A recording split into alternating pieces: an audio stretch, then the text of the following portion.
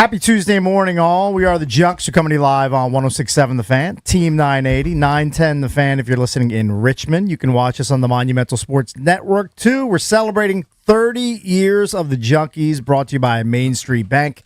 Cheer local, bank local. Main Street Bank is a business-focused community bank, proudly serving the DMV since 2004. Visit mstreetbank.com to learn how to put their team in your office. Main Street Bank, member FDIC, equal housing opportunity lender. I'm Cakes at Money Metal Cakes on your Twitter, at Cakes Flops on your Instagram. I'm joined, as always, by Jason Bishop. Yeah, what's up? What's up? And Eric Bickle. Good morning, Ricky. How are you? Good morning. Usually it is a four-man show, but JP is on vacation this week. He is out in California. He will be back next week. So you got the three of us getting you through this week. I had no idea where he was. You had no idea where he was no going. idea on the planet. No, really. He's heading out to see his daughter in California. He talked about it last week. Couple days. That's probably why. Yeah, that's true. You weren't missing anything. Yeah, believe me, I was dying. No, not good for him. I'm tired, boys. Stayed up to watch. Well, I watched the first half live, and I watched the second half on record. Well, let me do my old man shakes his fist in the sky bit. It wasn't a great game to watch. I'm sorry, 8:49 is just it's irresponsible. It's an irresponsible tip time by We've been True TV or TBS, whoever was airing. TBS. It's outrageous. We've been complaining about it for years. It's not going to change. How are you not starting the national title game at 8 p.m. Eastern time? 8 p.m. It's a completely reasonable time. Got to get those West Coasters home, or in front of a TV somehow. I don't care about them. I don't either. The majority of the people live east of the Mississippi River. Let's please cater to them. People. Yeah, please cater to them. I agree. And start the game at a reasonable time for grown-up adults. Yeah, almost 9 o'clock tip is crazy. 8:49 is outrage. I know. I would sign a petition, and I don't sign many petitions. Yeah. I would draw the line at protesting. I would not protest, but I would sign a petition to get the title game started at a reasonable time. I would just write them off. People on the West Coast just assume they're basically beach bums. They don't really care. They don't care. They don't care. I think the people in Venice Beach care about the Michigan-UConn game. I don't think they care. They don't care. I mean, they just don't. Yeah. Yeah. Well, it's too bad. I was actually rooting for UConn. It's weird as it was unfolding. I just like underdogs, and it's hard, for Dan Hurley and those guys. But whatever. I mean, they're basically a dynasty. It's hard. I mean, they were underdog in this game. Yeah, so I was rooting for them because of the team that Michigan has assembled through NIL and the portal. But yeah, it was hard to pick a side to root for. Very hard. It's hard to root for Michigan because they win so much in so many different avenues. Football, basketball. It was hard to realize that they had one since, I guess, 89 with Glenn Rice and those boys. Oh, yeah. Ramil Robinson and Loy Vaught and Sean Higgins. Plus, I think they have think about how good that team was. Oh, it was a great team. Yeah. I think Michigan has a very spoiled and, let's be honest, entitled fan base. So I don't like to see them win more than they've already won. Yep. But UConn's hard to root for, too, because Dan Hurley, he's a tough guy to wrap your arms around unless you're a Husky and went to UConn or live in Connecticut. Yeah. It's hard to associate. I think Dusty May is very likable. He is. He seems like a good dude. Yeah. He seems like a good dude. He's like a chill dude. Very successful. Yeah, but Michigan's probably had more than their share of success. They can back They won a national championship in football just a few years ago. Well, I'm well aware. Yeah, trust me, I'm aware. I know you are. But since 19, that's a long time. What is that? 30? What is that? 37? 37. It's a long title drought. 37 years. It's a long time. And the Big Ten's very happy that they have a champion in the NCAA tournament. That since Michigan State? I think it's been 25 or 26 years. So a long drought for the Big Ten national title. But you know what? Since Michigan State's won? Yes. Yeah. Wow. It was 2000. Wow. I mean, they've made deep runs, but hadn't won the whole thing since the early 2000s. Right. But man, it was just so many missed shots. And look, I know defense has something to do with it, but a lot of those, especially for UConn, were open looks. Well, I mean, and they combined for 41 missed threes. Michigan won somehow by shooting 13%. I know. From three-point land. I know. It wasn't a great game. I mean, the shooting percentages are shocking. I mean, usually if you shoot 13% for three-point land, you're going to lose and probably lose by double digits. Yeah. So that was pretty alarming that they were able to still win. I know. It was... and close that game out. Yeah, I mean, UConn was just ice cold for most of that game.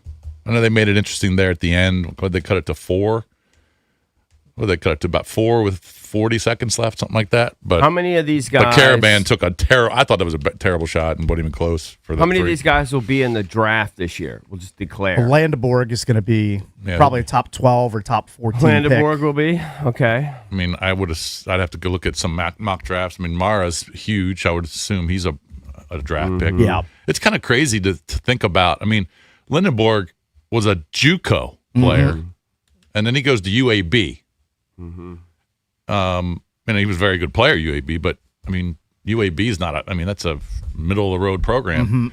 And then he goes to Michigan, wins a national championship, first team All-American, and is going to be a first round pick. It's just kind of crazy to see where these guys start and then where they end up. But yeah, I don't know how many of these guys will be pros.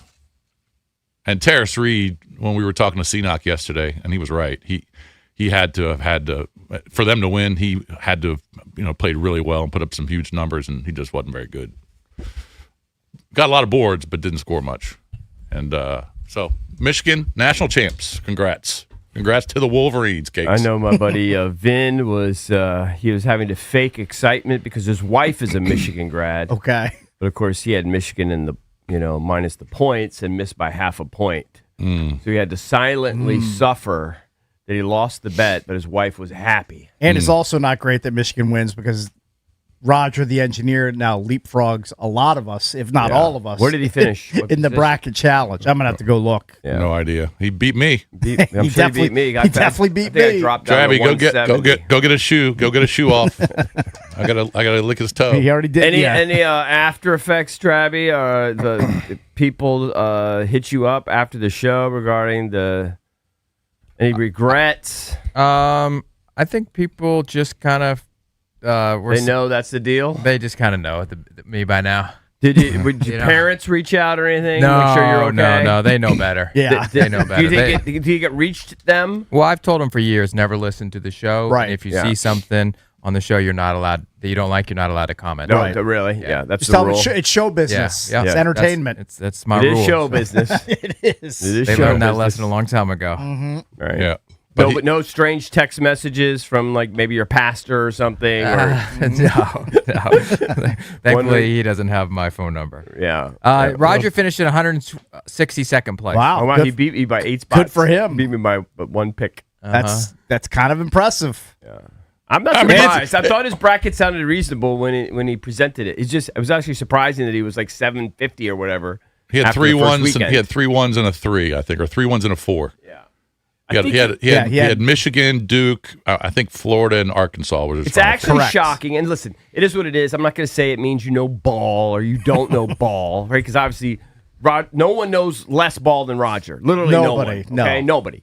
But if you look at famous like sports people, like our buddy Michael Wilbon or I don't know, Dan Roth, just name people, and they're like Rich Eisen or whatever. It's unbelievable how poorly Brackets they are did. notoriously hard to pick. I mean, they're It's just- notoriously hard, so I'm not going to hold it against them. But it's like shocking when you see someone got like 14% correct. Or Right. something. Or, I mean, it's just like horrific. Yeah. Horrific picks. I'll never risk doing something embarrassing over a bracket pool because I just know the variance and the swings are so Biggest huge. crapshoot ever. No, thank you. Though I commend Drab for doing it. Yeah. For stepping up to the plate. Yeah. It was impressive. Yeah, I finished Impressive feat. I think I finished with 870 points because Florida gets bounced in the second round. Yeah, it doesn't help, especially if you have They them were like one in of the Final best Four. one of the best freaking teams in the country all year. Yep. Right. Arguably the best, maybe outside of Michigan, and they get bounced. Sometimes Well, that So happens. that kills me. That cost me friggin' 1,000 points. Well, yeah, I lost a ton of points too, and just as did millions on the Duke play. Right. I mean, they're inches away from Right. winning that game. Right. Inches. Yeah. And it just dooms your bracket. Yeah, dooms are. I mean, Valdez finished in 6th place Yeah, he out did of great. 859 people. That's pretty crazy. He did great, is. and he started out poorly too, if you remember. Very poorly, yeah. Yeah. Yeah, but I think he nailed at least 3 of the Final Four, and he had Illinois there. He had UConn in the Final Four. I think honestly the secret is you can't get carried. People get carried away with upsets. Yeah. They think they're know-it-alls. They just start picking upsets all over the place. You can't do that. Yeah. You just can't do it. I didn't pick many upsets. Yeah, well, that's why you did okay. I didn't do that great. I mean, he did mediocre. 870 points. The winner had what place did you finish in ours out of 800 some people? Like 300th or something? I mean, I finished middle of the pack probably. Mm-hmm. But just when you think, you got to pick all Michigan and Dukes, then you'll get like that a couple years ago, FAU, San Right. Diego State. Right, championship. exactly. I think those days might be cooked. You'll have isolated upsets, but I don't think sustained. Yeah.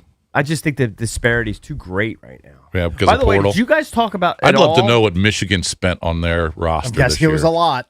I don't think you did because I think it happened on Friday about the president apparently issuing some executive order that kids now get 5 years and they can only transfer once. I don't know how binding that is. Mm-hmm. Did you guys see I that over the weekend? Didn't see that.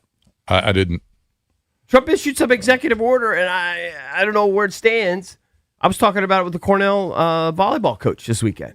Wouldn't the NCAA have to approve that? I don't know how it works. Yeah, kid- I didn't see that. He said you get one free transfer, Uh-huh. and everyone gets 5 years.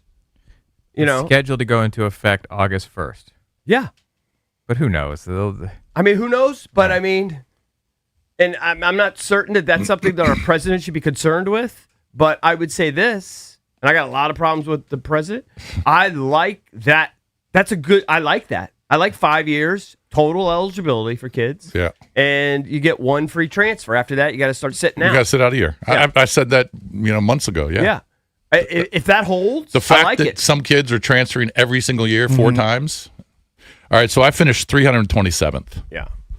All right, so better than So middle of the pack. upper half. Yeah. Yeah. Not bad. Yeah. All right, coming up By the way, speaking of the president, I was just watching his speech yesterday. Not a speech, but he did a Q&A with the press, kind of explaining how they went in and rescued the 2 pilots. But it's a live press conference. I get it, and he's dropping. Well, he didn't drop F-bombs, but he's dropping S-bombs right there on Channel 4 on NBC News. I mean, he's cursing in his Oh his yeah, tweets. I mean, it's Going crazy. Never seen that before. Yeah. But it made me laugh. All right, coming up on a Tuesday show, we're going to be joined by Marcus Kahn, who's the Mary Washington basketball coach. They won the D3 national title. They won the D3 over the natty. weekend, so props to them. He's going to join us coming up at 6:45. We'll talk Masters with Steve Sands at 8 o'clock, and Will Dawkins, the Wiz GM. He joins us coming up at 8:45. Next, we get into the Junk Sports page, talk about the Nats. James Wood. James Wood goes deep along with a couple of other Nats. UNC's House, got a buddy. new Yep. hoops coach. We'll tell you who that is. Angel Reese is switching WNBA cities and more. We'll hit all of that next in the Junk Sports page.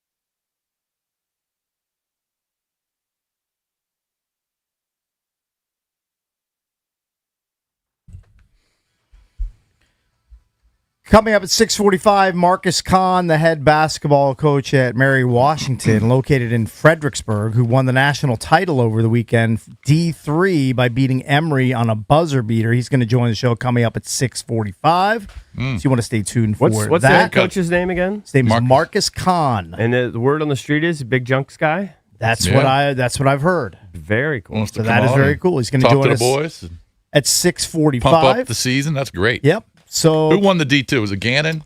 that I'm not sure of. I thought I saw Gannon won it. Not sure. But we are going to do the that's Jump very to cool. Sports page and tell you what happened in the world of sports last night. Of course, Sports Page brought to you by Open Road. Elevate your home bar with Open Road Distilling Company spirits, locally crafted in Reston. Find Eagle Eye Rye, Maple Old Fashioned, Indie Bourbon, now available at ABC stores in Northern Virginia. Of course, check it out over there in Reston. So we talked about Michigan. Congrats to Michigan and Dusty May. They beat UConn last night 69-63. And like Eric was saying, I mean, it's not like I know you were rooting for UConn, but I think you got to be a really like a Husky fan to root for Danny Hurley the way he. I'm sure he might be a fine dude, if you're just hanging out having a drink, but he's just fiery. He's fiery. Gets after the refs. Dusty May just seems like a chill dude. It's true. I mean, I wasn't rooting for either team, but but they were the underdogs and people were giving them a shot, so I like to root for them. I mean, UConn was plus 250 on the money line, so significant underdog for a national championship And game. if you took him plus 6.5, you eked out a W. Yeah, you got Just it in. barely. It was got it close in. though. You're sweating it. Yeah, but they hit a three pretty late to cut it to 4, and then they had an opportunity to cut it to 1. Caravan took a real deep 3 that was well short. Michigan hit a couple free throws to make it 6. So Michigan wins the national championship. College basketball season's over. It's done. And but there is still some news. I mean, North Carolina was looking for a coach to replace Hubert Davis for a couple weeks, and they were interested in some bigger names. They were definitely interested in Tommy Lloyd. They were interested in Billy Donovan. They were interested in Nate Oates. Who knows if they were interested in guys like Danny Hurley? I think they were interested in a bunch of other guys, but they've finally got a guy. Now, he's not a college basketball name. He's an NBA coach. Yep. Or former coach. He was an NBA coach for many years. Won a national or an NBA championship with the Denver Nuggets in 2023. Michael Malone, who played college basketball at Loyola, Maryland. He played with our buddy Tracy Bergan, who I played at DeMatha with. Mm-hmm. And Tracy and Michael Malone were the backcourt at Loyola, Maryland. I probably saw them face off against Towson at some point. Well, of course you did. And didn't even realize it. Yep. Had no clue. Michael Malone's dad, Brendan Malone, was a longtime NBA coach too. So he's got that coaching experience, but not at the college level. I mean, he was an assistant way back in the day before he got into the pros. But he's been coaching in the NBA since 2001. Correct. He was an assistant at Manhattan College from 99 to 2001. Before that, he was at a couple other schools like Providence, but never a head coach at the college level. He's got a connection to Carolina. Eric, his daughter, plays on the volleyball team. Okay, there you go. So he's got a little bit of a connection. I guess he went to some practices this year, but he wasn't he was fired late last year. I believe 79 games I remember into the season. It was very late in the season. He was relieved of his duties. Yeah, what I remember. It was very late. Yeah. It was April of last year. Didn't coach this year, did some TV, but he's your new head basketball coach at the University of North Carolina. I mean, that's definitely an outside-the-box hire, but look, he's an accomplished guy in the pros. He's been around basketball forever. Like, I guess they felt that this was their guy. Yeah. I mean, they also missed on some other high-profile guys. Or he wasn't on guys the number got one extensions. choice. Like Tommy Lloyd got an extension Nate Oates. at Arizona. Dusty May said he wasn't leaving Michigan. So Right. I guess this is what Carolina thought was the best option after those guys.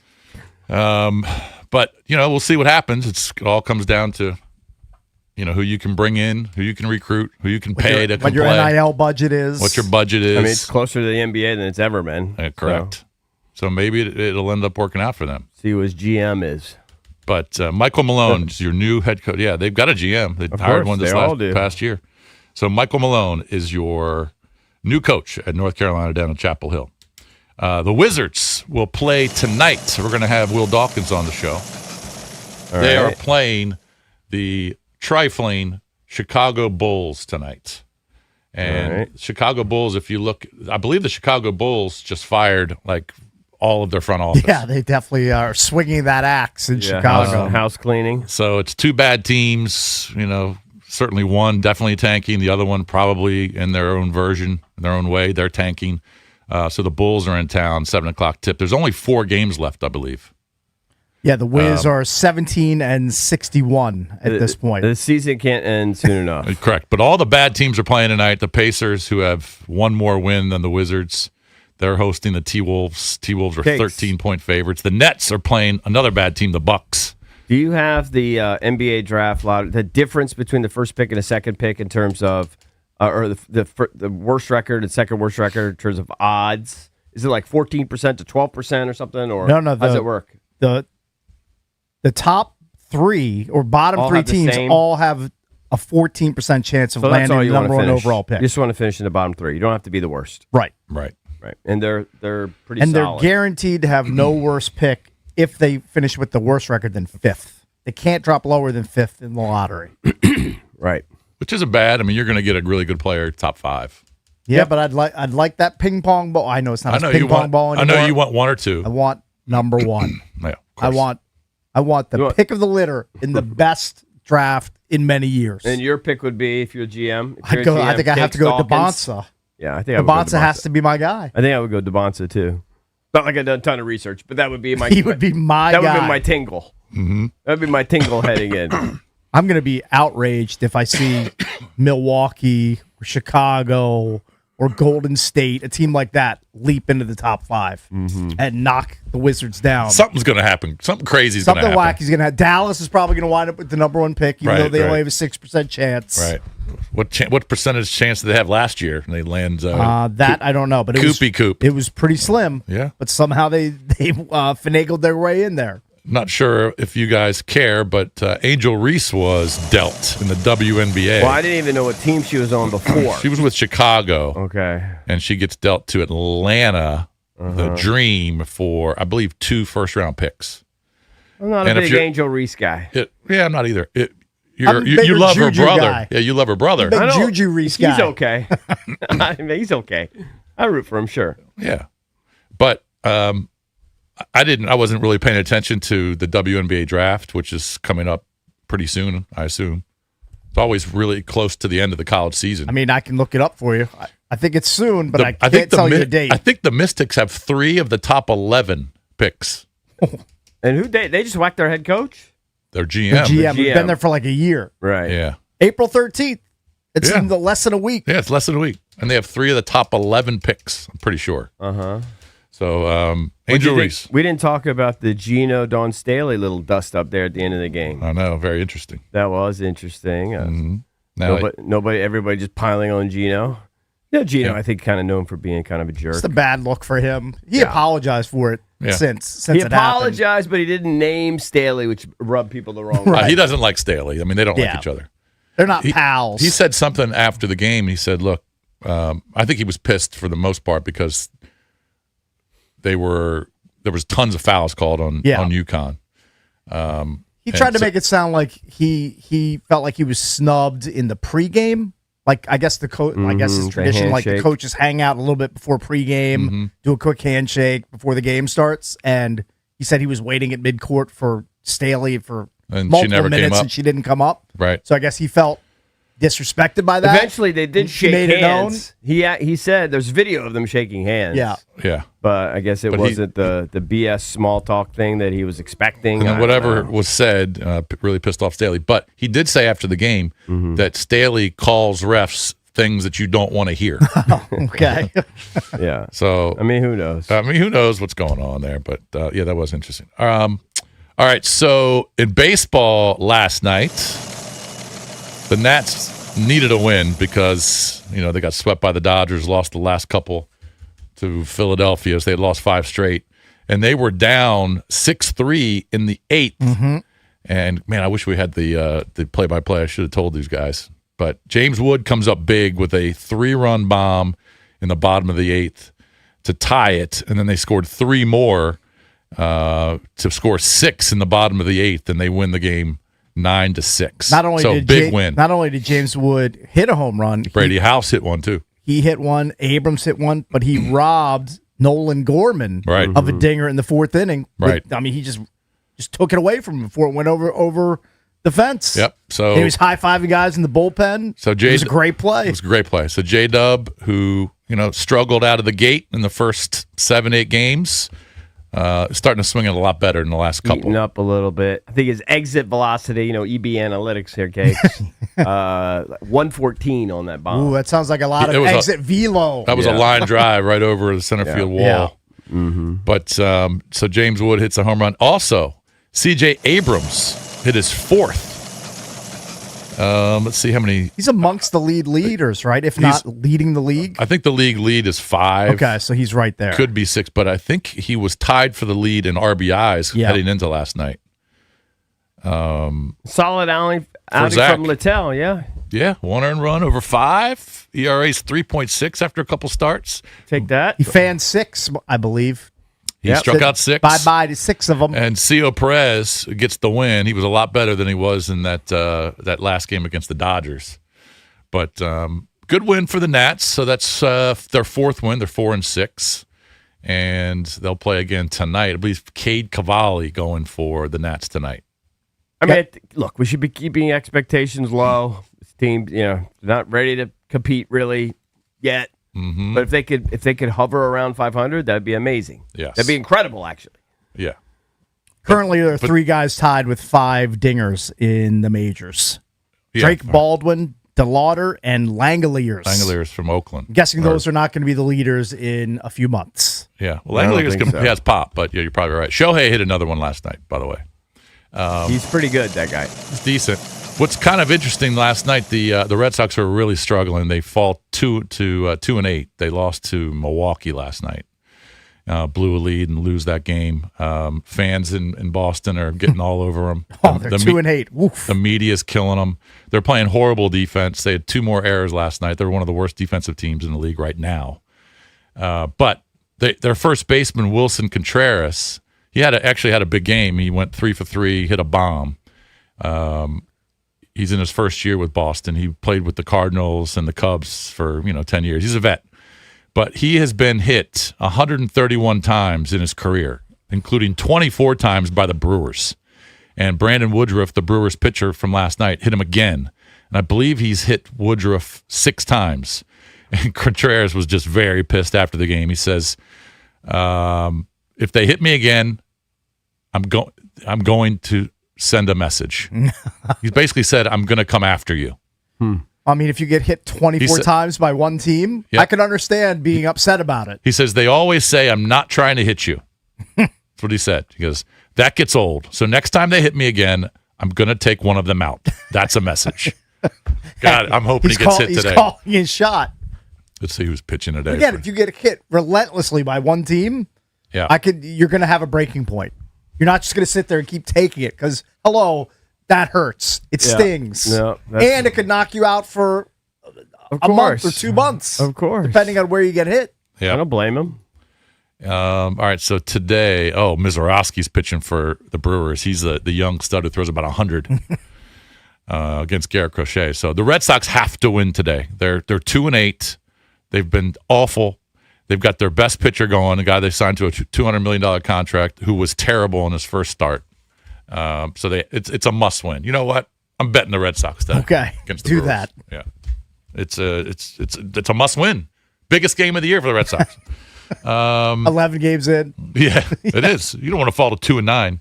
But again, the big story from last night: national championship. Michigan wins it, beats UConn, and we're actually going to talk some college basketball here in the next segment with the head coach of Mary Washington, who won the D3 national championship, Marcus Kahn. Yep, Marcus Kahn. He'll join us coming up at 6:45. And we're also going to talk Masters a little bit later at 8 o'clock. Steve Sands, who's in Augusta, will give us a call at 8 a.m. Yep, Steve Sands live from Augusta. And we'll talk some hoops with Will Dawkins, Wizards GM. He's going to join us coming up at 8:45. We're the Junks on the Fan. We'll be right back.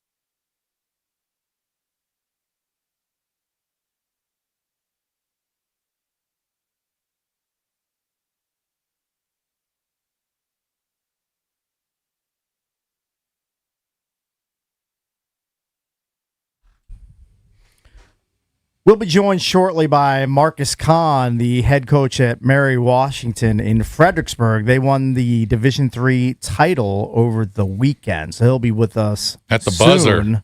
College Hoops Talk on 106.7 The Fan is presented by Bud Light. Easy to drink, easy to enjoy. So he should join us in just a bit to talk about their amazing year, capped off by winning the Natty.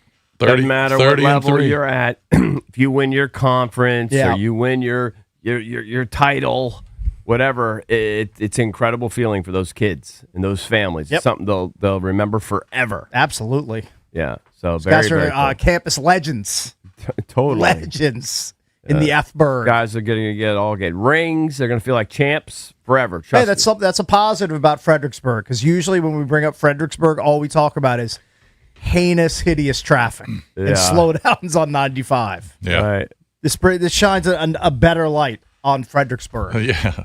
My brother-in-law lived in Fredericksburg when it's like right when Dee and I first got married or whatever. So it was like in the mid-'90s or whatever. And, man, I just felt like that must have been a lonely place. It was like his first job out of college. Sure. It might have been early 90s. Yeah. And I remember helping him move in. And I was just thinking, man, living there by yourself. Yeah.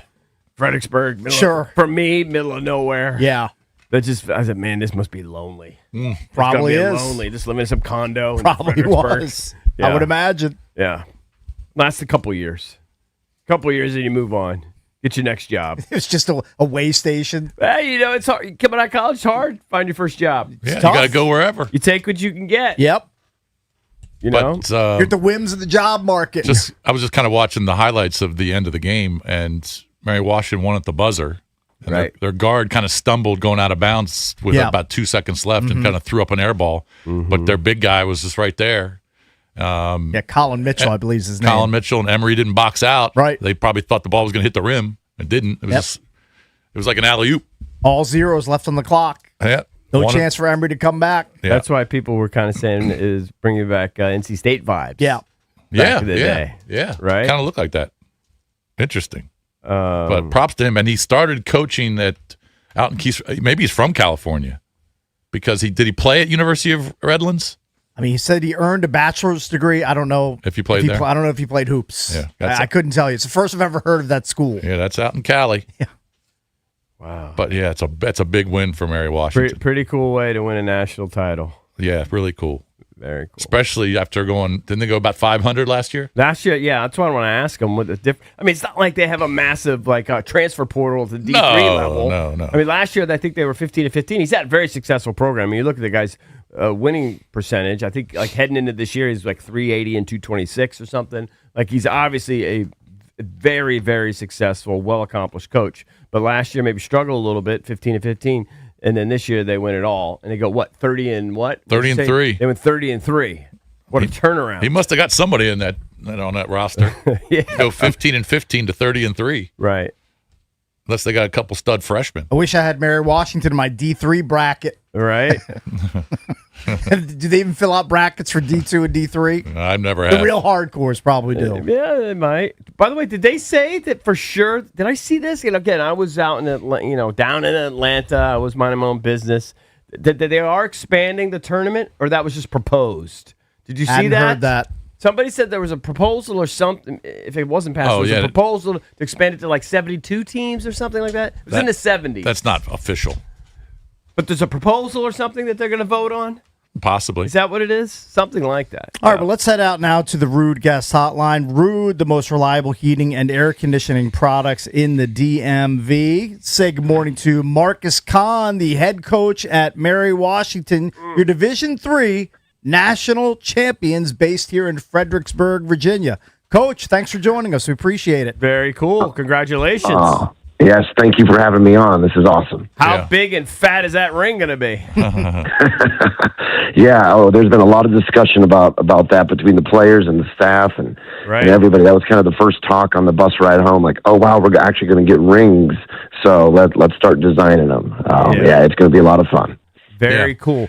How explain the turnaround? We're just looking at the bio, and you obviously a hugely successful career as a coach. Last year, though, maybe a little bit of a struggle, 15-15 in the regular season, and then you go 30-3, win the Natty. Well, I doubt it's not like you dipped into the NCAA Division I transfer portal. Like, what happened? Well, it really started last year. We got hot at the end of the year, really young. We only lost 2 guys from last year's team. And so this year was just a return of the group that got hot at the right time. We actually had to get to the Sweet 16 last year to get to 500. So wow. We got lucky winning the conference tournament, got into the national tournament, made it to the Sweet 16, and just kind of picked up momentum from there. Again, returning the group, and they understood what it took to get to that point. We got a young group again this year, but very talented young team that just was bought into the culture, bought into what we were trying to teach day in and day out, and they were hungry to win. Yeah. Talk about that last play that you guys you ran, and you can talk about the players. I don't know the players, but your guard, that little lefty, looks like he stumbles as he's going out of bounds and just kind of throws up a ball trying to shoot the ball and hit a bucket there, but it was an air ball, and it ended up being an alley-oop to your big guy. They didn't box him out, and he's right there waiting for it for the game-winning hoop.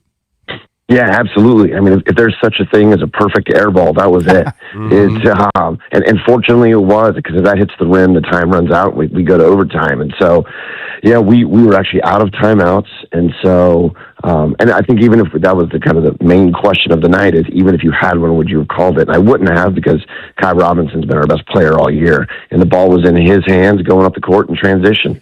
And he gets to his spot, which he's been really good at, getting to that mid-range jumper. And so watching it going, we're going to get a really good look. And then his right leg, he just slipped. Right. And put it up. And from my angle, I couldn't see Colin Mitchell on the other side of him. And so I think air ball, overtime, and then the ball's being put back in. And I'll tell you what is awesome is for that to be Colin Mitchell making that tip in. That was his 10th 2-pointer of the year. He has been a role player for us, just a spot up catch and shoot guy. So for him to be with it enough to crash the glass in that moment and get a layup out of it was awesome. How long did the celebration ensue after that? It was a great scene, obviously, on the floor there where they mobbed Mitchell and kind of, dog piled on top of him. What was the locker room like? What was the bus ride back to the hotel like? And what's it been like on campus since the huge win? Yeah, it went for a while in the locker room, and which was a lot of fun. And then you have to go through the media stuff and guys kind of being pulled in different directions. So there was a little bit of a lull. But once we got back to the hotel, the celebration continued. As I've seen pictures and things on campus, people have been going crazy there as well. The really cool thing about this weekend for us was being here in Indianapolis with the Division I Final Four and championship game. So we actually were part of our weekend was given a suite to the game last night. So we're still in Indy and got to go to the game last night. Oh, cool. And fly back to this morning. So the celebration has continued. And, our guys will get back to some reality tomorrow morning. Yeah. What did you think about the game last night? I thought it was great. Yeah. A great game. Not a great shooting night for either team. No, but I think shooting, I've always wondered, we got to go on the floor. We were introduced on the floor last night at the first media time out of the game. And so I've always wondered how hard it must be to shoot in a football stadium. Right. And as we walked onto the court, kind of looking at those sight lines, thinking, I was never a great shooter anyway, but looking at that going, wow, I don't know how these guys do it. So I think that the added pressure of the Natty on the line, that kind of understandable. Now, at Mary Washington, you guys don't have scholarships, do you? No, we do not. No, none. Wow. No. So they have to use academic aid and that sort of thing, right? Or academic funding and that sort of thing? Yeah. Yes, yeah. And so we for us, especially in today's world, it's getting guys that are probably scholarship level guys, but with all the portal stuff at the levels above us, we're able to snag some better players that maybe just weren't going to get that offer, and hope that they, come in here and do exactly what we did last night. Right. Now D2, they do offer scholarships, I believe. Yes. Yes, Yeah. Division 1 and 2 do. I Yeah. think it's based on the number of actual scholarships they get to give. Division 2 kind of varies. Not everybody has the same amount to give out. What's the difference in talent level from your eyes in the D2 versus D3? Oh, I think you take now watching that division. So the Division 2 game, national championship game, was right before us. That was Gannon? Yes. Yeah, Yep. Gannon won that. Yep, against Lander. And that Gannon team had those guys could play in a lower Division 1 league. Okay. But I also think you take the Elite 8 teams or Final Four teams, certainly in the Division 3 world, and we would hang with just about anybody at Division 2, and I think we could hang with some low-level Division 1 guys as well. So is it kind of a challenge to keep your guys on your roster, or do they look to jump to D2 just so they can get some more scholarship help? Yeah, it's. I hate even having to say this publicly, but we're going to probably have to fight that battle coming up now. I mean, that's kind of the downside of success in today's college athletics is, there are some of our guys will probably be sought out. Right, right. So what does it mean for the university? How big is the school, by the way? And then, are you going to get some extra dough there to maybe spruce up the gym a little bit? Or what's this For the mean? locker room? Yeah, what's this mean for the team? What's this mean for the university? Maybe a bump in the coach's salary. Right, Possibly. Well, listen, I hope Dr. Pano is listening, and absolutely, let's do all of the above. For us, we're right around a school of about 3,000. Okay. So hopefully this helps, right, give more notoriety to the school and more people start applying to UMW. It's a great university academically, and so hopefully this helps get our name out there a little bit more nationally. And people see it as a viable option of coming to school there just to be a student. We got a great athletics program beyond just men's basketball, but obviously we're leading the way there this weekend. So yeah, it'd be nice to have a bump in the wallet and a bump in the budget, but hopefully it helps the university get our name out there and take off a little bit. Yeah, Joined by Marcus Kahn, Mary Washington's basketball coach. They won the D3 national title over Emory this past weekend in Indianapolis. We had a little birdie tell us that you were familiar with the Junks. You've been a Junks listener for a while, so that always helps stroke our ego when a hoops coach in the area is listening to the show. So if that's the case, thank you. Oh, you're welcome. No, I do. It's getting up in the morning, either the drive into work or just kind of working in the office, having something on to help distract me a little bit. I love listening to it. Perfect. Thank you so much, Coach. Yeah. Well, we're proud of you. Congratulations. It's great for you. It's great for your kids. Great for the university. It's just great for everybody. And even, those of us here in the D.C. area, we can take a little pride in it. So congratulations, man. Oh, thank you so much, and thanks for having me on. This was awesome. Yeah, of course. Got it, bro. No problem, Do it again. man. Just repeat now. That's all. Yep. No pressure. We'll talk about that on Monday. Yeah. Yep. All right. Thank you, Coach. Thanks, Coach. Appreciate it. Marcus Kahn, Mary Washington's hoops coach. Very cool. Based here in Fredericksburg. They won the D3 national title on a buzzer beater over Emory. I mean, that had to be a thrill for. I saw the students that had made the trip to Indianapolis. I mean, it has to be a thrill of a lifetime for those kids. I think the last national title in any sport they won was in tennis in like 1991. Wow. That's So cool. at Mary Washington. Yeah. Very that's cool. great. Very cool. I'll tell you, it doesn't matter the level. Cool dude. Maybe high school, college, whatever. Yep. You win your league or you win your national title, whatever it is. Very, very cool. It's huge, no doubt. All right, coming up later on the show, Steve Sands. He will join us live from Augusta. Of course, you know him as an anchor and reporter for the Golf Channel. That's coming up at 8 o'clock. And we'll talk Wizards Hoops with Will Dawkins, their GM, coming up at 8:45.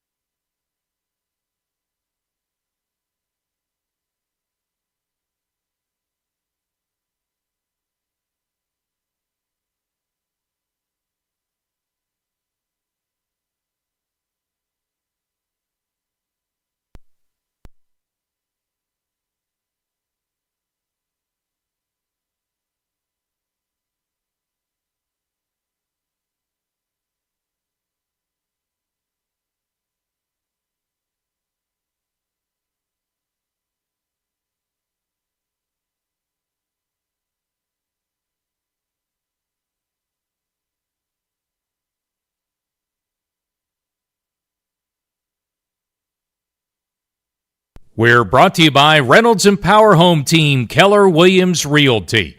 Let's tip it off with college hoops for the first time in 37 years. Michigan is national champion, holding off UConn 69-63, Michigan winning its second national title and first since 1989. UConn's first ever loss in a national championship game. They had been 6-0 all time before last night. Nationals continue their homestand, playing some long ball last night. Huge comeback win over the St. Louis Cardinals for the Nats, 9-6. James Wood, 3-run homer to highlight a 6-run eighth inning for the Nats. His homer tied the game at 6. Brady House then followed with a go-ahead 2-run shot. C.J. Abrams adding a solo blast as the Nats end a 5-game skid. NBA final week for the Wizards. They take on Chicago tonight, 7 p.m. on the Team 980 and Bloomberg 99.1. From the Crop Metcalf 5-Star Sports Desk, I'm Merle Forsey on The Fan.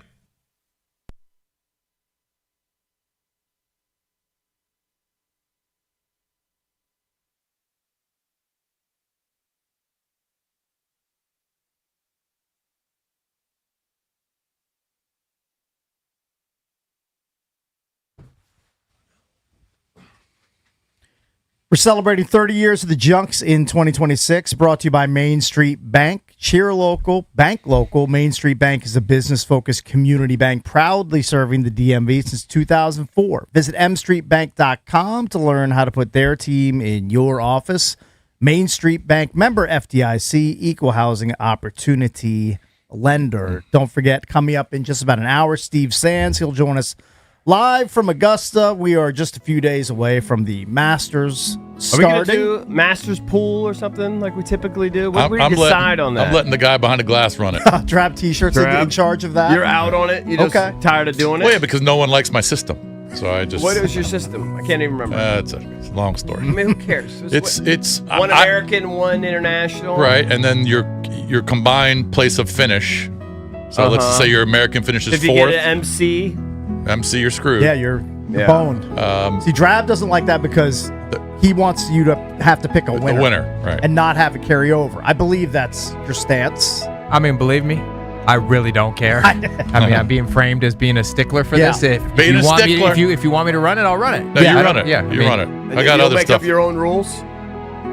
Well, the rule is you either win it or we carry it on to the next major. I'm fine. I'm fine with that. Whatever rules you come up with, hold on. I'm cool with. Is it going to be an American and an international? Stick with that? Yeah. You like that part? Yeah, for sure. Okay. I think that's fun. I will say, I'm going to retweet it for those that, most people aren't paying attention. But if you saw Jason Day's outfit yesterday. What do you have, like a billion birds? All the different birds. I'm assuming maybe those are native to that area. They are native to that area, yes. Reprehensible, really. I actually wanted to bring this up. I wanted to see where the golf dorks here's the thing. Are on Jason Day's fashion very, statement. they're out there. Different. They push the envelope, but some of their stuff is very cool, very classy. I like it a lot. They're kind of bringing back the baggy look and everything, and they're very, remember he had some stuff before where they get Augusta, they make him take it off. Remember, like he's had a couple sweaters or whatever. They were just way out there. This is just. I thought this is a great tweet from Kevin Clark, @by Kevin Clark. He said, "This is how the best golfers on earth used to dress. We traded these in for light blue performance polos, and we wonder why society is in decline." Yeah, more birds. Thank you, Jason Day. And he's got a montage of Jack Nicklaus in like a red and white striped golf shirt. It's just loud, just pops. Right. Yeah. He's got like Chichi Rodriguez, who had flair and. Yeah, but they don't have birds on it. But it's just it brings up the greater point that golf fashion has become so corporate and bland. It kind of like all the golfers look the same. Yeah. It's all stuffy. So he wants to be a little different, or the company wants to be different. Jason Day's shaking it up. Malbon stuff is cool. Some of the stuff he wears. This is where I draw the line. It's too much. Too many birds. Their standard stuff, cakes, is different. Yeah. This is too much. This is a bridge too far. But you know what Malbon wants? They want people to talk about it. 800-636-1067. Do you like Jason Day's Masters fit, or are you like EB, where you're just like, you know what? It's too outrageous. There's too many birds. There's too much going on with his outfit. There's no one that can honestly say they like that. There's just no one. I like it. I like it. You It's would different. wear that. It's different. Would you wear that? If you Would I played the wear- Purple Heart Open, I mean, you would I wear that. Sure. Why wouldn't I? Okay, Cakes, you're the only guy. I would not. I think it's mean, cool. unless Malbon's going to pay me to wear It's it. a different I think look. that looks I'm like not- maybe you want to go hunting or something. It does not look like an outfit to play He's golf. Jason Day. He's a nature lover. He loves him some birds. By the way, Jason Day, he's a bird watcher. He's a great guy. great dude. Seems like a great dude. And the Malbon stuff, it sells out. It really does well, especially like in Korea. I think I read that he wanted to do like the pants along with like the vest, all birds. I think the Fred Ridley's and crew were like, Right. you got to do solid pants. Well, Jason Day hopes- solid pants and birds up top. He hopes he's got a lot of birds, a lot of circles on the scorecard. He certainly does. Anyway, check it out. I'll retweet it. You guys can vote on it whether you like it or not. Most people don't care. I think it's a good get look. It just shows he actually has some personality, and he doesn't have to look like every other boring golfer on tour. You don't have to. You don't have to wear some sort of monochrome outfit. You could match. You could use. I like bold colors and all those things. And you can have this. You can have some. The birds. It's just. It's too much. It's just too much. Maybe if they were small. I think it was 2 years ago. He wore that. Yeah, it was a sweatshirt or Yeah, a sweater that was like. It said Malbon Golf Championship on it, and then they asked. It was just weird. It made him take it off. Yeah, they said off. Yeah. That was ugly. Yes. I don't like the birds. This is ugly. Pullover, too. but that was really terrible. Anyway, But if check it out. Malbon wants to pay me to wear stuff here on camera, I'll do it. Do they have the pairings out Sponsor yet? you? I should be on top of that. It usually comes out today, but let me Yeah. see. Let me see if that's out yet. I know Valdez isn't here, but he'd be very thrilled that there is a Baltimore Oriole on his vest. It's right there, right in the back lower left Yeah, I don't portion. see it yet. So what is that? So Valdez is flying in. He told us yesterday he's flying in today. And then of Correct. course he'll be there tomorrow. So hopefully we get some tweets, we get some text messages from him. The only thing that stinks is I believe he told us his Airbnb is an hour and a half away from the course That's weird. because it's just so hard to find Yeah. decent lodging Well, they or have a hotel. bunch of those guys. They have like 8 of them going down there. So Yeah, it's a big like Animal House weekend or Right. midweek. Trust me, you could find like whatever, a Hampton Inn or something. You could find one. Masters week you can. I mean, I stayed in one. I mean, it's probably pretty far away. It might have been 30 minutes. Yeah. Oh man, I'd love to go down there, man. I really would. dying to buy EB this whole head to toe birds outfit and just have you You wear. shouldn't wear it. You'd be a waste of your money. It would be a waste of your money. It's probably not cheap either. Guessing it's Malbon probably stuff is expensive. very expensive stuff. Probably Yeah. premium prices you'd be paying. Is Malbon, are they based out of Australia? I have no idea. I don't Where know. they're based. I see that guy interviewed all the time. Stephen Malbon, I think is his name. By the way, does anybody else find it weird that Jason Day is like his headquarters now is Columbus, Ohio? Yeah, He built a silly spread out. Oh, of he's got an unbelievable Columbus, place. Ohio. Isn't that with the because undulating I think his greens wife and- is from that Oh, area? is that from what it the is? area, but yeah, he's got an think. unbelievable He's practice got a facility. baller pad. Yeah, I he's mean, got like a barn, simulator, and you open up the doors, and you hit out into the range. It's unbelievable. Yeah. It's an unbelievable facility. and he can switch the way his green works. Yeah, So he can work at all the different putting angles. yeah. I mean, it Yeah, is his job. right. I Of mean, he's course, a professional. right. Yeah, so they identified all the birds. The PGA Tour identified the 12 different birds: a cedar waxwing, a Baltimore Oriole, a white-throated sparrow, an eastern bluebird. I mean, I haven't even heard of most of these. A scarlet tanager, a common yellow throat, a chipping sparrow, a mourning dove, a northern cardinal, a blue jay, a summer redbird, and a red-headed woodpecker. There you go, Kate. Those are the 12 birds on Jason Day's vest. I'm going to guess the price of that vest. I haven't looked. I'm going to guess that vest goes for Retail? $175. That might be That's a good probably guess. good, yeah. Probably a good guess. Of course, I would never pay that. I would wait till it gets to TJ Silly. Something Right. tells me that piece of clothing probably not going to wind up at TJ It's Maxx so funny. or Marshalls. They might, if they produce too much. We were in Atlanta, and we were in the Buckhead area, and we went by the real bougie spot where they had, the Tiffany and the Dior and all that. And all I told my wife is, I have no interest in any of those spots. Zero. It's way too pricey. Where's the TJ Maxx? And it was literally a half a mile away. Well, just walked around, killed a little time on Thursday. You find me the stripper, the Marshalls, and the Ross Dress for Less, and TJ Maxx. Yeah. I'm above Ross. I'm sorry. I draw the line. I think I am too. You have to have some standards. You have to have in some your dignity life. as a human, and I draw the line. Although my wife and my daughters, it's very trendy. They're big thrifters. I don't know if your daughters are into that. My daughter is. She does the big time. She doesn't do it a lot, but she does enjoy it. I mean, they go into all the Goodwills or the whatever the version of Goodwill it is. Yeah. And whatever Get neighborhood. get a shirt for $3. Yeah, I mean, they'll bring back like a purse for a $5. coat for $7. I know. Like I think a coat that probably cost $150. easy.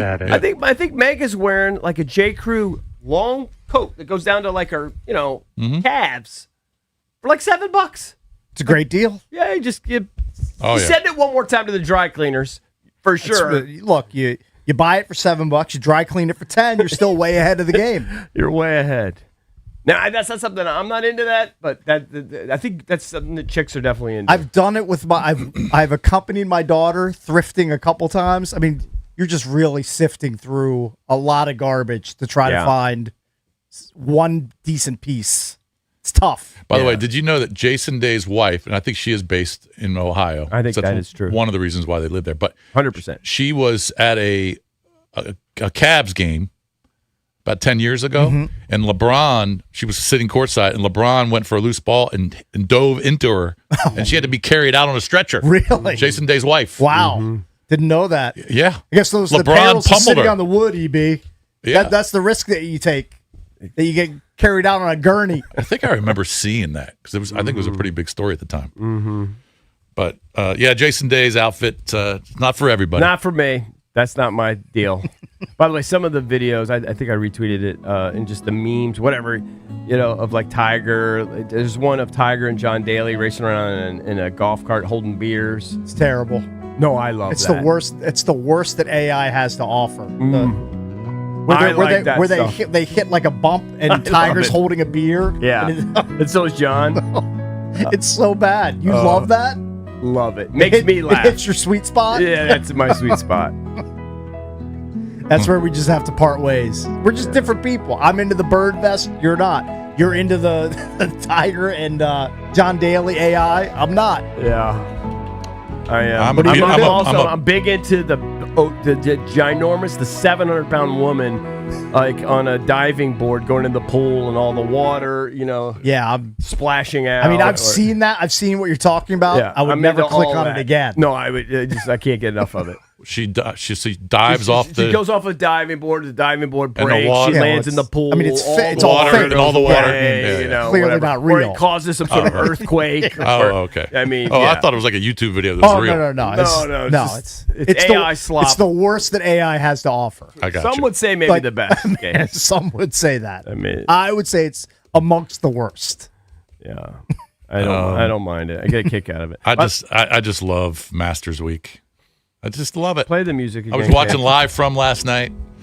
Gonna watch live from today. I think it'll be on today at around I know we 1 went or through, 2. We went through all the times. Yeah. Last night it was at 7. But How much did the guy who composed this? How much coin did he make for this song? I don't know. Do we know? I don't know. We've talked about it before. The composer. You've brought his name up a billion times. Dave This- Loggins Again, Dave wrote Loggins. it. Is that Kenny's brother?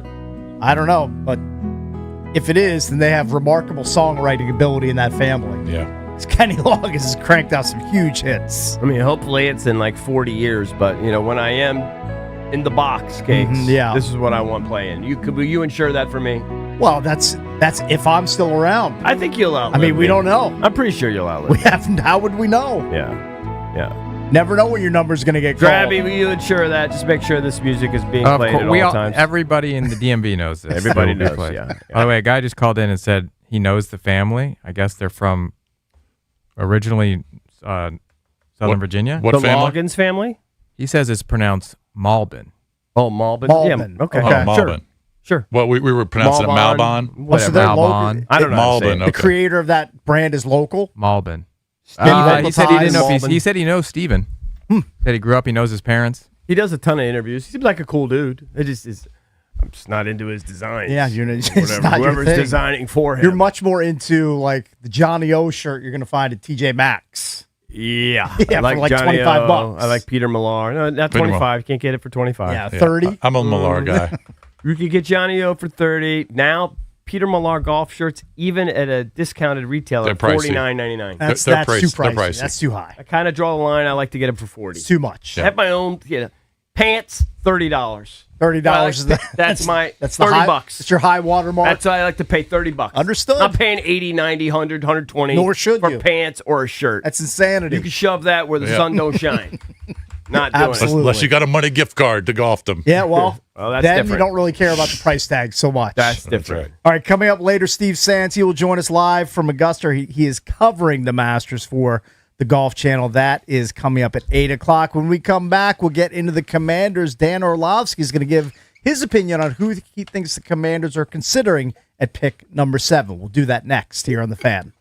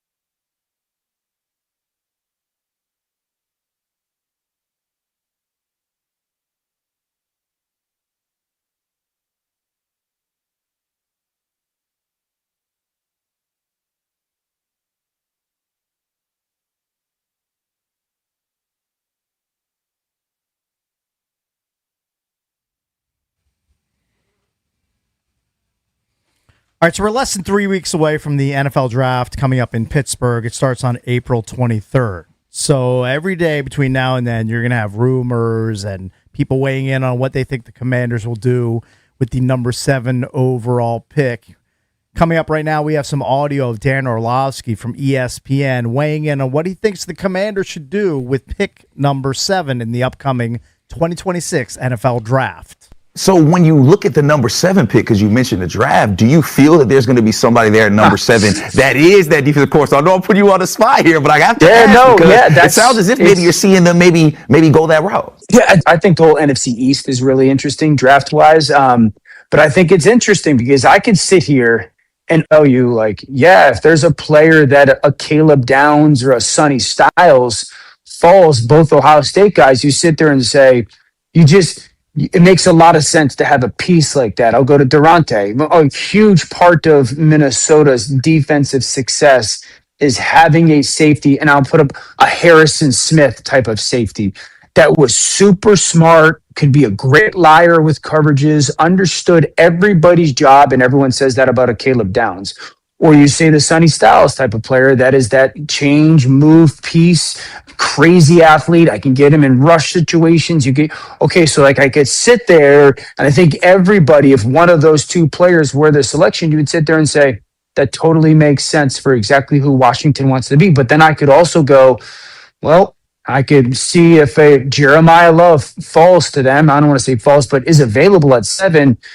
Then you go, man, could you replicate the Jalen Hurts, Saquon Barkley running attack of 2024?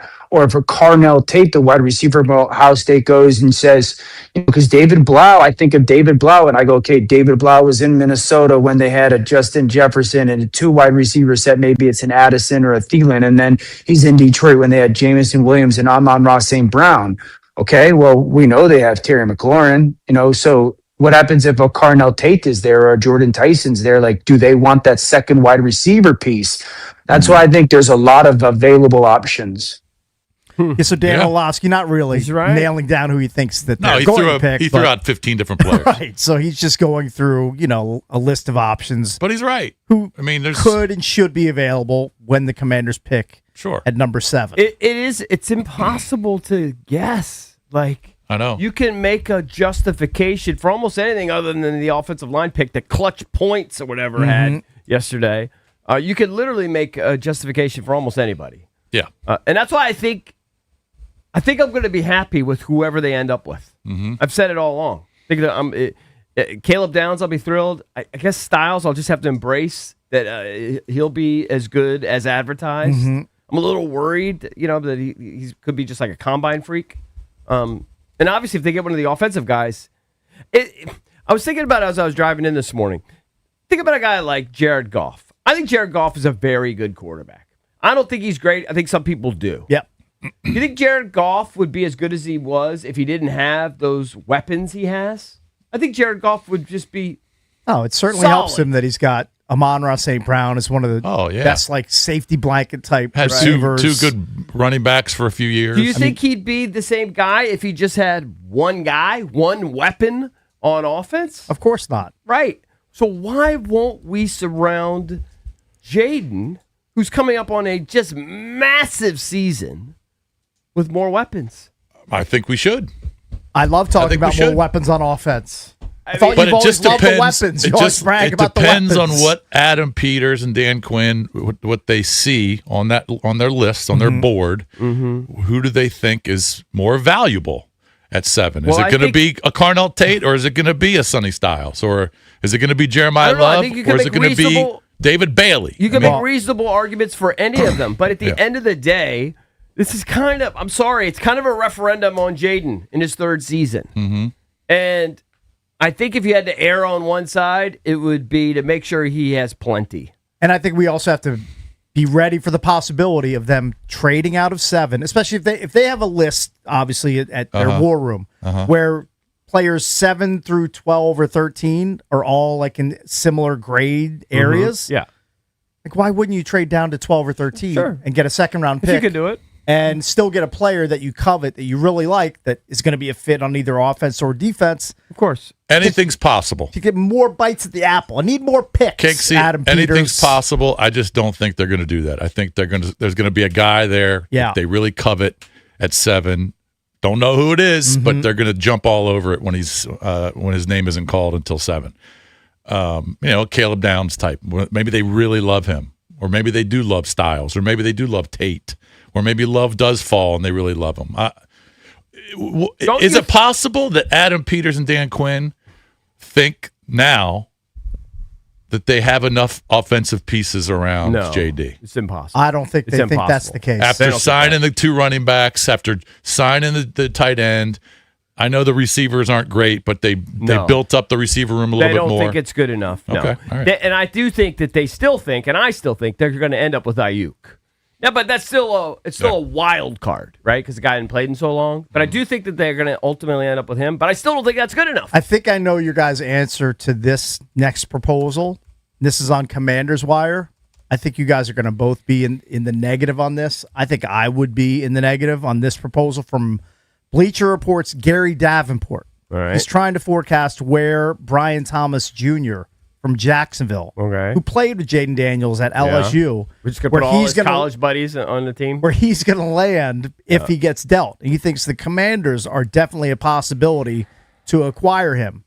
Now, in his proposal, the Commanders would send the number 7 pick to the Jags in exchange for Brian Thomas Jr. Would you be willing to make that deal if you were the Commanders, if you were Adam Peters? I would not. Would you be willing to make that deal, EB? I don't know. Now, he had a really good rookie season, but he fell out of favor with the Jags in year 2 with Liam Cohen and that new brain trust coming in. What was the main reason? He was Didn't he have some injuries too? He had some injury issues. He had some drops issues as well. He was not the same player in year 2 as he was in year 1 there in Jacksonville. Look, how do you go from 87 catches to 48? Yeah. How do you go from 10 touchdowns to 2? In an offense that was a lot better this past year than it was 2 years ago. In his favor, he still did average 14.7 in both. Yeah. That's a good that's a good number. He's a sick athlete. Look, if he put up the numbers last year that he did in his rookie year, I'd say let's do it. Well, look, if I'm Adam Peters and I get into discussions with Jacksonville, the first thing I'm going to say is the number 7 pick is not available. So let's if we can't continue after that, let's just hang up the phone and not waste each other's time. Yeah. But if you guys are willing to listen for maybe if you want our 2nd round pick in 2027, now we can have a discussion. But I can't part with number 7 for a distressed asset in Brian Thomas and Jr. I'm guessing Jacksonville would want a pick for this draft. And they very well might. Yeah. And that would lead to the end of our conversation. Yeah. Where I'm just going to have to look elsewhere. Yeah, I don't think any of us would trade the 7. But I'm kind of tantalized by pairing up Brian Thomas Jr. with his college quarterback in Jaden Daniels. Yeah. It's kind of intriguing. I just want to go down swinging this season. Like, I'm used to things going sour, never really turning out good, right? I'm used to it. I expect the bottom to fall out at some point. You're the eternal optimist is what you're saying. I don't expect good things. I usually expect things to fall apart. But when they do, I want to at least say we went with we gave it our best shot. We gave Jaden all the weapons we could handle, and, he couldn't stay healthy. He just couldn't get it done. We gave him Jeremiah Love, or we gave him Tate, or we gave him Lemon. Or you pick the guy. I don't know. We added Ayuk, gave him Chig, and you know what? It just wasn't good enough. Right. I'd rather go that way than we just didn't have just leaving that question out there. Did we give Jaden enough help to be as successful as possible? Maybe that next wide receiver piece is one of those San Francisco wideouts, or now a Washington wideout. It could be Debo gets re-signed, Juwan Jennings gets signed, or Brandon Ayuk gets added to the mix. I'm sure you saw they're saying that Juwan Jennings is asking for $21 million. Yeah, that's why he's unsigned. Well, that's fine. He can ask for $21 million all he wants. Apparently, he'll end up getting 17. He's not getting $21 million or 15. Otherwise, he would have already gotten it. I agree with you. So that depends on his stubbornness and if he's willing to budge on that. And because we saw Ayuk's crazy. Ayuk just blew up his deal. He didn't care. And then Debo, I love Debo. I'm pro Debo. I'm pro bringing back Debo. But at this point, you're not getting like a game breaker, really. You're just getting somebody tough as nails who could be, I think, super You're getting a solid piece. Yeah, but he's not the guy he was at his peak. No. I just want to go down swinging with more weapons on offense because I do think it's a referendum on Jaden. Really, health-wise, I don't really question Jaden's talent, but I don't even want to go down that road if we haven't given him the weapons. I think it does help that they added two, I'm not going to say legitimate, but solid RBs to make that the room a little deeper. Right. I think both those guys they signed are better than what they had last year. I like Rashad White a lot. Yeah, so now Bill and goes. It's not a lot of money you outlaid for him. Yeah, and I know Bill, a lot of people liked him to be the number one. I just didn't see him as a one, maybe a two, but now he's probably a three. And I think the RB room is solid. If you add Love, okay, then he could be a game changer. But I do like what they did there. The receivers, we've already talked about a billion times. There's just, in my opinion, still a major hole at number 2. Major hole. Yeah. Major hole. I like Carnell Tate. I just don't know if I love Carnell Tate at 7. It doesn't have to be Tate. Pick somebody else. Doesn't have to be Tate. There's 3 or 4 guys they're talking about potentially in the first round. Could be Lemon, could Tyson. If I'm picking one of those 2 later guys, then I'm definitely trading down. If I'm not taking Tate, I'm not taking Love at 7, and I don't love the other options, I'm trading down to the 10 to 12 range, and I'm taking Lemon or who's the other wideout? Jordan Tyson. Jordan Tyson out of Arizona State. Jordan Tyson. Because I'm not spending number 7 draft capital on either of those guys. Mm-hmm. I think that's a little too rich. Are you a Jordan Tyson guy or no? Of course, love Jordan Tyson, my favorite player in the draft. So you would be pro. You would take him over Carnell Tate. I think people are over freaking out about his injuries. And, look, he had an ACL tear a couple of years ago, bounced back, turned into an absolute monster. He was an under-recruited kid, started out at Colorado. I think he's the best one-on-one, 50-50 ball guy in the draft. He's a great route runner. He had a hip injury last year, whatever. I don't care. Jordan Tyson's my guy. And if he ends up here in D.C., I think fans will be ecstatic. I like him a lot. He missed 4 games with different hamstring injuries. Yeah, but whatever. I don't care. Those heal. Does he not know about the peptides? That cures that. He'll be fine. I also think the Sun Devil season was falling apart. He could have played. Mm-hmm. I mean, when he was out there, he dominated. Well, if peptides cure hamstring injuries, you get a crate of them out to Mike Evans in San Francisco because he's dealt with those in his entire career. They say Carnell Tate did miss 4 games last year, by the way. Carnell did too. Yeah, lower body injury. But he has great hands. So his grade, what do they give him? The this NFL thing where they give him a 6.45 grade. Will become a good starter within 2 years. The comp they have for him, Cakes, Terry McLaurin. Look, that makes sense. He looks a lot like him on the field. Does he run like Terry? Yeah, like when he's healthy? Sure. I think run a 4.39 or something. something. I don't know if he's that fast. Well, I mean, he was a punt returner, so he's definitely fast enough. He's shifty. Look, people get as the season goes on, they kind of lose sight of where guys were. All season long, Jordan Tyson, back in August, September, October, he was the number 1 wide receiver. Right. And then he has a hamstring issue, and people take him off their boards. I just think that's dumb. Yeah. Okay, I think he's the best receiver in the draft, without a doubt. I don't have a favorite. I trust them. So whoever they like. They might not take Tate.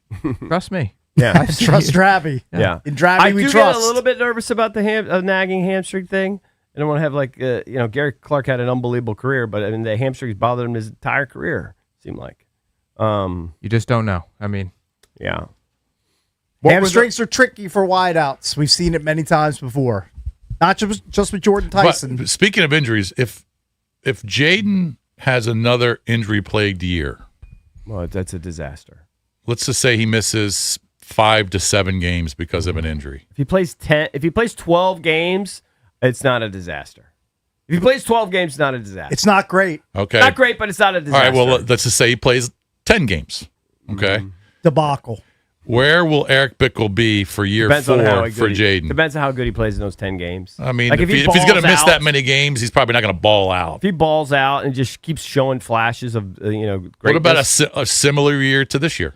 That's not good enough. He has to do a bit better. Right, that's my question. Are you going to be out on JD? No, I'm not going to be out on him. But I do think that the bloom would be off the rose. Yeah.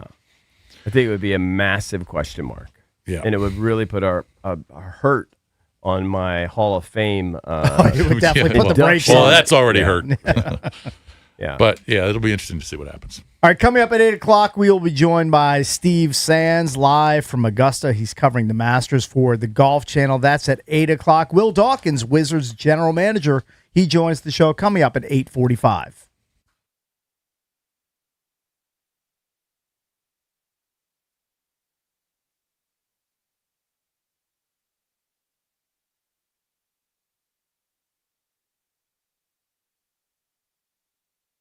When it's time for you to upgrade your office, make the winning call with PVI Office Furniture. Their expert furniture consultants help design your space, deliver quickly, and they handle professional installation start to finish. From private offices and conference rooms to seating built for long days, PVI has solutions for every space and every budget. Plus, you can see it all at their massive showroom and warehouse in Frederick. Make the winning move for your business. Visit PVIPVI.com and put PVI Office Furniture to work for you.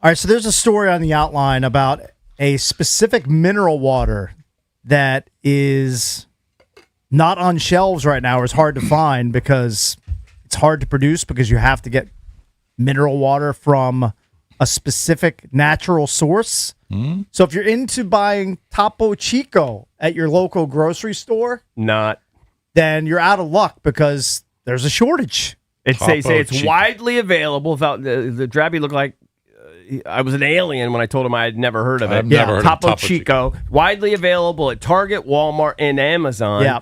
Not a mineral water guy. Don't like sparkling water. Love sparkling water. Don't like seltzers. Love seltzers. Out on that. Love them all. I like regular, still, silly, clean, fresh water. To me, That's what I like. There is not a more Right here in this bottle. There's not a more boring drink on the planet. I know you need to stay You're right, hydrated. right, there's I'm no well taste. aware, but It's good for you. I know it's good for you. But plain water, You just want a taste. It You want leaves me wanting more. I don't and need more. my esophagus just destroyed with every drink I put do. down my throat. I'm currently drinking bubbly sparkling water, blueberry pomegranate flavored. Ugh. I don't have a deal What with does this them, but Topo Chico cost? Is it pretty expensive? I think it's premium. Is it? It's not cheap. I don't know. It looks like 12-pack for $15 at Target. Here's what I do. When I am in the mood to buy water, I go down the aisle and I find whatever flavored sparkly water is on sale. That's and what you guys buy for water. I'll throw a few 8 or 12 packs in my So my you guys shopping never cart. just buy like Kirkland waters or whatever, like regular waters. Sure, we have before. But I mean, as a matter of routine, you don't in your garage just have stacks of water bottles. No, we have more sparkling or flavored water. And if I get So for offered dinner, you'll have that? if I get offered still water or sparkling water at dinner, I will always choose sparkling. It's just personal preference. Personal preference. I could not. It just tastes better. That's just horrible. in my for me. opinion. Yeah. And I'm just. It ruins water. I've never been a mineral water guy, No. a sparkling guy. I've never been that guy. Don't want to. Just plain boring I don't water. want a LaCroix. I don't want a Right here. Pellegrino. My only beef with LaCroix is sometimes the flavors get a little bit wacky. Like, just give me the berry LaCroix or lime. I don't need passion fruit or 100 different flavors that I have never heard of dumped into my water. Just give me a flavor or two and some sparkle, and I'm good. But Matt Cahill, you don't like the sparkling water, right? I don't get the fad that these people like cakes that they love it. They search this stuff out. They love it. I know Topo Chico's the biggest one. I know Coke bought it for millions and millions and millions of dollars about 10 years ago. But yeah, Cakes is right. You can't just it's sparkling mineral water, so you can sparkle any water, right? You just add carbonation to it. But the mineral part is that there's such a demand for this that they can't source it properly because it has to come from certain places. Says it's hard to scale production when demand surges. So and I guess the demand is there. You can't get these people are fanatics for it, but it's hard to find these days. Even though that Coke owns it and runs it and everything, the demand is just so crazy. I would just never buy sparkling mineral water. It's never going to happen. I could live 700 years and it contains naturally occurring electrolytes such as calcium, magnesium, and potassium, giving it a more complex taste, a slightly salty edge, and stronger, longer-lasting carbonation. Do you want me to give you? Which are all good things. Do you want me to give you a hot take that you guys will mock? Sure. I don't think that water alone is really good enough to hydrate you. I don't think water alone, especially if you're super active or like if you sauna, you walk and play golf. I need electrolytes in my drinks. I will cramp up. And if I could drink all the water in the world, it's not going to be enough. Mineral water. Got your electrolytes. So that could be a plus for it. I hear that. That's registering with me. But I don't like the carbonation of just like regular water. Love me some carbonation. But I need, like yesterday, I need at least 2 of those little, things of electrolytes you put, the element or whatever you put in your water like boys. A packet. I need at least 2 of those in a day.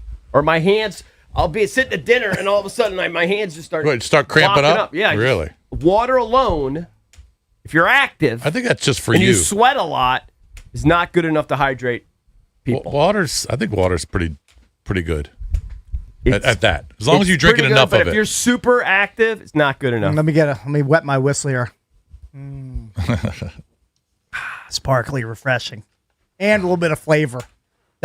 In your Master's cup, no flavor. In your refillable bottle, zero flavor. You're right. I like a little flavor. Listen, I like me some Propel. Propel's delicious. I'm a Propel guy. I wish I had a Propel tap. Propel good. Just running right into my house. Now, Propel's probably also rotting your teeth. All those things are rotting your teeth. It's fine. At least I could speak from experience. The thing that infuriates me more than anything is that no one has drank. I literally think no one my age, no one of my contemporaries has had more soda than cakes. None of them. Nobody. And this guy's got like one cavity. It's called genetics. I know. Yeah. Great teeth. I might have 1 or 2 sodas a day. Usually one. Just here at work to keep you. You have one right in front of you. I do not. Yeah, but this is all I have. Now, this is it. Full disclosure, I did have a 12-ounce Coke Zero on my drive-in. Jeez. I mean, no one. Really? I need to wake up. I need something to spark me in the morning. I get it. But you wait till you get here to get the coffee. Yes. Yeah. Because I'm too lazy to wake up early enough to brew coffee at my house.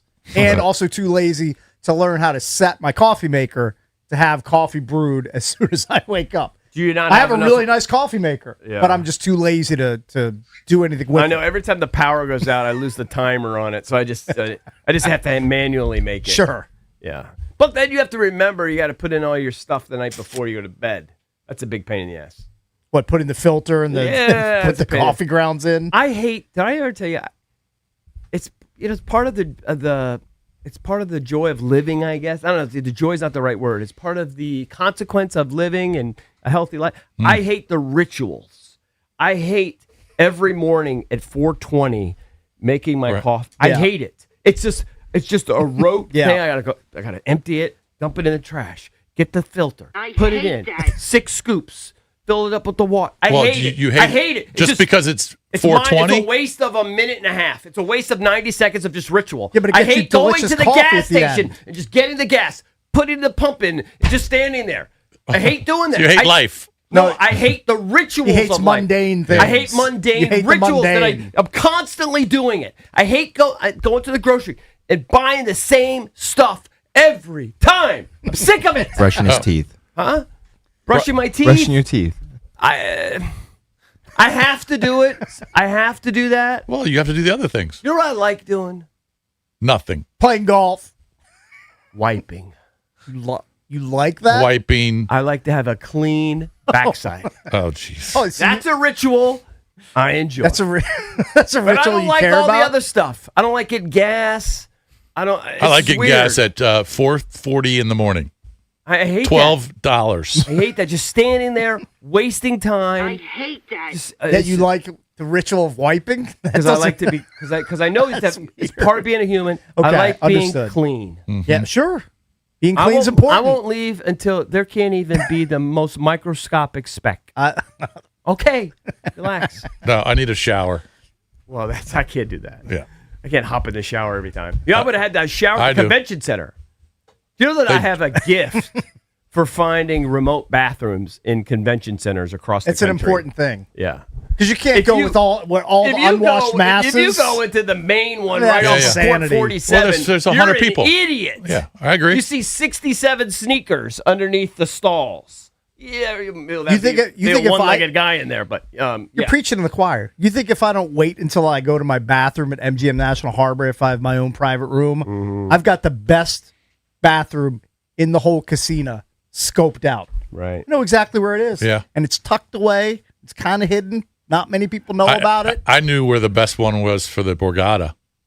The best Borgata. I used Yeah, to go it out was- into the. It was they even in- have the private. Where ones, was big it? It was in the high end room. It was a smaller one back there. Yeah. Ooh. I don't think I made many forays into the high end Yeah, you'd have to spots find of that. the Yeah. Borgata. That's always found that You one. were Yeah. saying that was your spot at the MGM. And there might be one person right there. near the high limit slots. Not to give everything away, but it's kind of in that area.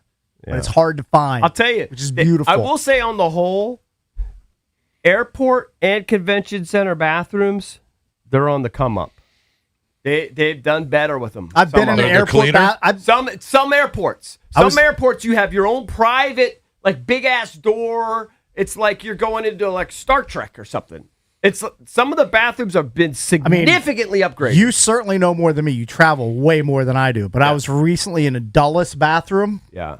I wasn't super impressed. Yeah, Dulles might not be in that Maybe category. Atlanta or some of the other stops are better. It just depends. I can't remember off the top of my head, but certain ones you go in there and you're like, well, this is unbelievable. Well, I mean, just think about how many people are using That's those. my problem with airport bathrooms. Just so heavily trafficked. Thousands. Very heavily trafficked. But if you have your own private, like Star Trek door, like you're in your, and some of them have those, and you're just like, you're in your own space. It's totally private. Speaking of trafficking, there are always those signs, especially in airport bathrooms, like these are signs of human trafficking. I just never have seen. I'm sure it happens. I know it happens. I would be the worst. Well, you'd be oblivious. Trying to find somebody who's trafficking another human being. Yeah. I'm not going to be the guy that points it out because I'm not going to notice it. You're minding your own business. If it's really egregious, it would have to be egregious. I would point it out, but I probably can't. All right, coming up next, we will be joined by Steve Sands from Augusta, the Masters. It is Masters Play week. that music, Cakes. The par 3 tournament is Wednesday, and of course, the Masters is underway full blown on Thursday. Steve Sands, he'll join us next.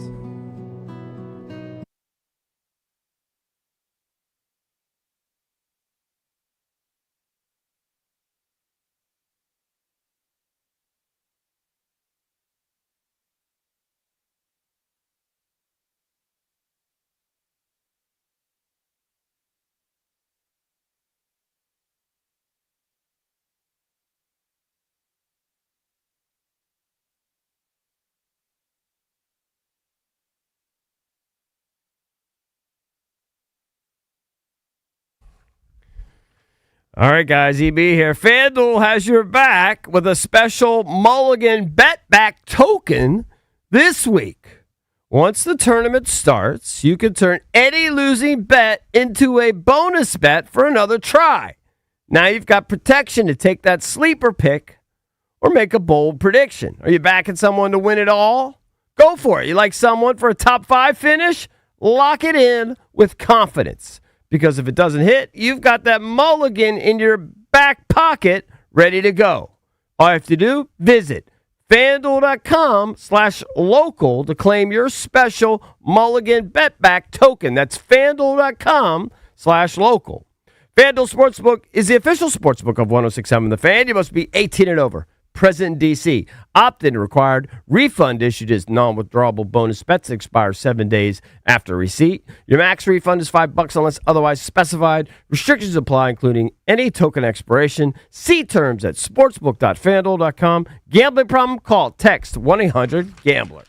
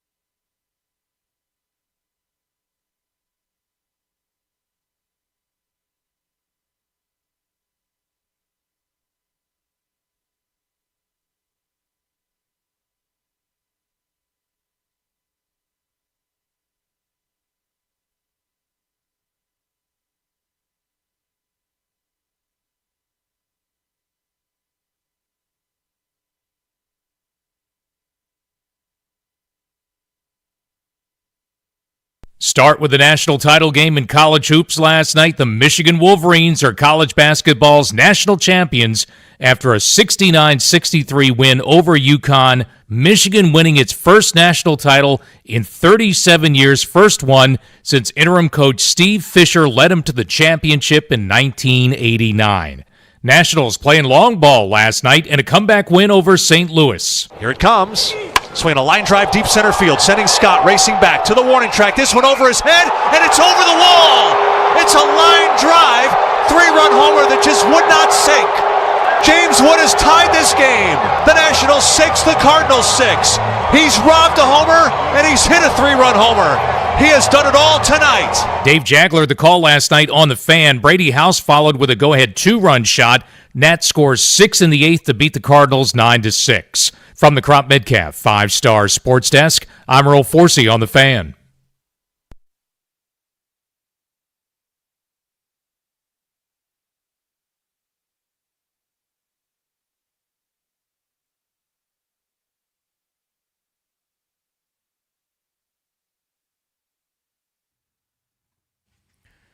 We're celebrating 30 years of the Junks, brought to you by Main Street Bank. Cheer local, bank local. Main Street Bank is a business-focused community bank proudly serving the DMV since 2004. Visit mstreetbank.com to learn how to put their team in your office. Main Street Bank, member FDIC, equal housing opportunity lender. Let's head to the Rude Guest Hotline. Say good morning to our pal Steve Sands, who works for the Golf Channel. And Sandsy, this is your formal invitation to the Junkies Beach Bash. It's happening this summer. It's at a place that you know very well, the Starboard in Dewey Beach, Delaware, May 22nd. We're broadcasting live starting bright and early at 6 a.m. We expect Sandsy to be there to make an appearance. Wow. That's an all-day thing, too, by the way. Isn't the memorial on Memorial Day weekend or right around there?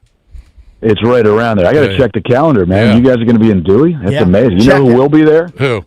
I promise you, Bob Senko, Joe Preston, and all my idiot dingle buddies will be there probably. All your buddies? In Dewey Beach. Good. These are our people. They're welcome, of course. All right. But if you got it. And by the way, congratulations on the 30-year anniversary, man. That is an amazing run. Great for you guys. Congratulations. How long have you been working now? Oh, man. I'm 57. It's my 36th year. 36 years of sportscaster, 26th year at NBC and Golf Channel. By the way, are we going to have the Dewey after party at Steve Sands' brand new house? That I've heard there's a brand new house. It's either under construction or recently finished. All right. That's the word on the street. I'm ready. I won't divulge my sources. I'm not quite sure if Val Sands will be inviting the Junkies over. Okay. Understood. Yeah, she's not going to. Give me the career arc before, because we know you from Golf Channel and NBC. Before you got to Golf Channel and NBC, how did it start out? Oh, man. It was a long, windy road, man. I went to Colorado State, graduated journalism. Right. Was doing play-by-play there, football and basketball. Then I got a job in Scottsbluff, Nebraska. Right. Oak Hill, West Virginia, Martinsburg, West Virginia, Utica, New York, Richmond, Virginia, Orlando, Golf Channel, NBC Golf Channel. Man, that is a winding road. Look at you. So the move is the connection Orlando? That's how you get hooked up with Golf Channel peeps? No. I was doing sports. I've been friends with Scott Van Pelt for a long time. When Scott left to go to ESPN, a spot opened. And, I think 1 million people sent their tape. I think Scott, really helped out, put in a good word probably. They picked the worst candidate, and I'm still here 26 years later. That is awesome, You're doing great, bro. That is awesome. We love watching you. Yeah, we love guys, listening guys to are you. kind. Hey, do you stay in the same spot every time you go to Augusta? Or does it vary? We do now, yeah. We used to, this is my 23rd Masters. The first, dozen or so, we used to stay in houses around Augusta, share houses with people we work with, and we go to various houses. But the last 10 or 12, we've stayed at the Augusta Marriott downtown. It's great. It's great to have your own bathroom. It's great to have your own remote and get away after a good day at Augusta National. Are you still blown away every time you step foot on it, or are you just so used to it? It's a good question. I am blown away every time I see it for the first time. And then once you're here throughout the week, it just becomes routine. But there's no question when you drive in here, you park, you get onto the grounds for the first time. Yesterday morning when I got here, walking around, it's just gorgeous, and it's a lot of fun to be here. It's an honor to be here. They still roll the old guy out here to do it in the mornings on the Golf Channel, and it's a blast to do it. I'm honored to be here. Yeah, has anything changed from last year to this year? Have they done anything different? Tricked up any of the holes, or is it pretty standard? They always do something, right? They always do a few things. Yeah, they have it. They always tweak here and there. They have an amazing way of making changes here very subtly that you don't really recognize. Yeah. But the players all know, and the yardages are, the caddies and everybody who's been here forever, knows what's going on. But there's a new tee at 18. They've changed 13 in the last couple of years. They've changed 7, 5. But probably the only real change would be the new tee at 18. When it's all tipped out, what does it play at these days?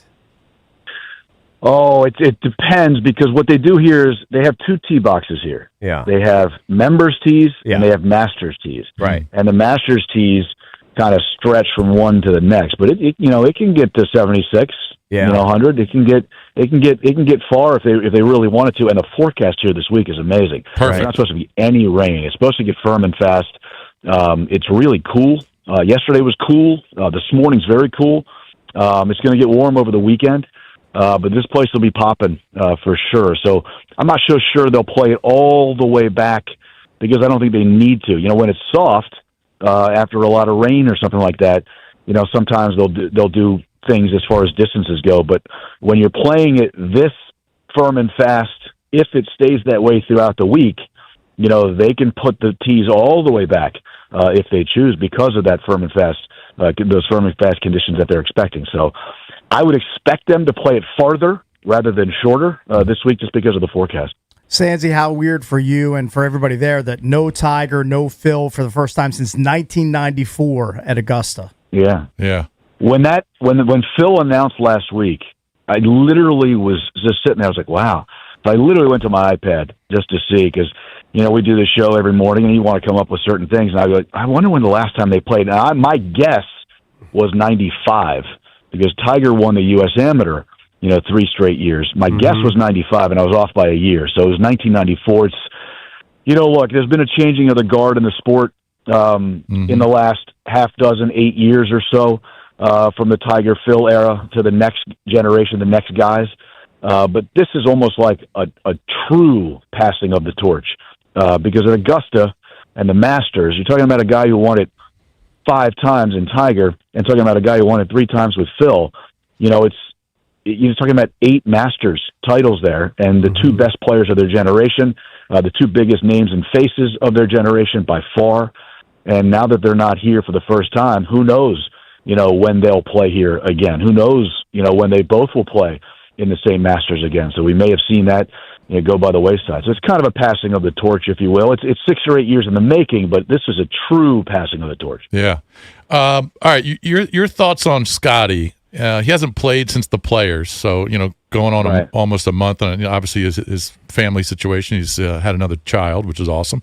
But even when he was playing at the API and the Players, he wasn't great. I mean, you're not used to seeing Scotty finish 22 and 24. He's usually a top 10 guy, if not winning it. Your thoughts on Scotty, the way he played down there in Florida, and then kind of going into this week, since he hadn't played since March 15th. Yeah, it's been a while for Scotty. He does have a win earlier this year. Yep. I think people kind of discount that because of the last few results. He's had a hard time in the first round for some reason, the last few starts on tour. By the way, the name of their son, how about Remy for a name? Is he like a Remy Martin fan? What is that? I never heard of the name. Look at that. I like that. I don't know. Good question. So they are all here, and look, I think that Scotty is the best player in the world, and those results don't bother me in the slightest. Okay. The only thing that would bother me on Scotty coming into the week is that he hasn't competed since the Players, like you said. But there are a few players who chose that route. And the defending champion, Rory McIlroy, did the same thing. He hasn't played in a while. So it's an interesting strategy to come into the Masters this way. Scotty said that he is sharp. He's been practicing a lot, and he's been really crisp hitting his golf ball back home in Dallas. But that's a lot different than playing in competition. I think Scotty will be fine, and I think that for sure, I think Scotty will be a factor come Sunday. Hey, good point on Rory too. He hasn't played since the Players, I don't think, and he finished T46. The week before he withdrew because he had did he have a back injury or something at the API? Yep. So Scotty hasn't played since the Players. Rory hasn't played since the Players, and neither of them have played great in the last couple tournaments. I know it's an interesting strategy. You know, a lot of people, through the years have skipped the week before a major championship. Skipping the 3 weeks before is a lot. It's just different for these guys. These guys will tell you all the time. You can practice all you want. You can work out all you want. You can hit balls all you want. You can play with your buddies at home all you want. That's a lot different than playing PGA Tour golf and major championship golf. And it'll be interesting to see how those guys, what kind of starts those guys get off to. Again, Scotty's had a very difficult time the last 3 starts in the first round, kind of put him in a box a little bit. You can't do that here at Augusta. You cannot shoot yourself out of this thing on Thursday, because if you have to play this golf course from behind, you're going to be playing way more aggressively than the golf course allows, if that makes sense. These guys know that. They have to pick their spots on where a par is good and where you can attack and try to get a birdie. Because if you try too hard to get a birdie on a hole where you're just trying to make par, you'll get a double or a triple really quickly, and it'll take you right out of this thing. So I think Rory and Scotty need to get off to good starts on Thursday, and coming off of that long rest, even though they're very familiar with the golf course and they both won it here before, Thursday's a very big day for both of them. Sandsy, I'm a big Shark guy. When he pre-Tiger, he was the guy, and I know he rubs people the wrong way. I get it, but I just really loved him when he was in his heyday, and so many near misses. And this has been the week or two leading up where you've seen all the highlights, the lowlights of the collapses. So close, really. I mean, honestly, really, he should have a green jacket. He's talented enough to pull it off, just couldn't pull it off. Justin Rose, meanwhile, has 3 runner-ups and is still playing great at 45. The ball speed and all that stuff still off the charts. Still crazy what he's able to do. I don't think people realize how close he's been. Does he still have one more run maybe in him? 100%. I think Justin Rose is one. If I was going to pick 5 or 10 guys, if I was going to pick 7 guys this week, Justin Rose would be on that list. He's playing well. He's won recently. Yeah. He's in great shape. His game is sharp. And, he's won a major, the U.S. Open in 2013 at Marion. But, man, he's come close here a lot. And, I'm a big horses for courses fan. I'm a big fan of people who are comfortable at certain venues. And Justin certainly is here. He didn't lose that Masters last year. Rory went out and beat him in that playoff. And I think, Justin has great vibes here. And I was having a beer with his caddy, Mark Fulcher, recently, and we were chatting, and I said, "What are you still doing out here, grinding, with your man Justin?" And he looked at me with a straight face and said, "He can still win a major, and I want to be on the bag when that happens." And I'm like, wow. And he's come close, man. He's come real close. A year ago, he almost won 2 majors. And I think he'll be a factor again this week for sure. So obviously Bryson, rubs a lot of people the wrong way too. But he's been playing well, believe it or not. And talk about horses for courses. I'm not sure that's the right fit here at Augusta. But I remember a few years ago he said it was a par 67 for him. Didn't really work out sense. Where do you think he fits in all of this? Well, he's a great player. And he was in the final group with Rory last year. Did not play well at all. He does not have a great pedigree here. Up until last year, he really was never in the mix over the weekend. He put himself there last year, but again, he played terribly on Sunday, and Rory ended up, in a playoff with Justin Rose. I think that if you believe in the golf gods, if you believe in karma, when you say things like, "This is a par 67," Augusta National Golf Club. Boy, it seems like the golf You're going to pay for it. You're going to pay for that. Exactly. It feels like the golf gods are more present at Augusta National than any other place in the world of golf. And I just think that that's bad mojo, man. You cannot say stuff like that out loud and feel like you're going to get away with it. I just don't know if Augusta is going to let him win a Masters. Although he's a great player, and there's no reason he doesn't play well here. But that mojo is on the wrong side of things as far as I'm concerned. So I'm sure you know all of the stats, the weird, stats, et cetera. But I think for the last 4 years, whoever's been leading the FedEx Cup points has actually closed it out and won at Augusta, right, at this point. Wow. And Jacob Bridgman is the guy this year. Yeah. Now, you can also correct me. I think Fuzzy's the only guy that's won it his first time. Is that right? I think so. He was the last guy. 1979. Yes. Okay, the last guy to win it in his first time. Right. Gotcha. So I mean, I'm not sure. That's how hard it is I'm not to sure I do. could bet on him to do it. Right. But it's an interesting nugget that he might be more in the mix than people might realize.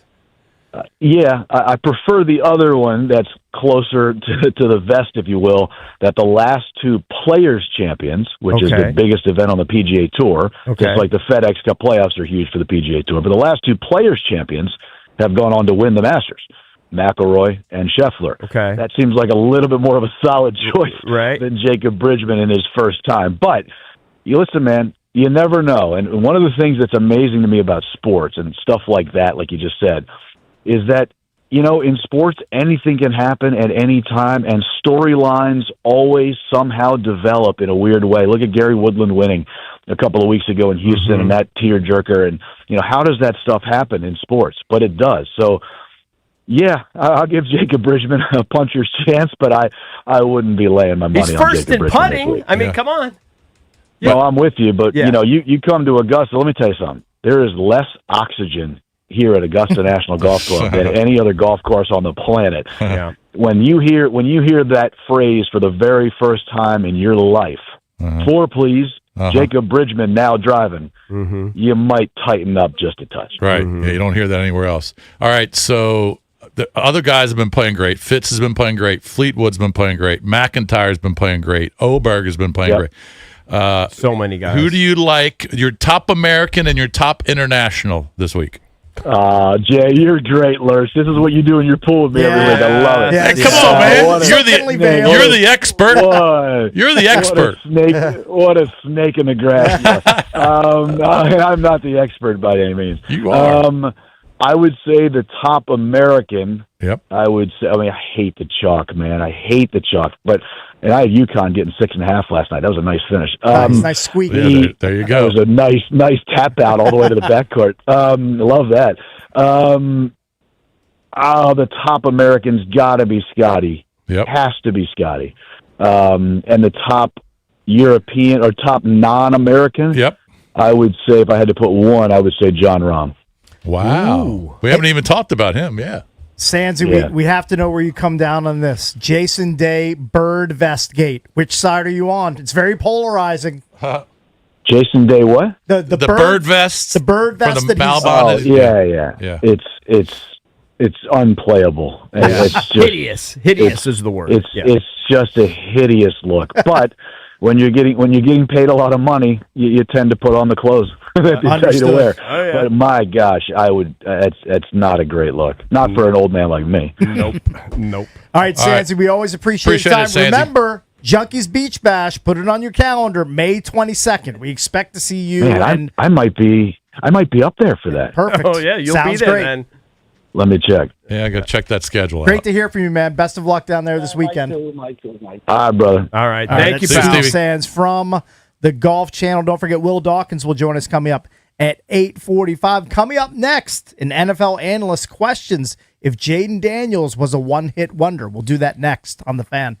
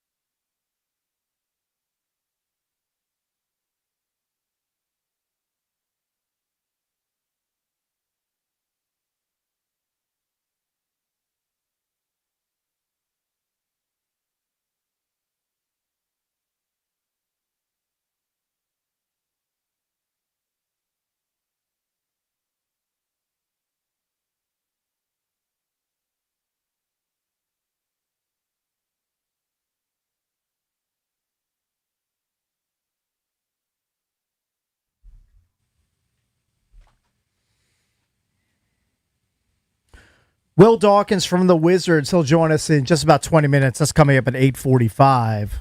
Let's go out to the phones real quick. D. Woods calling us from Hotlanta. All right.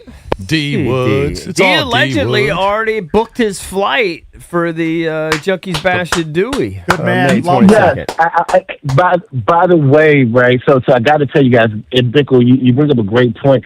So for me to get from Atlanta on that Thursday and leave that Saturday out of BWI, I'm nubbing it. I'm going to take Frontier. It cost me $58 round trip. What? All I've got is a book bag. You think I'm not coming to see my boys for $58? Well, Come just on. stuff I some spent that at the bar. Stuff some boxing gloves in that book bag. I've seen a lot of videos on Twitter of people getting in Yeah, scraps when when they're flying Frontier or Spirit, my friend. Well, so here's what I will say, and it kind of brings me to one of my points, is that I would traverse the world to hang out with my boys, celebrate the 30th year anniversary. Appreciate that. Thank you. Because everybody knows I love the Junks. My man, But my boy EB Yes, was sir. 4 miles away from me for the past week. Uh-huh. He didn't offer to buy me beer. He didn't offer to come see my place. That's any true. of that. He just stuck his head in the sand and just said, "Thanks for all your recommendations. I won't take them. I'll see you in May when I you do come have up a to question Delaware for you. to see me." Point well taken. I mean, there is some downtime. There's a lot of time in the convention center. I'll tell you that. But there is a little time for downtime. Did I do it wrong? Somebody's telling me, because I know that Waymo is affiliated with Uber, and I was told you go through the Uber app. That's how you get it. Somebody else told me you have to use the Waymo app. How have you used it before? So I've used it both ways. I've used the Waymo app and through Uber, but you probably would have gotten a much faster if you used the Waymo app. Why didn't somebody tell me that? Why is everybody telling me to use the Uber app? It's so Steered stupid. you wrong. It's so You stupid. never heard of Google? You never heard of the internet? Well, once someone You just go tells in there and you, put in Waymo. so once someone tells you, they give you the instructions on how you make it happen with your Uber app. I just thought that was it. Didn't even know there was a freaking Waymo app. The other thing is, and I know, and I love you, but if you looked at the Waymo, there's a big sign on it that says sign up on the Waymo app. I didn't see that. It I tells was you where to go. struck by all the cameras that thing has. That thing's got 100 cameras on Well, it. it better if it doesn't have a human driver. Hey. It better have a lot of cameras. Hey, so D. Woods, do you have a place to stay yet Baby. when you come up here? Oh, you know what? I He'll stay with you. So I don't know what I'm going to do because I don't know if I'm going to like stay at my mom's and then drive up at like 2:00 in the morning to see you guys, or I know one thing: I'm not staying at some rundown motel for $500 a night because you guys chose to book it on the busiest weekend. No, I'm not doing that. You can sleep in Cakes' bed with him. Yeah. You know what? Case did when I went to the MGM. Case offered me the other bed in his room, so I know I I'm always just a have nice a place person. with Case. That's all. Just a good dude. Nicer guy than me. Well, honestly, we don't know where we're staying either yet. So I know, Drabby, we need to get that fixed because I have like friends flying in to hang out, and I got to figure out what sort of. I think I need to get a separate place. Like you know what I mean? Yeah. Yeah, we got to Well, figure Case, that out. Like a this is your one-bedroom opportunity thing? to do the voice. Hey, EB, where are we staying? What's your buddy's name? Oh, Vinny and Joe? Yeah, I don't. Yeah. I'll have to see. Where we staying out of this beach? You want me to get my Long Island guys? Want me to get all my mobbed up guys Are we to come down? sleeping on the sand, DB? And you know those guys, they're used to nice spots too. Where's the oil truck, EB? We'll make sure something falls off the back of it. Exactly. So when do you come into town again? What you come in on that Thursday? I'm coming in on that Thursday. I'm coming in on Thursday. Excellent. So I'll be there bright and early. I won't be in time enough for the show on Thursday, but I'll be there in time enough for the show on Friday. What did you have a golf question? Did you ask this is a golf question? I don't Yeah, believe yeah. Sorry, we got off on a tangent. So EB, I was listening to the show. I listened, as you all know, all 2 hours, and I want to know where did this love for golf come from? I mean, you're talking to fans about who's the number one putter. Who knows that information? Why do you know that? Well, information? I've always loved golf. I've been playing golf for 45 years. There was a period of 10 or so years where I just didn't play a lot. I was chasing my kids around. I'm down to my last one. So the last few years, I just kind of rededicated myself. I've just gotten more into it. But as far as just being a consumer of golf or whatever, I've done that my entire life. I love golf on TV. Man, Case, you have it easy this week. Just let Jason and Bickle just have their way. You're collecting a free check. There we go. Just Let's let them go. talk Masters. Just along for the Tiger. Masters ride. You don't may have to not do a love thing. golf, No. but you're going to check out the Masters this week for sure. Right? You will. About as close as I'm getting to the Masters is if I see Valdez in Athens, which is an hour away. So that's about as close as I'm going to get to Augusta. Right. Or anything has to do with it. Not Right. a big golf Okay. consumer. All right, love you guys. See you All later. right, love you, buddy. Yeah, we'll see you next month. Man, he got off quick. Yeah. He usually likes to stay on and talk for 45 minutes. Are they going to meet up? You going to meet? Have I a don't know. little meetup? I have no idea. I guess that's up to Valdez and D Well, Woods. I mean, Valdez is staying like an hour and a half away. then apparently. maybe he's closer than you think. Yeah. Yeah. Maybe that's the thing. All right, let's get into this audio that I teased heading into the break. This is Kyle Brandt from NFL Network. He was asked by a panel, will Jaden Daniels return to form in 2026? Do you remember Jaden? Does anybody watching or listening or out here on the do we remember Jaden Daniels in his rookie year? Because what's happened here is that we just move on to the next thing. We move on to the hottest thing. And when I say we, I do it too. Caleb Williams was a sensation last year, and it's like we all forgot about Jaden Daniels. Do you understand that Jaden's rookie year was better than Caleb's second year in several important categories? His rookie year was better than Caleb's second year. This was not a nice rookie year. This was not a promising rookie. None of that nonsense. This was a prolific, historic rookie season in which we were handing him the keys to the castle and saying, you are the prince who was promised.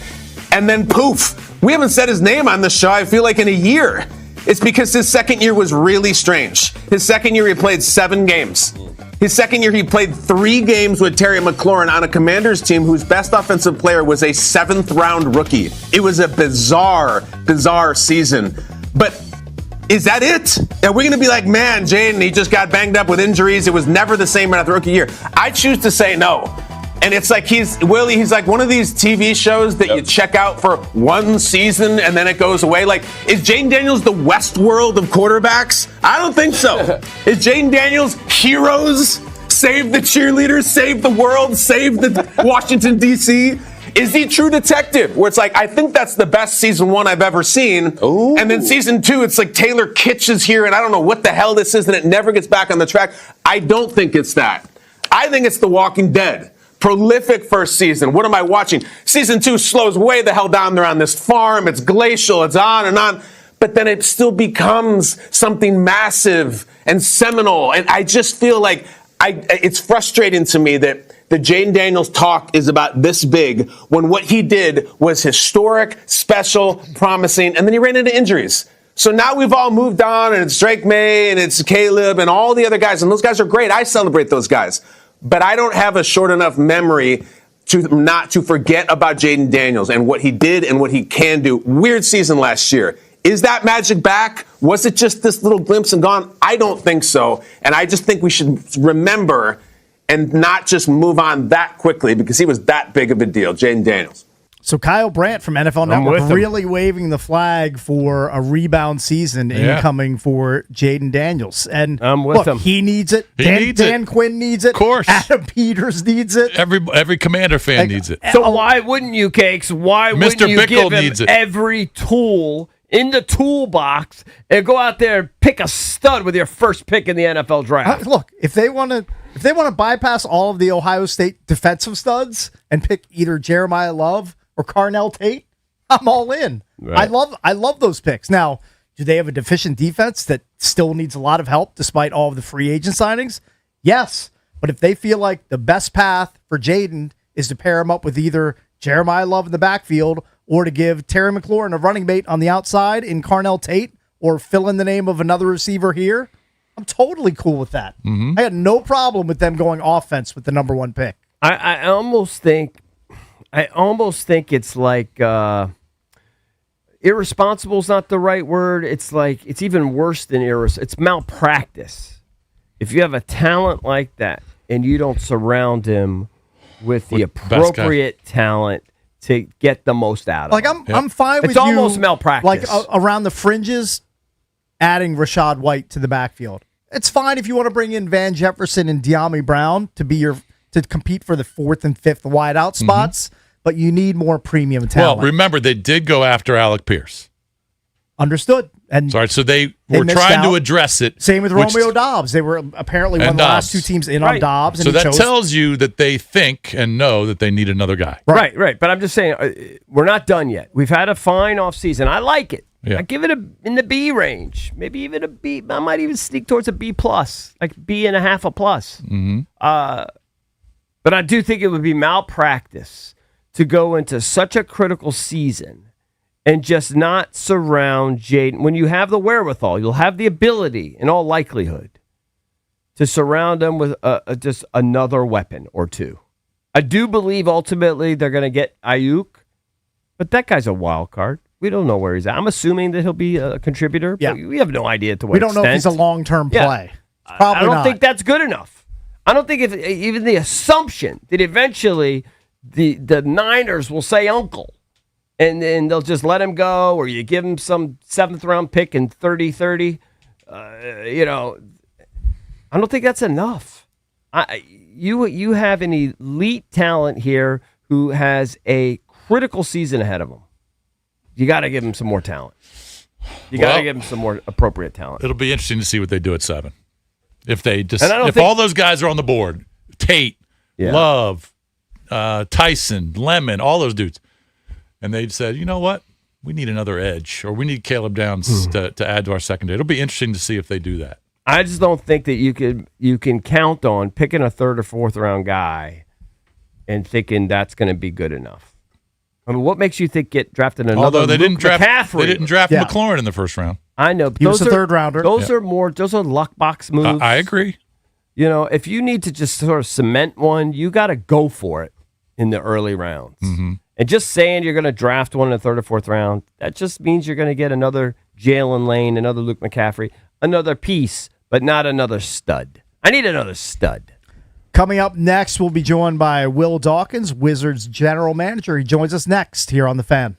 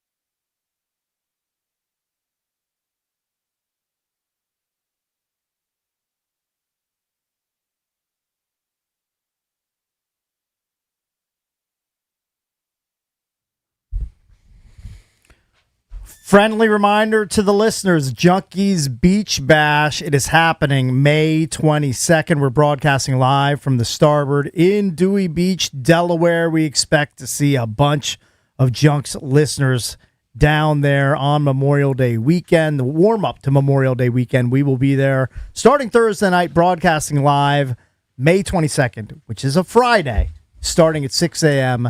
at the Starboard. It will be a great time. We personally guarantee that. You've been to the Starboard before. You know it's a great spot. We're going to be there May 22nd. Put it on your calendars. It's very important. Celebrating 30 years of doing radio here in D.C. Looked on the PGA Tour schedule. It's the CJ Cup / Byron Nelson, not the Memorial. So Sandsy might be able to squeeze it. He doesn't have. He's not covering that. I don't know if he'll cover that one. I mean, he certainly has to cover the Memorial. But he's a Dewey Beach regular. I would expect him to make an appearance at some point. Speaking of making an appearance,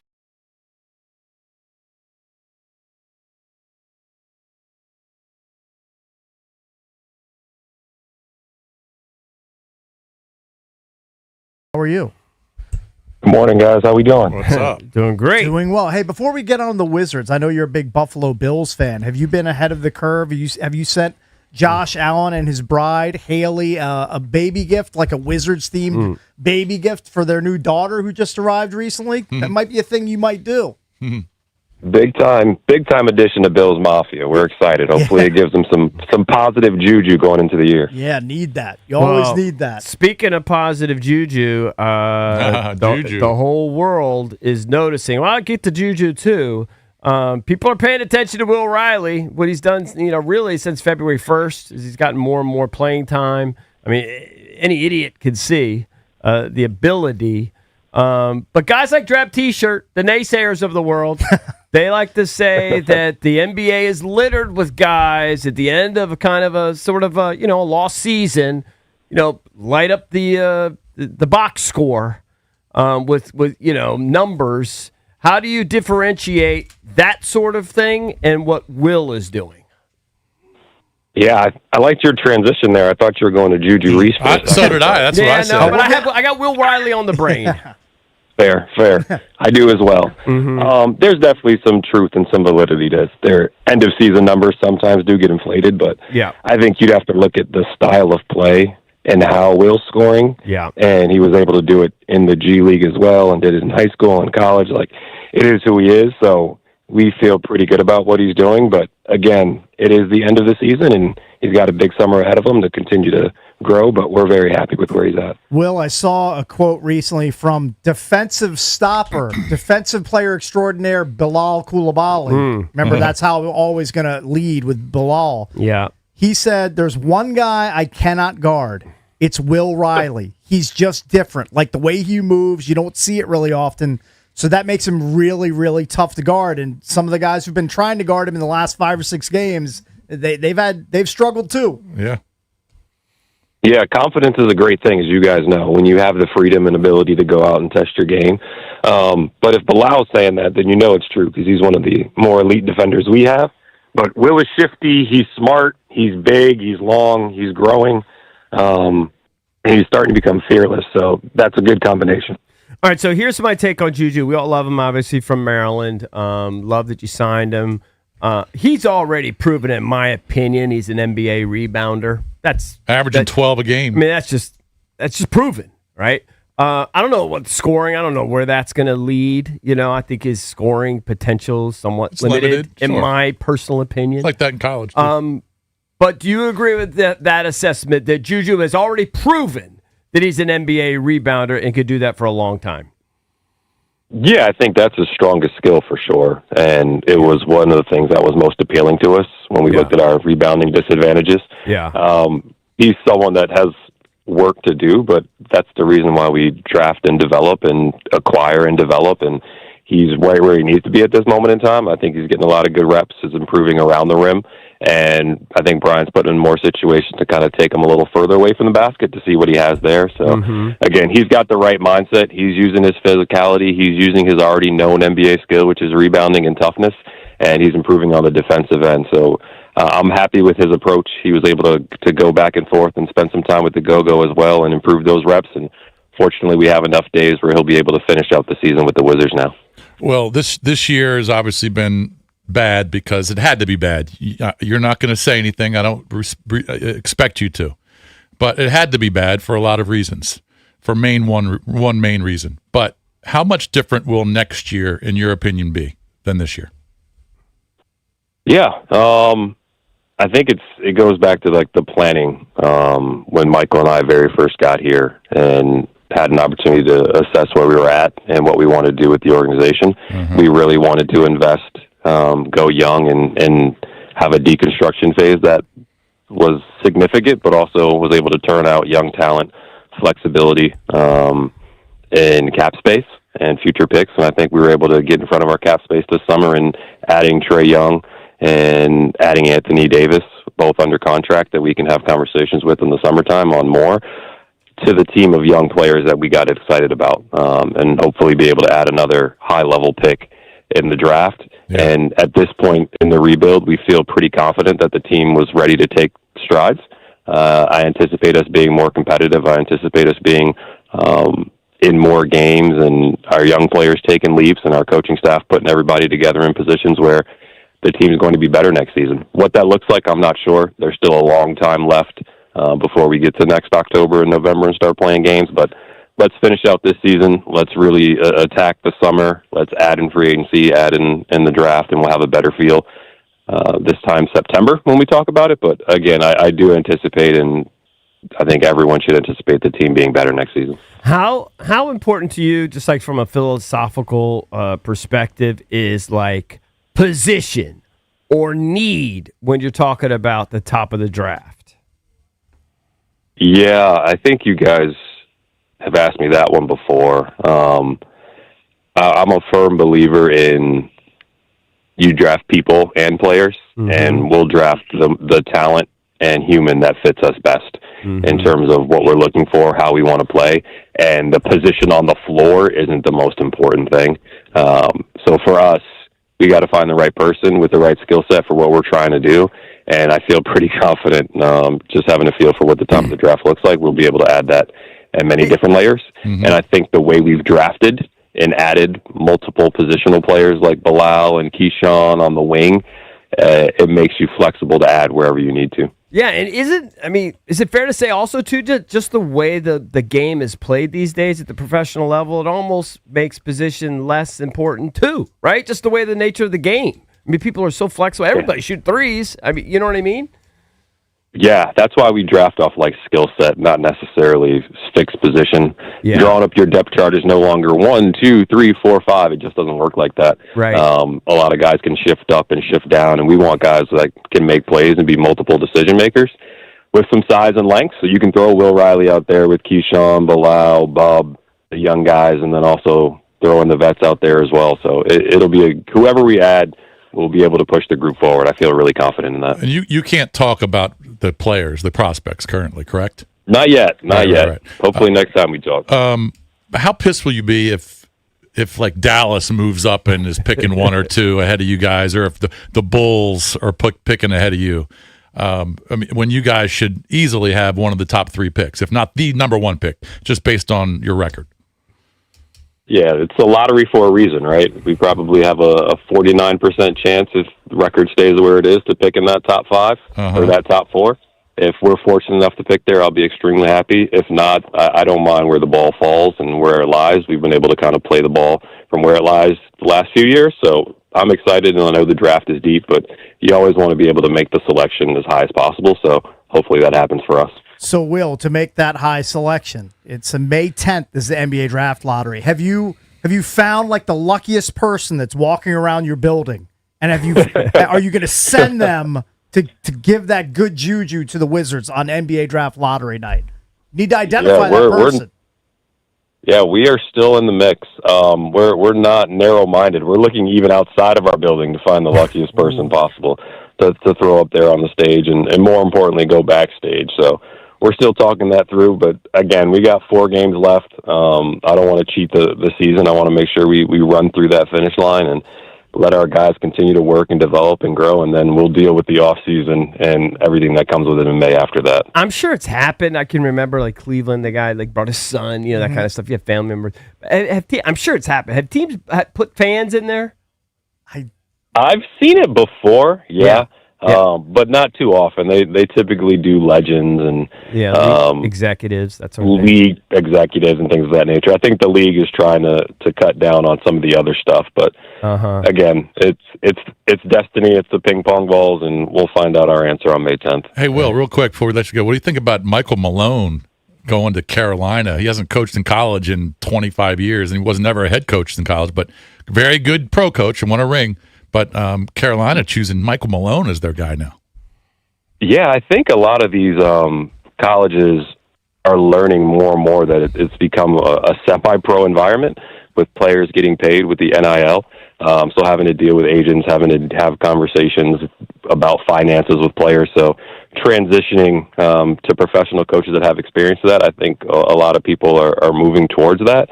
And also the game is evolving in college. When you really see the spacing and the way they're playing, they are playing a pro style. So Michael Malone was one of the best in the NBA when he was in the league and had a lot of high-level player development and players improve while he was there while also winning. So they went after Belichick and saw what that looks like. So I'm not surprised that they went after another veteran, proven winning coach. And when you see people adding staffs, general managers to college teams, these people are coming from the NBA sometimes, and they're hiring people from the NBA, which is the case at Carolina as well. So I wish all the new coaches luck, and there's going to be a lot of turnaround after the season just ended last night, but it was a great college season. Will, good to hear from you, man. We'll talk to you again soon, and best of luck down the stretch. Appreciate you guys. Have a great week. All right, thank you, buddy. Thanks. That's Will Dawkins, and by best of luck, I mean lose every game down the stretch. Playing another bad team tonight. You know what would be a good bit is, I don't know, is he still obligated, or whatever, or to have him come on one more time before the season's over? I think this is the last one. I said bye to him. You did? On the phone, yeah. Well, maybe we could still get him on before the draft. When's the draft, actually? He said after the lottery he'd come on. He'd come on? Draft some point in June. All right, so after the lottery, how about Mid-June. this? We each get 1 minute with Will, and we pitch our guy. We give him our scouting report. Sure. I think that'd be a good bit. Based on knowing where they're picking. Yeah, it'll be after the lottery, and then we'll each give our scouting report, and maybe our top 3 or something like that. You know what I mean? It might be obvious, but I love it. I think that would be a good bit. Well, hopefully he's picking one. We just have to give him one pick. That would be ideal. Right. That would be the best. It's probably going to be the same pick. That's your best case scenario. Right. So hopefully that's what we're talking about in a little over a month. All right, when we come back, we'll get into EB's entertainment page. We'll do that next here on the Junks.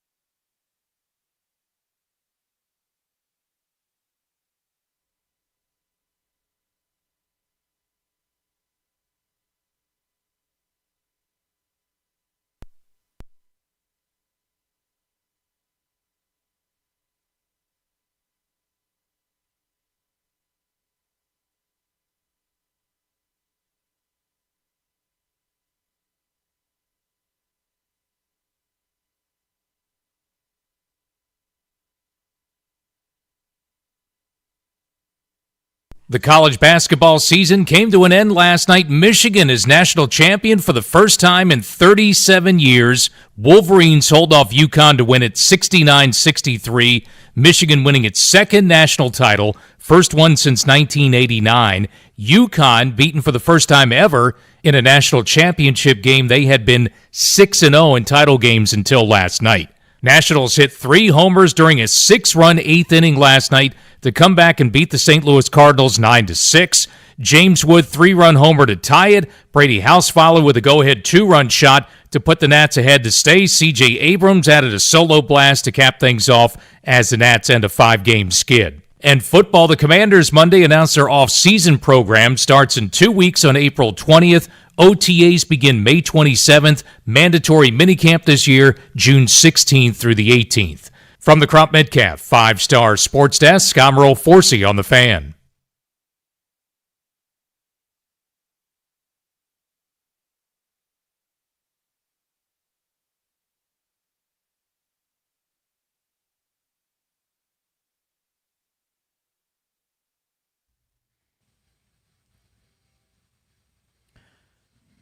We're celebrating 30 years of the Junks, brought to you by Main Street Bank. Cheer local, bank local. Main Street Bank is a business-focused community bank proudly serving the DMV since 2004. Visit mstreetbank.com to learn how to put their team in your office.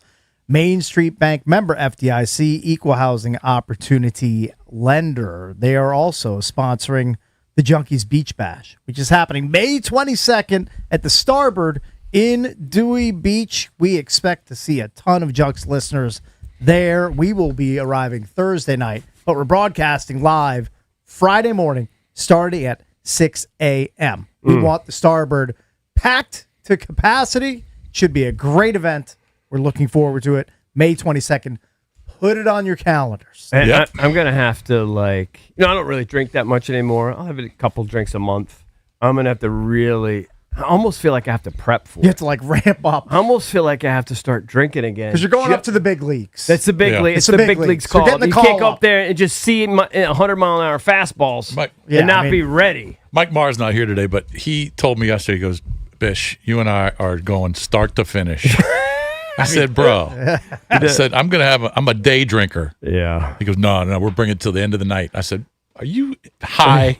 I'm not doing that. I said, I'm a good happy hour, 2 to 5 to maybe 7 type drinker. I cannot go until midnight. He approached me with the same exact bravado. Yeah, I mean, I said, wait till you're 56. You know what? I said to him, I'll have a drink or two during the show, right, and then a couple afterwards. And then if you expect me to be there late, here's what I'm going to have to do. Nap. I'm going to have to dip out, go to the spot wherever we're staying, get a little shut-eye, recharge the batteries, and then I can come back. Get some food. Then I can come back for the late afternoon, evening portion. Get some Faustos. But you know what? To do it start to finish, that's a young man's game. It's near impossible. Drabby, this is where you have to step up. This is where you're going to have to step up and entertain Mar. Mar's got friends. He doesn't need you guys. I'm sure he's bringing his boys. No, but I'm saying you. Why me? Hold on. Someone's repping the show. I'm cutting Mar loose. He's on his own. I mean, he can get He's a tanky big boy. after the show, whatever he wants to do. Yeah. You don't want anything to do with it? I'm not going to babysit Mike Mar. He's No, a grown that's man. not the idea, to babysit him. I'm not asking you to baby. You let him do whatever he wants. Just occupy him. He needs a partner in crime. That's He what needs he's a looking wingman. for. He's saying you are That's the what he's looking wingman. for. Well, he can have you. Probably won't be Drab because I'll be watching somebody else, I'm sure. You'll be babysitting some other member of the staff. Yeah. TBD. TBD. All right. Yeah, well, it's a big weekend. I know I have friends flying in from Florida. He literally is pondering, my buddy Lucas and his wife. They're asking me about the Salisbury airport. Do you know there actually is an American airline flight that goes into Salisbury? There's another one. It's Wacomico Airport. Yeah. Whatever the hell it is. Unaware of this. Yeah. I didn't know that maybe they expanded it. There's a couple major airlines that go in there. I'm sure they're small planes. Yeah, it's got to be a puddle jumper. There's no chance a big-ass plane is flying into the Wacomico Probably like 20 20 seaters. But I don't know. Maybe they've expanded over the years. I don't know. I haven't been down there so long. Yeah. I mean, it wasn't like that when I was there. I mean, we know D Woods is flying in. People literally flying in. I mean, even if you fly into Baltimore, I mean, it's an hour and 45 minutes. The only issue, and I don't want to sway anybody the wrong way, it's just that it's going to be a busy weekend. So you're going to want to be strategic about when you head over that bridge. It's Memorial Day weekend. Yeah. Yes, it will be very busy. You got to be strategic about that. Correct. I don't know. Talk to your Claude or whatever your Grok, whatever it is, and figure out Your best Gronk. time. Yeah, best time to get over that bridge. Cakes.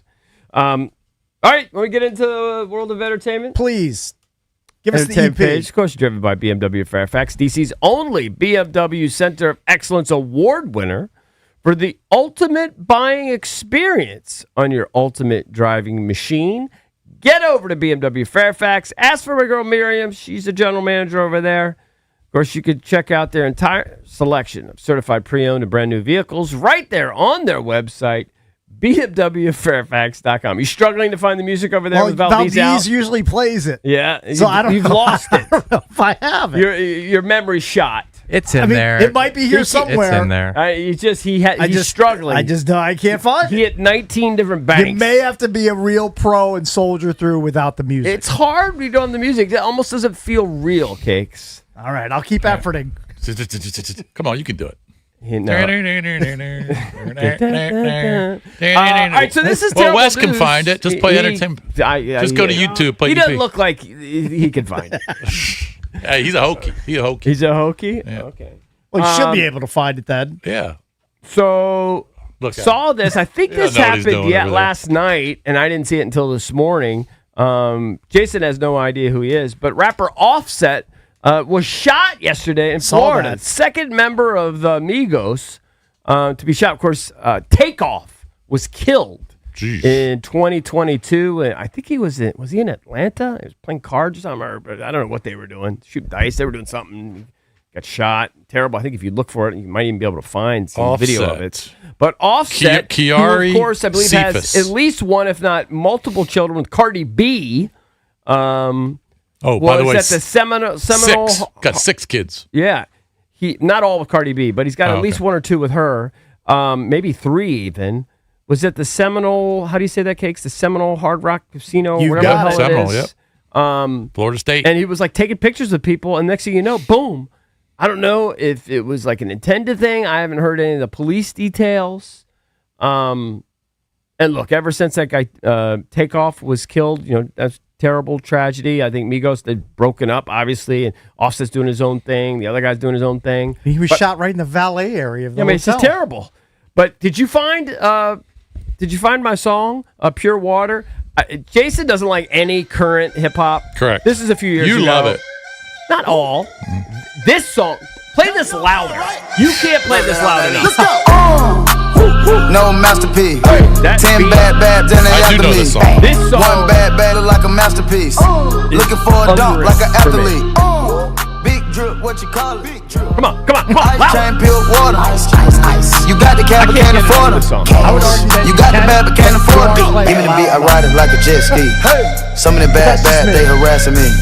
They like me cause I rap and be with the athletes. Stop asking me. I know they mad at me. Hop in the coupe, then I slide. I mean, it literally does Rap nothing music. for me. But it's, Wow. look, different strokes for different That folks. beat just hits me right. It's not bad. It's not bad. That one It's hits not me. EPMD, but it's not bad. No. That, for like current stuff-ish, that's probably Yeah. 5, 6, 7 years old, whatever. That song, that's a banger for your boy. That's Okay. definitely All on right. my And this playlist. happened yesterday. He was shot yesterday. Yeah.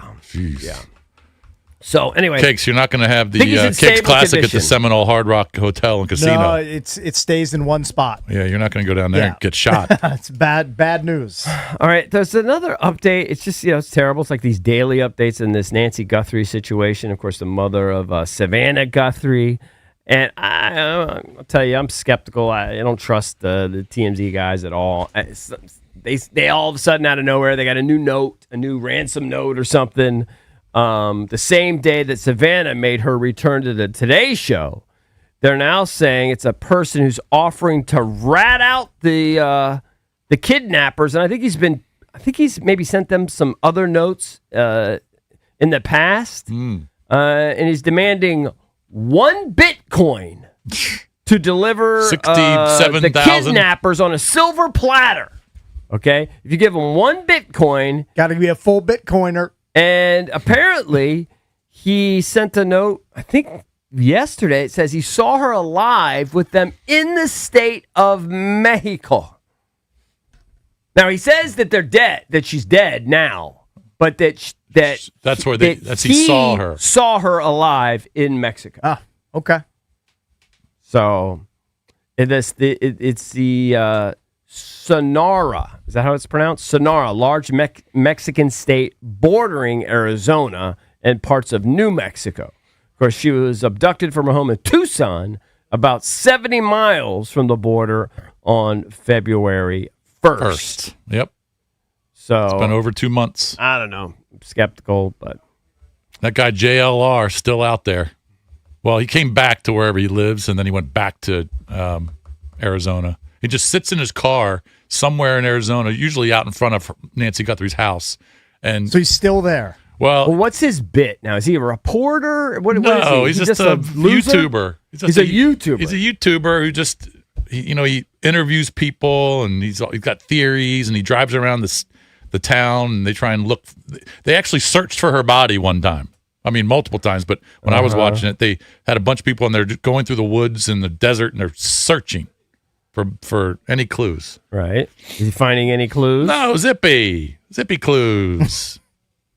Kicks, can you believe it's been 50 years since Charlie's Angels debuted? I mean, we're old, so I guess. Yeah, I can't believe it. Charlie's Angels celebrated their 50th anniversary. You used to get horned up watching Charlie's Angels as a youngin'. The original Charlie's Angels. Can you name all three original Believe Angels? I can. Go ahead. We have Farrah Fawcett. The actresses? Hold on. I don't know if she was in original. Yeah, we've got Farrah Kate Fawcett. Jackson.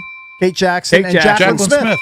Was Farrah Fawcett original over Cheryl Ladd? She was the OG. Yes. She was? Yeah. Okay. Yeah, Cheryl Ladd came in afterwards. Farrah Fawcett couldn't appear at their anniversary party. Right. Yeah. No longer with us. How old are these? They're probably in their are they 80? Kate Jackson 80? I don't know. Cheryl Ladd is 74.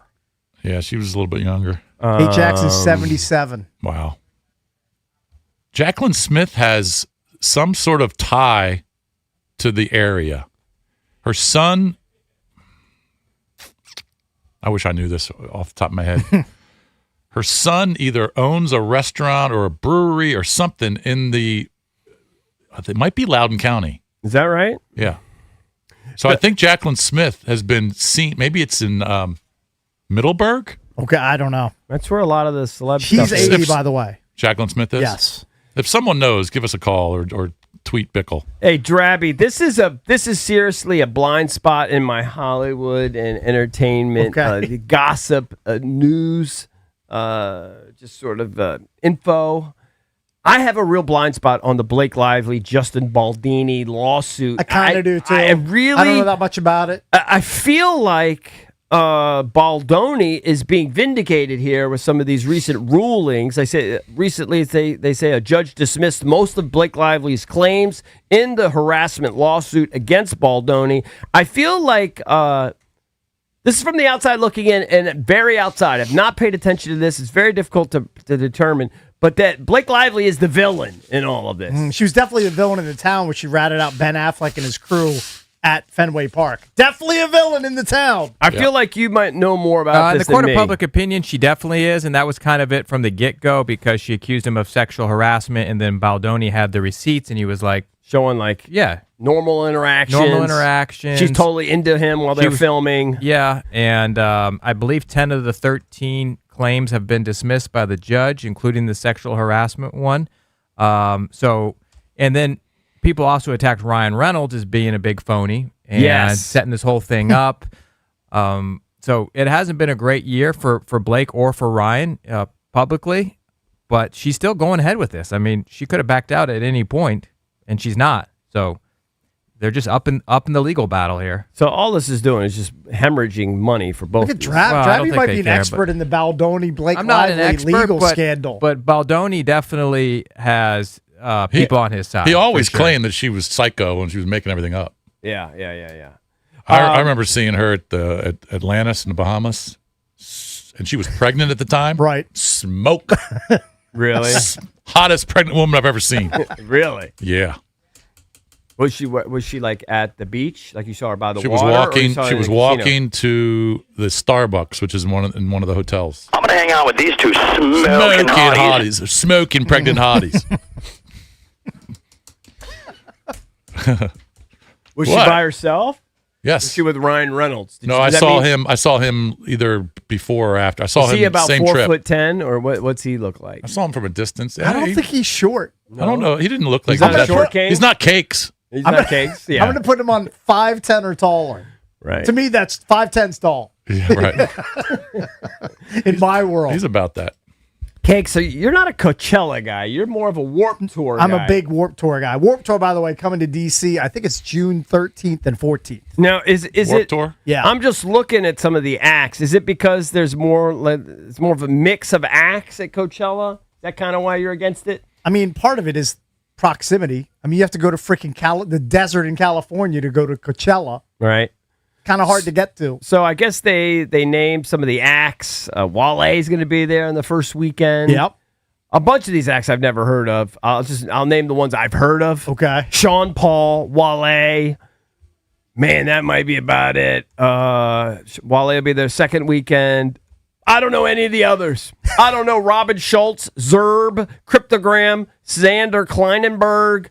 I don't know. I mean, Coy Leray. I don't know any of these. You're kind of speaking as to why I would never go. Like, I haven't heard of 95% of the bands that you're mentioning. I just don't know them.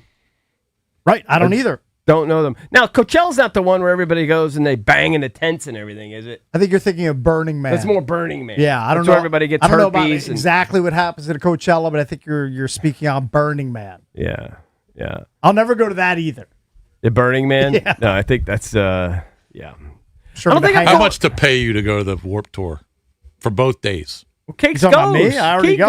goes. I just get tickets to go. He For takes his both daughter. days? I went last year at the RFK Festival grounds. Oh, my God. Now, full disclosure, I didn't stay all the way till the end. My daughter and I bailed, I think, around 6 or 7 each night. Right, Instead of staying till 11 p.m. But we were there for like 7 or 8 hours each day. Saw the bands we wanted to see.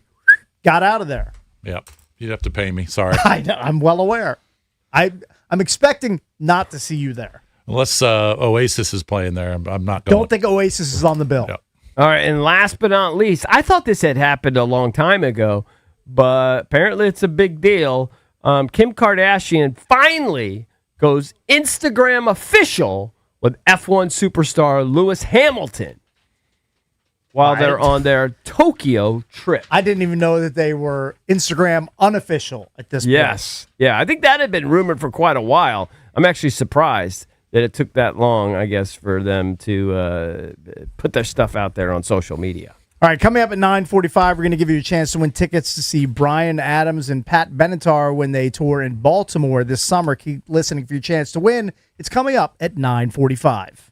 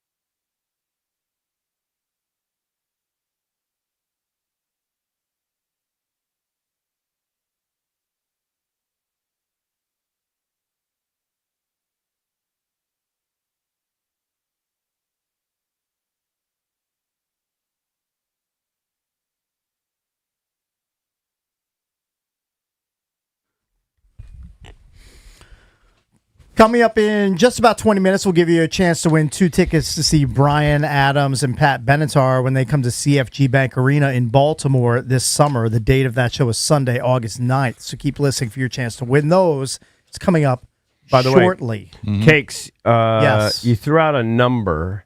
Okay. I think you said, did you say 150 for the Malbon bird vest? The best, yeah. That was my guess. That was a good guess. Okay. 198. Really? You can actually get it, too. If Valdez wants to go, what they're doing is Malbon's rented a home there in Augusta. It's open to the public. You walk in, free food and drinks. Nice. And they're selling merch Wow. in there. There you Smart go. move by them. Smart marketing, Free right? food and drink. People are going to go in there. Very Yeah. good. Just about $1.98 for my Now, vest. I wouldn't use that shirt for toilet paper. I know, But if yeah. you want to wear it, you do you. Yeah, that's fine.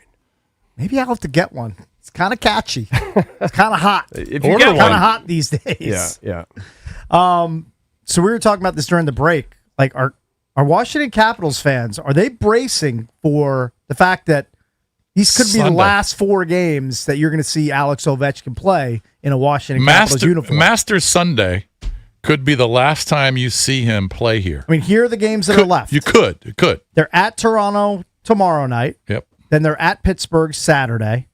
Then their final home game is Sunday, April 12th. And then they're at Columbus to close out the season Tuesday, April 14th. Mm-hmm. Coach Carberry's final appearance will be tomorrow on tomorrow's show. My cousin spent $700 on 2 tickets for Sunday's game against the Pens in the nosebleeds, thinking that it's his last game. Yeah, I mean, the aftermarket, at least on ESPN, tickets as low as $204. Right. So the minimum get-in price is over $2 Correct. at this point. Yeah, I mean, if you want good seats, you're going to Yeah. spend like $700. And Yeah, of course, there's been no word. I mean, There's been it's no- not like Ovi came out and said this is it. No. The Caps haven't said anything. We have no idea. They've been very tight-lipped about it. But what if that's his last game? I mean, you might be seeing the last 4 games of Alex Ovechkin as a Washington Capital. Is that game going to be nationally televised because it's a possible Which, final? the Pittsburgh game, the last home game? Yes. It's on HBO Max and True TV as well as TNT. Yeah, like a lot of platforms are covering it. Oh, and the Columbus game's on ESPN. Yes. Yeah, so that's why they're doing it. And right? the Saturday game is a nationally broadcast game on ABC. I mean, are fans, for the most part, assuming this is it?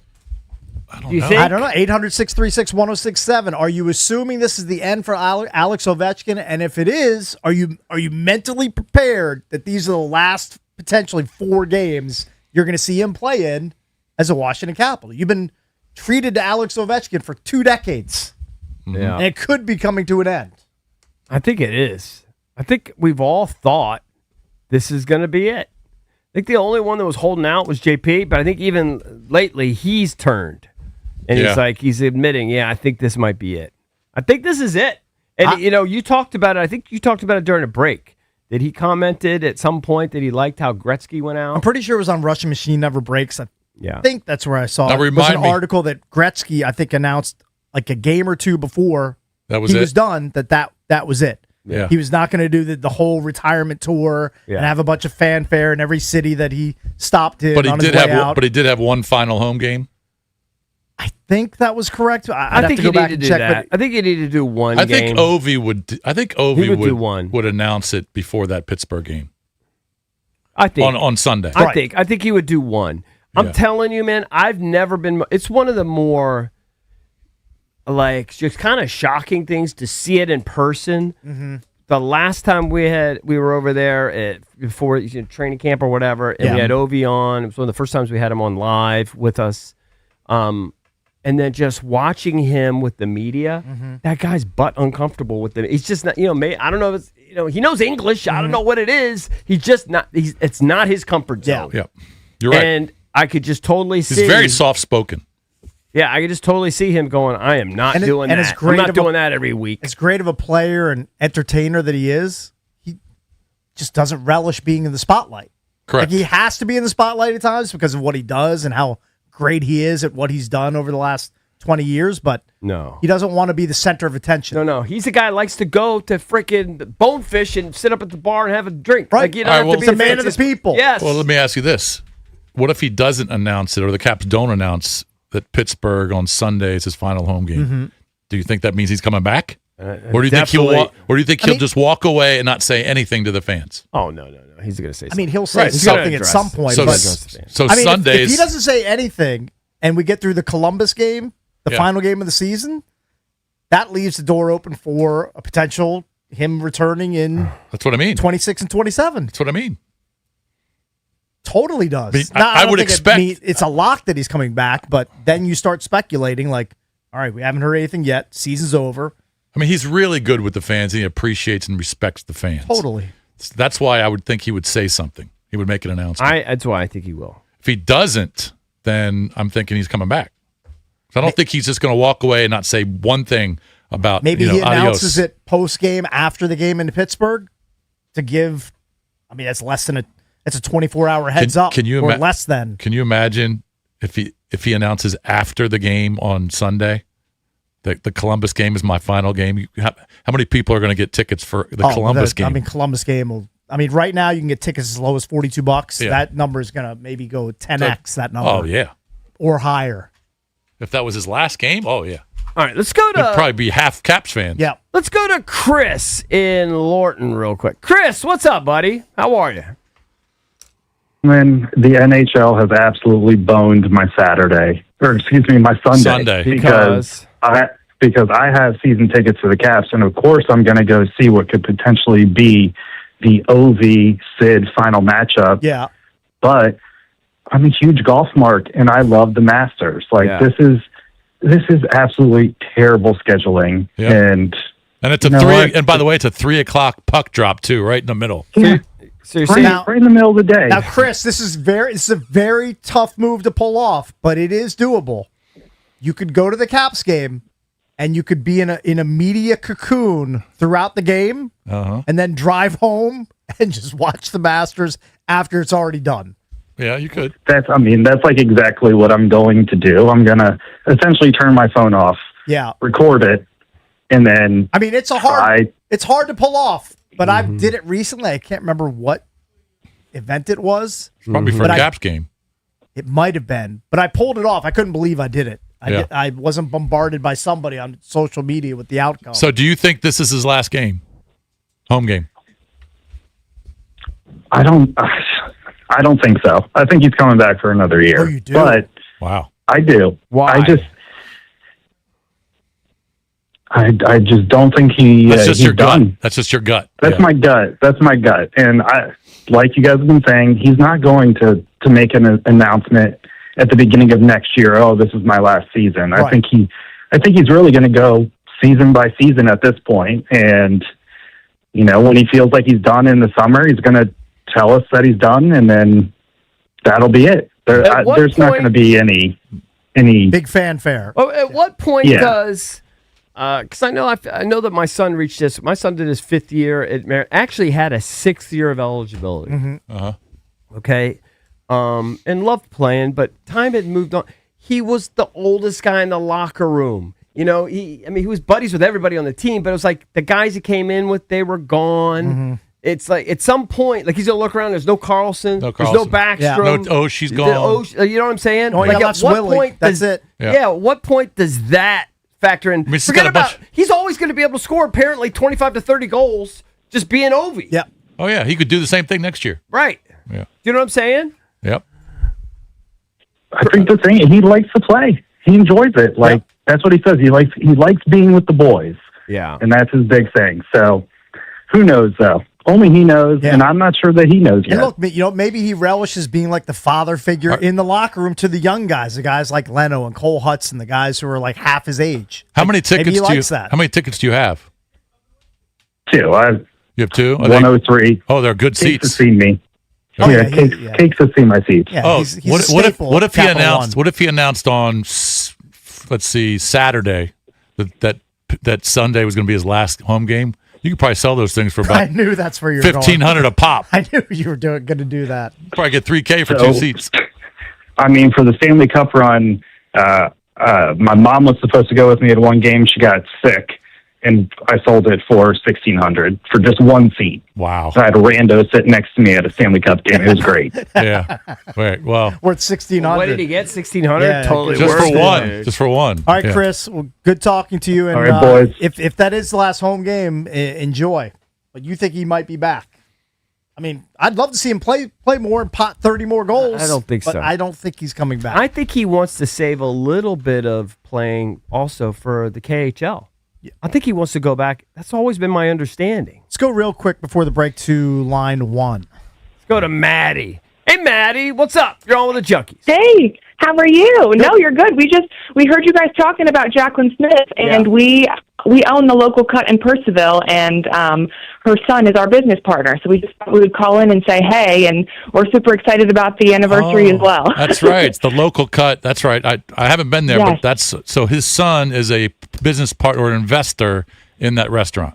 Her son. Yes. Yep. He is my boyfriend's business partner, and we've been open for 3 years. You haven't come out. You have to come out sometime. Drinks and food will be on us. We're opening a second location actually in Charlestown, West Virginia, close to the casino. So cool. Wow.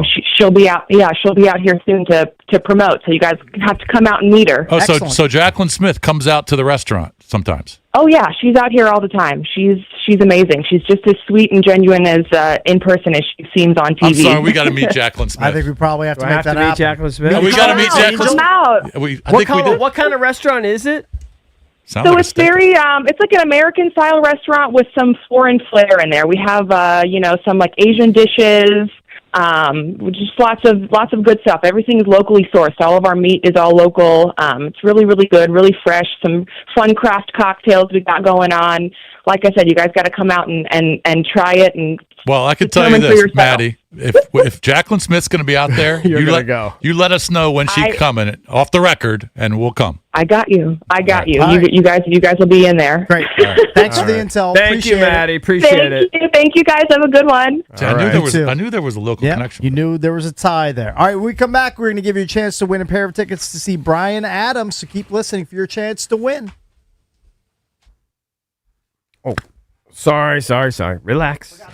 Yeah, everybody forgot to remind me. I said I'm going to need a reminder for the in-show Reed cakes. Red Wing, the legacy footwear brand that has set the global standard for purpose-built boots since 1905, is expanding beyond shoes for the first time. Known for its unmatched quality, fit, and durability on the job site, Red Wing is now taking that same craftsmanship with new work apparel line.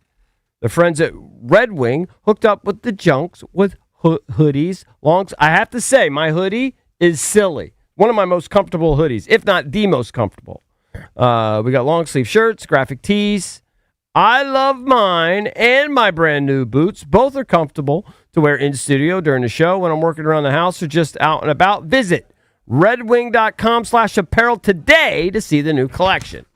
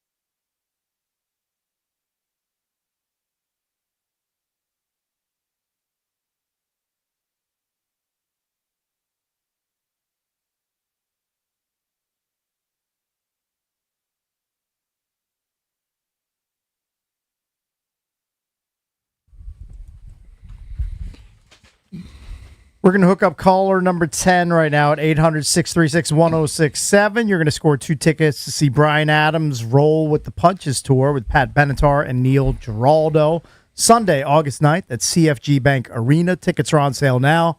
For tickets and more event info, go to thefandc.com/events for all of that information. 10th caller at 800-636-1067. You will win. Going for free, better than paying. Generally the way that works. So, Jason, we know. Can you hear the Masters music there for a second, Cakes? That I can find. I know exactly where that is. The weather's going to be outstanding, especially once Thursday gets there. It's just going to heat up every day. It's going to be 85 down there this weekend. Yeah, so it's going to be perfect. What about here, though? I feel like here it's like going to be the 50s. Is that the forecast? Today is going to be chillier than yesterday. Yeah. It's going to be, I think, let's call it high of 55. Tomorrow morning, you might get temps in the 20s. Well, that's just Isn't that crazy? That's just not right. Now, you're only going to have that until Friday because Friday's going to warm up, and then next week, the weekend, and then next week's going to be in the 70s and 80s. So you're going through like 3 days of 50s. I'm over this. Yesterday was awesome. Yesterday was very good. I mean, it was a little bit warmer than the 50s, but it was awesome. I'm not looking forward to today because I got to go to the dermatologist. You can't see it, but there's a little red mark on the tip of my nose. You can't really see it, probably. I can't. So you're gonna cut it out. She's gonna biopsy it, and I don't know what kind of a scar, how big the scar is gonna be, but it probably won't be that big. But you'll probably have a big Band-Aid. I'm gonna have a Band-Aid tomorrow, looking right at that dumb camera. So I'm not looking forward. Today's gonna suck. Yeah, I gotta make dermatologists. I'm sorry. I know you need them. They suck.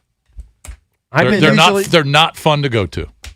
I mean, I'll never no doctors forget. are fun to go to. I know. I haven't been in a while, especially derms. I should probably go back. But the last time I went, the lady just literally picked up she pulled down my underwear and picked up my Johnson to look for moles. Right. That's more invasive than anything I've had done at a. I mean, that was at a dermatologist. Maybe my guy's not as thorough as he should be. Yeah. I think your guy's not as thorough. Maybe that's. I can't even remember if she split my cheeks. Like, I don't even remember, but I just know. It's very invasive. Johnson was moved. Which is strange because the sun has never seen that. Yeah, it doesn't have to be sun stuff. I know. You can have a lot of stuff. I know. My brother has he has a lifetime skin cancer issue, and it won't shorten his life, but it's not sun related. Right. Yeah. Yeah, my next door neighbor had skin cancer in the bottom of her foot. Yeah, not sun related. No, not sun related. All right, let's go real quick. Let's go to Devin. Hey, Devin. Devin calling from Annapolis. What's up, buddy? Hey, Devin. You're on with the Junks. Devin, are you there? Devin working here, my friend? Could be a guy, could be a girl. I feel like that's a I'm guy. here. Yeah, that's usually, a guy. I mean, for this show, almost always going to be a guy. Yeah, right. What's up, Devin? Sorry to disappoint. No, it's all good. I'm a guy, nor a dermatologist.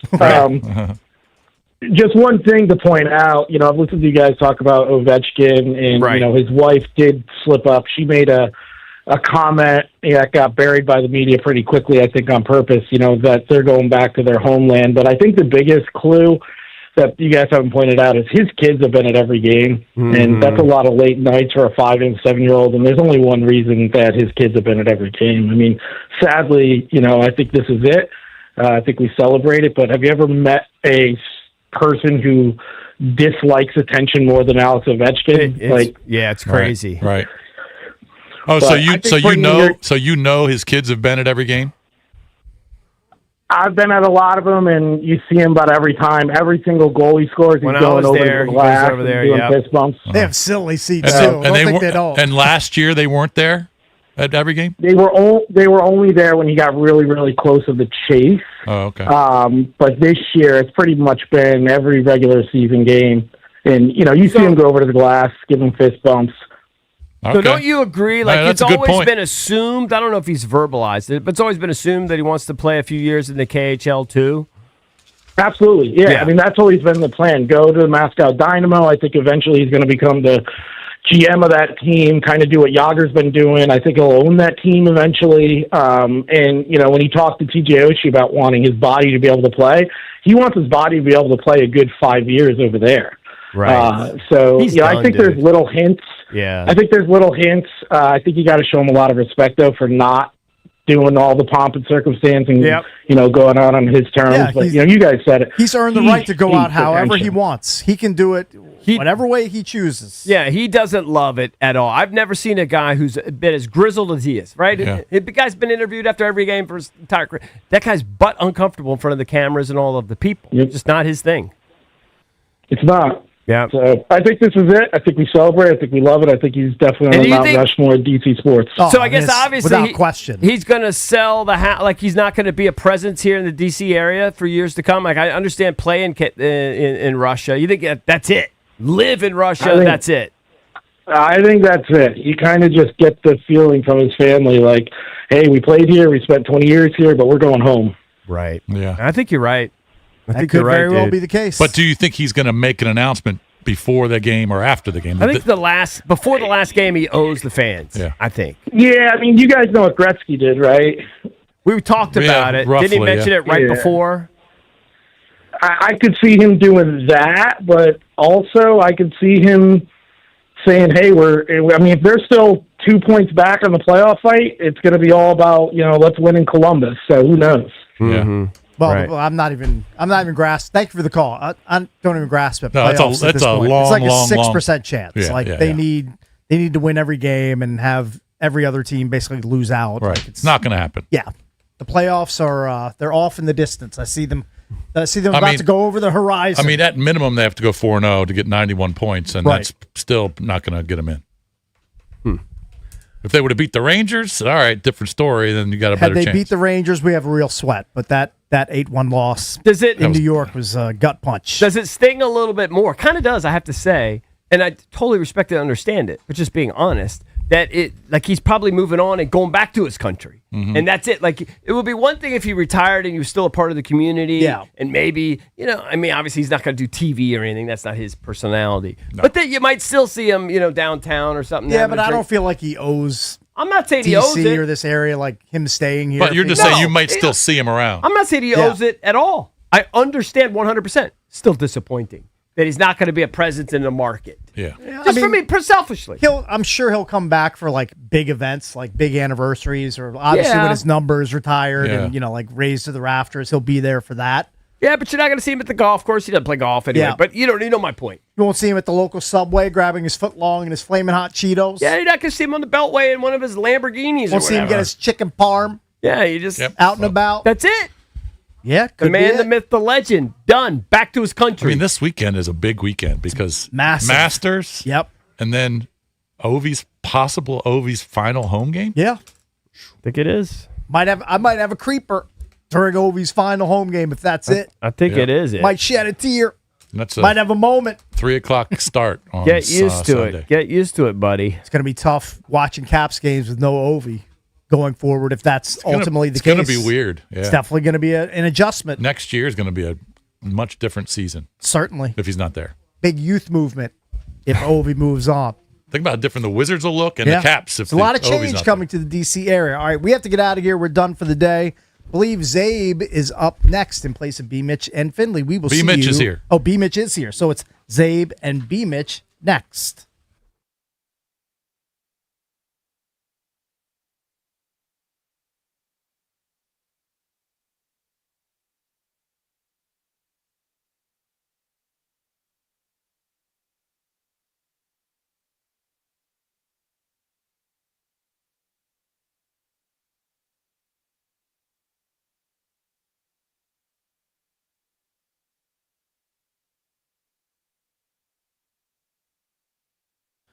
When it comes to your money, what's more valuable than peace of mind? At Trajan Wealth, that's TRAJAN Wealth.com. Their fiduciary advisors know that your financial journey is personal. Whether you're looking for a second opinion on your portfolio or want to build a plan for steady income in retirement, Trajan Wealth has got you covered.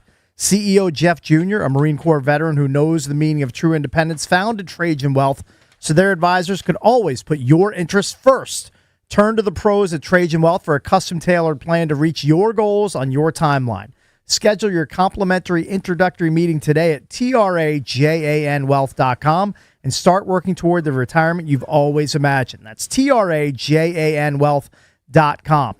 Don't leave your retirement to chance. Call Trajan Wealth today, 202-929-6600. That's 202-929-6600 or at TRAJANWealth.com. Advisory services through Trajan Wealth LLC, SEC registered investment advisor. Additional services through Trajan Estate and Trajan Tax. Actual client paid advertisement. Additional disclosures at TrajanWealth.com.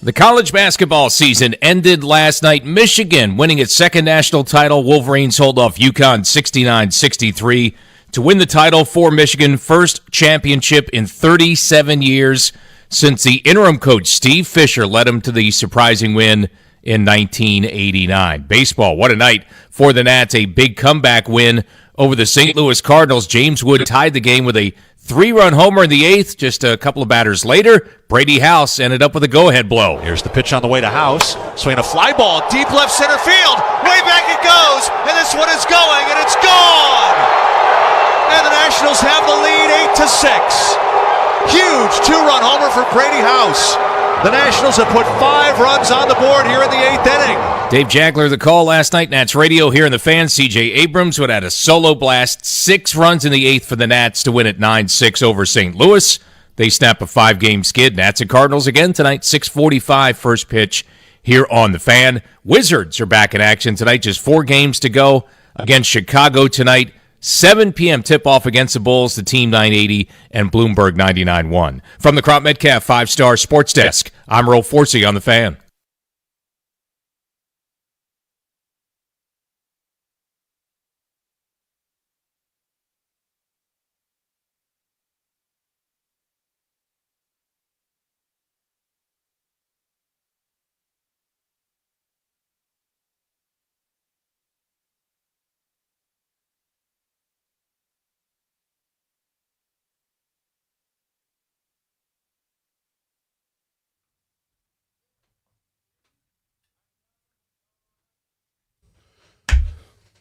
It is B. Mitch and Finley on a Tuesday morning. El Boldo in for JP. Brian Mitchell is back, and hallelujah, B. Mitch, I am here on time. Did you by break the any speed skin records of my teeth today. Did you break any speed records on your way here? No, I did not, but it was a white-knuckle, hair-raising ride, even though I've got no hair to raise anymore.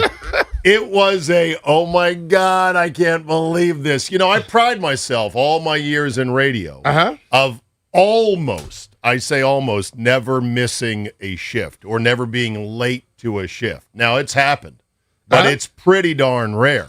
Yeah. And, you know, the commute in for me from the western burbs is significant, which is fine. But I just got off to a little bit of a late start, and I've forgotten that yesterday's commute in was easier because Fairfax County was off. And it's Monday. Oh, is Monday lighter? Monday and Fridays are lighter. So you know the rhythms of the yeah. city from this commute from out there in Chantilly. Monday and Fridays are lighter, and then you still have some people that were out of school. DC goes out of school this week. Okay. So DC is going to be going, to spring break this week. Okay. So you'll have a little help once you get closer to the city. Yeah. I got off to a late start about 8:17 out of the driveway, and I'm like, oh boy, and of course, I mean, the Tesla Model 3 is amazing because I hit in auto drive and it says you'll be there at 9:47. I'm like, great. And I'm letting it do its thing, and I'm making my way through some quick little suburb jams out there near Leesburg, and I get onto the toll road, and I'm about to go shooting down 66. Yep. And I see the dynamic pricing sign that said DC via 66, $28.60. And I'm like, wah! And so at that point, the nav on the Tesla had me already routed off of 66 to avoid that exorbitant highway robbery. That's where the term highway robbery comes from. Yeah. It's got me routed off of there to go winding through the suburbs of Falls Church, Annandale, North Alexandria, all that Michigas. Okay. So I'm like, all right, well, it suddenly says 9:42. I'm a couple strokes under par. I'm like Rory with a 4-shot lead standing on number 10 last year at the Masters. Yes. And then the adventure begins. So I'm like, all right, cool. It says this is faster. As soon as I get onto the off streets, it's like, oh, yeah, no, you're 9:54 now. And I'm like, what? Oh, yeah. You lied to me. Yeah. Come on, Tesla. What the hell? So now I'm panicking through the streets, and I'm watching as that little ticker goes up 1 minute, down 1 minute. I start moving. It's like, Okay, 9:54. I'm like, good. And I'm starting to try to calculate how long is the update? Is there any wiggle room? Do the Junkies ever get out late, per se? And I guess the answer is no. They hit the hard out. Don't worry about it, Zabe. I'm always here. Well, you were here. It's not as if the plane would not have gotten off the ground.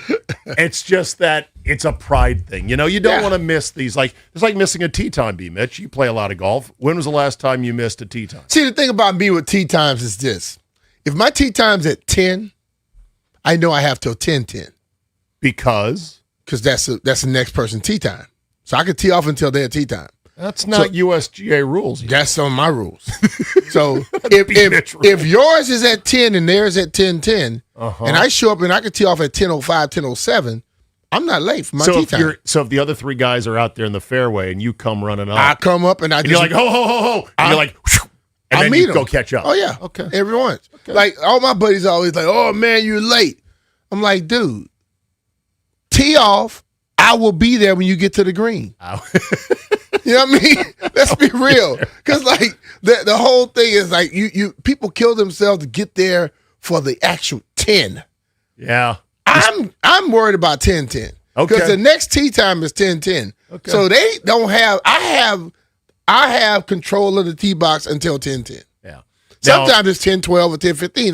That's how the increments they put the tee times in. Now imagine if you're a media member this week at Augusta, where every year they have a lottery amongst the media, credentialed media. To play on Monday. It's a very small sliver. I think it's only 10% of the people credentialed, which is several hundred or thousand. Yeah. And so Ken you win Griffey the lottery. is one of those guys. Yeah, well, the whole Ken Griffey photog thing is an interesting angle. Yeah. But imagine winning the lottery, and then you oversleep. I'm not gonna oversleep for that, Zabe. You just stay up all if night. I win the lottery, whatever is close there, I'm in that parking lot sleeping that night before. You're sleeping on Washington Road. Listen, I'm not missing that lottery right there. It ain't happening. I hear you on that. I'm just thinking about, imagine the mortal panic if you were late or close to running late for your tee time at Augusta for the lottery, your once-in-a-lifetime chance to play. That would probably kill most men. Yeah, it would kill most men because they wouldn't do what I did. I would probably be sleeping in one of the trees or something they got over there. They were like, B. Mitchell's a damn koala. But like, I can remember the first time I played Kenlock. And I get in my car. My car is dirty. I don't have a lot of gas. But I'm like, I have to get there on time. So as I'm riding there, I'm calculating. And then you always remember people say, your car still has a gallon or two left when it says it's zero. You still have a certain amount of miles.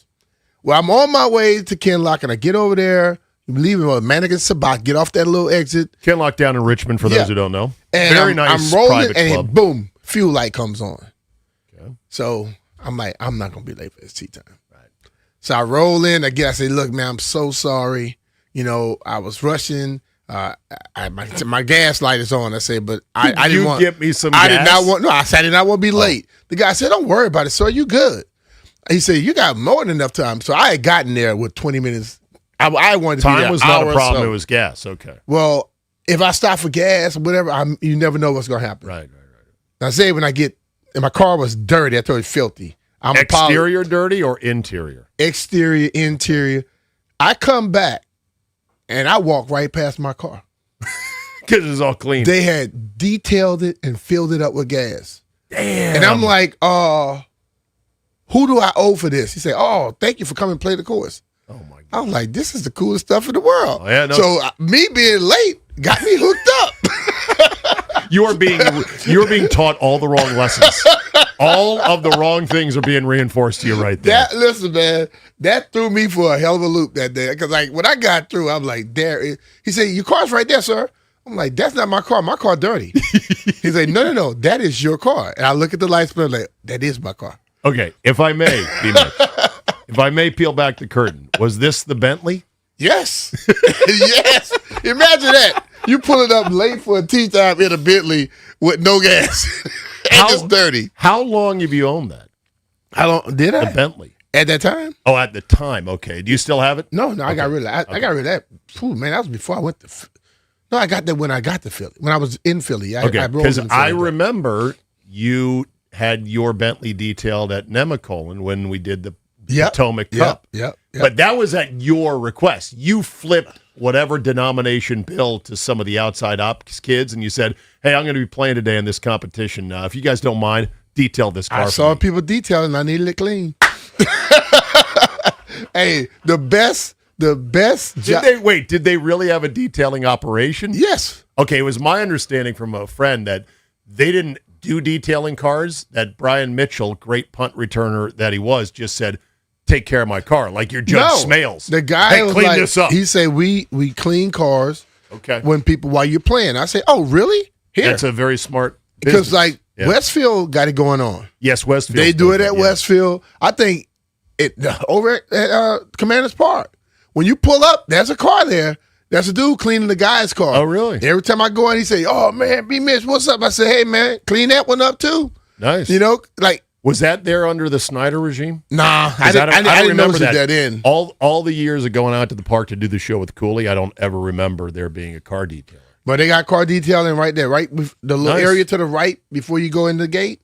Nice. They do it right there. If you have anything like that, if you got 4 hours and a half to spare, Might as well get and your you car need detailed. your car, get it detailed. Yeah. And sometimes they're a little pricier, but they do hell of a job. Yeah. So, Walker, next time you bring your Civic out to play golf with B. Mitch and shoot 110, we can get that detailed for you, okay? Just clean out all the fast food wrappers so you don't embarrass them, okay? Like, don't make it a pigsty. He's when away you from roll the up. fast food now. Yeah, no fast food wrappers in my food. Okay, all the In my car. organically sourced free-range vegetables in the back. Get those out first, okay? And then we'll get it detailed, all right? Yeah, my thing is golf balls. My bag had fell in my car. Like all the golf balls are just under my seat. That's all the golf ball that he finds when he's looking for his, because he's always in the woods. Yeah, that's right. Have you seen? Not true. Have you seen somebody do the golf ball prank on somebody's car, where No. they get so many golf balls? Claire, you've seen this? They fill up the car to With the golf windows. balls? Wow. And so the only way to get in is you open the door and all these of them come golf out. balls come flying I've out. never seen that. They did that to me back in. You need a lot of range balls. When we were in Carlisle, they did that to me with the peanuts, the packing peanuts. Oh, the styrofoam. So I get to my car and I'm like, I know the hell nobody didn't. My car is filled up. I'm talking about like they To the must have been. windows. They must have poured them through the sunroof. So Probably. I open the doors and stuff fall out, and I clean out my side, and I pushed out what I could, and I just opened the windows and I took off because and you had peanuts flying we behind you. had this competition like when camp breaks. Yeah, who could make it back Who's first? back first Without getting pulled Nobody over? can ever beat me.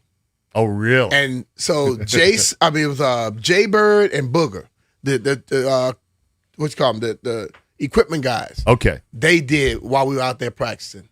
Oh, I still won. have you gotten them back yet? Well, I got Booger They're back, gone. and then they both left the team. Okay. But I got Booger back. Yeah, I would imagine one of those. You'd be like, I'm gonna get him back. I don't know, when or how, but I can't let that little prank go unreturned. You know, like the little stuff that itches a little bit. Put it Itching powder. I put it into his little area, his little undies. That'll do and it. I huh? put a little powder so he couldn't really smell it. Okay. And he got to practice, and you start sweating, it gets worse. Oh yeah. So I'm looking over at him, and he's starting to like move around a little bit, a little fidgety, and I can't stop laughing. Like, what is that? B. Mitch, you got me, didn't you? I say, Jay Bird, I'm gonna get you too. Right. But I was Your a day young is guy. coming. See, I was like a rookie or second year guy, and they always felt they could do stuff. I say, I don't care if y'all older.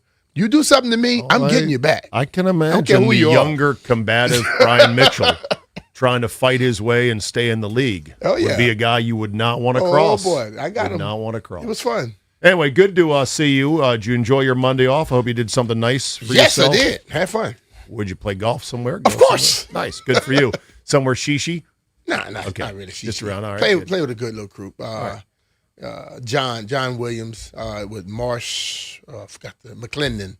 Marsh McClendon Agency, It was Good. like a thing with their company. So All right. one of Josh's good friends. All right. Well, I'm glad you're in this week with me because I know you're a huge golfer. It is Masters Week. Yes. It's Holy Week for us golfers. There's going to be interesting stuff before the week is out. But last night, the national championship concluded as Michigan beats UConn 69-63, right on the number, which turned out to be 6.5. 6.5 was the number. And if you were sitting on Michigan minus, you were sweating bricks, and then the most unbelievable confluence of things happened to basically screw you out of your bet. A banked-in 3 by Solo Ball late that did it. Turnovers that shouldn't have happened. Fouls that were not called. I mean, it was one of those things. They let him play most of that game, though. Way too much, in my opinion. But that's my opinion. But I would say this. I watched Michigan play throughout the year, as I did UCLA girls. Yes. When you get to that point mm-hmm. and you go through a game plan like they ran it, their defense was tremendous. Hell, UConn had some great defense at points too. They did. UConn, but I mean, Michigan's defense caused UConn to get a little careless with the basketball. Sure. You know, if you look at it, I guarantee they missed 15 layups. I'm talking about 2 feet, 3 feet, point blank range. Mm-hmm. But that pressure down the stretch make you do some things you're not accustomed to doing. It did for sure. And look, there are some that believe, I have friends who believe that was the way you're supposed to officiate big games. Big boy basketball, keep a light whistle. Only one guy fouled out, and that was the guard for Michigan late in the game. The fifth foul was not a foul. No, it was not. But they let so many other fouls go. Yeah. That it was kind of trench warfare. It was not a great aesthetic looking basketball game. Michigan wins the game, only having made 2 threes. Yeah. And by shooting under 40%. They shot 38%, and UConn shot, I think, 32% or something like that. Big foul disparity for Michigan. But we said yesterday on the show, we're like, hey, UConn is below 300 in terms of free throw attempt rate in the country. So for whatever reason, as good as they are, they just don't get to the line a lot. And that was certainly manifested last night as well. But I will say it was the worthy team won, Michigan. Dusty May's rise, B-Mitch, as a coaching superstar continues on a near straight vertical line, given that he took Florida Atlantic, didn't he, to the Final Four? Florida Atlantic to the Final Four. When you do that, I know. You're a damn good coach. And he did that at the very early stages of the portal before official NIL started. So that was when you could bring guys in, like that. You could pay him a little, but not a lot.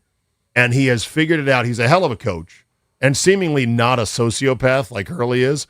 So he seems like a nice guy. He was going to be Carolina's guy. Hurley's crazy. I know. They couldn't get Dusty May. They couldn't even get a return call from Tommy Lloyd at Arizona. And they were going to wait. Well, Arizona gave him an extended deal. Well, of course they did. These guys leveraged to go, why do I want to change my mailing address just to make the same amount of money I can jack out of these guys right now? So they whiff on those two guys. They were waiting for Billy Donovan, waiting for him just for the season to end for the Bulls. They couldn't wait 4 days, and they panicked. Last night, all of a sudden, they panicked. They're like, we're hiring Michael Malone. And I'm like, I had to scroll to go, is this fake news? What the hell? Carolina's hiring the former Nuggets coach who wore out his welcome, Michael Malone? Oh, my God. Well, if you got players getting as much money as the basketball players getting these days, you need a pro coach to come in there to coach them. I guess so. But hail to the victors. Michigan, your national champs. That now makes the Big Ten really the kings of both football and basketball. As once again, the Big Ten is the basketball champ for the first time since 2002 in Michigan State. All right. This hour being brought to you by B. Mitch. Oh, Rude is this B. Mitch and Finley show is brought to you by Rude, the official show sponsor right now. Don't melt this summer. Upgrade to a high efficiency HVAC and get 60 months same as cash on qualified equipment until April 30th. Keep your cool and your cash. Find a Rude partner at rude.com, and if it ain't Rude, it ain't right.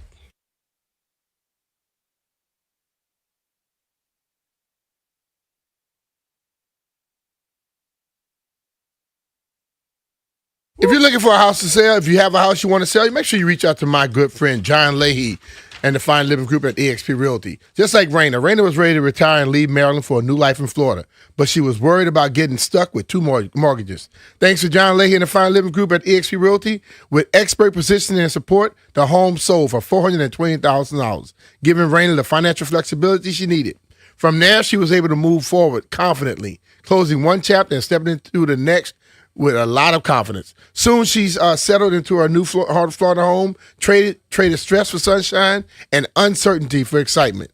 John Leahy and the Fine Living Group of eXp Realty can get that done for you. It only takes a few seconds to request an instant cash offer at johnsellsdmv.com. John offers you flexible fees customized to your needs, and he knows that life happens. So if needed, he will let you out of your contract at any time. And that's why I will let my friend John Leahy and the Fine Living Group sell my house. Call John today at 301-900-3052 or hit him online at johnsellsdmv.com. Or even easier, just Google John Leahy Group and start packing.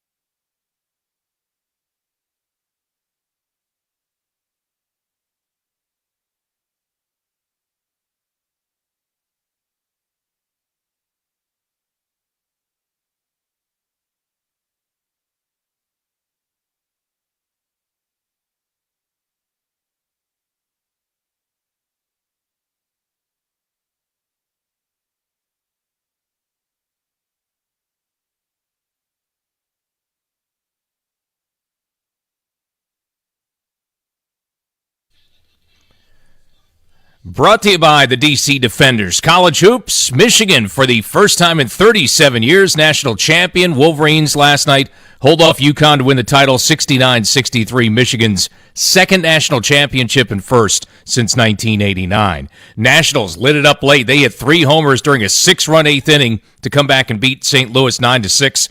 Last night, James Wood 3-run homer to tie it. Brady House go-ahead 2-run shot. After that, C.J. Abrams adding a solo homer for a little icing on the cake to cap things off. Nats with the win, snap a 5-game skid. Wizards' final week starts tonight. They will have the first of back-to-back games against Chicago. 7 p.m., Team 980, Bloomberg 99.1. And the Commanders announced their off-season program dates. That'll start in 2 weeks. April 20th, OTAs, May 27th, minicamp this year, June 16th through the 18th. DC Spring Professional Football is back. Defenders versus Houston, Saturday, April 11th, noon at Audi Field. Halftime, DC's own Wale live, a championship banner, and a hometown legend on the same day. Tickets at UFLDefenders.com. From the Crop Metcalf 5-Star Sports Desk, Scamaro Forsey on the Fan.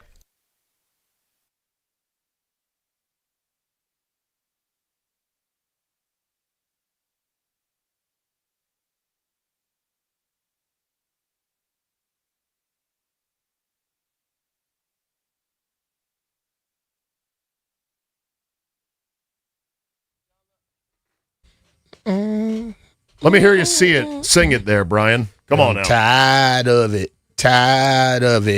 I like the song. Who is this? This is Morgan Wallen and who's with Morgan Wallen. Morgan Wallen and the Moneybag Yo. Moneybag Yo, yeah. Song title is Whiskey something. Whiskey. Whiskey. Yeah. Tired of it.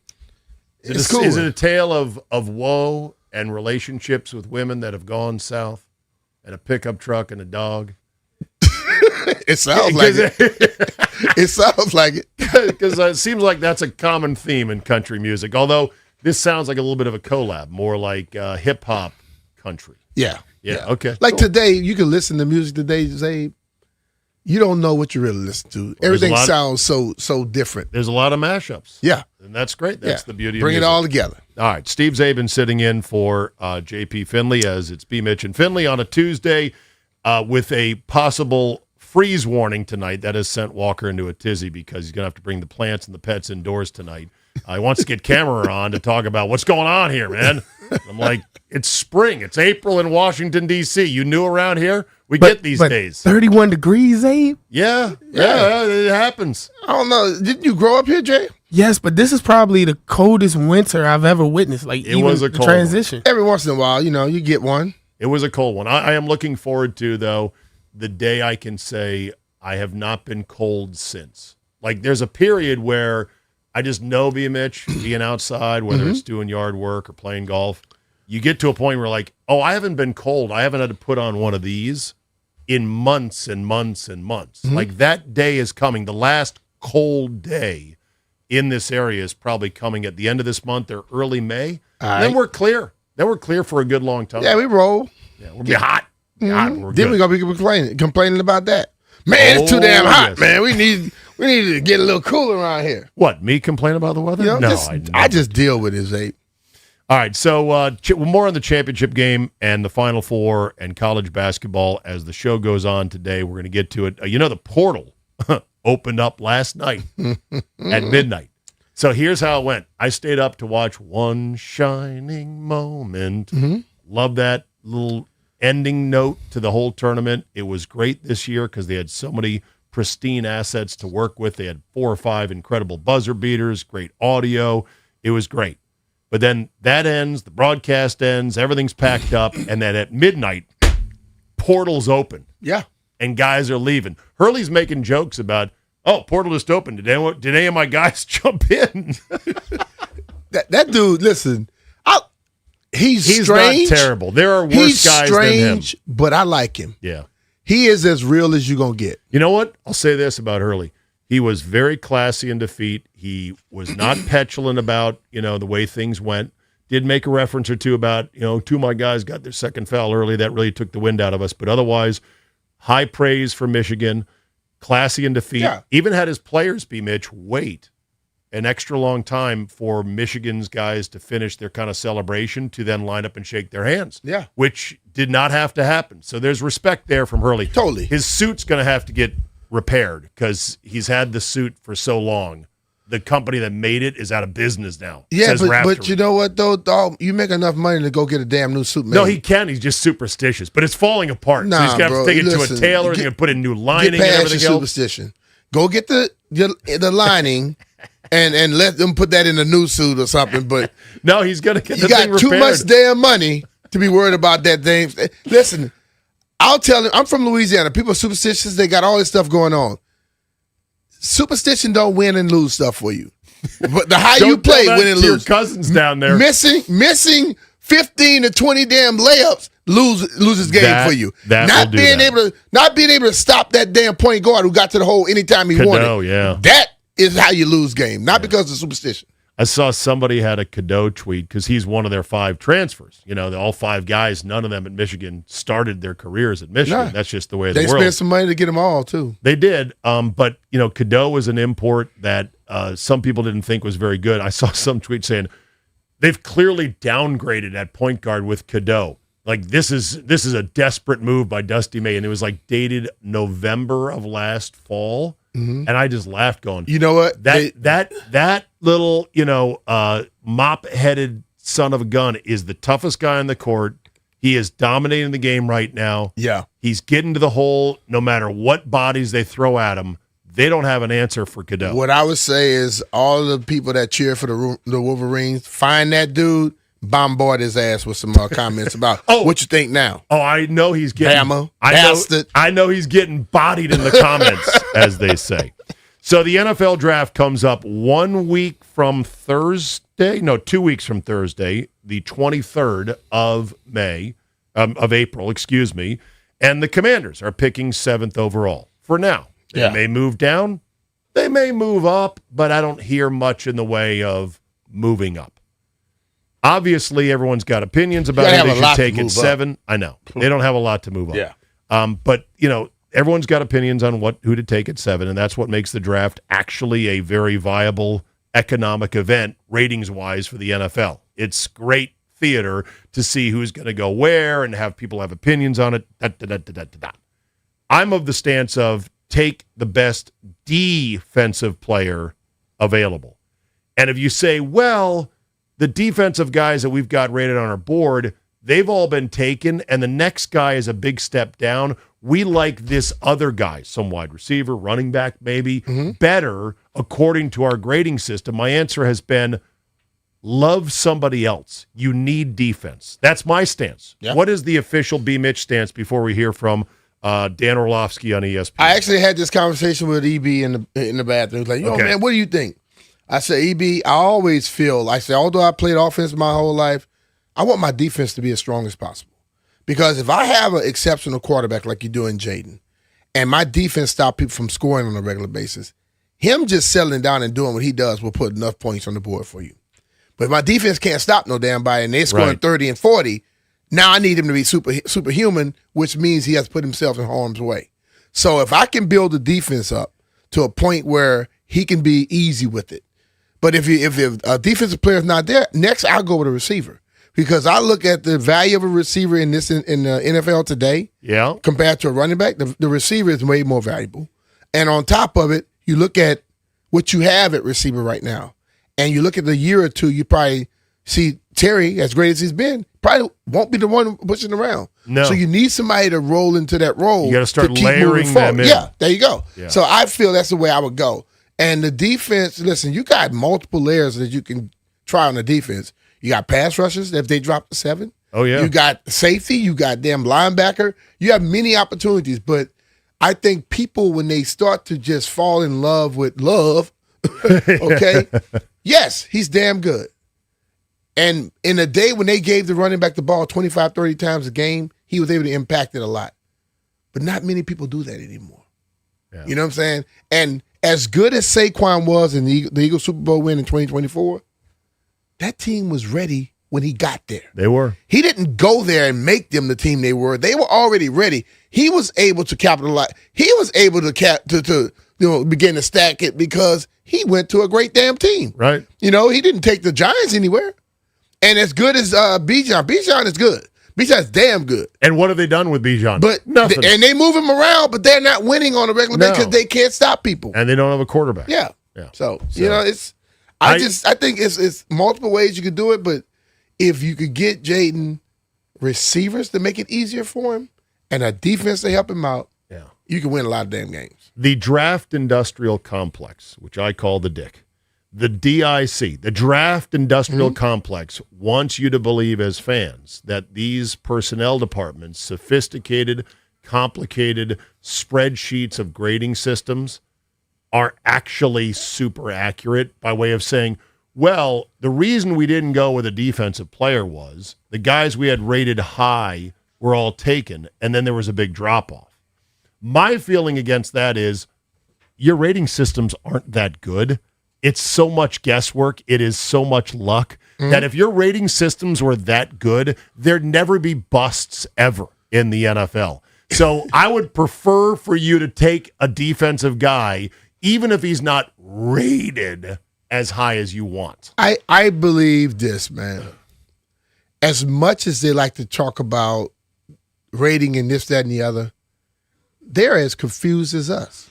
Yes. Because if their rating systems were so great, you wouldn't need a damn combine.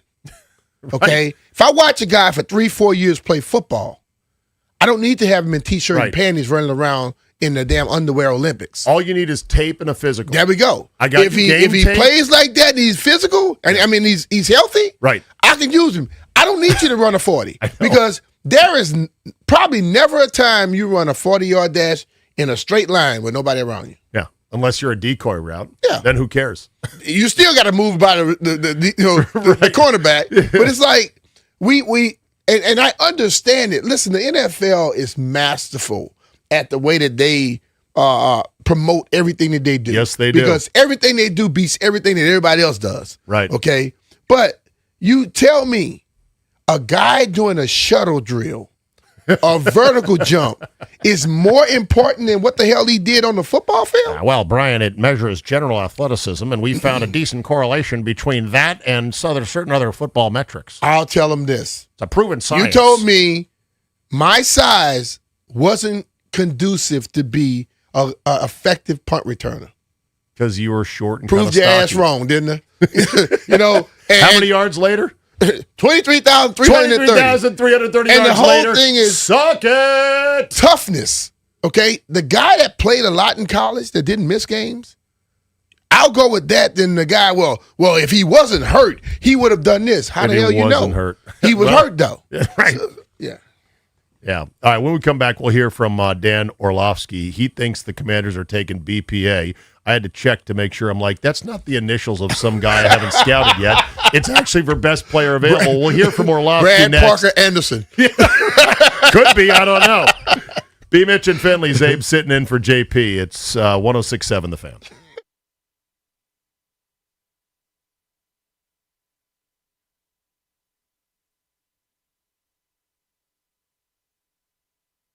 If you want comfort and convenience wherever life takes you, then you need to turn to Rude. With Wi-Fi compatibility, you have full control of your heating and cooling system right from your phone. Forgot to turn down the heat before vacation? You can adjust it in seconds. Plus, you'll get alerted if something's not right. These guys are the absolute best. They've installed new systems in my house, and I felt the difference instantly. And here's the best part. Rude systems are whisper quiet. No more noisy interruption, just peace of mind. Rude's variable speed compressor ensures precise temperature and humidity control, operating efficiently even in extreme conditions. Its comfort and performance perfectly balanced. Also, don't forget about the savings. You can qualify for federal tax credits up to 2 G's on heat pumps through 2032. Visit rude.com/federal incentives to learn more. Rude, the most reliable heating and air conditioning products in the DMV. And remember, if it ain't Rude, it ain't right.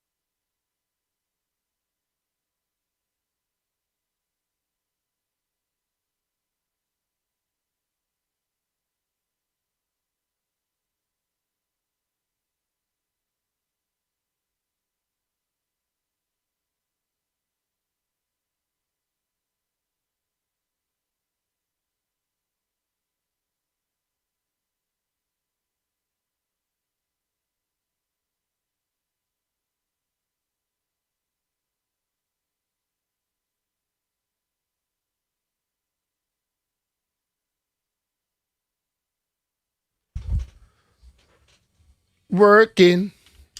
We're back. B. Mitch and Work so Finley. hard. Zabe sitting in for JP. Brian is here today talking some NFL draft coming up. Dan Orlovsky, who I think, Brian, is still, at least for the moment, an honest broker of football opinions on ESPN. And I say that because, unfortunately, a number of guys who I've respected over the years became dishonest brokers of football opinion on ESPN because ESPN rewards hyperbole and clicks and controversy and everything else. Notably, the guy that really broke my heart was Ron Jaworski. You know Ron from your days in Philly. Yeah. Great guy, by the way. Yeah. Don't get me wrong. But when Ron Jaworski went on this rant about Kaepernick, I truly believe Colin Kaepernick may become the greatest quarterback of all time. I'm like, oh, my God. Where did this take come from?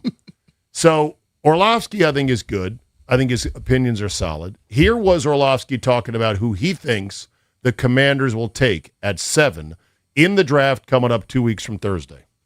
Yeah, I think the 7th pick is I think the whole NFC East is really interesting draft-wise.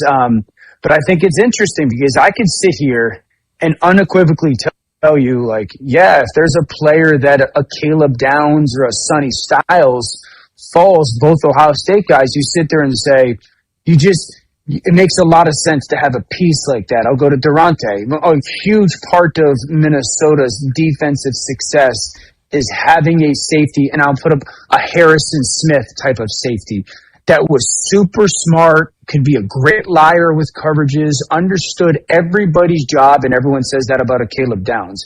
Or you say the Sonny Styles type of player that is that change, move, piece, crazy athlete. I can get him in rush situations. So like I could sit there, and I think everybody, if one of those two players were the selection, you would sit there and say, that totally makes sense for exactly who Washington wants to be. But then I could also go, well, I could see if Jeremiah Love falls to them. I don't want to say falls, but is available at 7. Then you go, man, could you replicate the Jalen Hurts, Saquon Barkley running attack of 2024?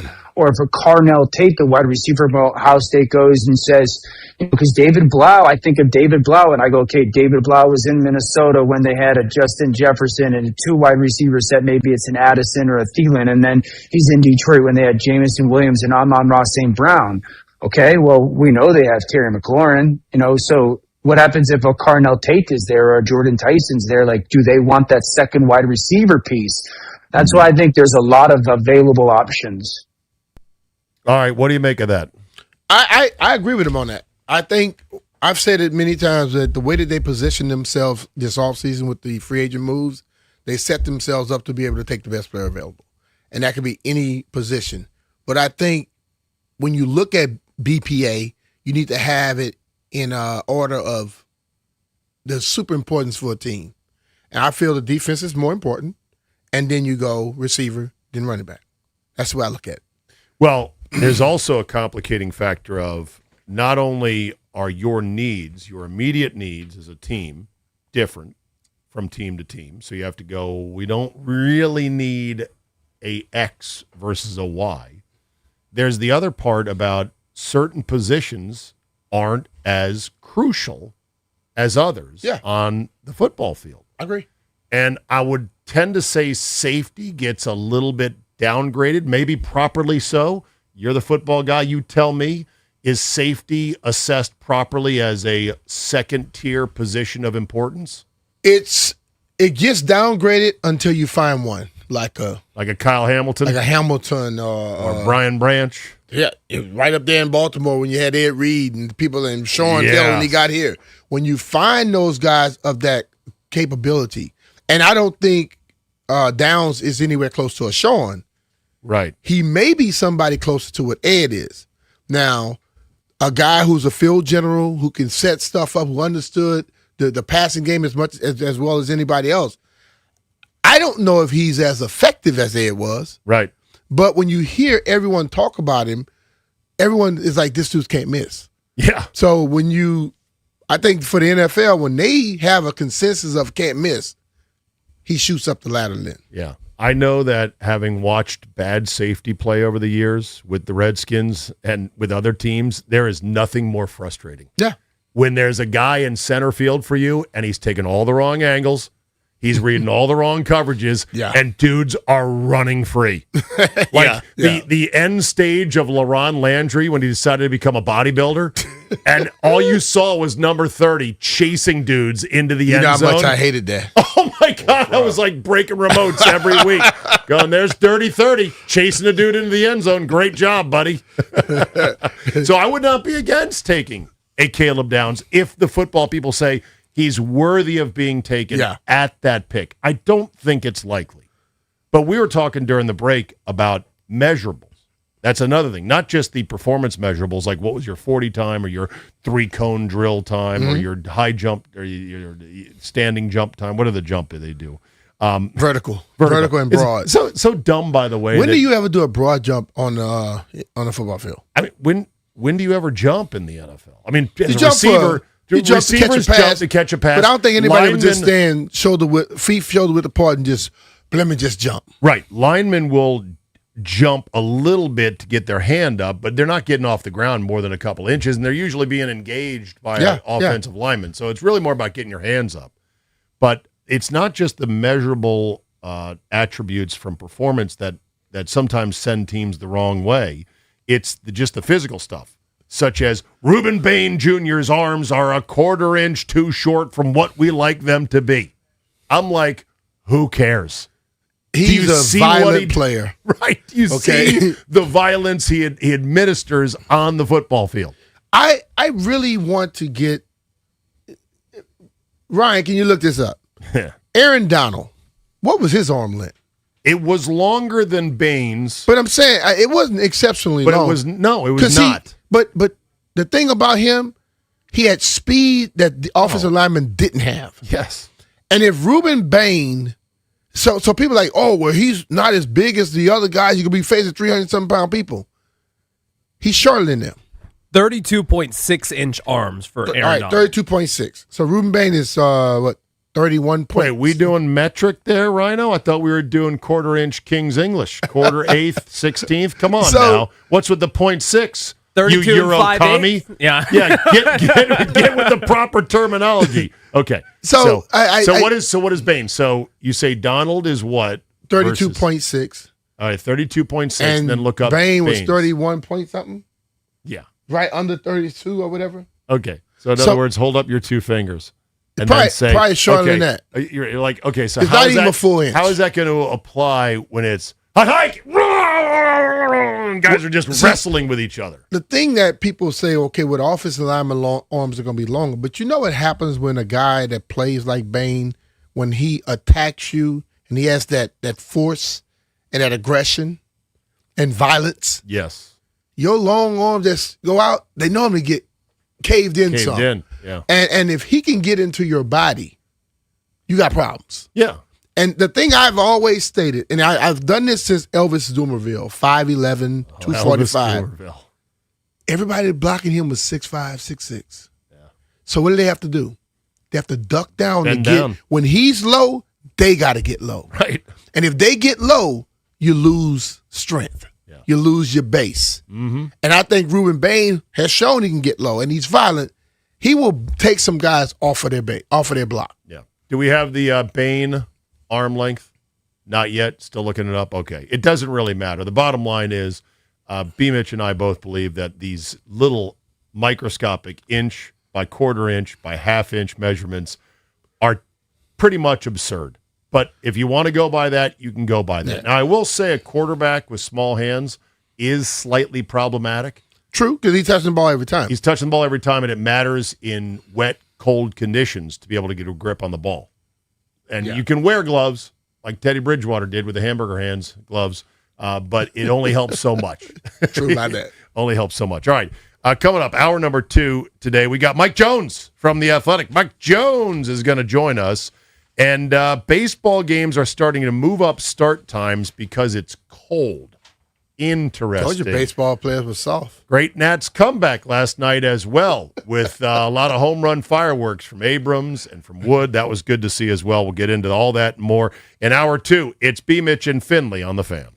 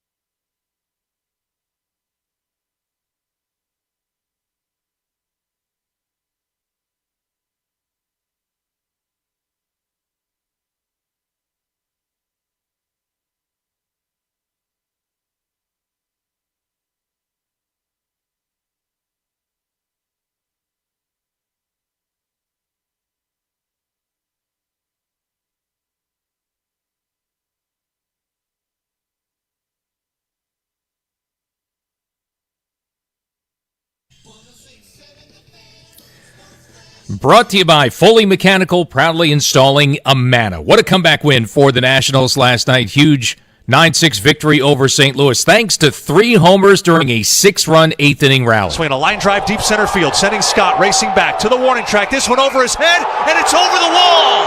It's a line drive, 3-run homer that just would not sink. James Wood has tied this game. The Nationals 6, the Cardinals 6. He's robbed a homer, and he's hit a 3-run homer. He has done it all tonight. Dave Jackler, the call last night in the Fan. Woods homer tied it at 6. Brady House, couple of batters later. Go-ahead 2-run shot. C.J. Abrams adds a solo homer. Nats end a 5-game skid. Michigan, for the first time in 37 years, is college basketball's national champion, thanks to last night's 69-63 win over UConn. NBA final week of the season gets underway for the Wizards. 4 games this week to wrap things up, including tonight against Chicago. That'll be 7 p.m. on the Team 980 and Bloomberg 99.1. When your HVAC misses at the buzzer, call Fully Mechanical Heating, Cooling, and Radiator Repair across D.C., Maryland, and Virginia. Locally owned, never franchised. Fully Mechanical, proudly installing Amana. From the Crop Metcalf 5-Star Sports Desk, I'm Earl Forsey on the Fan.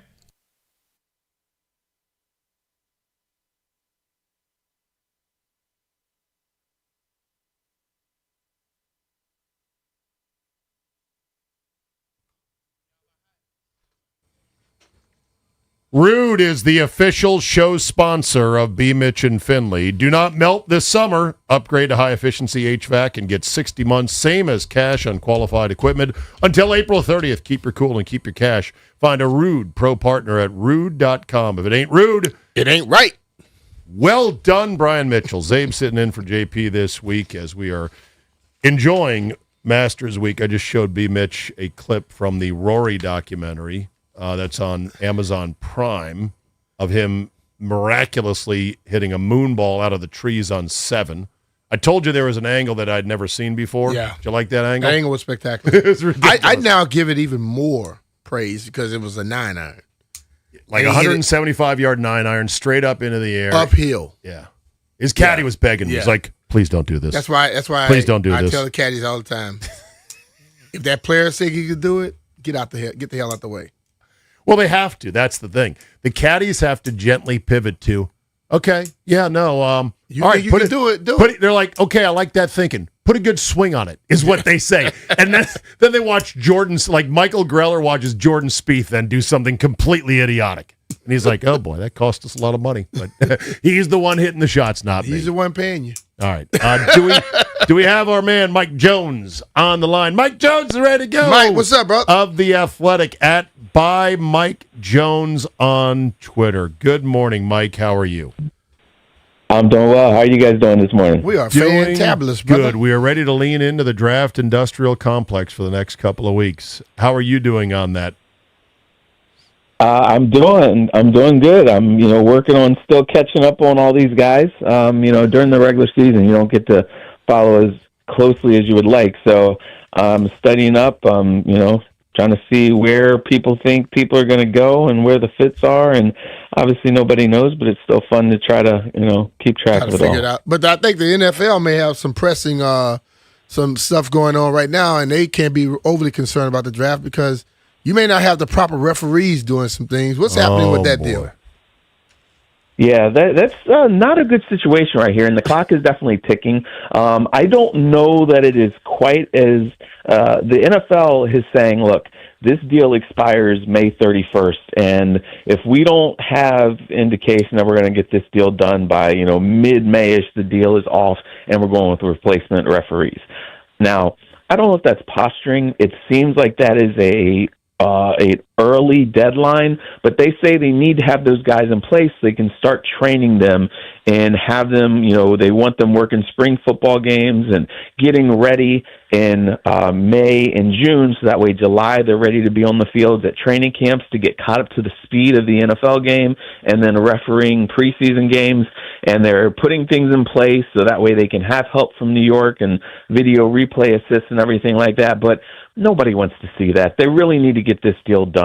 I know the referees are asking for what the NFL feels like is a lot, but you can't go down this road and have guys from Division III and high school refereeing NFL games. Yeah, but the league will, because they did last time, and they've learned, Mike, their lesson from last time, which is, one, don't wait for things to break down in August to scramble to get these replacements. And number two, use what they have now with CENTCOM in New York and the replay center to fix egregious mistakes. In other words, the Fail Mary, which basically broke the lockout, they would have fixed that in New York had it existed back then. So I think the referees, Mike, are in a really tough spot because the NFL is gearing up for war and they want to break them. And it's so dumb given the relatively minor expense that it is. It's like, why are you doing this? And the answer is because they're billionaires. That's what they do. Well, I can tell you what I think. I tell you one thing. We both probably not even thinking. The NFL's in a tough pickle. No, they're not. Because they are in bed with gambling right now. They don't and you care. can't have too many bad. Right. Oh, they care about gambling. Well, they make way more money in gambling than they want the public to know. What gambling company is going to get out of the NFL? The most profitable thing they have. There's a few weird outcomes. If you keep having calls that are going to sway things and you're going to mess up my end result, we have an issue with this because that's not how we're supposed to be. Mitch, we had that last year. The Ravens got 3 calls that were identified by what's his name as wrong after the season. That's after the season, including the Isaiah Likely 3-step touchdown. What if you have 30 of them?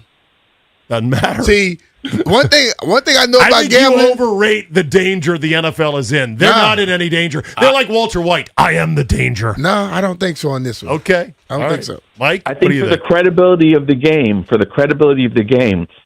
they really need to have those guys out there. Yes, they're going to be able to step in with the video stuff, but you don't want to be slowing down games.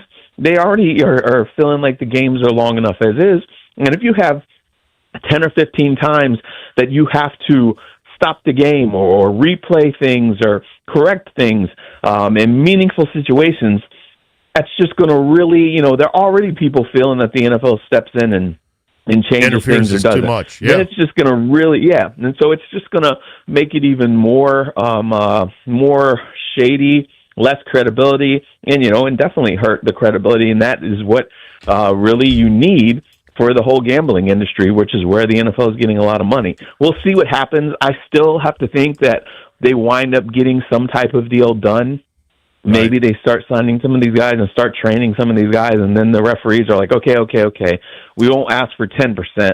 We'll ask for 6%, and we'll find a middle ground, something like that. But they need to have. It's hard enough as is for these guys that are the veterans.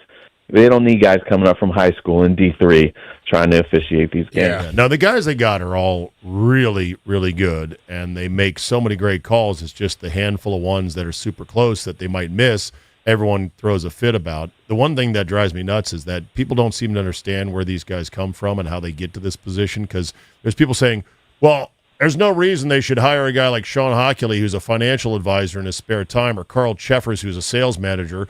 Why don't they have full-time refs? Well, the reason those guys have other jobs is because to start as a referee, you need another job. If you're gonna replace a guy who has 5,000 college and high school games under his belt of experience and reaction time and knowing the mechanics of everything with a guy just because you can claim he's full-time and you get him in an office from April until August, like that'd be the dumbest thing ever, if you ask me. Yeah. But I'm a failed referee who once had dreams, Mike Jones. I once had dreams, Mike Jones, of walking that path, the long road to the show. Right. It is a long road. Yeah. And these guys don't necessarily want to be full time. They like their regular jobs. Yeah. They like being able to have 2 incomes. Would it make sense to have the head official of each team be full time so they can go to New York and have meetings and everything? I think that would help, but they don't need to make all these guys full time because they're not going to pay them. If you're, like you said, some of these guys are lawyers, some of these guys are very well paid, and then that's loss of income to be a referee 6 months out of the year. Yeah, they're going to increase the salary and still be under what some of the guys make. Well, Ed Hockley was also an attorney, and he was a partner. He was probably making $600,000 a year easily. So if he's making $300 from reffing and $600 from lawyering, and you're like you have to give up one of the two, it's not going to be a hard decision. He retired anyway. No, not at all. Just lifting weights. hell yeah. Mike Jones joining us from The Athletic. So here is a fun, maybe fun. You could tell me if it's fun or not. I've had this argument on a bar stool with some of the fellas. Here's the simple question, Mike. Is the NFL, as a whole, getting better at drafting guys, worse, or about the same as ever? I don't know. I feel like they're probably about the same. About the same. Yeah. Mitch, what do you think? Yeah, It's about the same. So, in other words, they're not getting any better because it's And I just think too because hard. so much information is out there, I think they may be getting a little worse. Oh, really? Because I think they get Sometimes swayed there's too too. much information. Yeah, they get Too swayed much as well. overthinking. Yeah, maybe are there some coaching staffs that do a better job of tailoring the systems to what these guys do? Yes. And that makes you look better if you have open-minded, creative coaches. But if you have coaches who are like trying to fit, square pegs into round holes, then, but there's going to be swings and misses despite all the analytics and everything like that. But then there's still challenges because you have college kids who play in 3 different systems and never really get good at really one thing. And you're trying to project a little bit more than what you have. So there are challenges all around. Are the quarterbacks coming in more ready? In some regards, maybe, but again, offenses are being tailored to what they do well. And you have to, have guys that really fit your system, whether it's offensive line, defensive line, things like that. I don't know that it's any better. I don't know that it's any worse. It's just going to be an inexact science now, just like it was in the past. It's all a projection business, and some people are really good at projecting and developing, and some aren't the greatest. And what screws everything up is owners. When the owners get their nose in the tent, who knows what could happen? I look at what Atlanta did 2 years ago, Mike, and I still shake my head. They spend all this money for Kirk, and then they're like, oh, man, we got to go get this guy who's got a history of knee problems, and let's take him 8th overall. Mm-hmm. And now the guy with knee problems has knee problems, and the guy you spent a lot of money on, you've got a ton of dead cap, and he's gone. Like, what the hell were they exactly thinking? Only Arthur Blank knows. I don't and know that's if Arthur the Blank reason was why the one that Terry did that Fontenot is not here. I mean, Terry Fontenot, their GM, is gone. I mean, and even then last year, you draft a pass rusher in the first round, then you jump back into the first round and draft another pass rusher. They kept doubling down on their weak areas instead of saying, okay, hey, now we got a veteran quarterback, let's get some weapons around him. Okay, now we got a pass rusher, let's also get a wide receiver, and so that's why he's not there, I think. And, we'll see. How quickly Matt Ryan and them can turn things around, but there are definitely a lot of teams that are kind of they don't go into there with on the same page as the front office, as the upstairs, as the coaching staff. You got to be cohesion and have a vision and build a thing together. In Fontenot's possible defense, not that he needs it, it might have been Blank who was gung-ho on signing Kirk, and Fontenot's like, I don't see it. I need a backup. I need a backup plan. That, Mike, is kind of what happened with Kirk and RG3. That Shanahan was like, I don't know about RG3. And so he scooped up Kirk as the backup plan, and then all the tension and drama began from there. Right. Yeah. And now here we got RG3, has not been in the league for a while, and Kirk Cousins is still and has now out-earned Tom Brady. That's and insane. has had guaranteed contracts for the last 11 years. It's just a very good businessman, his agent. His agent should be teaching classes. Very savvy. But here's the thing. So one more thing on this Kirk thing, because, Kirk is in Vegas, and the guy he's going to mentor in Indiana's quarterback, name blanking, he's going to visit there today. Mendoza's visiting today. Mendoza's visiting today, and he's going to be the 1-1. I have heard, boys, the wildest spread of opinions about Mendoza. Some have said he's the real deal. Others have said he's maybe super Kirk. Others are saying Joey Harrington. I've heard it all. What have you heard about what the so-called pundits are saying about Mendoza as a pro quarterback? Yeah, that he's going to be a solid quarterback, that they don't think that he would be number one overall if this is a different year. That he might wind up, like you said, being kind of like a more athletic, bigger, tougher, more physical Kirk Cousins. But hell, Kirk that is may probably be a very good fantastic. person. Right. That might be okay, as long as he can get the job done in the postseason. But he's going to put up numbers. He's going to run your offense. You have a great guy to be that mentor for him because Kirk Cousins has played in the system. Kubiak was his quarterback's coach in Minnesota. And so Cousins will be a really good guy to show him the ropes and how to go about this thing. And then you throw in the athleticism that Mendoza has, then maybe he'll wind up being okay. But you have to have stuff around him. There you go. You cannot, expect him to thrive if the cupboard is bare. He's not going to be a miracle worker. I think too many times you have front offices and coaches who draft a player and they feel this guy is ready. They don't coach him. Right. They don't make him better. But there are also these coaches who understand we drafted you. You are great for the college game. I got to get you ready for the pro game. And if they don't, that's why so many times we see guys we don't think that the guy where they say he was a bust because they don't improve him. You can't play the game you played in college in the pros, or you're gonna get lost, tremendously lost. And you have to have a plan for developing him, and don't put him out there before he's ready. I think that's what we saw with the Vikings last year with J.J. McCarthy. Like, their plan, they really botched it. He should not have gone out there and been the starter last year. He hadn't played in more than a year because he was out with the knee injury, and he hadn't really shown that he knew how to go about his business as a pro. And so when he had struggles last year, they should have had him last year be his redshirt year so he could sit behind, a veteran, but they let Sam Darnold get out of there. And he was playing before he was ready, and now they don't know. They signed Kyler Murray, and we'll see what happens. But, the worst thing the Raiders can do this year is draft Mendoza and put him out there day one when we know that their roster is not complete, and, he's going to take some time to learn. So I think signing Cousins is smart. Have Cousins start for half the season. Have him start the whole season if he's not ready. But if you care about the long-term investment, you'll be patient and continue to bring the guy along gradually instead of starting him just because he's first overall. All right, I got to take a break, but I'm going to whistle in 60 seconds or less. Get your timer started. The Jalen Hurts stuff in Philly is juicy. What do you think's happening? Nah, I mean, it's off season in Philly, and there's always something going on there. But it'll be interesting to see what happens with this, offensive coordinator they have in there, what happens with A.J. Brown. There's a lot of stuff going around. But at the same time, the guy has done a lot of good. You've won a lot of games with him. You got to get on the same page. I think a lot of this is on, Nick Sirianni. Okay. You got to get on the same page, and capitalize on what you have. Mitch, you are the Philly whisperer. Give me your 30-second final word. I agree. I think Sirianni is trying to pass the buck. Oh, and I think I don't think Jalen has reached his full potential. Right. But hell, you want worse?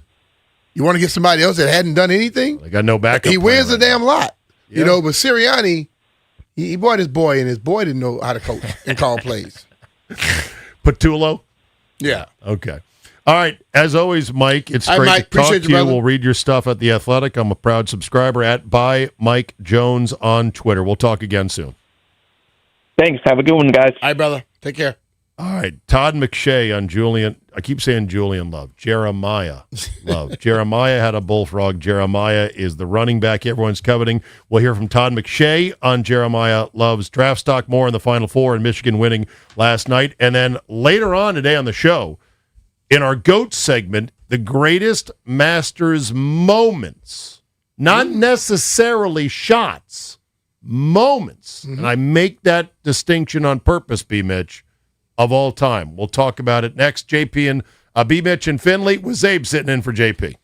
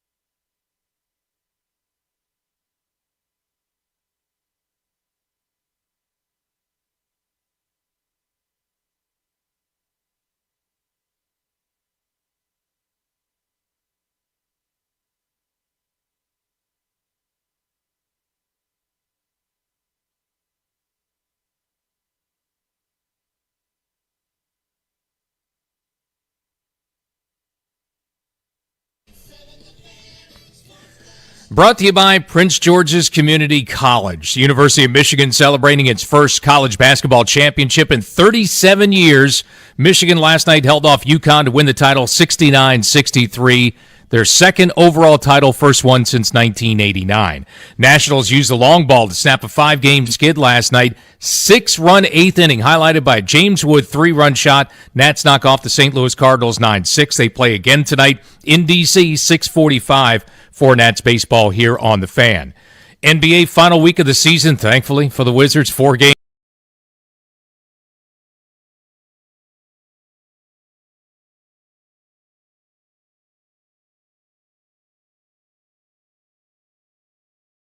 Action tomorrow night, 7:30 p.m. against Toronto here on The Fan and the Team 980. New skills, better pay. Your next career move starts at PGCC. Continuing education classes online or in person. Enroll now at pgcc.edu. From the Crop Metcalf 5-Star Sports Desk, I'm Earl Forsey on The Fan.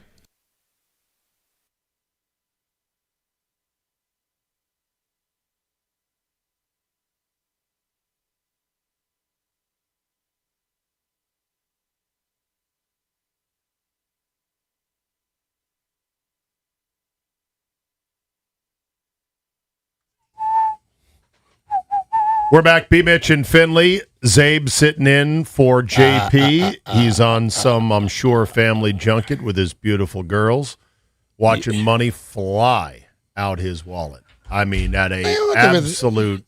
What he's doing is a good one. He took the girls to meet the grandma. Oh, nice. In Scotland. Did he bring his clubs? His dad is from Scotland. Did he bring his clubs? I think he did. I don't know if he did, but he said he was going to try to get out one day. I told him, I said, you can't go to Scotland and not play at all. But it's like, That'd be something I think right this there. may be the first time the girls actually met grandma. That's incredible. Where in Scotland? I don't know exactly. But he said, I think when he mentioned he's not far from Edinburgh, I think it is. Okay. Yeah. All right. Well, good for him. Yeah. But yeah, that it's probably cheaper than Disneyland. He was trying to say, man, you know, like, where do you want to go, Disneyland he or was like, Scotland? Scotland. I'm normally at the Masters, you know, because he said he and his dad watched the Masters. His dad died around the Masters time. Yeah. And I said, dude, you don't hang up my damn phone. He said, what do you mean? I said, what you're doing right now is way more important than you being at a damn Masters. No, it's good. I said, connecting your girls with that history. I said, you got to forget about the Masters, homie. That is great. And then make sure to stay on them girls' asses, because you don't want them turning on you later on in life. You know? sometimes they forget all the wonderful things you did for them when they were younger, but that's all right. So anyway, there's a story going around about baseball and start times and weather that has got Ryan Clary, our producer, absolutely triggered. What the hell's this story all about? So yesterday I was just scrolling Twitter, which is typically a terrible idea until I stumbled Huge upon time waster. It's awful. I can't stop. But yes, go ahead. I know, I'm addicted. So then I see the New York Mets, and we typically have White Brian, our video producer, on the show today. He's a big Mets fan, so this would have been perfect for him. The Mets have changed the start time for today's game and tomorrow's game because of the weather. I'm like, okay, it's raining. It's not raining. It's just cold. It's too cold. Going to be cold tonight, so they're moving it up to daytime? They are moving it up, I believe, to a 4 o'clock first pitch today and tomorrow. And I was looking at the weather. That's super inconvenient if you have tickets and you were expecting a 7 p.m. start. I know, and so a lot of people were also complaining about that. I think they're going to handle the fans, but I just wanted to check the weather. I'm kind of a weather guy. Zabe, B-Mitch, it's going to be 52 degrees tonight. It's not going to be that cold. That's it? It's okay. So 45 degrees at first pitch with 15-mile-per-hour wind gusts. That's brutal. At 15 mile an hour steady at 42 is going to feel like 25. Yeah, they moved it because nobody would be there. Well, football players don't care. They have packed stadiums. That right That's there. It's football. Yeah, I was saying it's football. I mean, they talk about that stuff as us. Show me. How many times have we been at Nationals Park in October for brutally cold? Let's be brutally cold. Yes. Nobody will be there anyway. I mean, I get it, but still, Listen, we're moving start times because it's going to be 43 degrees. I've seen shortstops in the World Series wearing specially modified wool ski cap, baseball cap combos. Remember that year? It was so cold that they were like, "What is that hat?" And it's like a Canadian toque that has the Phillies logo on it or something. It was crazy. Yeah, but that's the nature of the fact that you early on and late you freeze in baseball. In the northern cities, it is what it is. And that's how you should be playing. Like, again, Chicago, New weather, York. you're playing outside, the weather should have some effect at some point. Show me you're better and get past it. Right, but they're moving it up, which is, again... They don't... quarterbacks play with it. No, I know, but you're arguing our point, which is they should be playing tonight in the cold. Yeah. And Ryan and I are in the same boat. You can't just move the time of the game at the last second. Because people are traveling to this damn game. That's the thing. People pay money for tickets. They're expecting to go. They're trying to move it up because Walker of the is like, little soft-ass baseball players. Yeah, and then guess what? You're not going to have people in the stands if you wait till late. You ain't going to have them if you move it up early. Walker, your problem is what? You think people aren't going to go? I just realized it's the Mets. New Yorkers have been in colder weather before. What are they talking about? Well, they're right. There's that as well. Football season, all that. But here's the larger point of it all, which is the needs, desires, rights, and sensibilities of the paying customer is not just dead last, it is falling further down the list than dead last. Somehow, inexplicably, the customer continues to be an inconvenience for Big Sports Incorporated, where they just go, we're just going to move the time. I hope that doesn't mess with your schedule. Hope you can get off work in time. I hope you can adjust your ticket. Hope that your sister and your brother-in-law are okay to get there 4 hours early. You had planned this, so-and-so's in town. We got one day we can go. It's going to be cold, but I'm going to bundle up. I'll get some hand warmers. We'll get some hot cocoa. No. How many games are You're doing missing this? the game now. How many games people, how many teams, how many of them? So right now I just saw the Chicago White Sox did it and the New York Mets. The New York Mets did it for 2 games. And the White Sox just did it for today's game. Now in Chicago, it's 35 degrees. I'm like, okay, I kind of get that. It sucks. You put a pro team in Chicago. It's been 35 degrees in April in Chicago and in both with Cubs Park and White Sox Park forever. And how many times have we seen over the years, like in Detroit last year on opening day, it snowed. I know. And they played. Right. And what's the difference between this year, where it's going to be mid-30s and, it's going to be a little windy, it's going to be very cold. This is why as you get older, they get a little softer. Well, but sports in as you move throughout life, they get softer. But also the leagues, though. See this thing. The leagues get softer. The leagues are super soft now. I mean, this is why on a Thursday night, Monday night game in the early season in the NFL, if we detect lightning in a 3-county area, we're going to shut the game down. And we're going to wait it out. And it's going to be an hour and a half delay. That never used to happen. Well, what do you want? Somebody to get killed by lightning? Hey, life is a risk. Like if it's lightning, I understand. But they have better detection of lightning. I need to see the lightning, though. Don't tell me that's the thing. It's coming and then it never shows up. That's the thing. They have better detection now, and it goes further out from the stadium, and they're like, well, on the side of caution, we can't do it because there's lightning over in Snohomish County. It's like, no. You need to know if the Play weather the damn game. Know if the weather coming my way or going another way. Because I remember Frostburg, Maryland, we're practicing, and it was a flash of lightning off in the distance. And Bubba Tires said, that's about so-and-so miles away. I said, ho. You're like, Bubba. Where did you get your degree in meteorology? He's like, you tape ankles. What do you mean? I say, based on what I hear, you may never have one in being a trainer. Yeah. I say, so it gets close, I'm out. The lightning hit right by the damn by the practice field. Which it can. You know what B. Mitch did? Got on a bike and left. Well, that's the thing. And they told everybody, we good right now. Bubba said, all of a sudden, 5 minutes later, I heard they were running in. It struck even closer. To hell with that. If I see lightning, I'm telling you, what scared of? Lightning. 2000. I'm out. 2000 Redskins training camp, Clary. I'm out under a vinyl tent for Team 980 back in the day doing a nighttime show, 7 to 10 p.m. Damn. Okay?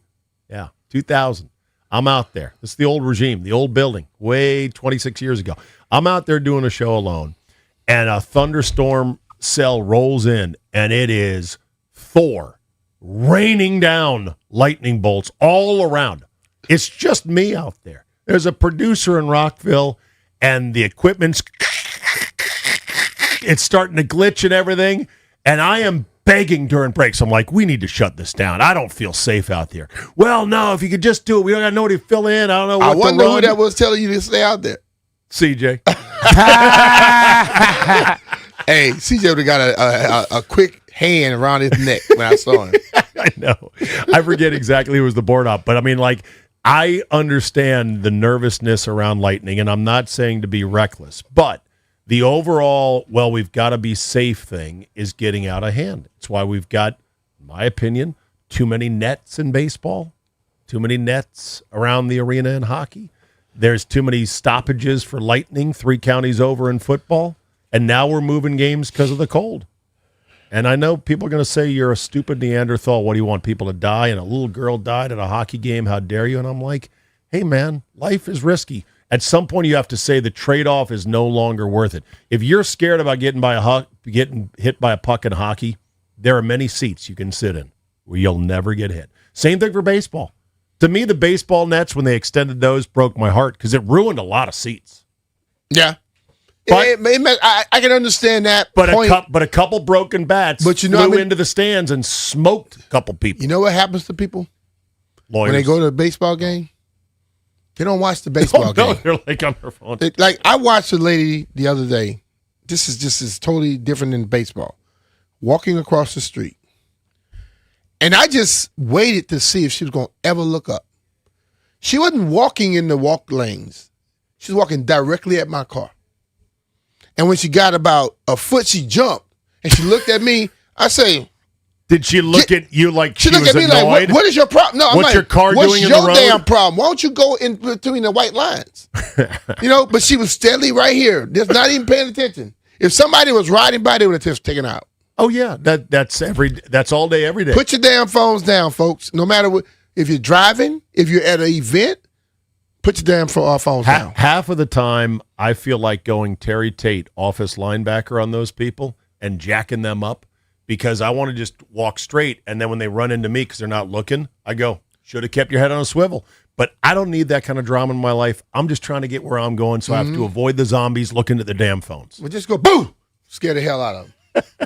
69-63 Michigan last night. Your national champs in a ugly, brutal, tough game. UConn hung in there, gave it a fight, but did not have enough for Michigan's size. As the Big Ten, once again, for the first time in 24 years, your national champs in basketball. That's a wrap. The portal is open, so people with money start shopping because that's where you get players these days. Coming up, final segment this hour, greatest Masters moments of all time at the top of the noon hour. It's B. Mitch and Finley on the Fan.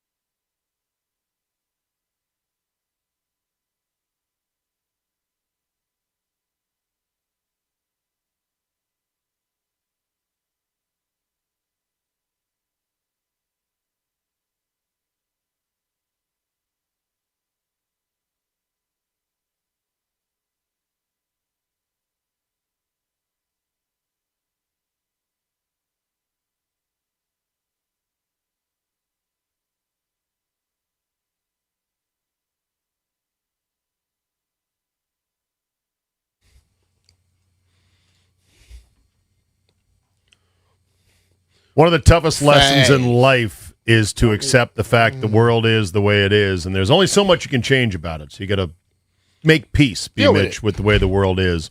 Here's the way the world college basketball is. Number of freshman starters on national championship teams since COVID. Ready? 2021 Baylor, 0. 2022 Kansas, 0. 2023 UConn, still 0. 2024 UConn again, 1. Okay, we're finally picking up. 2025 Florida, 0 again. And this year, number of freshman starters on the national championship team, Michigan, 0. Yeah. That's the world. Because the guys that can really, really ball, they go to pros.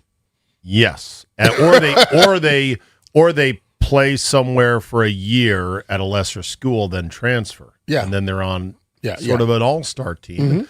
Look, the guys that Dusty May got are. I read a recap of their starting 5, and most of them were kind of underutilized or not properly appreciated in their programs.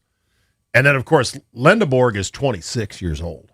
Like, he's been playing college ball forever. He's 26? 26. That something should be against that. Now, that I'm being is something honest. they should be able to shut the people window say on what the that. hell they want on that one. Yeah. 26, go find another life. You leave high school 17, 18 years old. Agreed. You shouldn't have 2 damn college supposedly stints to be able to go out there. Get 4.5, 5 years, get the hell out. Yeah. I'm sorry, he's 24. He's 24. Still, get the hell out.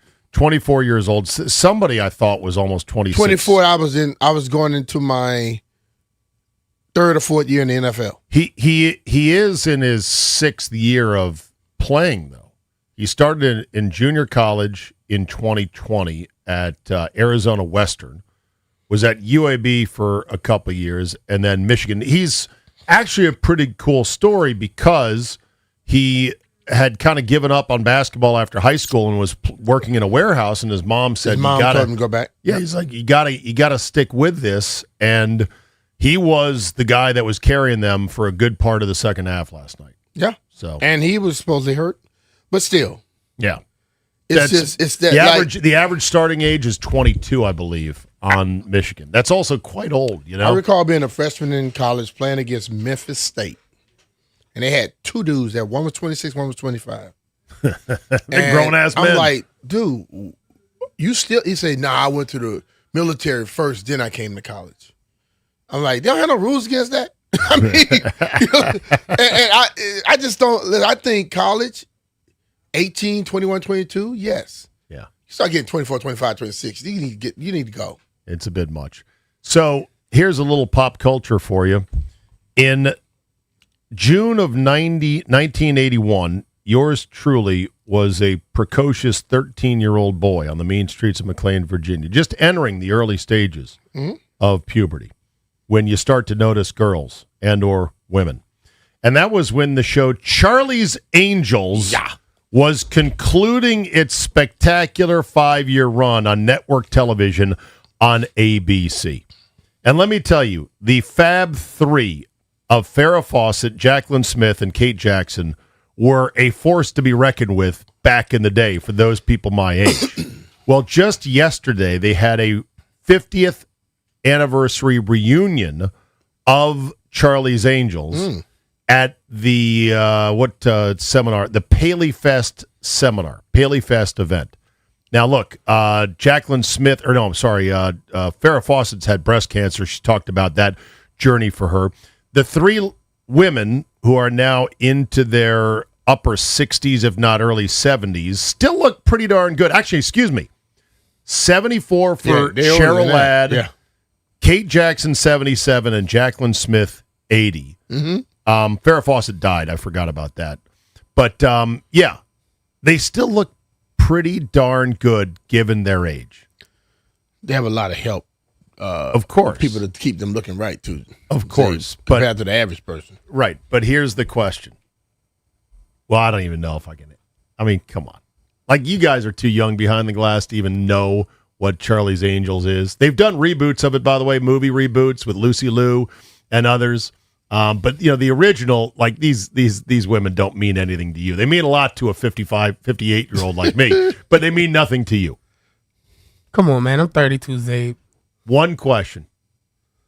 Would? What? That's just all I'm saying. Just saying. I showed you the picture. Don't want to answer that one, huh? I didn't see it. I was looking down. You're like, you'll take a look first? Shouldn't you say no? No, these are people's grandmothers. No. Yeah, no. Hey, but the question you asked. I know. They still are. Walkers. They still are. You're the worst, man. Anyway. Hey, man, just think about it. The when show you're 80, itself. you're gonna be just saying, nah, I'm done. I think when you're 70, I think if you're 70, you're looking at Charlie's Angels, even in their high 70s and early 80s, going, yeah, let's go out on a date. And they're looking right past that 7-year-old. You can't do nothing for me, dog. Let me get that 50 over there. Let me get that dude over there. Let me get that number 58 Zabe right there. To me, like Farrah Fawcett was always the alpha platinum blonde sort of number one of that group, but to me, Jacqueline Smith was always the real deep, enduring beauty. I mean, model-like looks. Brown hair, brown eyes, gorgeous. Good for the three gals getting together for the anniversary of the show. They kept it together, bro. Yeah, if you watch the show and the old reruns, you'll be like, oh, my God, this was a popular show back in the day? And it's like, yeah, it was. Yes, it was. Television was a different day and age back then. Yeah, back in the day, you saw it. Okay. Greatest moments of all time in Masters history. This is the GOAT segment where we try to identify the greatest of ... All right. I want to say moments because not everything is specifically a shot, although most of the great moments are indeed shots. I have some thoughts and a short list. B. Mitch does as well. We'll solicit some from listeners as well as we reach halftime. B. Mitch and Finley here on The Fan.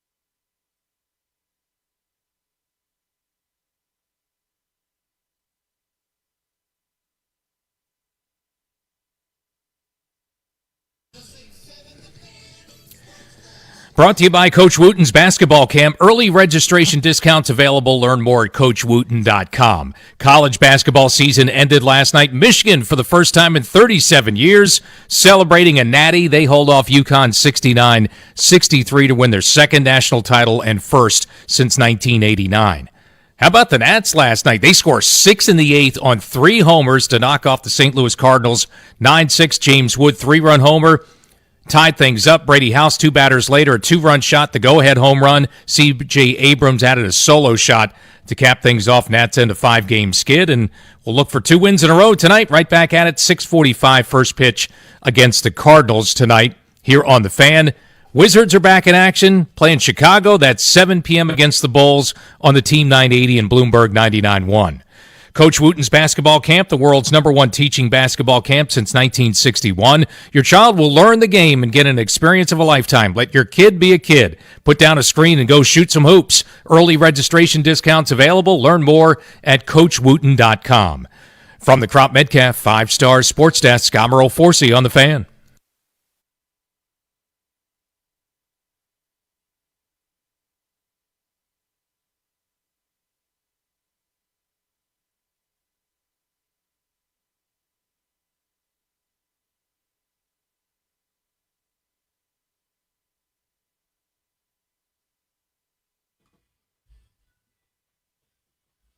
One of the great features of the Masters is that being on the same course every year, we as golfers and golf fans get to know and really understand the course, and we have this great historical reference. And so you can watch the tournament and say, oh, he's in bad shape over there. You don't want to be behind that mound. I've seen guys make bogey or more from that spot, so that's what makes it fun. There are memorable shots, and then there are the greatest shots and the greatest moments of all time in Masters history. We're going to talk about that now. Welcome to Hour 3 of B. Mitch and Finley. Steve Zabin sitting in for J.P. Finley, who's over in Scotland. B. Mitch is back after a Monday off. Good to have you. And we are here at golf season, which is great. It's a little chilly right now. Going to get warmer end of the week, but the Masters is on. They're going to start the Masters later? No, they're not going to start it later. Just making sure. The weather down there is incredible. Yeah. There's no chance of rain. It's dry. It's been dry for the last week or so leading up to the event, so it's going to be the firmest, fastest Masters in a long time. So get ready. That get could ready. be a problem it's gonna be right fun. there. That could well be a problem. So the greatest moment in Masters history, grading on a variety of factors, where you have to consider the fact that modern media and modern TV coverage help shape what is considered a Masters moment. The theatrics and the drama and the perfection and the impossibility and the announcer call from Vern Lundquist of Tiger's chip-in at 16, where the ball hung on the edge, and everyone hung in suspense, and then the crowd erupted, and then Tiger and his caddy Stevie exchanged some very awkward high fives in the electric moment that was. Yeah, they miss each other other times. And Uncle Vern saying, "In your life, have you seen anything like that?" is so perfect on so many levels. Yeah. To me, anyone who argues otherwise, B. Mitch, can argue against that wall. Because I'm not having it.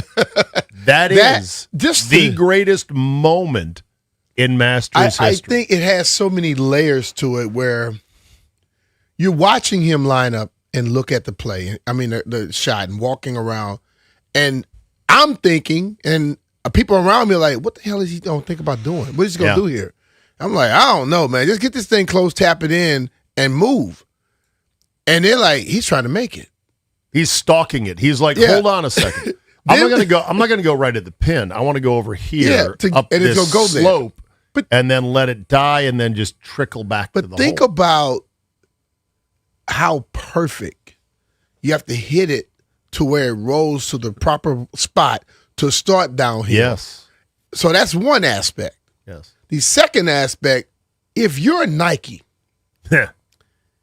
you couldn't have in your lifetime dreamed of that moment right there where let's have him chip with this unbelievable, this like unmakeable shot, and the ball's going to stop there, and then it rolls in at the end. And make sure the logo is clearly visible. Yes. Not Yes. underneath the ball, not on the wrong side of the ball. Let's make sure the camera angle sees it clearly before bloop, Yep. dropping It's just in. like all those different things, and you're right about the call. Like, people hear about color analysts and play-by-play guys. You don't understand. They are a part of this thing. Yeah. And when he made that call, that is something that lives on for a lifetime. Yeah. You know what I'm saying? And the way that crowd erupted behind it, and he was able to carry that momentum on. Yeah. Because I watch on that same hole.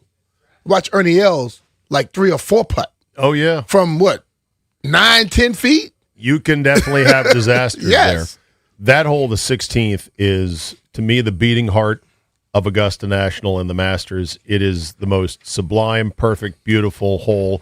It's at the far bottom of the property, and you've been there, B-Mitch. Mm-hmm. It's at the bottom of the property. It's surrounded by these giant, majestic loblolly pines. Mm-hmm. The pond is beautiful and still. By the way, they had to manufacture that pond because the green used to be on the other side of Ray's Creek. Yeah. And it was all scruffy and dirty. And then about 4 years after they started this tournament in the 30s, they're like, why don't we move it over here and make this a pond? And it was like, great idea. And it's turned into such an amazing hole. It's very pivotal, the hole, because it's your last chance at a really good birdie on your way into the clubhouse. And Tiger Woods chipping that in for birdie because he's Tiger Woods. And the call and the high-definition footage. This was in 2010, so high def is now pretty well, deployed across the TV landscape.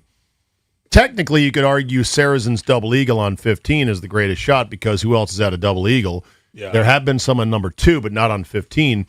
But that happened in the 40s, so it's like nobody has footage of it, so it's almost like it didn't happen. I'm sure some people in this building may think that you and I were living at that time, but we weren't. Right, we were not like living these at the little time. knuckleheads behind us. The Masters in 86, which they're going to have another retrospective on because it's the 40th anniversary of Jack winning at age 46 in 1986. And this is kind of like the miracle on ice for golfers. There's been so many things done about this, retrospectives, mini documentaries, specials, you name it.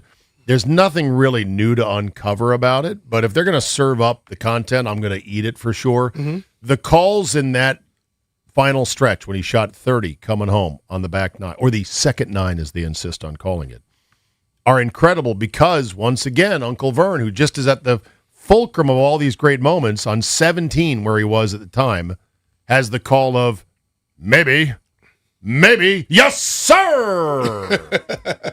By the way, I had a friend who was in an elevator with him one time at some sporting event, and he's kind of quietly over there, and he's with somebody else, and they get to the floor they're going to go to, and right as the door opens, they say, maybe, yes, sir. And Vern turned around and looked at him like, really? You're really doing that to me?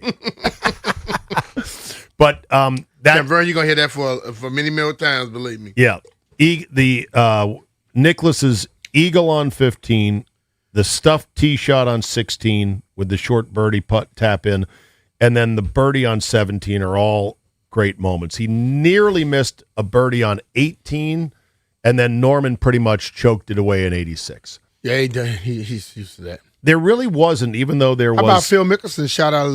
We're going to get to that, but I want to go back a second. So before 86, there wasn't really any great, iconic, amazing television moments like there have been since 86. And it's not necessarily technology. It's just that the tournament wasn't delivering the kind of pyrotechnics it does now. Yeah. So as I was thinking, like, okay, what good happened in 85, 84? Nothing super great. Since then, though, since 86, things started to explode. Some argue that Larry Mize chipping in to win the whole thing on the second playoff hole on number 11 to beat both Greg Norman and Seve Ballesteros. Ballesteros had tapped out on 10 because he three-putted. Norman was still in on 11. Mize chips in and throws his putter. His visor's flying in the air. The guy was a tour journeyman. He's from Augusta, Larry Mize. He is like a complete Cinderella story. Just beat two of the best players in the world in his hometown with a chip in on the second playoff hole. That was in 87. Then you start fast-forwarding through to the Tiger era. I would say as a moment, B-Mitch, Tiger hugging his dad as soon as he came off after his first Masters win when he dusted the field in 97. The image of him just bear hugging Earl off the back of the green is pretty epic. I would say that when Tiger did the same with his mom and his kids now in 2019 when he won, when nobody thought he could win, it was an echo of that original hug. His dad had passed since then. That's a great moment. There's the one about Phil Mickelson's shot on 13, I think you're referencing, the shot through the trees. That was 2010, his second Masters victory, or maybe third. And he was on 13, and he was between two pine trees, and it's like, I don't know, man, what are you doing here? And he just whistled one right through it onto the green and went on to win. That was one of the good ones right there. I still think Bubba Watson's hooked wedge on number 10. That's what I was thinking. In a playoff is, from a difficulty standpoint, I don't think anyone else in the world could hit a shot that curved. I don't think anybody would try it. Well, he kind of had to because it was the playoffs, but yeah. Yeah, but that big of a hook. It was insane. With like a wedge? Just dial it up. Right, you can't hook a wedge that much, but he did. Nah. Right. It stunned the announcers. You could hear in Nance's voice, he's like, oh, wow, how did he get that there? Because he was deep in the woods Yes, he was. On that one. There was also, this past year, 2 shots by Rory. I showed you the one on 7 that was in the Netflix thing, or not Netflix, but the Amazon thing. But also Rory's curved shot into 15 when it looked like he was losing it is also considered one of the great shots. So there you go. You have a promo read here? I'm sorry, Walker, what did you say in my ear? We got to get his go moment. Goat. All right, so the goat. All right, so the goat moment, your goat moment, Masters goat moment is? I go with the Tiger chip. Tiger chipping. Okay. Yeah. I just think so much went into that to execute it. The call, it's like everybody seemed like it was a movie thing where everybody did exactly what they're supposed to do, and you're like, cut. That's a wrap. You know what I mean? Not only did it feel like a movie, if it was in a movie, you and I would go, oh, come on, that's not realistic. Yeah. We would have said, oh, get out of here. Hollywood, stop it with the nonsense, right? Because I had seen him do it in other tournaments, like he's lurking around, and you're like, dude, just chip the ball down by the damn thing at Pebble Beach. The one off the edge where he high, boom, and say, did he? And then boom, it goes right in the hole. Yeah. That was like one of the best shots I've ever seen in my life until that next one. And then when you see everybody around as if they have somebody orchestrating the whole damn thing, that's probably the best I've seen. He was, in his prime, Tiger was the most amazing golf theater, and there's been nobody even close to who he is. When they were saying about Rory, is he the next Tiger? I'm like, there is no next Tiger. Think about it. There's only one Tiger. Tiger comes along. The Masters have gained about 900 yards or more when he came along. Remember, when he first came along, look at the whole course from the beginning of his reign. They wasn't changing the whole golf course for nobody. The Masters, they found new property. They found new property. That's what I'm saying. 13, they found new property. At 13, they bought a chunk of land from the neighboring Augusta Country Club. They're like, how much for 400 square feet? We need to build a tee back there. And I bet Augusta Country Club was like, oh, we're going to price that pretty high. And they're like, oh, we got it. Don't worry about it. Don't worry about it. We got it. Yeah.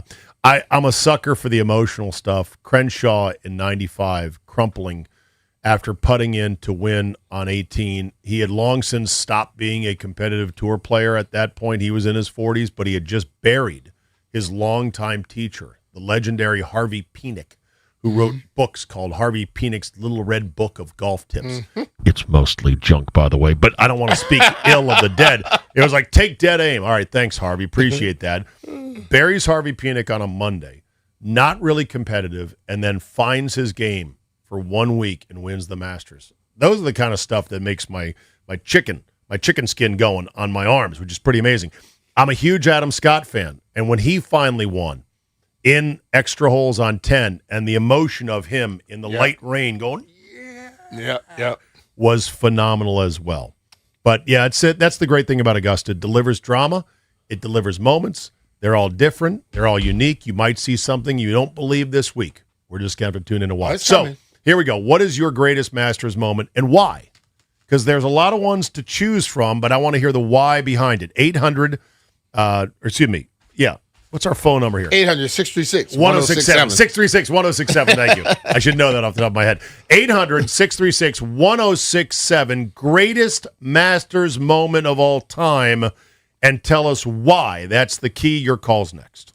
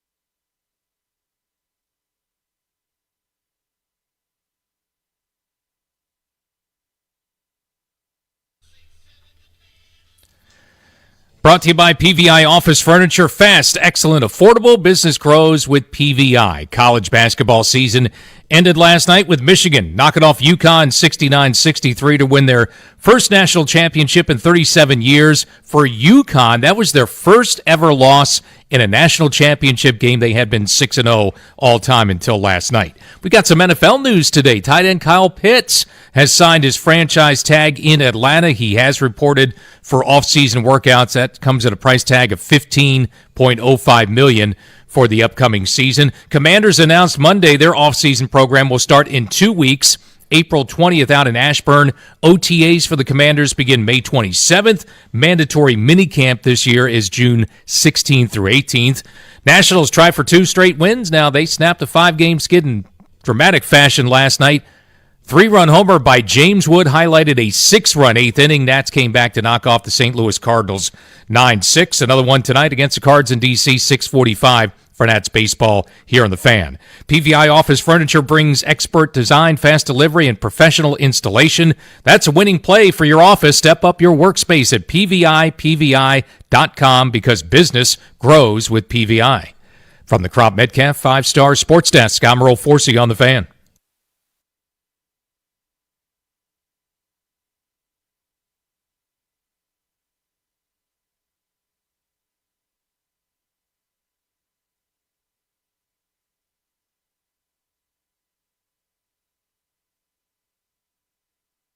Saying? You know, they let me drive the car, and sometimes I drive like Tiger. Sorry about that. Although I am sober today, just I can assure you, but I missed a cue that I needed to take the first segment to 20. I took it to 16. I got to take it to 20 for Masson, for television, and I was like, hey, we're ready. Like Monumental. Sorry. So I'm sure I'm seeing some massive. Starts with an M. Starts with an M. It's monumental. For television's sake, I'm like, I did not know that. It was sort of like you tell a joke at a party, you feel like it's the perfect exit. Don't try to add anything more. I'm like, okay, boom, stick it, wrap, we're out. I was like, I'm walking out, and you guys panic back there going, we still have to be on the air. So, monumental, I am very sorry. I hope the day goes better the rest of the way. I now know. Take it to 20. We're going to 40 with this one right now. We got some time here to talk some NFC East. It's always great to keep your friends close and your division rivals even closer. Dan Duggan joins us now, senior writer for The Athletic, covering the New York Football Giants. You can follow him on Twitter at @DDuggan2Gs21. Good afternoon, Dan. Nice to join us. Nice to have you join us today. Thank you for your time. Yeah, good to be with you. So I'll filibuster if you need me to help you get to that next break. I think we have plenty to talk about. We got a lot to talk about. Including the Dexter Lawrence trade demand, request, whatever, the upcoming draft, etc. But let me just get a first temperature check. How is the John Harbaugh era unfolding so far up there? And I assume the fans are excited, hopeful that, new management is going to get that team in shape? Yeah, I mean, listen, I've been through enough of these. I started covering the team in 2016, which was Ben McAdoo's first season. So there's always a honeymoon phase. And, obviously it's a little bit more heightened with John Harbaugh. I mean, I think the fan base might have talked themselves into Pat Shurmur or Joe Judge. I think the excitement is a little more genuine and deep-rooted with a guy like Harbaugh with his track record. But yeah, so fans are very excited. I mean, it really couldn't have come out with a better result based on how bleak things were looking at the end of last season to turn around and get a guy with his credentials. Now the Dexter Lawrence thing, which I'm sure we'll get into, is sort of the first first challenge hiccup he's had to encounter, which they're inevitable, and now we'll see how he deals with it. But yeah, that's really been the first flip on the radar. Everything to this point, the approval ratings remain exceptionally high. What has done in the Giants under the previous regimes that Harbaugh might or is doing differently? We might take you to that next break on this answer alone. No, I mean it would be awesome and easy if it was just one thing, but it's just been such a multitude of problems. I mean, I think obviously things usually start at the top with just kind of poor leadership where they've been slow to react on certain things, like moving on from Eli Manning, and then they've been quick to, make decisions with other guards, like, letting Saquon Barkley walk, which obviously that, kind of blew up in their face. There's just been so many examples of that. I think obviously if you want to boil it down to like the simplest things, I mean, they haven't had great head coaches. I mean, no one that they brought in here had an established track record, and obviously, all had pretty brief tenures. And then the quarterback situation. We're talking about the tail end of the Eli Manning career. The Daniel Jones era just really never was able to get off the ground. And now we talk about the hope and optimism that comes with Harbaugh. That's also there at Jackson Dart now. Now it's been 1 year. We'll see what year 2 and beyond brings. But, I think if you get the head coach right and the quarterback right, you're pretty much, on the right path. And there's at least hope at this point that they do. We'll find out, obviously, when the Bulls start flying in the fall. Well, I was in Philadelphia when John Harbaugh was the special teams coach. And I know John likes to talk to his leaders, his veteran players, and get them on board with him, as he did when he got to Baltimore. He got Ray Lewis and Ed Reed to be on his side and told them what he needed them to do, how they could help lead the team. I'm sure he went to Dexter Lawrence and other people. What is it that's pushing Dexter to not want to be there? Or did he go to him and tell him his expectations for him? What happened? I think it's a simple thing that, comes down to a lot of times in professional sports. It's just money. Requesting a trade is obviously sort of like the nuclear option a player can press. You really can't even hold out at this point because it's all voluntary. But you go public like this, you're obviously putting pressure on the team because, from what I understand, they've been trying to get this done behind the scenes for over a year. Obviously, no progress. So again, it's all a leverage game. And I think this is Lawrence's camp saying, well, this is what we can do to kind of maybe try and force your hand or force a trade. I'm sure he'll take the money if it's from any team.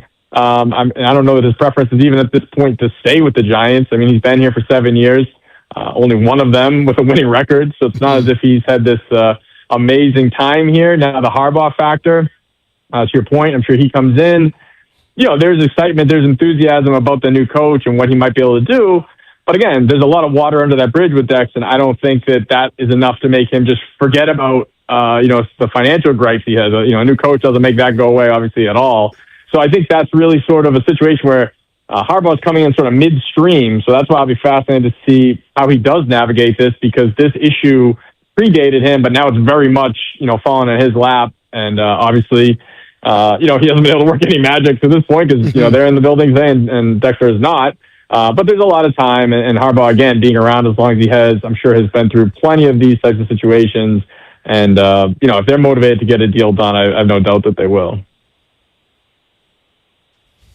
All right, so as we look at this team, you say Jackson Dart. All right, that's the one thing I have where I'm kind of make me lift my eyebrows every time I think about him. He's a quarterback. I think he has a lot with him, but he has a reason that he has this mindset that he wants to be a tough guy. And crazy. Tough guys don't work at that position in the NFL. You think John could get him from thinking he could run over every damn body?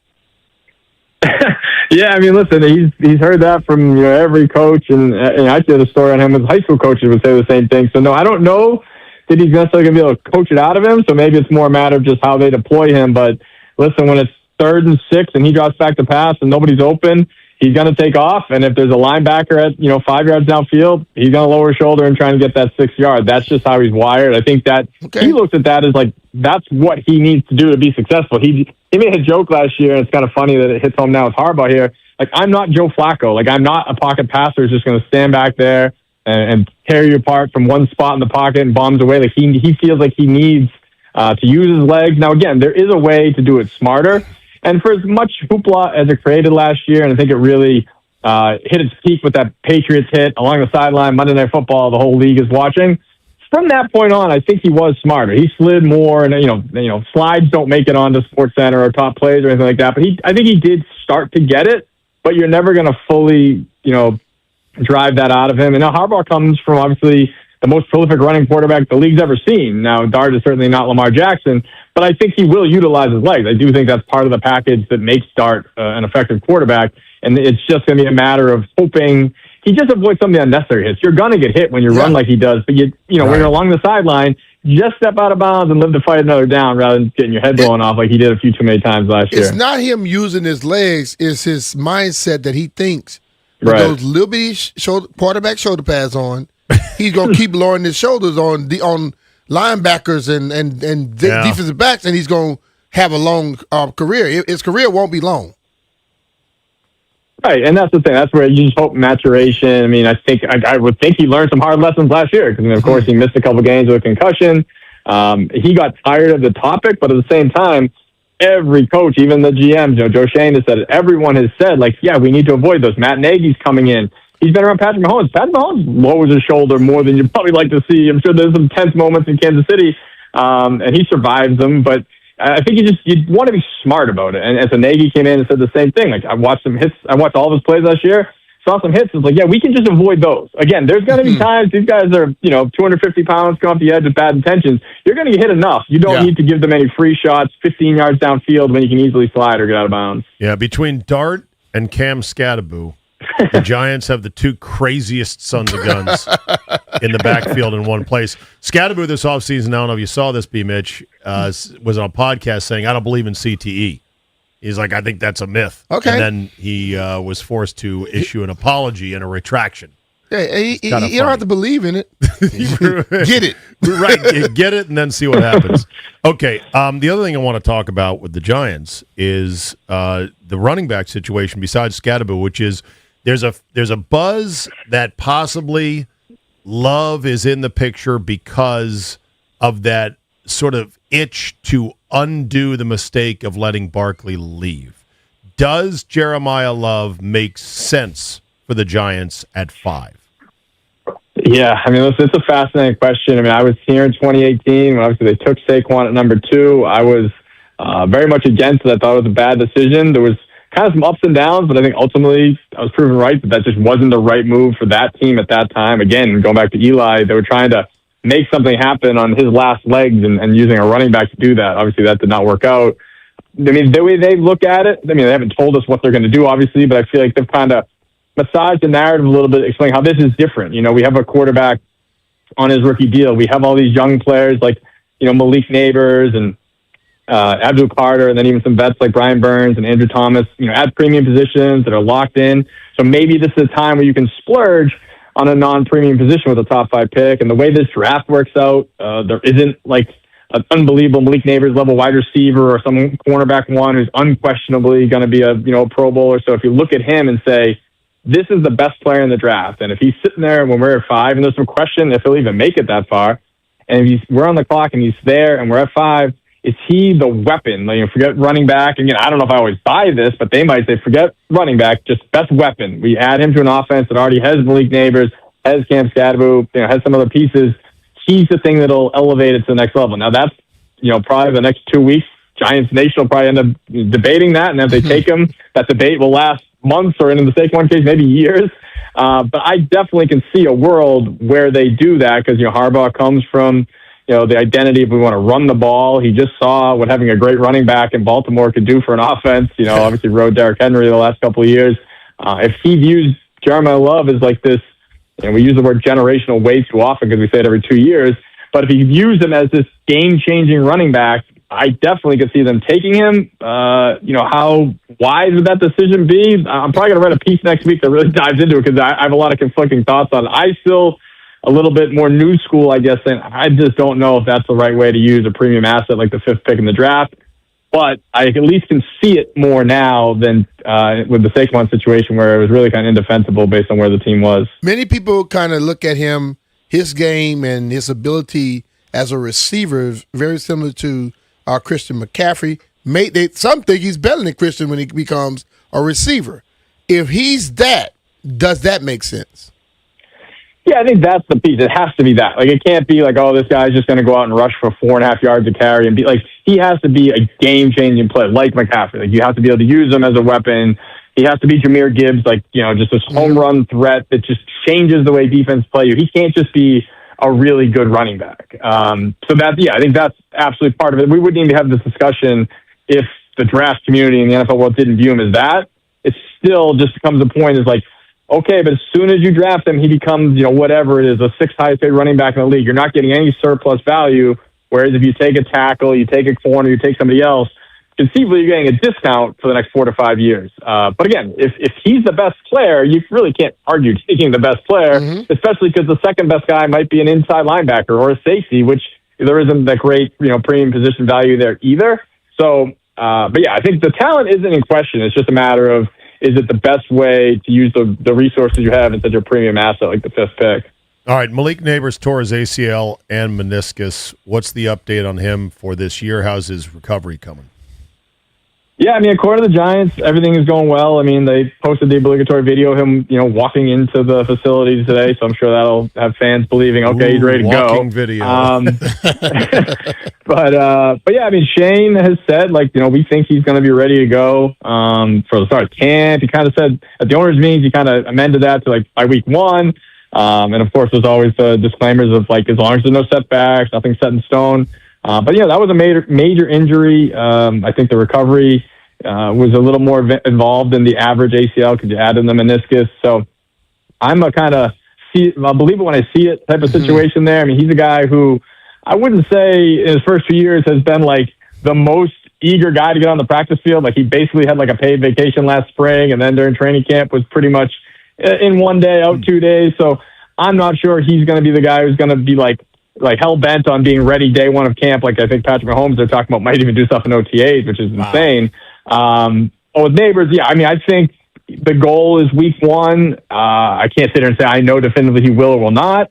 So I guess I'll just kind of wait and see how everything develops. And you don't ever know if there'll be a setback. Well, Shane I thought many people thought it could be him and the coach leaving last year. The coach is gone. Shane is still there.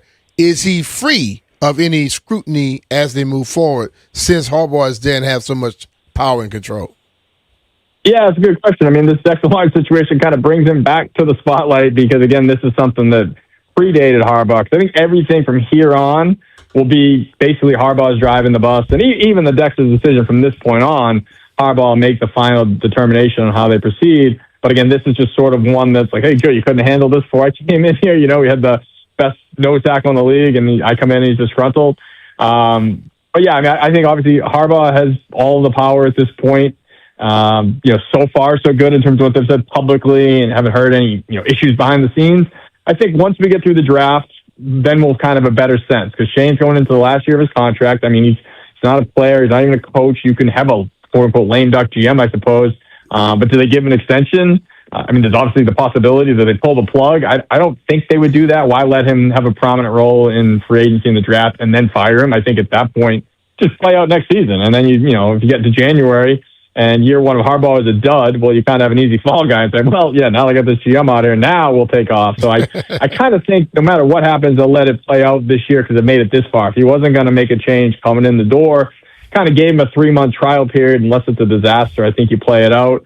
And again, maybe they give him an extension, but as we know with these contracts for coaches and executives, they can be torn up at any time. All that is money out of the owner's pockets. Yeah. All right. Well, have the players not drool too much at the natural grass they're installing for the World Cup there at MetLife, because they're going to be because they're going to yank it up. I know. Yank it up before they get on it. They're like, oh, keep it. Oh, please. Okay. Yeah. All right. Hey, Dan, thanks for your time today. We appreciate it. We'll read your stuff at The Athletic, and we'll talk again. Sounds good. Thanks a lot, guys. Dan Duggan, Giants Insider at The Athletic. You can find him on Twitter at @DDuggan21. On paper, B. Mitch, new coach in Harbaugh who knows how to get it done, a less crazy Jackson Dart, a Cam Scattaboo who's also recovered from injury with Neighbors, and then maybe Jeremiah Love. I mean, on paper, you got a tasty sandwich there, but that's just on paper there. On paper.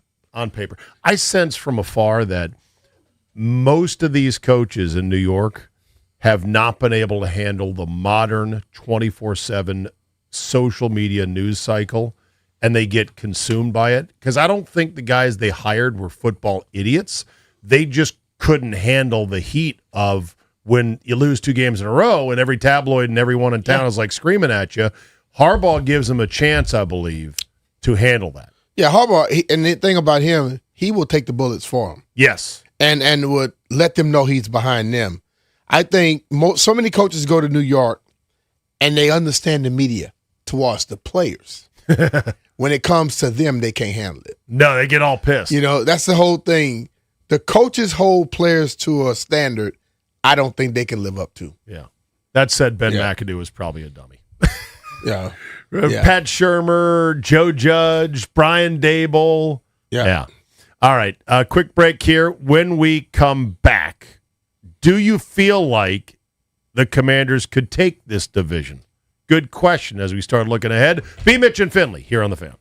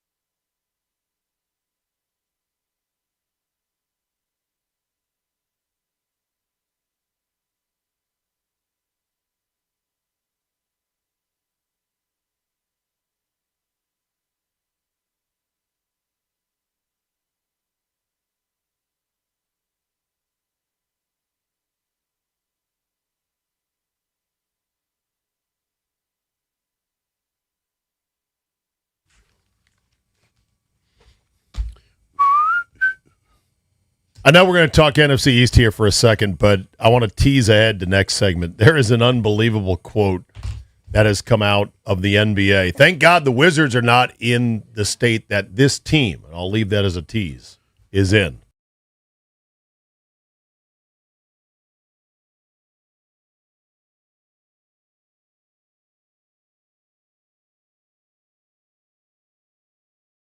Question is, how are we feeling about this division?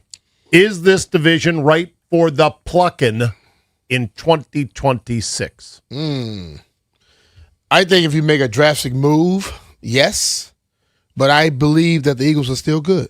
What is the basic draft order? Not draft order. The basic, like it's a race, cars. The Eagles are the lead car. Yeah. And they're the lead car by a couple lengths. Who is the second car? The Cowboys? I think you have to look at the Cowboys based off of they had an unbelievable offense last year. They just got to get a little bit better on defense. Their defense was terrible.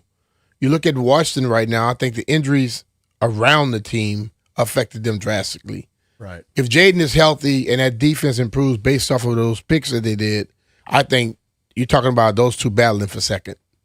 I think the Giants. And then the Giants are the default fourth until we see otherwise. Yeah, but I think they are the default fourth. But knowing John, he's not going to just sit by and be okay with it for a long time. Right. So some guys that may be around that are disgruntled may not be there. Okay. And there are going to be some guys he's going to get to show them that he believes in them. That he'll get more out of them. Right. So it could get back to like I truly want to see it how it was back in the day. It would be great if it was a rough and tumble, all the teams are good kind of situation. What happened Although I back don't then, mind. though? I don't mind when certain teams are taking long naps like the Giants have done for a long time. I'd like for them to stay sleeping. They can do that, but like I just like when you left out the East as a champion, the rest of the league knew you probably were going to be the Super Bowl champion. Right. Yeah. Right, because you knew that you were battle-tested getting out. There you go. Like the Cowboys, if they can just move their defense from whatever it was last year, I think like 30th or 31st in many categories, if they can just move it, float it to halfway, they can float it to 15 or 16, and if Dak stays healthy, they will be remarkably better. See, that's the part. It doesn't mean I trust them to win anything in January, because they'll still screw it up. Yeah. See, but as far as a regular season thing to contend with, they'll be a problem. But they got to move it halfway to being good. But look at last year, their offense was prolific. Yes. And they still got in the situation and the offense blew it. I know. They had no bang-ups, no injuries basically per se. They were quite healthy. And I think, and JP will tell you this, I always say this, in the NFL, if you're completely healthy one year, you better be crossing your fingers the next. It's coming. Listen, it all evens out, you say? We can think what we want in this sport. And people talk about injuries. It's a damn 100% injury business. Right.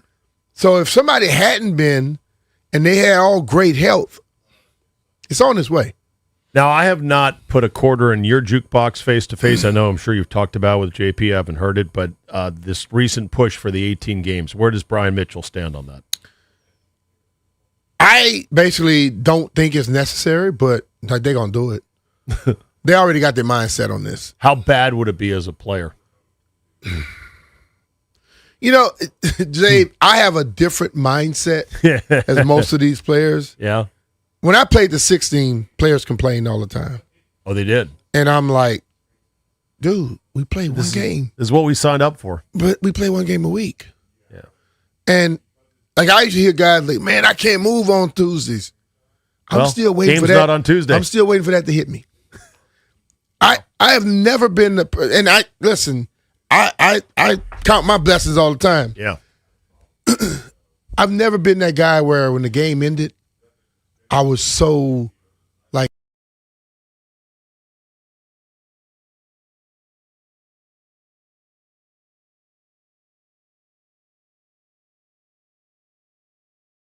my hits were impactful every time. Listen, I know. So I know. Like I listen, it's the thing about me, I know guys that played 2-3 times less than I did.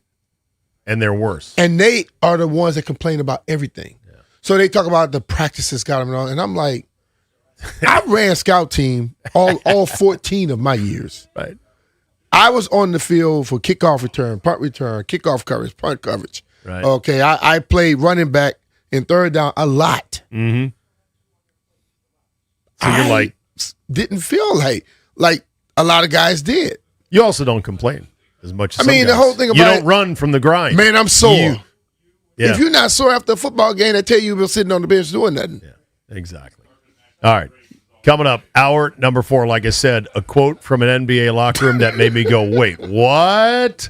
And more on what's going on with the Final Four as Michigan wins last night, and the portal is now open. Hour 4, B. Mitch and Finley next.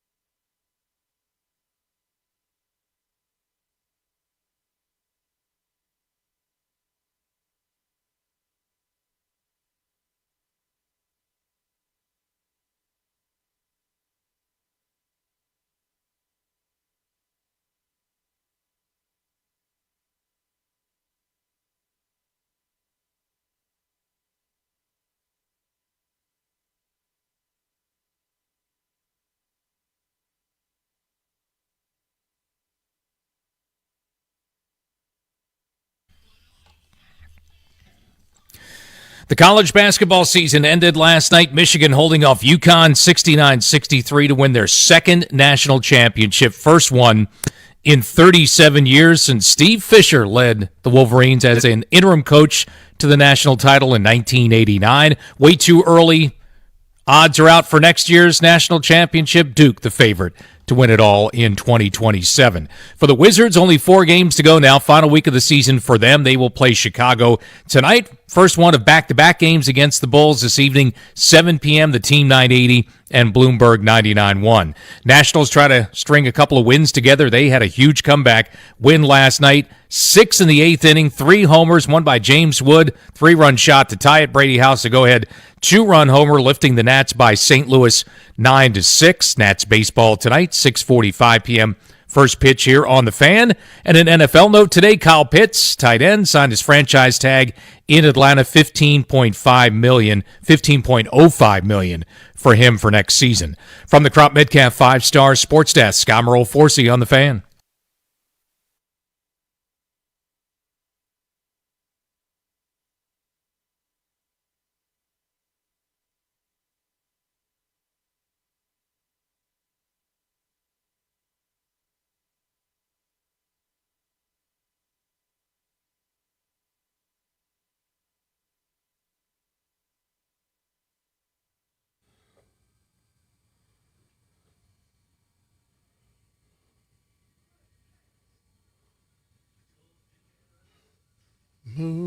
There you go. Just had to wait for the beat to drop right there. It is happy hour on B. Mitch and Finley, the final hour of the program. Steve Zabin sitting in for JP. B. Mitch is here and singing. Man, you shut that music off quick. Hey, man. We saving money on the ASCAP fees? Come on, man. Let's go, Walker. I thought you were musically inclined. See, Zabe, is that a directive from the boss? We're on radio, TV. Oh, it is. Streaming. And also podcasts. So in they the podcast say, show, no music is playing. And if you're just singing something or whatever, it sounds very horrible. That's why I noticed I'll go quickly and boom. Okay. Yeah, all right. Well, I'll just have to get used to that. I'm not used to being short-sheeted on the music. So I like to feel it as I ease into each hour. Anyway, good to have you on board listening today. 800-636-1067 is the number if you'd like to call the show. So before I get into this quote that I've seen now surface today from an NBA team who's in a far worse spot than the Wizards are. The Wizards have had a spectacularly successful tanking season. Oh, yeah. Hell yeah. I mean, it's been great. Like, super well done. They somehow managed to stay off Adam Silver's radar. The Jazz got all the heat for the tanking stuff. You know, it's like we're just kind of quietly going, no, we're just trying to do our thing over here. And let's hope that the ping pong ball gods smile in our favor at the lottery in May. Now, yeah. That said, before I get to the quote, on the Masters front, I love the Masters. You love the Masters. Totally. We're golfers. I can't take any more of what some are calling Masters gooning. Do you know what the term gooning means? No. The boys do back behind the glass, the youngins. I just learned what it meant last year. All right, Clary, tell people what gooning means when it comes to young men and women. I mean, oh man, I don't even know if I can say it. It's basically an over infatuation with a woman or with girls. It is over the top, too much. You know, oh, what can I do? You know, she's so good. Gooning. You know, it's yeah. It's too much. Yeah, it's a lot. It's a form masculine of what? That's something. It's a form. You say that. You can say that. You say you can say that. It's your show. No. That's not what gooning is. That's what this is. What's right gooning? here. Gooning is like It's a vulgar. Brian is right. A Brian vulgar is right. internet slang for what I just read. Yes. Okay, well, I I was told it was something totally different. Okay, What the hell you think it means, Jeff? A gooner was like some like creeps. Like Yes. dudes that take videos of girls Yes. at tournaments and stuff like that, or they'll be the ones that quickly try to And take that's a quick what they picture. use to go do what I just read. Okay. again, so you're both probably sort of right. I guess the way I was thinking of it, the term as it's usually used is more like what Walker said, which is a creepy infatuation, an over-the-top, sort of pathetic, emasculating, lusting over something. Yeah, okay, gooning. Yeah. I want to say this to all my golf brethren out there. Enough gooning over Masters stuff. Like, I don't want to see another social media post about your haul at the Masters Pro Shop. You didn't get a haul. It's a shirt. It's a shop. They sell them there. And we get it. But I don't want to see, look at all the quarter zips you got. If you got Look it at the free, shirts. if you got Who it free, cares? if you got it free, that's a haul. You damn sure didn't get that free. No, if you spent you paid a pretty penny for it. Right, when people brag about it, I spent $2,865 in the Masters Like, shop. you're a I'm like, damn why? fool. Now you're gooning. You're a golf goon. You're like, great, you bought a bunch of shirts.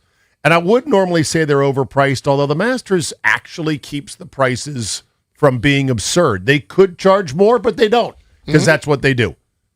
And of course, there's some people that will defend everything Augusta and everything Masters no matter what. So they're clapping me, some people, and clapping me in the comments on my tweet going, well, you've just never been there, so you're jealous. We've been. And I'm like, other than 84, 91, 96, and then 2019, you're right, I haven't been. And I bought shirts there. It's a great pro shop. Yeah. They have wonderful merchandise. Funny thing about the merch there at the stores, they don't have any actual apparel brands with their labels in the Masters store. So in other words, you can't find Adidas. It's just their stuff. It's their private label. They source it privately. That to me is a moment too that I appreciate, where they got to a point where people tried to make them do something. They said, no, we'll do our own stuff. Exactly. When they began to broadcast themselves, do whatever, they made you realize that, okay, that's power. Yes. And I'm telling you, when you get to the point in life where you can one finger salute people and keep doing what you're doing at the same level or higher. Right.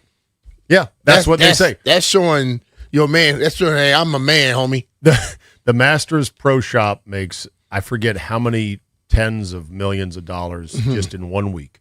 They could make many, many more millions if they open it up online. There is no online mastersshop.com. They don't want that. Now, if you go there, you can buy the haul, and you can then have it shipped. They've got a whole system where they just go up to a counter like, here's the address. How much does it cost? Send it, and they do. But they don't have an online store, and they get their own merchandise. They don't even want to give Adidas or Nike or Peter Millar any kind of side credit by saying, look at their stuff that's in their shop. They want their own stuff. They want to run it their way, and that's how it works. But guys, it's overdue to say, stop sending pictures, stop posting pictures, stop bragging about your haul, stop showing us shirts. Okay, you're a middle-aged man who bought a golf shirt. Hey, how about that? Yeah, because amen, hallelujah, pass the if you're towel. gooning over golf stuff, that's really a problem. That's all I'm saying. Even if it's moisture wicking, it's still a problem. That's all I'm saying. For sure.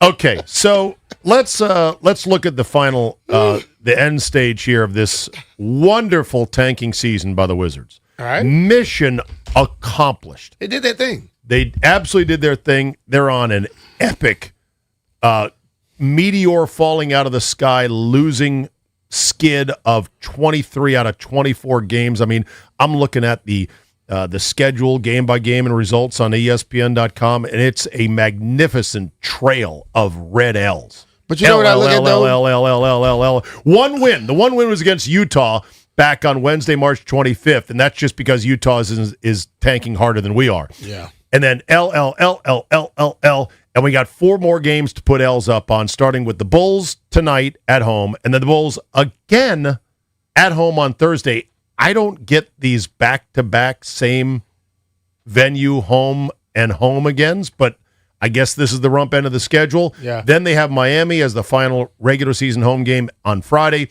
and then at Cleveland to close out the year on April 12th. It's been a great year. Michael Winger, Will Dawkins, do your thing. Get somebody great in the draft. Let's turn this around. Brian Keefe, next year, no excuses. We're going to have the 2 star players they traded for healthy. We hope Anthony Davis and Trae Young. let's win some games next year. Okay, we're done with the Wizards. Now, let me tell you the hell that some teams are in. The Bucks are trying to figure out how do we deal with Giannis, who is being a bit of a problem right now because he wants to play the last week of the year for no reason. Their season is completely fallen apart. And he's like, I want to play. And they're like, yeah, shut it down. Like, we need you to be healthy in the offseason because we probably need to trade you to get whatever we can in return because you got one more year in a deal. Mm-hmm. And he's like, no, I want to play. I want to play. He's being a hardo. Doc Rivers is under fire, even though Doc Rivers recently inducted to the Basketball Hall of Fame. Doc Rivers is a good coach. He has not had good results ever since he won the championship in Boston. Here's the thing. Shams Charania reports the morning after the Bucks had turned a double-digit lead into a blowout road loss in Chicago on March 1st, Rivers called for a team meeting. Oh, the team meeting.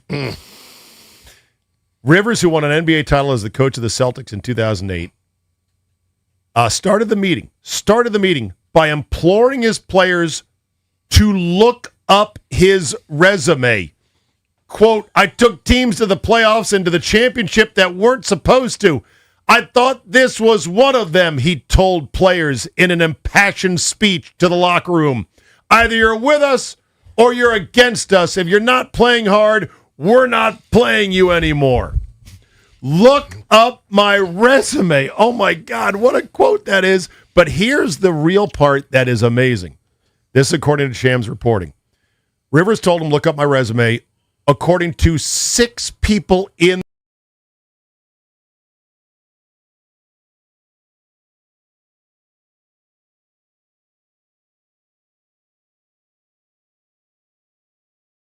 details on Doc Rivers, who they apparently hate.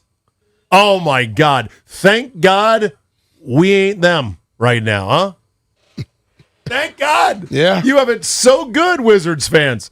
A perfectly executed tanking season where they somehow avoided the wrath of Adam Silver.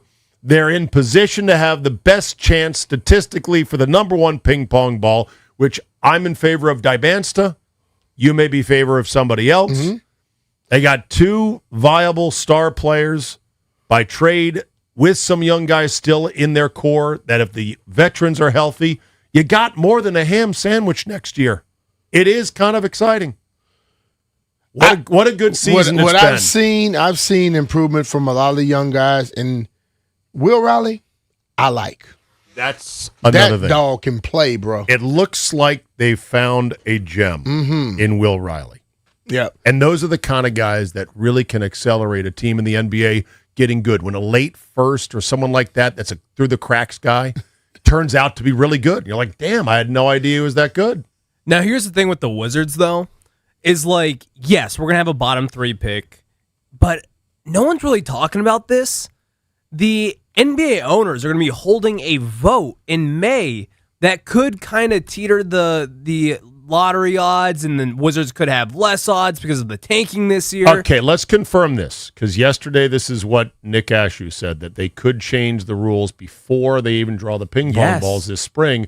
Somebody else said on Twitter to me, he's like, no, Nick's wrong. They're not doing it this year. I've been trying to look it up online. Have you really dug in and figured out, can they change the rules this year? Well, I believe actually ESPN was talking about this last week. They were. Okay. But let me ask you a question.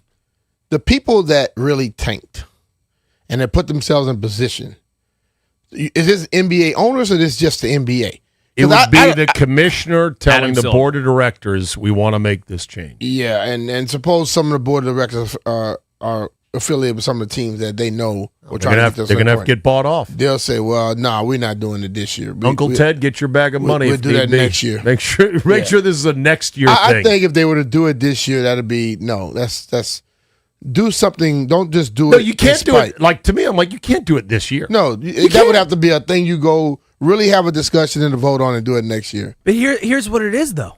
It's the Wizards' luck. This is what happens every single year. It would be. It would be. Hey, and I'm laying the cart before the horse here. Clary, there's time to bitch about this after we lose the lottery, which is what we do well. There's no need to bitch about it before we lose the lottery, okay? I know. Save one it time. for after when they lose the lottery. I'm pre-mad right now. I know you're I'm pre-mad. I'm like looking pre-registering ahead. my anger. Like, we're so going to get screwed again. We are. Because Yeah. that's the thing. It's like you just know that as a Wizards fan. You know for a fact you're going to get like the 5th pick. Yeah. And it's just the worst. It's the worst feeling. I still agree. I still think the league is missing out on a huge television marketing opportunity on how they do the lottery. They do it behind closed doors with a giant vat of ping pong balls that have numbers on them, and they have to redraw and redraw because they've got so many combinations on a big spreadsheet of numbers. They have a representative from every team in the room watching it so that they can say there's no funny business and it's legit, but it doesn't lend itself to any drama. You know, it would be absolute electric factory drama is a giant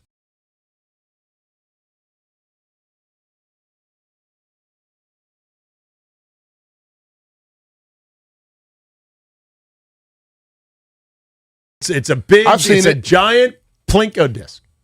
You get 13 giant Plinko discs in a hopper above this Plinko board that's 30 feet tall, okay? And you got the number one pick in the middle, and you got the rest of the picks splayed out toward the edges.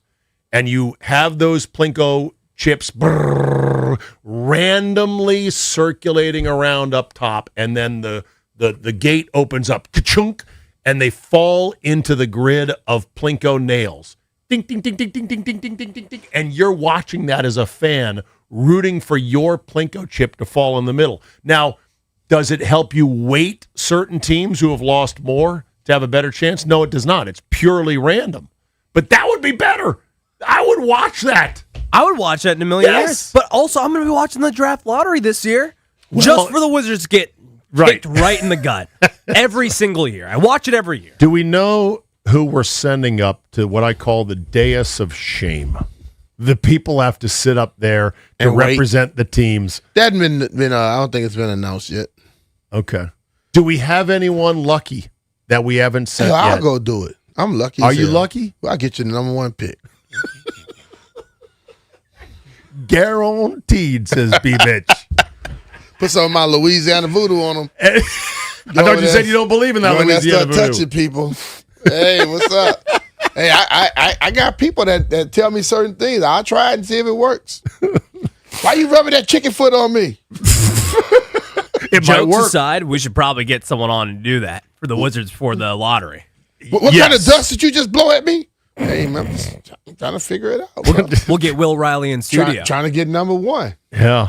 Will Riley picked 21st overall. See you again. Will can play, dog. That is why, when people were saying this trade for Anthony Davis, like they didn't give up anything. They gave up, first round picks that belonged to the Thunder and the Warriors. They're going to be late first round picks. I'm like, yeah, they're probably not going to be great, but don't just say they're nothing. Because late first, still a lot of stars that were not drafted in the top 12 picks in the NBA. I know. So let's be real about that. I know. Okay. What do you want to talk about next that we've yet to get to? I've got some stuff. Guess who won the NIT, by the way? Quietly. Who, the Auburn? team that, the team. I know they were in the final. White Brian probably happy as hell. I mean, look, it's like the team that bitched and moaned the most about not making the tournament. They actually won the NIT, which I kind of booyakasha, respect on that. But you have to give them respect because, like, what happens is you've seen teams don't get picked for the tournament and they refuse to play anywhere else. They go home crying like, little babies or whatever. But they went into the tournament and won it. You got to give them a little credit for that because that coach was able to keep his guys together and go. All right. Got some Masters thoughts for you, including Jason Day's outfits from Malbon. They are something else out there on the golf course. I wouldn't wear them, not even if I lost a bet. And it's the only place in the world where everyone is exactly where they want to be. I'll tell you where that is next as we continue on. It's B. Mitch and Finley on the Fan.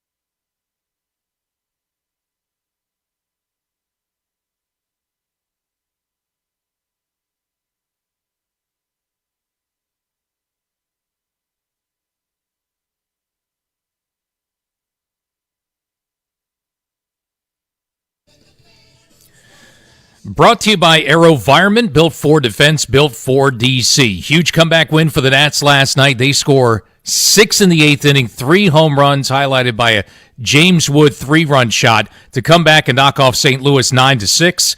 Nats snap a 5-game skid. We'll see now if they can keep it going. Another one against the Cards tonight in DC, 6:45 for the Nats here on The Fan. Final week of the NBA season, 4 left to play for the Wizards. First one of those against the Bulls tonight, 7 p.m. on the Team 980 and Bloomberg 99.1. College hoops season ended last night. Michigan winning its second national title, holding off UConn 69-63. Caps' playoff hopes are hanging on by a thread. They play Toronto tomorrow night, 7:30 on The Fan, and the Team 980 Caps 3 points out of a playoff spot with 4 games to go. AV is built for DC, built to innovate at the speed of intelligence, built to deploy solutions that give our warfighters the edge, built for now to defend our future. When the mission matters most, DC turns to AV. Visit avinc.com to learn more.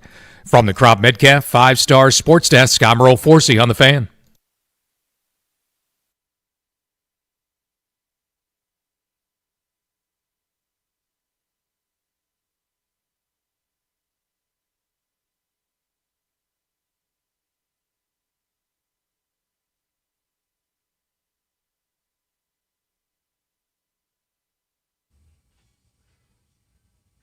All right, I'm collecting opinions from various people because I don't know where they stand on certain things since I've last seen them. B. Mitch, where do you stand on the ABS system in baseball? They seem to be having a lot of calls overturned, so give me the damn regular referee and umpire. So you're not a super fan of it? No. Really? No. You want baseball umpiring to be first of all, imperfect and at times infuriating. Imperfection is a part of sport. But you put me a machine, I expect it to be 100% correct. Has it been anywhere close to 100% correct? Well, the machine's been correct.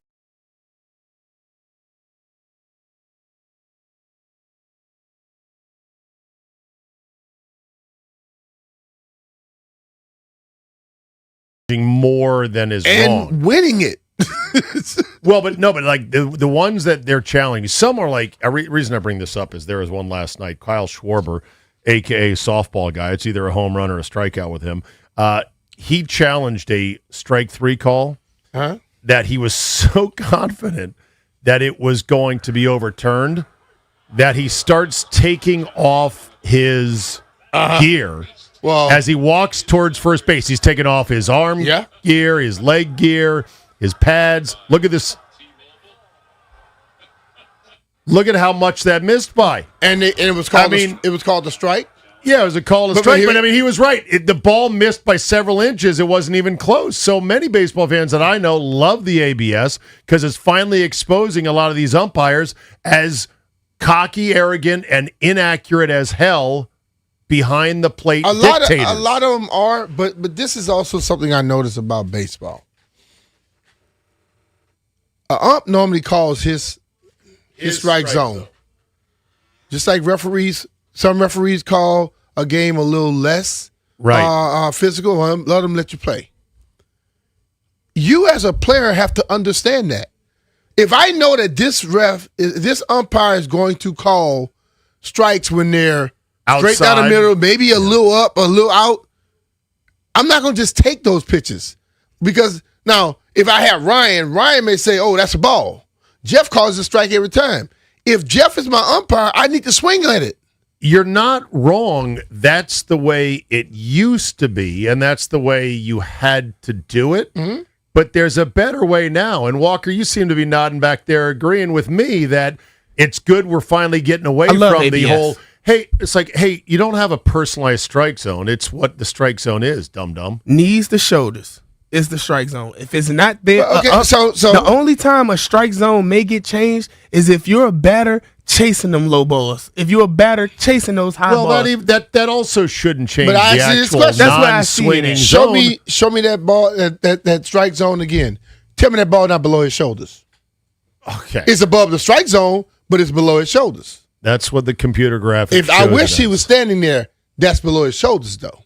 Well, you're now questioning the electronic box. Now, I'm not. It's not the electronic box. It's the strike zone has always been said from your knees up to your shoulders. Okay. Nobody calls a strike when it's up around your neck or around your chest area. But here's what they did in the offseason as they began to implement ABS. They actually got accurate height measurements of every player, and a lot of players shrank in the offseason because they were listed in the media guide as an inch or two taller just for no reason. And it was a big running joke in spring training as they collected the accurate ABS measurements because they have RoboUmp, as I call him, the ABS system. They have it set a specific strike zone so that Aaron Judge's strike zone is not Jose Altuve's strike zone because Judge is 6'7", Altuve is 5'3", maybe. Yeah, 7, 6. But see, the thing for me is,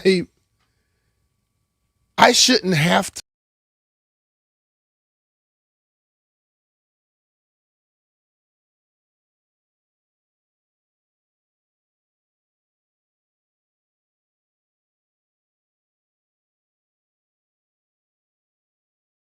But they did standardize the strike zone based on player heights. Yeah, and I actually saw this the other day. So Walker Buehler with the Boston Red Sox. He was talking.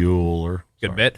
He was talking about how different ballparks have like different angles for, I guess, like the technology, and so he said it's like throwing it off by a couple. Like it is kind of weird, right? Well, the pitchers are going to argue that because they're the ones who hate this the most. And then his secondary angle also was he was like, well, when I was a rookie, I didn't get those calls. Yeah, he said some of the guys who are out here a long time deserve to get those outside corners. And let me tell you, that is a unpopular opinion with many baseball fans going, no, just because you're a veteran doesn't mean you get a larger strike zone. But it happens in every sport, every business. The person with the most clout gets the most benefit of the doubt. Damn, Mitch, you are really disappointing me today with this take. I don't even know where this comes from. This is where I don't even know who you are anymore. No, I've gotten to the point where we argue about this, and listen, that machine will screw up. And then people gonna lose their tail. They'll screw up a lot less than Laz Diaz or CB Buckner. But see, that's the aspect of it. You gotta have some human error in it. Okay. It happens. I'm just telling you, you're going to have to submit to the machines. The machines will have to be kneeled before eventually in baseball or in life. Walker. Yeah. It's just so many plays have been decided on. So they're going to start calling outs too? Hold on. Let them speak. It's so many plays that has been decided on a missed call or anything. This just tightens it up. Like, for instance, at the Nats game this weekend, the ump called strikes on the Dodgers, and they challenged every one of them, and they were balls. Stuff like that. I think the NFL should bring it back too, because there are so many times where a ref or umpire is making a game-changing play, and they're completely wrong. I get it's human error, but you also got to understand that it may be error on you, but what's happening in play is what happened in play. It's going to tighten the umpires up. It's going to make them better because they're going to realize I don't like looking stupid. I've got to focus more and not call these strikes based on emotion or reputation. So it's going to make the umps better, and it's quick. That's the biggest thing. I've been famously anti-replay since they started enveloping it into every damn sport. But this is the one instance where it's like Cyclops in tennis. Cyclops in tennis is really quick, and it's very binary. Did the ball actually touch the line? Mm-hmm. And it's electronic. This is similar to that. It's binary. It's either in or out, and it's quick. And you get a limited number per game. Well, sometimes in that you're out of it. Don't put the umpire back there. Okay. Well, I know just let the machine make all the calls. Listen, this may help the Nats win games 71 and 72 this year in their quest. It may make them lose 71 and 72 this year, too. I mean, come on now. This could lift us up. I'm just saying. Speaking of submitting to the machines, so I told you I own a Tesla Model 3, Highland Edition. It's glorious. I'm loving it more every day. The full self-driving continues to get better and better to the point where it actually avoided a squirrel. It avoided a dead squirrel that it detected in the road, just a subtle little, it just like jutted around it. But, commutes in this morning, even though I didn't give myself enough time, are made so much more relaxing because I let the computer drive. And they've proven, based on the number of computer miles that Tesla has, that it gets in far fewer accidents than humans. And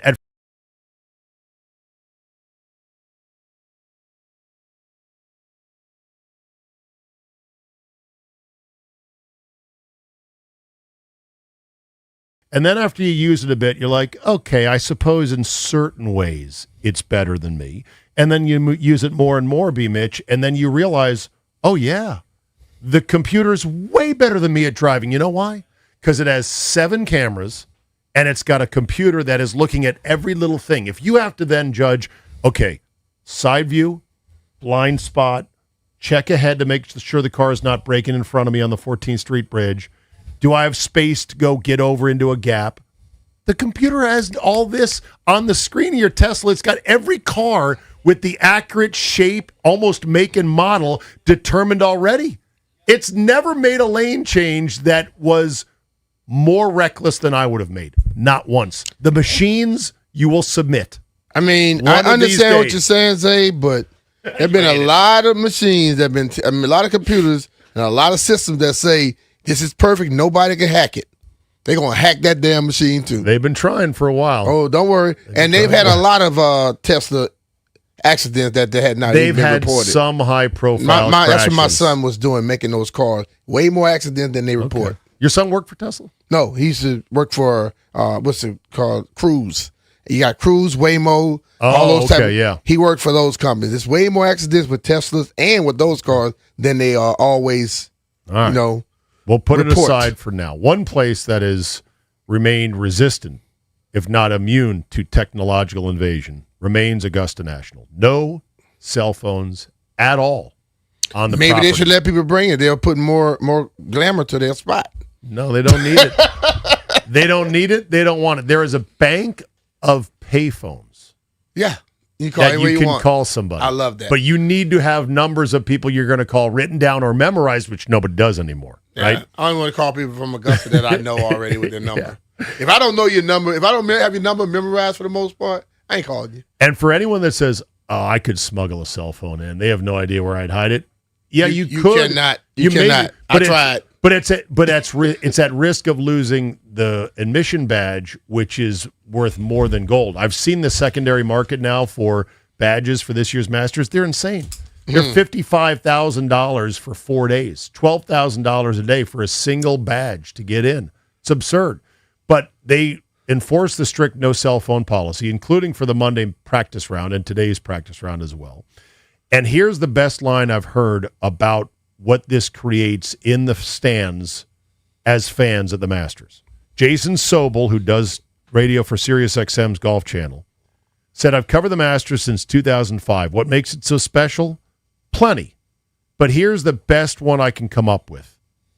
It's the only place you'll ever go where everyone is exactly where they want to be." Boom. I wish I had a giant Chinese gong to gong it to say that is the most profound thing ever. It's the only place where everyone is exactly where they want to be. He goes on to say, Disney World, no way. Family wedding, doubtful. But Augusta National during the Masters, if you're there, this is the only place you want to be.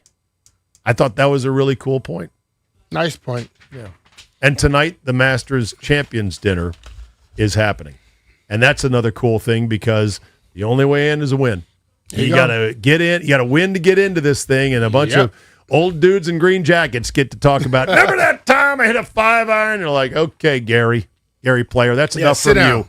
Sit down and put the wine away, my friend. You're starting to annoy people. Final segment coming up. Zabe sitting in for JP. It's B. Mitch and Finley on the Fan.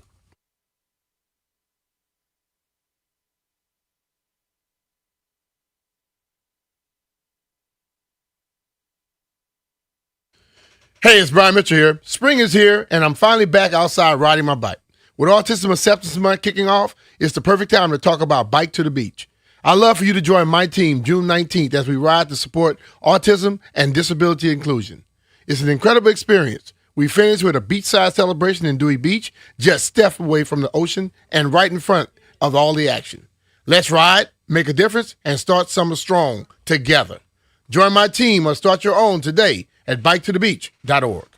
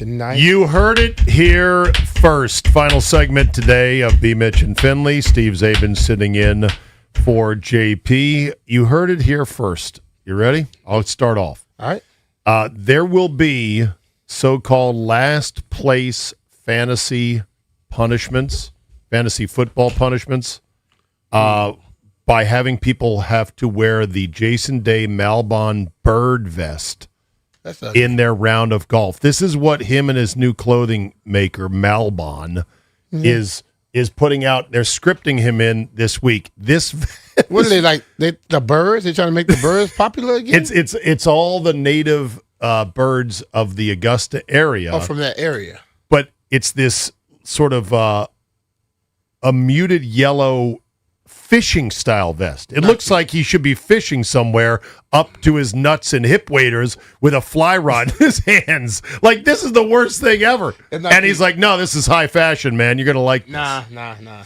They actually had an outfit of him that had a Why matching... didn't he put like golf balls or clubs or something? That would have been better. This company, every year, they put him in the dumbest crap ever. So you heard it here first. Somebody's going to order the Malbon Jason Day shirt and use it as a punishment shirt. Okay, you heard it here first. They haven't told you about the punishment on this show? I don't know if I'm subject to it. I'm just a fill-in guy. No. You're subject to it. You're subject to it. When you bet, you got a hot dog hat possibility. Oh, hot dog hat. Is that what I saw? That is out there. You going to wear that for a whole show? No. Just the last segment. Oh, last segment. Okay. But if it's bad enough, y'all didn't bet yesterday? We did not bet yesterday, no. Oh, y'all were trying to ease out of this thing. We threw it in there. They didn't want the hot dog hat. That's what it was. Completely different cast yesterday, B. It don't make a difference. we had Ben Strober and Nick. Ben has been involved with it before. And then we got Nick Black Brian he's today. so cute. He the one that should put the hot dog hat because he is a hot dog. I know this. We're making a bet here, right? All right. This is a wagering segment. You heard it here first? Yeah. Okay. So let's get our bets in. I am on the NBA tonight. Hold on. Right? Jeff hit us. Oh, yeah. Huh? Oh. There we go. Gather around. Okay. The other night in the NBA, I think this was on Friday, there were 9 games that were decided by an average of 35 points. It was blowout after blowout that's just after blowout. despicable. It's only the second time it's ever happened, that big a slate of blowouts in NBA history. The other time it happened was 2 weeks ago. So this is the modern face of the half the league is tanking NBA. So here we got the Pacers tonight at home at 18-60, desperately trying to keep up with the Wizards for the bottom of the barrel. And they catch the Timberwolves, and they're only getting 12.5 points. There is no way in hell 12.5 is going to be enough. You heard it here first. The Timberwolves by 30 tonight on the road at Gainbridge Fieldhouse. Boom. There's my bet. So you change your bet by 30? No, I'm just saying that I'm taking the Timberwolves minus 12.5. Okay, I thought you were saying by 30. I'm not making my own line. We said if you were making an alt bet, we're just making sure. No, I'm not making an alt bet. This is easy money. This could be, though, a plasma bank. Sell your blood, sell your sperm, sell your plasma, every fluid you got. Empty the 401k, bet of the century. Timberwolves by 30, lay the 12.5. All right. Ryan? I've got Cade Cavalli over 4.5 strikeouts. Oh, we're so sick of these old whack bets. No, but they're good. This is a lock tonight. I'm telling you right now. Cade Cavalli. A Cade Cavalli What's over the, 4.5. What's the odds? It's at minus 120, I believe, I last checked. You can have that. I'm taking that. Minus 118, actually. Over 4.5 Ks for him. He's going deep in the game tonight. This is my guy, Cade Cavalli. Jeffrey. I am taking Will Riley over 30.5 points, rebounds, and assists. Okay, that's a good bet. What's the odds on that? The odds is minus 106. He's going over easy. They got it minus 125 for the under. He's going over. And it's 30 points, rebounds, assists. Yep. So you add them all of up. them together. Add them all up. Yep. Mitch, you heard it here first. All right. I'm going to go with the, oh, Lord, I hate this. Oh, Lord. Give me the Celtics. Minus 4.5. Reasons? Hey, Brian, you involved? Don't be trying to hide. You gotta participate. Yeah, throw us a bet. Give us a bet, son. He got to take some time. He new to this. He knew this. He up in the big league. Man, It's time to It's a bet on gambling. FanDuel. It's all random. Just go ahead and pick something. Yeah, pick somebody. It won't kill you. It basically doesn't matter. You're not gonna really win nothing. He's taking the Commanders to win the NFC East in 2026. Nah. Yeah, we don't have all that time to wait. He's a Cowboys fan. It's Cowboy B. That's what they Oh call him. Lord, have mercy. What is wrong with the kid? A lot of things wrong with this man. From DC and like the Cowboys. The mighty SEC's historic dynasty has officially crumbled, says Brett McMurphy. For the first time in nearly a decade, college sports' most dominant conference faces an unprecedented reality that is coaches and ADs scrambling. People say, yeah, something funny happened. As soon as the NIL payment era began, suddenly the SEC's dominance disappeared. Wow. Don't this worry. is my shocked face. They'll be back. People make these broad statements after a year or two. Okay, but the point is they've been paying guys forever. And Everybody been paying people forever. The SEC more than most. It just means more down there. At Even least the it used small to. schools pay people. Believe Oh, me. really? I'm telling you. I'm just telling you a little bit from what I heard from a little birdie. Little birdie told me that. Interesting. Okay. Yeah, they pay everybody. Oh boy, you got the Blue Jays and the Toronto tonight. Ooh, woo. Yeah. You got two good pitchers too. Okay. Oh, man. Black Brian got his bet now. What do we got? I'm up. All right. I got C.J. Abrams at least one hit tonight. What's the odds? It can't be minus- over 200. What's the It's odds? minus 180. Are you Oh, you good? good, you That's good. fair. That's fair. Yeah. All right, and I'm parlaying that with the give me the Blue Jays to win tonight. +1. +1 on the run line. +1. Yeah. Uh-huh. Yeah. As always, gamble responsibly. If you have problems, call 1-800-PROBLEM-GAMBLER. And Well, this is gambling without money. Bet with your head and over it. Yes, only bet This your is friends. gambling with a hot dog hat. Yeah, hot dog hat. Do not make bets like Drab where he had to lick our engineer's feet. I am never Yeah. gonna have Oh a my bet like that. God. That The nah. humanity. Thank you.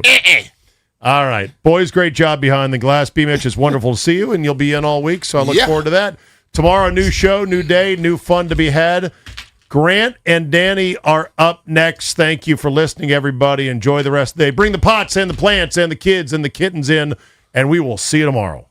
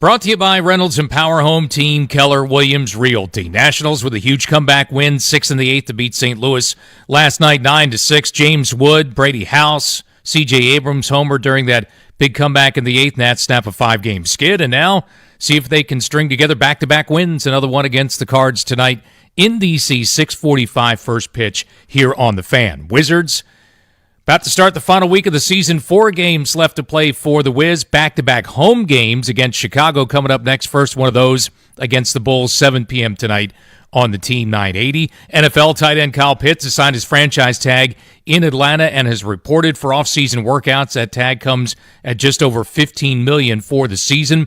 And just 2.5 weeks away now from the NFL draft, Peter Schrager's new mock draft released today, and ESPN has Washington getting Ohio State linebacker Sonny Styles with the 7th overall pick. Want to hear the fastest way to know what your home would sell for? Reach out to Empower Home Team. Simply text your address to 800-763-3000. No phone call. Just text your address to 800-763-3000. That's 800-763-3000. From the Crop Metcalf 5-Star Sports Desk, Scott Merle Forsey on The Fan.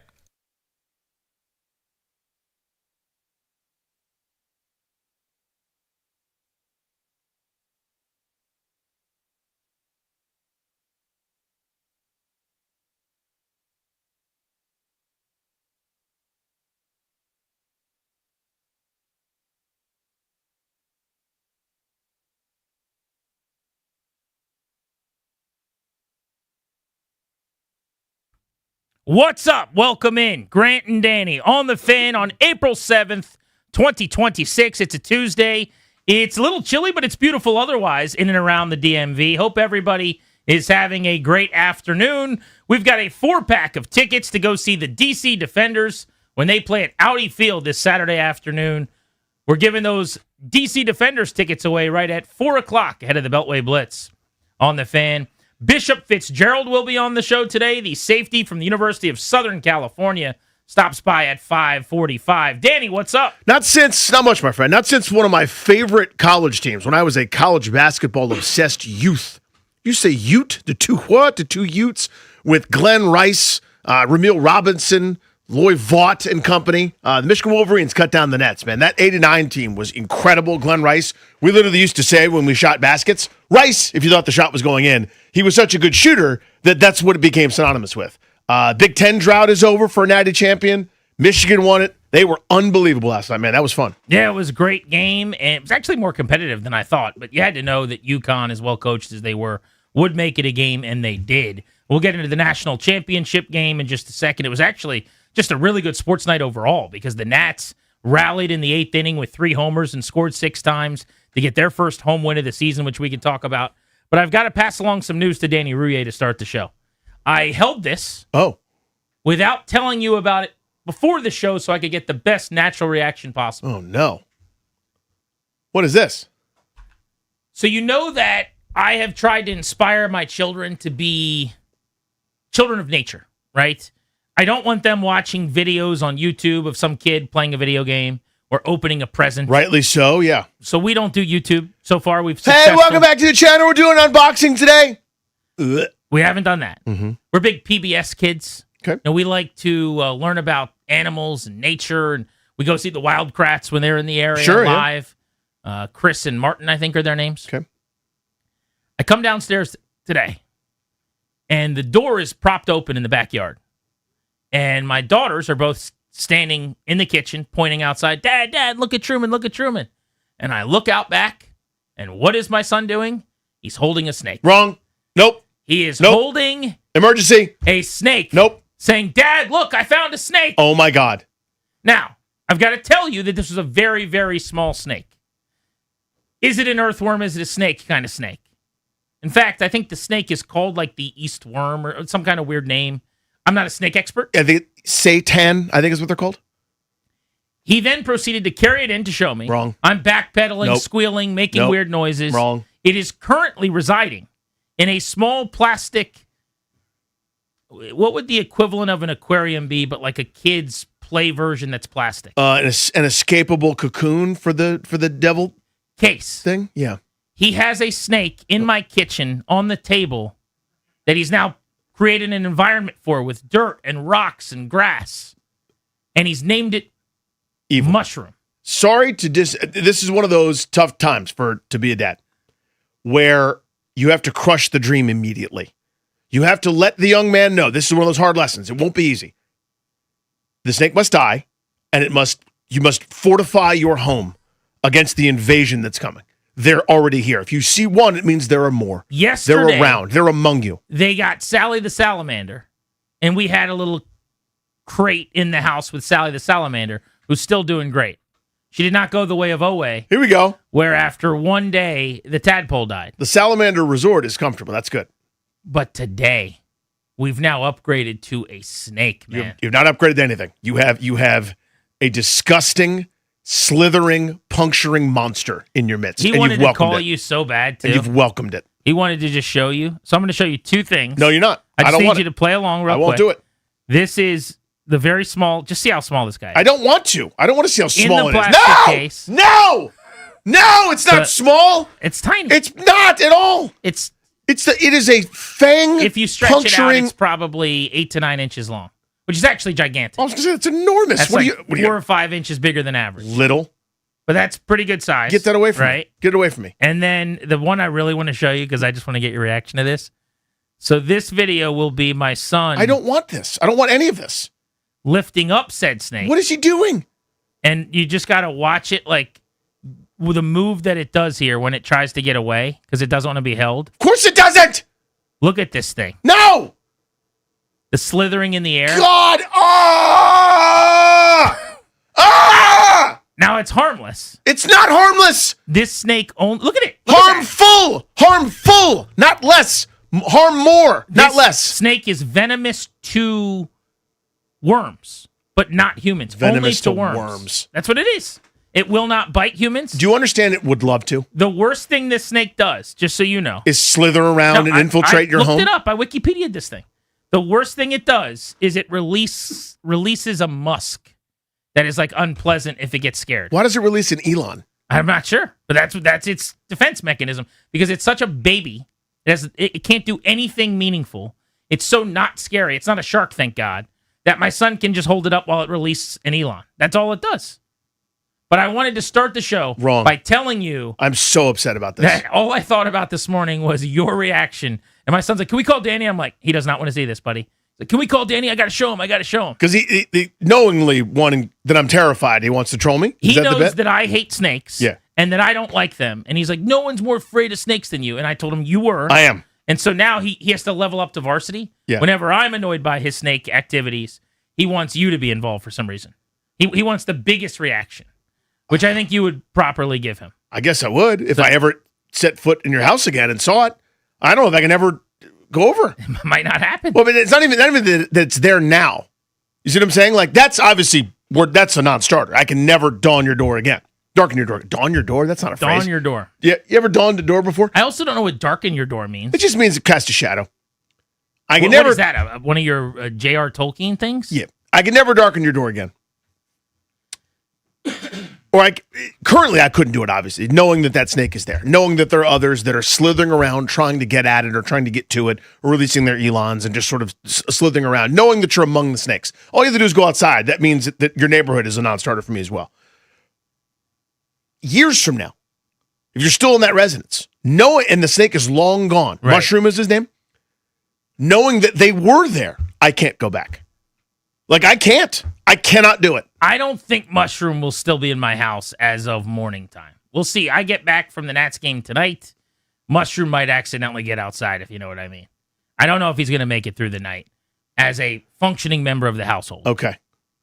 Let's talk national. Does it involve a hammer and a plastic bag? I don't know. I'm not going to pull a Rouye. I'm just going to take him out, dump him out right in the back mulch right or whatever. Right in the backyard? Dude, it's not a king cobra. You're going to put him right in the backyard? Yeah, it's not a python.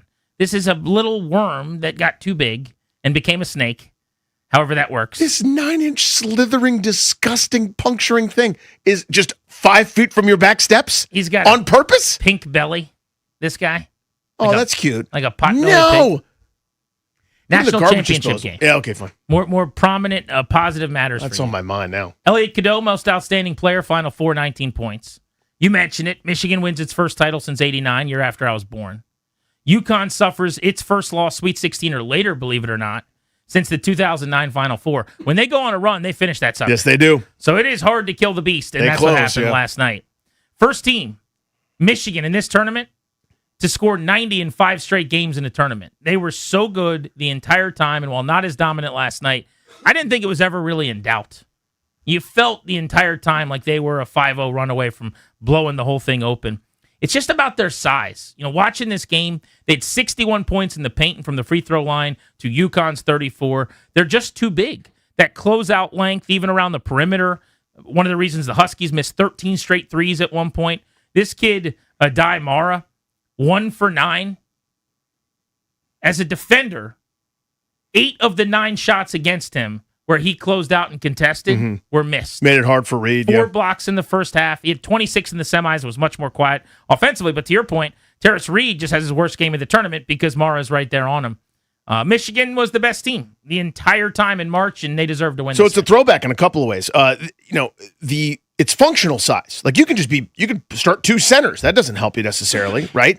It's the fact that Morris Johnson is an old school power forward in a day where you just want one more wing who might be a little bit taller. He is, swatting shots, pinning things against the backboard, tip-ins, follow-up shots, just again, old school kind of power forward type stuff. Michigan's a bit of a throwback in that way. They space you out. To me, the game was won or lost or decided this way. It's going to sound like ref blaming, and it's not. UConn's path was, listen, Michigan's real physical. And some of these I don't want to call them ticky-tack, but moments of contact are going to be initiated from this physical team. We're not as physical as they are. If you let us grab a little, if you let us body a little and play with these guys, we'll have a chance. That's not how the game was officiated. As soon as both guards for UConn got in foul trouble, and the fouls started piling up, and Michigan went to the line a million times. A lot of it's the end when you're playing the foul game. But even still, there was like a 20-10 free throw disparity. That was the difference in the game. That was UConn's path, and it wasn't there for them. And it's not, again, not a ref thing. I think probably a couple calls could have gone either way, didn't go UConn's way. But once that happens, you're not winning. I mean, Michigan's too good. As you said, their size is so effective that kind of nothing else mattered in this one. Well, Elliot Cadeau, who ended up being the superstar throughout the tourney and certainly throughout the Final Four, said earlier in the year at one point they were the greatest team ever assembled. And everyone kind of rolled their eyes and laughed. And if you actually take that by the definition of the literal words, he's probably right. In the way of assembling a team via transfers and just a bunch of guys from all over the place that came in here as hired guns to win a title. In this era, 0 starters who enrolled at Michigan as a freshman were on that team last night that won the championship. They were all transfers. Yeah. A starting lineup with an average age of 22 years old. They had a starter in the lineup who was 25. Welcome to whatever this is now in college basketball. I enjoyed watching it. They were dominant. It was great. But it's almost like celebrating a home run record where now we're playing in ballparks, where, like in Lomedy at Williamsport or something. Yeah. It's like, yeah, you should be hitting more homers. It isn't that crazy that a team could dominate or be as good as Michigan when you're just hiring other people's really good players. That's what they did. Yeah. I think about it in college football with, wasn't it Texas Tech brought in literally 11 new starters on defense this year? David Bailey, who's going to go in the top 10. And their as one of defense them. was good. And they had one of the best defenses in America. Everyone was like, this is crazy. In this conference, this team, they've never had a good defense. I'm like, yeah, this is what happens when you drop $1 million on 10 guys to come in here who are badasses. All of a sudden, you can play great defense. So we did it, I guess. Congrats, everybody. This is what we got. Yeah, so I don't blame any specific person. Dusty May, great coach. I don't blame Yaxel Landeborg, who's told after 3 years at junior college, 2 years at UAB, and now another year at Michigan as a grad student. They tell you can play, you go play. The NCAA is toothless at this point. They've got no ability to win a court case or whatever. They're just basically not fighting and just kind of letting stuff go. They're picking on, the second baseman from the Naval Academy, who they argue, had a game and like 4 at-bats and he can't have a red shirt. Those are the fights that they're picking. So the NCAA stinks. I don't care about them. But this is the new reality. And I enjoyed the game. I liked watching them in the tournament. I like good basketball, and that's fun. But the state of the state here isn't that great. And here's what I mean. If you go to the mid-majors, the things that we all like, and we learn this week about St. Francis, or this month we learn about whatever kind of school that makes these magical runs, everybody from the MAC that a smaller conference full of mid-majors that made the all-league teams, they're all leaving the league. They're all getting money and going elsewhere to one of the major players. College athletics at the pinnacle is this, right? It's UConn, great program, the program of the 2000s. Michigan, an unbelievable team that's assembled and perfect. What 99% of college sports is me.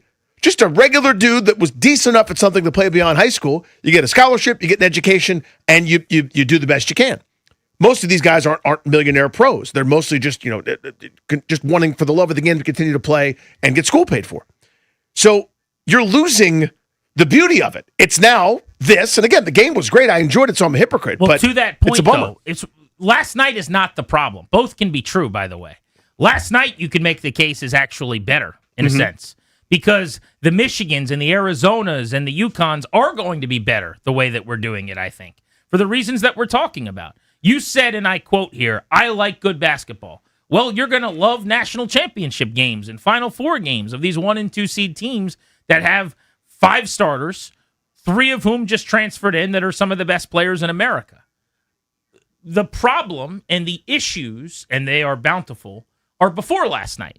It's the teams that weren't playing last evening that are getting screwed here. But is the trade-off worth it, I guess, is going to be the big question. If you just want to see great basketball, if you just want to crown the best champion, we heard this when we talked about the Cinderella dying and the mid-major team making a run, the fact that it's going to be very, very few and very far between moving forward. A lot of people said, you know what, I just want to watch the best teams at the end anyway. Well, you're going to, I think. You're getting that, yeah. And I think the best teams might even be better than they used to be. There's a reason why this Michigan team was the best Michigan team we've seen. Yeah, this group, as assembled, is better than, say, a bunch of the one-and-done freshmen that teams were majoring in 15 years ago. That was a better basketball team. Again, last night they didn't shoot it great, so it doesn't look as good if that was your first time tuning in. But you put them, give them the same schedule in today's modern college basketball against one of those Kentucky teams from Coach Cal with their, filled with a bunch of one-and-dones who go on to great careers, by the way, because they're superstars in the making. But that's a better basketball team than you would have seen a decade plus ago. I don't have any doubt of that because these guys have all gone through it. They've all proven themselves at the college level and gone on to bigger and better things. Again, in Landenborg's case, he's been in college for 5 years before this, and now he gets his grad student year at Michigan because it's the major college level. Calipari keeps using the line that there's a 27-year-old starting against a 18-year-old. And I would imagine maybe there's a 17-year-old somewhere at some point this year, early in the season in college basketball. They got to start. But, 18 versus 27 doesn't feel right. Right. But the way that this now works is flawed. I keep saying broken, but it doesn't feel like it last night because the basketball is going to be not only entertaining but excellent. And that's how they get you. Whoever exactly. they is and whatever the verb means. But you know what I mean? When you turn on the national championship game in football, you turn on this tournament, these teams going from 16 down to 1 or their basketball tournament, once the games are on, how we got there matters less than ever to people, right? And you just go, am I entertained or not? Is it a good game or not? Is it starting too late or not? Is the halftime show good or not? It's back to the regular sport. And me, Harry the hypocrite over here, it takes over. I just love basketball so much. I love watching these games. And I'm the problem because I'm enabling it in some way. Am I wrong, or did Dan Hurley behave himself okay last night? He wasn't a horse's ass the entire game. I mean, there were moments where you there's moments. Hey, let's relax a little bit, guy. He's first team all GIF with his reactions to calls. I just thought at some point the night was going to be all about him, and I didn't really get that sense. Even after the game, he was getting baited a little bit by one of the guys that's very tied in, it seems like, media-wise with him in the program. Mm-hmm. And he basically said, I love that crew. They do a really good job. If they refed us every single night, I'd be fine. And he didn't take the bait. Yeah. I thought he actually behaved himself a little bit. And if he wanted to, it wouldn't have been the craziest axe to grind where you go, look at the free throw disparity. Now, again, a lot of that is through playing the foul game at the end. But when the game was in the balance, when Michigan's trying to make runs, UConn, I keep doing that. When UConn was trying to make runs, they kept getting thwarted by every call went against UConn. And there could have been a couple where I thought UConn's going to the basket, didn't get fouled. Again, it's the physicality of Michigan where you kind of bounce off. Could they have called a couple of those? But UConn was in foul trouble all night. Michigan really wasn't. We do this thing after championships as a sports industry where we look at who won the title and you try to find out what they did to get there. And you go, that's what I need to do now if my team's going to get there.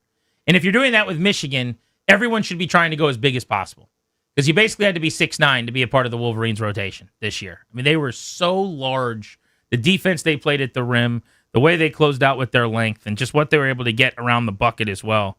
It was a fun watch. So congrats to them. They are your national champions. We can turn the page on college basketball after today on G&D. Speaking of college football and the NFL draft, we're 16 days away from pick number 7 for the Washington Commanders. What are they going to do? We've got Bishop Fitzgerald, who's open to go on day 2, a local product from Garfield High School, Woodbridge, Virginia, played at Southern California with the Trojans this year, had been at NC State in the ACC. He's going to be on the show today at 5:45.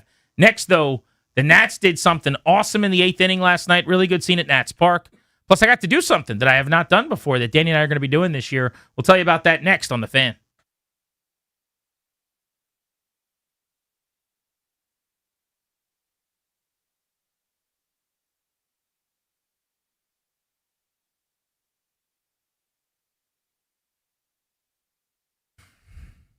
Hey, what's up, guys? I'm GP. Wale at halftime. Wale, not Whale, Wale, just to be clear, of the DC Defenders on Saturday. That's right. We got football. We got the 2025 UFL champion, DC Defenders, playing a game on April 11th at noon at Audi Field against Houston. The environment's going to be great. And then the man they call Whale, Wale, performing at halftime. You're buying a ticket to a football game. You're getting great spring football for you and the whole family. Really family-friendly entertainment. It's the place to take the kids. Audi Field is a blast. And then you're going to see Wale perform. What else could you want? Watch the beer snake get built from afar. If you don't want to be in the end zone, that's fine. You're going to get your tickets at ufldefenders.com. The game is this Saturday, April 11th at noon. I take the kids. We take neighbors. We take friends throughout the football season. It's just a really, really cool place to go. And I'll see you there. I'm excited about it. We'll be there all season long. ufldefenders.com.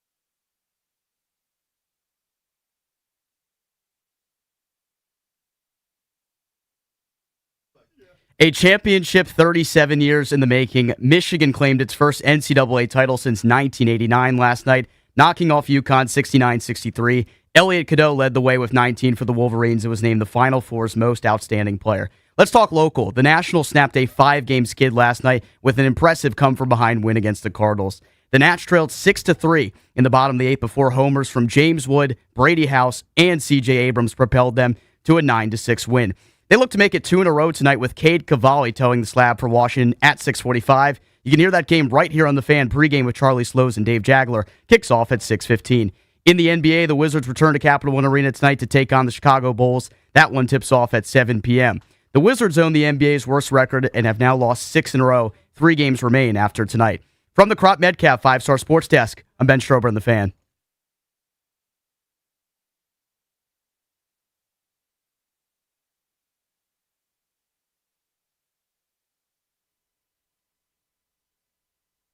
Nationals 9, Cardinals 6. 2 balls, 2 strikes, 2 outs. Here's the set. And the kick and the pitch to Wynn. Swinging a ground ball, deflected by the pitcher to the shortstop, Abrams. He's got it. He throws to first in time, and the Nationals have their first home win here in 2026. Dave Jagler has heard on the call of Nats baseball last night here on The Fan. Welcome back, Grant and Danny. So many of you probably know we do the postgame show for the Nationals radio network, Danny and I. And this year, on weekends, Toby Altizer, who normally works on our show, he's in Augusta this week, but he'll be doing some weekend post-game shows with us as well. Unfortunately and tragically, our buddy Craig Heist, who it's still so weird to say this out loud and just to seriously. think about, you like stop yourself and you just can't believe it. It's surreal and it's not a body experience when you talk about this. But Heisty passed and is no longer with us. And I'm sitting in the press box every night, 2 seats to the left of where he should be sharpening his pencils loudly and talking about the Orioles and changing the channel in the middle of big sequences in the late innings and doing all the Heisty stuff. Somebody says something that he's not sure if it's to him or about him or to someone else, and he goes, huh? And then next thing you know, he waddles over, weighs in with his take, or gives you an inside joke. God, it is. You're right. It's so weird. We're just trying to do our best to fill those shoes. Yeah, and it's a sad thing. It really is, because for the last few years, Heisty has gone down on the field to do these post-game, what we call walk-off interviews after a win, and then he would always do the post-game show on the weekends. Well, now with us doing the post-game show during the week, and with our buddy Craig Heist tragically no longer sitting there watching these games with us, we are going down on the field to do these post-game interviews. That's an assignment that we've taken on essentially this year. So last night was the first time that the Nats have won at home. So it was the first time any of us have had to do that. And this is something I've done a lot of with Sirius XM. I have like some sideline duties with some live games that they have, as well as pre and post duties on MLB Network Radio. So you get to go down on the field in front of the dugout or whatever and do these interviews and play sideline reporter. And it can be really, really cool. But I got to say, the energy last night, right after they hit the 3 homers in the 8th and the guys are walking off, high-fiving each other, was pretty cool. Getting to stand there and talk to Brady House, who had hit 2 doubles and a home run right after the game. So can you set the visual for folks that may just be kind of imagining it in their mind? It's like you're not just wandering around from the press box. You're not coming down from our left field little porch. What we're going to do is we're going to be right down there on the field, kind of waiting almost in a camera well type location, just off the fence. So the way that the visiting team, the home teams get onto the field is through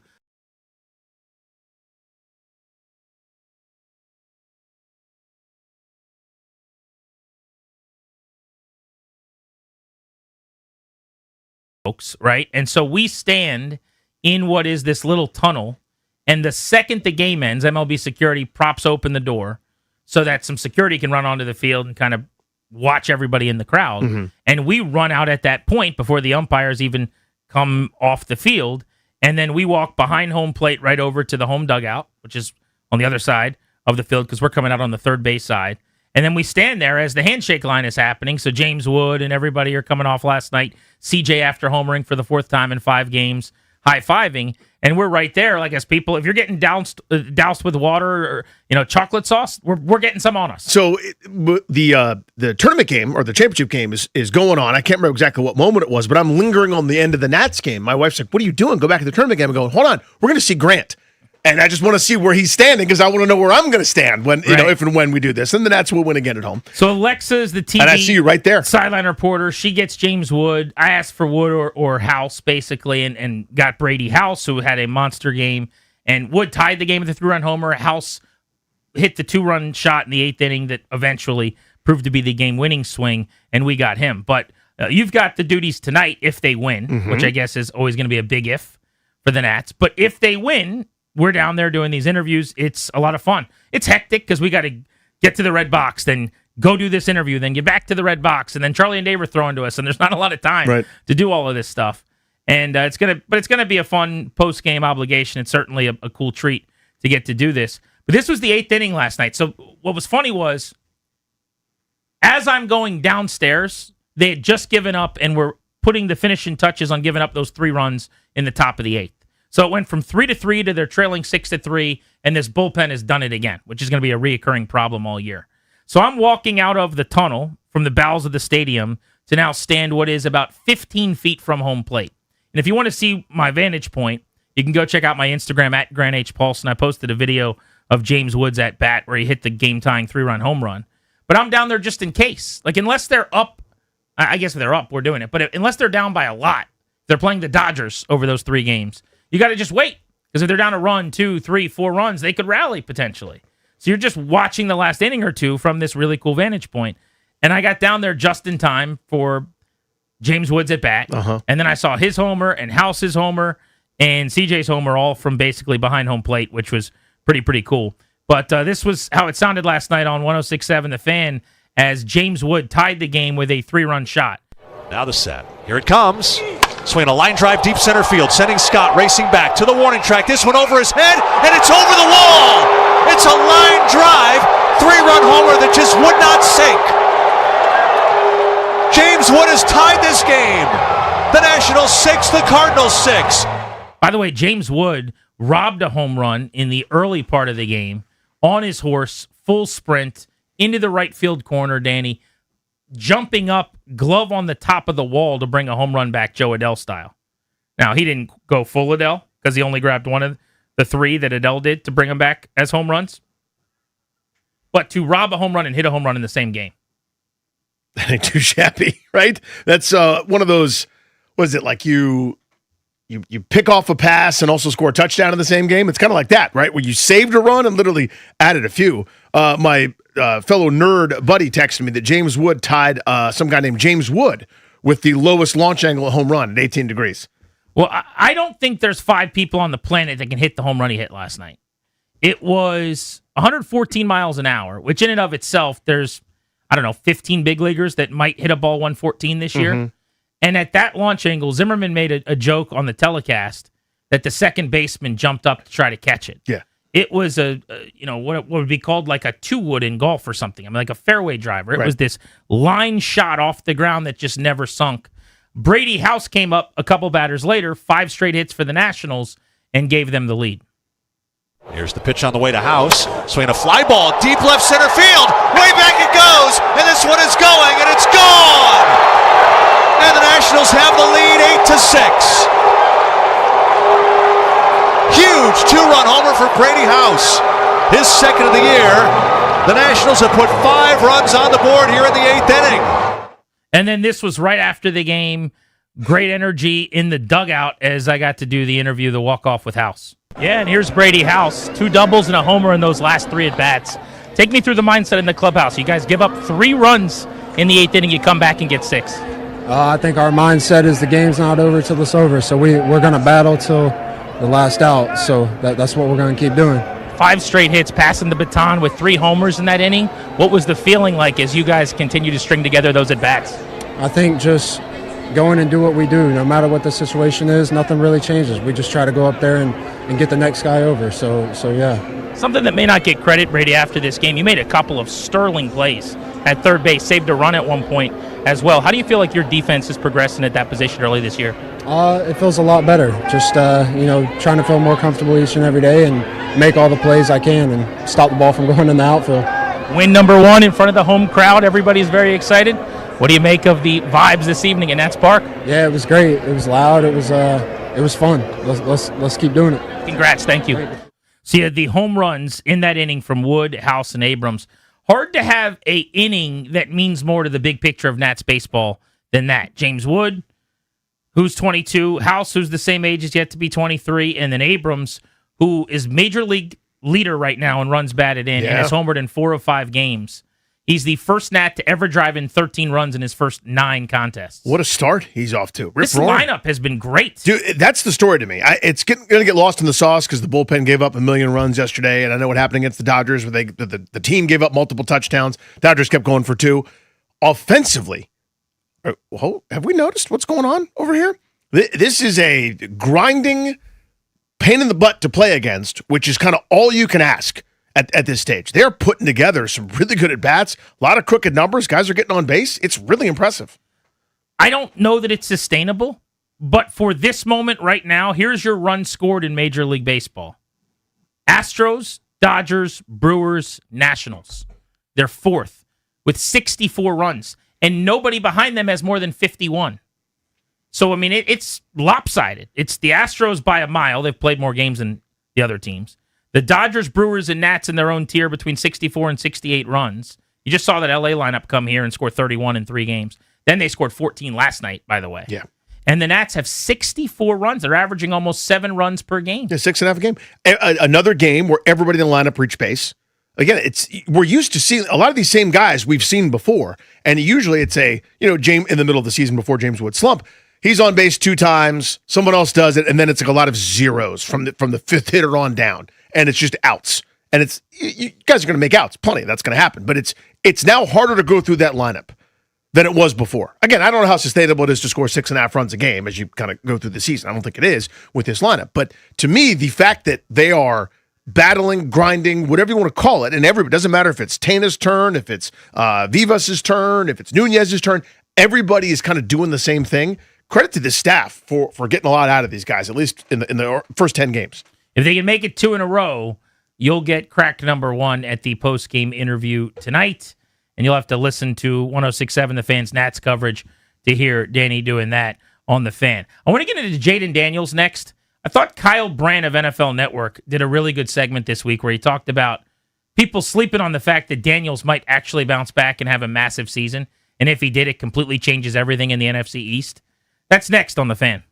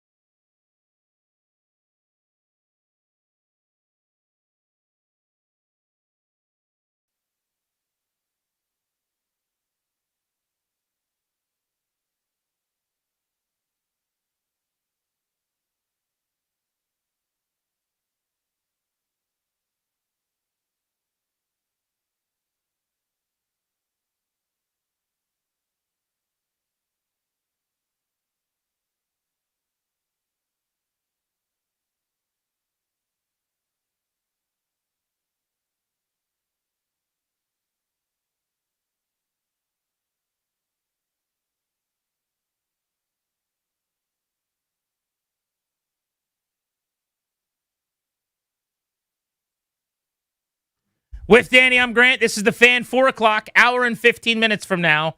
We're giving away a 4-pack of tickets to the DC Defenders Saturday at noon. They open their home slate at Audi Field. They're 1-1 away from home to kick off the season. One of the lesser talked about storylines with Washington this offseason somehow has become quarterback Jaden Daniels. And I do get this vibe occasionally as I think about the team. We spend so much time debating everything else that really the thing that matters the most is the continued health of and the durability of Jaden Daniels. Now, I know that in the past, we would get the occasional caller that would say, hey, guys, Dan Snyder still owns the team. They don't have a shot. And you would say to them, I remember this, you would say, yeah, that's true probably. But we can't just go on the air every day for 4.5 hours and say, Dan Snyder owns the team. See you tomorrow. We'll try again tomorrow, and then just play music for 4.5 hours. Like, you got to talk about other things, and there are other things that do matter still. But there is an element of that, I think, with Jaden Daniels. He's the son of the solar system here. If he's healthy, and if he plays at a high level, a lot of the conversations and the debates and the discussions we have, Danny, matter way less because he is that good. And that was the case that Kyle Brandt was making on NFL Network. Listen to what their analysts had to say about the fact that Daniels is being forgotten, that he is under-talked about this offseason. Do you remember Jaden? Does anybody watching or listening or around here on the do we remember Jaden Daniels in his rookie year? Because what's happened here is that we just move on to the next thing. We move on to the hottest thing. And when I say we, I do it too. Caleb Williams was a sensation last year, and it's like we all forgot about Jaden Daniels. Do you understand that Jaden's rookie year was better than Caleb's second year in several important categories? His rookie year was better than Caleb's second year. This was not a nice rookie year. This was not a promising rookie. None of that nonsense. This was a prolific, historic rookie season in which we were handing him the keys to the castle and saying, you are the prince who was promised. And then poof, we haven't said his name on the show, I feel like, in a year. It's because his second year was really strange. His second year, he played 7 games. His second year, he played 3 games with Terry McLaurin on a Commanders team whose best offensive player was a 7th-round rookie. It was a bizarre, bizarre season. I think he's onto something. In that nationally, I'm quite sure you got a lot going on. He's out of sight, out of mind. But even locally, we have a million discussions about a bunch of positions and where they've got to improve. And really, it does come down to, however you want to slice it. If Daniels plays 17 games, they're going to be a lot better. If he plays 17 games at the level he did in 2024, they're going to be a tough out in the playoffs. And if he's hurt again, they're screwed. And if he plays a lot of games, but he doesn't play at the 24 level, he plays more at the 25 level, they're going to be scratching and clawing to get into the playoffs, and now the defense matters more. So nationally, I buy that 100% hook, line, and sinker. When you're the flavor of the month, flavor of the season, whatever, that's what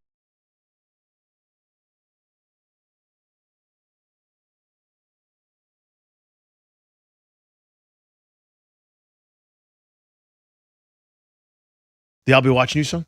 I'll be watching you. Replacements? Okay. That was a heavily prominent song at like 3 different scenes, but I think it's the first couple minutes when he's like under the water, finding his old trophy and snorkeling.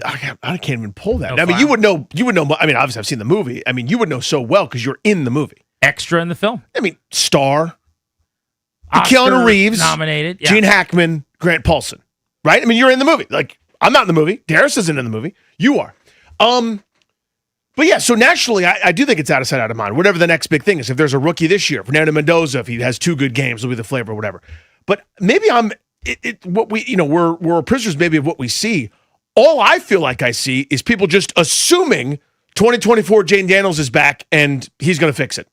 The same way that you always talk about how your mom would just go, I know they're down 30, but Sonny could do it. Yeah. Everyone's doing that. They're just waving their hand at Jaden Daniels' panacea. None of this matters. He's so good. I'll elevate this Jag. You don't have to draft offense, draft 10 more defensive players because Jaden Daniels.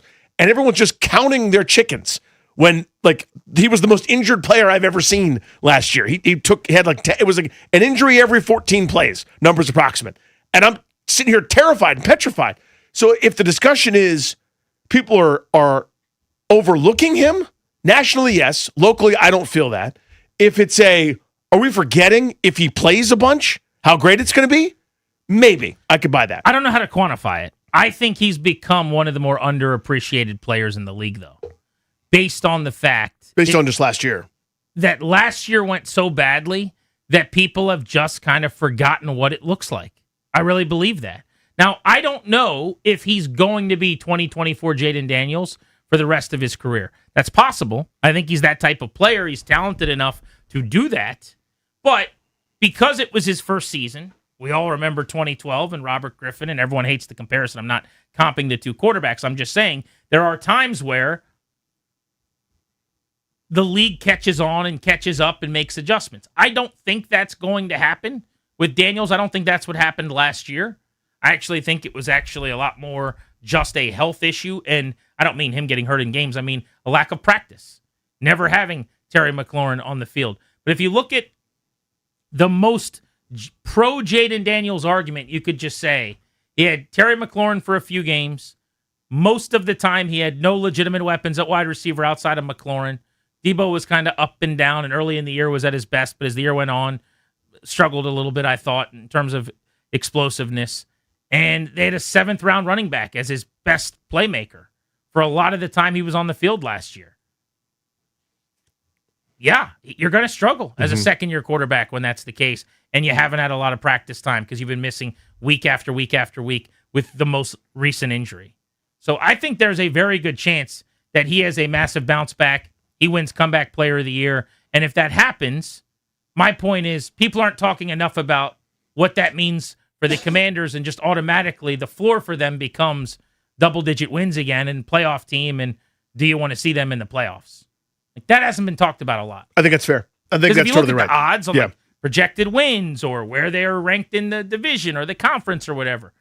Nobody has this team doing anything like what it did in 24. I'm not talking about an NFC title game. I'm just saying, 11 wins or 10 wins in the playoffs. And if Daniels is as good as he was in 24, that's almost a foregone conclusion. So that tells me people are not expecting that. I think you're right. So framed that way, that's correct. I mean, again, I still see all the people that are just, again. Who are the people you're referencing? I don't even know. Social media? Yeah, whether it's social Fans media or fan interaction, just the stuff that I see. So I guess it would be largely social media. But even among casual fans, folks that I talk to, dads or otherwise, pickup lines, sports, the local, whatever, it's they got to fit. All they want to see is the defense fixed because Jaden Daniels is here. And last year was just about injury. And there's a lot of that refrain, by the way, even among people whose opinion I respect, think the only thing that happened last year was he was hurt. And they're ignoring, right, but the other games, it wasn't.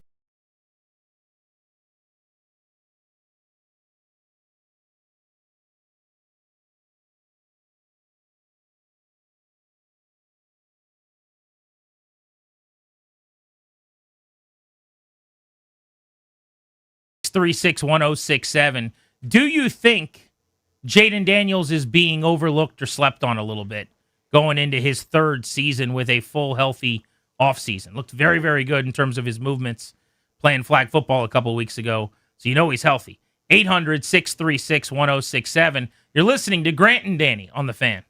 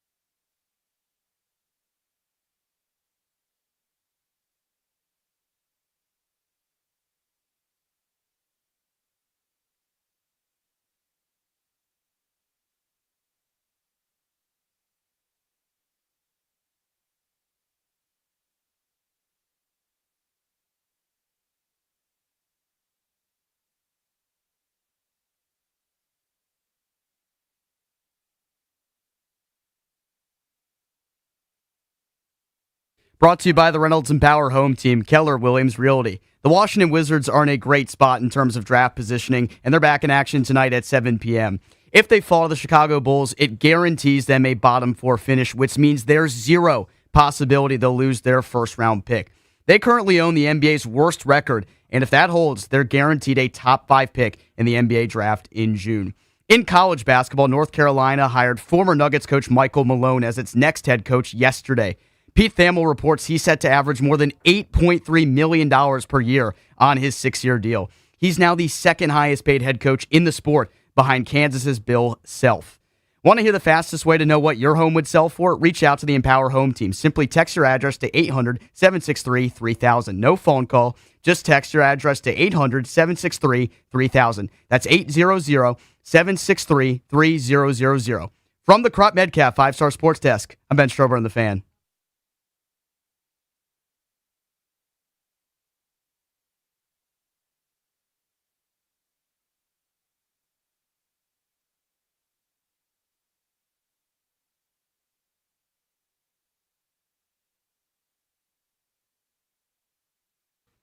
National championship game last night, won by the Michigan Wolverines. If you missed our conversation on the title game, you can podcast it wherever you get your audio. All of our NCAA Hoops talk on The Fan is presented by Bud Light. Easy to drink, easy to enjoy. The show's brought to you by the law firm Condori and Murad. You can schedule a consultation with their team today at kmlawyers.com. Be sure to tell them we sent you. That's kmlawyers.com. Got to shout out our guy Max, who's hanging out with us today. My fellow Capitals fan amigo. By the way, first time in show history, we have 2 redheaded gentlemen working on our program. It's a little strange. It's a little odd to go into that producer studio. Ben the Red and Max the Red, both on the production today. Darius, did you consider dyeing your hair red just so that you could properly fit in the producer's room? I did. I feel kind of left out. You know, it's weird. It's the reddest room I've ever been in. I'm basically Black Widow at this point, getting my training done. Darius gets that. It's a Marvel bit. What was we did overrated, underrated things that are red last week, didn't we? That was one of the categories? Yeah, that was last week, yep. Yeah. We're actually all the same, though, if you know, you know. Is that a ginger thing? I'm not familiar with that. Is that like all gingers are like related kind of thing? Or they all look very like? Possibly. They all come from the same place. It's like an origin story. The Ginger Factory. Indeed. But that's the crew behind the scenes today. We got Dad, we got Max, we got Strobes. You're hearing on the updates on Grant and Danny. Steve wants to hop in Silver Spring before we move on Jaden Daniels. Steve, what do you make of the NFL Network analysis there from Kyle Brandt? I'm buying it. He thinks Jaden Daniels could have a huge third season loaded that nobody's talking about, and maybe he's going underappreciated right now. Hey, guys. Love the show. How you doing? Good, man. What's up? Good, man. Good. I think he's a little underappreciated, but at the same time, I think it's just overblown. If he has a great season, win cures everything. Everything is the next man up. He had a bad season last year. The team had a bad season. And, then he gets talked about. And so, the rookie season, he went, 12-5. He had a great season. Next thing since Joe Montana. So if he comes out and he balls out, pay him. Give him $400 million. That's what everybody's going to say. If he doesn't, you know how it goes. Well, the only path to the conversation not being pay this guy all the money a year from now will be if he's hurt again and if he has multiple injuries, and now you fear that he is injury prone. I'm not willing to go there after a year, even despite some of the concerns coming out of school. I think it's going to have to take a second season of him missing time with multiple ailments before I really start to worry about that. I think largely the call is correct, though. If he plays well, everyone's going to be right back on the bandwagon. But he's answering the question as if there is a negative wind swirling around Daniels. I don't perceive it that way. I don't think there's negativity, certainly not nationally. I don't think locally. I mean, is someone looking at Jaden Daniels going, I'm just not sure anymore? You're going to have loud people in all directions. A couple naysayers are, but a non-critical sample. I don't do this radio show to argue with 7 guys on Twitter in any direction. You know what I'm saying? I don't think the perception of Jaden Daniels is anything other than that he's a franchise quarterback. And the true and legitimate debate, the reasonable, fair conversation is just about, can he be durable and can he stay on the field? There's not a good reason to worry. Now, if you wanted to say, is he a superstar? I think that's actually on the table now because he had 1 year where he looked like it and 1 year where he didn't. If you want to say, hey, a year ago at this time, we're talking about him as a top 5 quarterback in the league, and that maybe right now is not the conversation. I think that's a fair thing to talk about. But even last year, like you were referencing, I don't remember the exact words you used, but something to the effect of it wasn't quite the same, or he was down a level or something. The Chargers game still happened.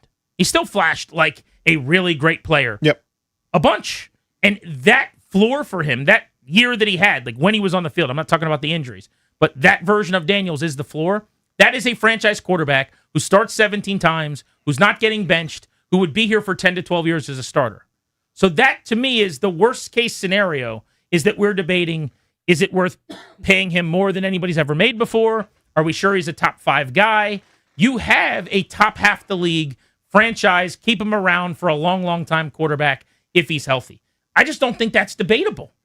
There's nothing that he's done to this point that would lead to any conversation about him as the long-term answer if he's healthy. Yeah, and there it is. It's the if he's healthy part. And that's the variable. I think even his, hey, this wasn't as good as year one play, which is understandable. Forgivable may not be the right word, but understandable, explainable.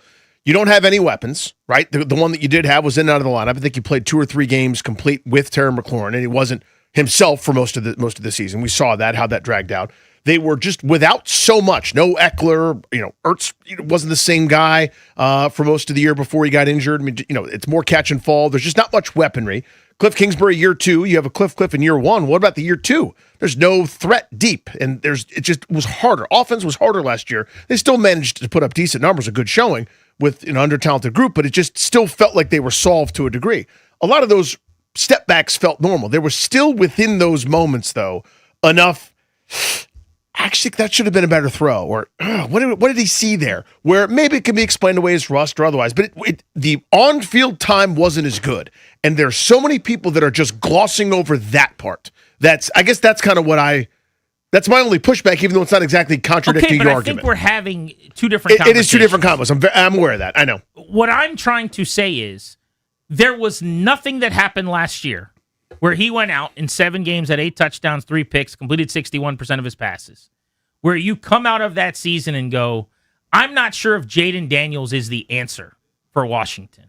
Like, to me, and maybe I just view the quarterback position differently than a lot of people, but it's a binary, do I have my guy or don't I have my guy? You have your franchise quarterback, assuming health. Now, again, I keep saying this, that is another conversation that will need to be had if he is getting hurt this season. Can you pay him? Can you invest everything into him? Can you make him the 10, 12-year answer if he's not able to prove himself as durable and a guy that can stay healthy? But on the field, even if you want to quibble over that throw or the inaccuracy there, or he was better last year, there were a couple of games in there. Like the Giants game in week 1 wasn't awesome. It was fine. He didn't have to do anything. They dominated defensively and won 21-6. The Packers game was the worst game he's played, probably as a professional, in a lot of ways. Got hurt in that game, completed 57% of his passes. Then he missed 2 weeks. He came back. The second half of the Chargers game was phenomenal. To me, and it wasn't this way for 4 quarters in that game, but the second half of the Chargers game was 2024 Jaden Daniels. It was the best he looked at any point. Scramble making plays. It was the full array. It looked like before it was a guy that was rusty that hadn't played in the preseason at all. See the Giants game. Befuddled by that Green Bay defense. It looked like the best defense in the world at that stage. Then the injury happens a couple weeks later. Once he got his sea legs, that second half against the Chargers, you go, all right, we're good. He's back. That was with limited practice. Yeah. And as you said, like that first time he's played in a few weeks. And by the second half of that game, he was cooking. Go back and watch. I think it was Debo, that lollipop touchdown on the move that he threw. One of the most impressive quarterbacking plays of the year. I'm not exaggerating. It was awesome. The Bears game, where they lost by a point, he had that really unfortunate fumble at the end of the game. Yep. He had a bad interception. I think it was in the red zone, if I remember, like on the goal line or maybe even into the end zone. But those 2 plays aside, he was very good in that game. Ended up 7 incompletions, 3 touchdown passes, rating up around 120, ran the ball 10 times for over 50 yards. Like, he was pretty close to 2024 Jaden Daniels. That pick was to Jaquan Brisker, where from just not quite the red zone, the green zone. way underthrew Debo Samuel on a route down the field right at the goal line. Yep. Yep. That was a bad interception. And the fumble obviously was ended up being killer. Yeah, that was the game. A disaster. But it was wet. It was raining. It is what it is, right? I thought overall, take those couple of turnover plays out of it, that was really good Jaden Daniels. The Cowboys game in Dallas the next week was ugly. I would put that into the Green Bay category, kind of. Mm-hmm. But they had a bad plan in general. How much of that was Tyler Biotish or Daniels, kind of with getting things cleaned up? I'm not really sure. They had no answers for the Cowboys' pass rush and some of the blitzes that they apparently hadn't seen. I think they got fooled. So that was not just a Daniels problem, that was an everybody problem. And he got hurt in that game, again, by the way. Then he misses the following week. Then he comes back against Seattle. That was an ugly game, to be sure, but it was the entire offense. And a lot of teams looked terrible against Seattle last year. And even in the quote-unquote ugly game, it's 16 of 22 for a $153 and a pick. And then he gets hurt with the arm when they were down, I think it was like 31-7 at that point, if memory serves. So the Packers, the Cowboys, the Seahawks, yeah, you leave something to be desired. The Giants, the Chargers, the Bears, about half the time, thought he looked very solid to good. And then the Vikings game when he came back from the injury was not pretty. So was there more disappointing in there than, wow, this is awesome? Yeah, probably. Like 3 solid games. I was going to say, it's a good game and a half out of 7 played. And he left 3 with injury. But my point would be, if that was all you saw, I think you would still look at the player, the skill set, the flash moments, and you would say, that's a franchise quarterback. Agree. He made that throw to Debo. He does this thing with his legs. He makes this crazy throw against this coverage in the Bears game. Look at this touchdown pass here. You're lucky to have this guy that's a franchise quarterback. And that's my only point is we're beyond that. Like the exhausting conversation about Griffin for a couple of years is, should he start? Like, should he start over Cousins? Should he get an opportunity? With Cousins, the fatiguing discussion was, first, is he a starter? Then it was, should they pay him? And, like, how good of a starter? I think with Daniels, this is a good enough player to win with. Yeah. Yep, I think that's all fair. Just is he going to play? The thing that you said, though, that a lightning bolt went off in my brain is I said the same thing about Caleb Williams year 1. So we're kind of flipping these two. So I know everyone gets their pantaloons in a bunch when there's a comparison. I'm not. I'm just drawing an analogy. Year 1, Caleb Williams, you go, what the hell is that? What the hell was that? What the hell was that? You know what I mean? Like that one player, the 2 players, the handful of moments where you go, God, that's so special. You just have to be patient with the rest of it, right? Because you just went through it. Of the 7 games that he played, he finished 4 of them. The game against Chicago is really good, and the second half against the Chargers is really good. That's a game and a half out of 7. But by God, you saw the things again that you saw all of year 1, where for Williams it's kind of reversed. Year 2, you finally saw more of the stuff getting put together, more good deposits in the bank.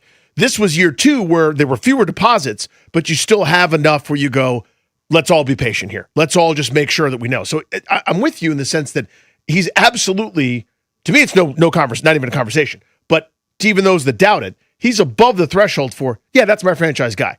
The X factor's health. And that's the only one. Yeah, it's health as to whether or not he becomes the long-term answer. Him from a football standpoint, you can put it in Sharpie. The other question then, if you wanted to go this road, would be, is he a very good starting quarterback who's a top 13, 14 guy? Like a Jalen Hurts, as an example in Philly, who you can win a bunch with and will make winning time plays, but it maybe is not constantly going to play at a top 5 level, make all the middle of the field throws, do some of that stuff. And I think Daniels is extremely better passer. Can do way more things with his arm than Jalen Hurts can. Who's very limited, deep shots, sideline stuff. Mm-hmm. That is not Daniels to me. Or is he a superstar? Like, is he good, or is he Mahomes, Burrow, Allen, Jackson, Jaden? Those 5, because that's kind of what we were talking about last year. Manny's in Southeast D.C. Manny, we stumbled into a Daniels combo here based on Kyle Brandt of NFL Network saying he thinks he's getting slept on. What do you think? I think, hey guys, what's up? I'm glad to talk to you guys. Brant, I want to let you know you are cooking with golden molten lava today with your views of what's going on. Because, see, I don't see the difference between 2024 and 2025 besides him being hurt. I mean, like the guy said, Who was his receivers in 2024? Who was his receivers in 2025? How much offense did he have with them guys? I mean, we already know it was a problem with the offense, hence no Biotic and no KK. So I think most of the scrutiny that's coming from, on and from about JD5 is coming from actually in-house, which is crazy. Because in-house meaning in the building, or you mean within the fan base? Within the fan base. You know what I mean? Mm-hmm. Not in the building. The building loves him. He's right. the Exactly. I was building. going to take issue with and that. he's Yeah. definitely, because think about it. You just played a national syndicated jock for better use that says everyone's lunching. Why y'all going like that on Jaden Daniels when you forgot? Yeah, he's saying You forgot. You know, let's remember how good this guy was as a rookie. But you heard it there from Manny. Appreciate the call. The only difference was that he was hurt. And I guess that's the refrain that I've heard so often. Now, again, you could be glass half full and explain away with a lot of things that he did. McLaurin injured. A lot of the same receivers weren't there. It was Luke McCaffrey, Jalen Lane, and a bunch of dudes you never heard of. Robbie Chosen was their best receiver against Dallas in one of the games he played.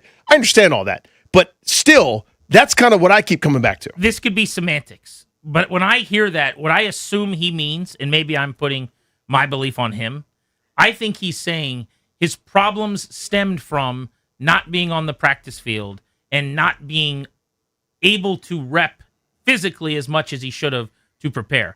As if to say, because here's the point I'm making, okay? If you hear that and you go, the only difference was injuries, you're going, no, he wasn't as accurate. Fact. Like he ball placement was not as good. True. His decision-making was not as sharp. He didn't get the ball out nearly as quickly. All of this is accurate. Yeah. I'm saying it all stems from practice time, and he might be saying the same thing. Okay. Like if you're saying injury was the problem, he went from completing 69% of his passes to 60% of his passes. That's a massive drop-off. Some of that is scheme and offense and what they're asking him to do, but that's problematic. The touchdown percentage went from 5.2 to 4.3, down. His rating dropped by right around 13 points. His QBR went from 67.5 to 44.5. Like, it was a significantly different season. I'm saying most of his problems, in my opinion, stemmed from time on the practice field. Fair.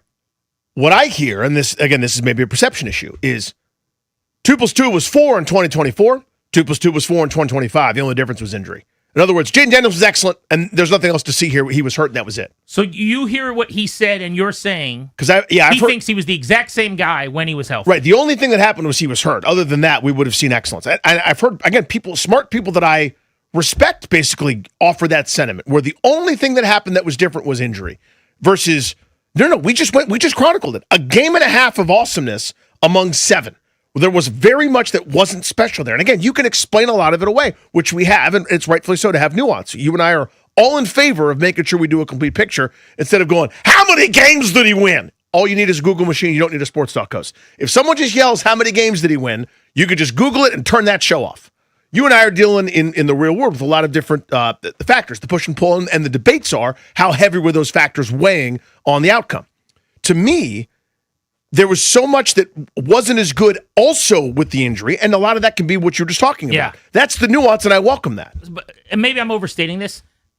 It seems to me like what you're saying is you don't think people acknowledge he did not play as well last year. That's exactly it. Now, some do. But I think a lot of the folks put the blinders on, don't want to hear it, and it's this well, it's full so speed ahead obvious, thing. though. I mean, how of course could it you is. not? I think when they say what that guy just did, like, hey, the difference was the injury, he's going, of course he didn't play as well. We all saw it. Look at the numbers. He played nothing like he did in 2024, and injury's the reason why. That's what I hear. Maybe I'm adding some of my own analysis into his point. Now, if we asked him and he said, no, what I'm saying is he actually played at the exact same level, okay, now he's wrong. Right. Because it's just not true. Yeah, because now it was rust, maybe not playing in the preseason. He wasn't great against the Giants in week 1. He wasn't injured. He wasn't injured for the first 90% of the Green Bay game where it wasn't very good. There's also this. If you go back to his rookie season, there was a month in there. It was while he was hurt with the rib. Yeah. And I think it was solely based on, frankly, the rib injury. But there was a month or so in there where he was kind of a shell of himself. And if not for that month, I really legitimately believe he would have been in the MVP discussion. like actually possibly had a chance to win the MVP. Mhm. Maybe they win 13 games or something, and his numbers all look better. But I bring this up because it could just be that he had his worst stretch. Like maybe he'll be one of those guys that over the course of a season, it's a Lamar thing where it's like 3 or 4 games where it's like, what's he doing? And then he goes on this heater, like a baseball player who gets hot or something. And maybe we just saw, because the Green Bay game and that road Dallas game, I think both of those, you can look back and go, this doesn't look like the same guy. He got hurt in both of those games, but he was healthy during much of those games. Sure, he got 42 pass attempts off against Green Bay. That's not a quarter. I've got to add the Minnesota game, too. The first drive I thought was really good, and that was mostly schemed And then up. they stalled there, Cliff going down the field. But after that, he got fooled. Part of this, Logan and I have talked a lot about this on Take Command. I do think they had terrible plans for those types of defenses. Like the Cowboys game was a schematic failure where the pressure got to him. And the Minnesota game, they had absolutely no answers. So he was maybe a victim of circumstance, but it also has to be acknowledged in those 2 games in the Green Bay game, he did not play well. That is just a period, full stop. I wonder if practice leading up to. The Green Bay game, remember, was a short week Thursday game. The Eagles game last year was probably his worst game in 2024 as a rookie. That was a short week Thursday night game, yeah. So maybe Against a good team, yeah. Maybe there's a practice field element of this, going through all the things he wants to run and being comfortable with them. Again, I welcome all that as part of the convo. I guess I feel like I keep doing this where I'm arguing, not you. You're not even representing the people that I'm screaming at.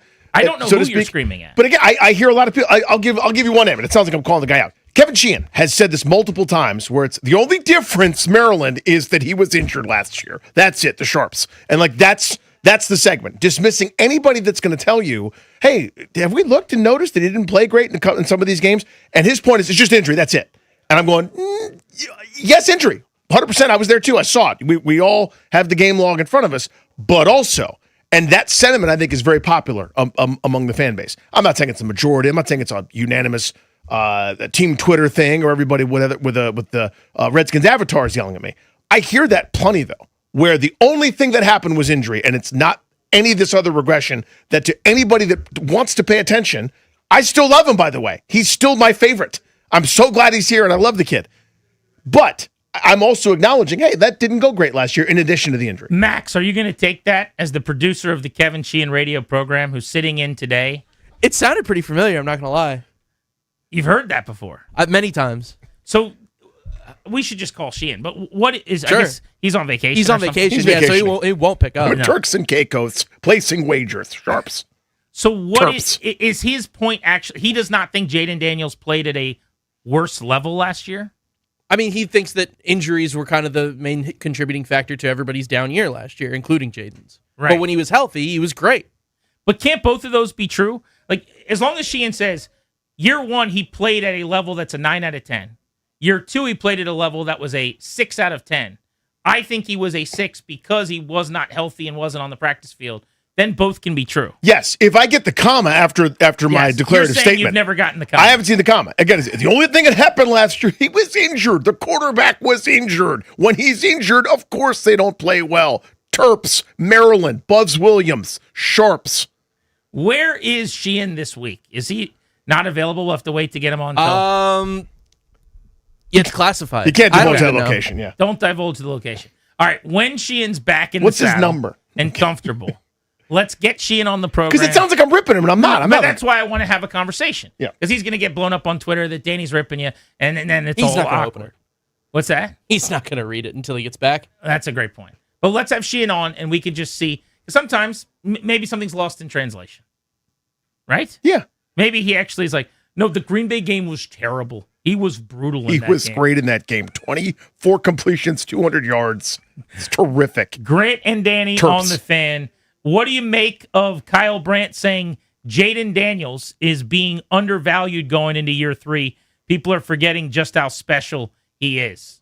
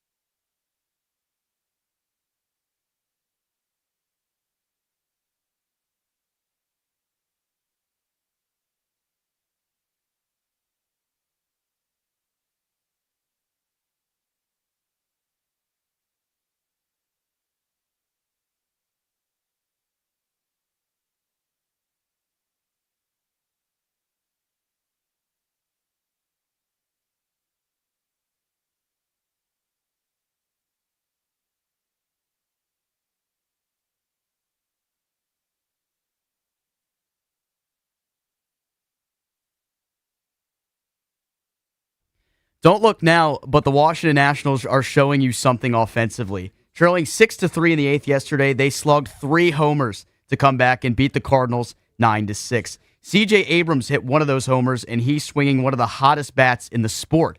He's homered in 4 of his last 5 games and currently leads Major League Baseball with his 13 RBI.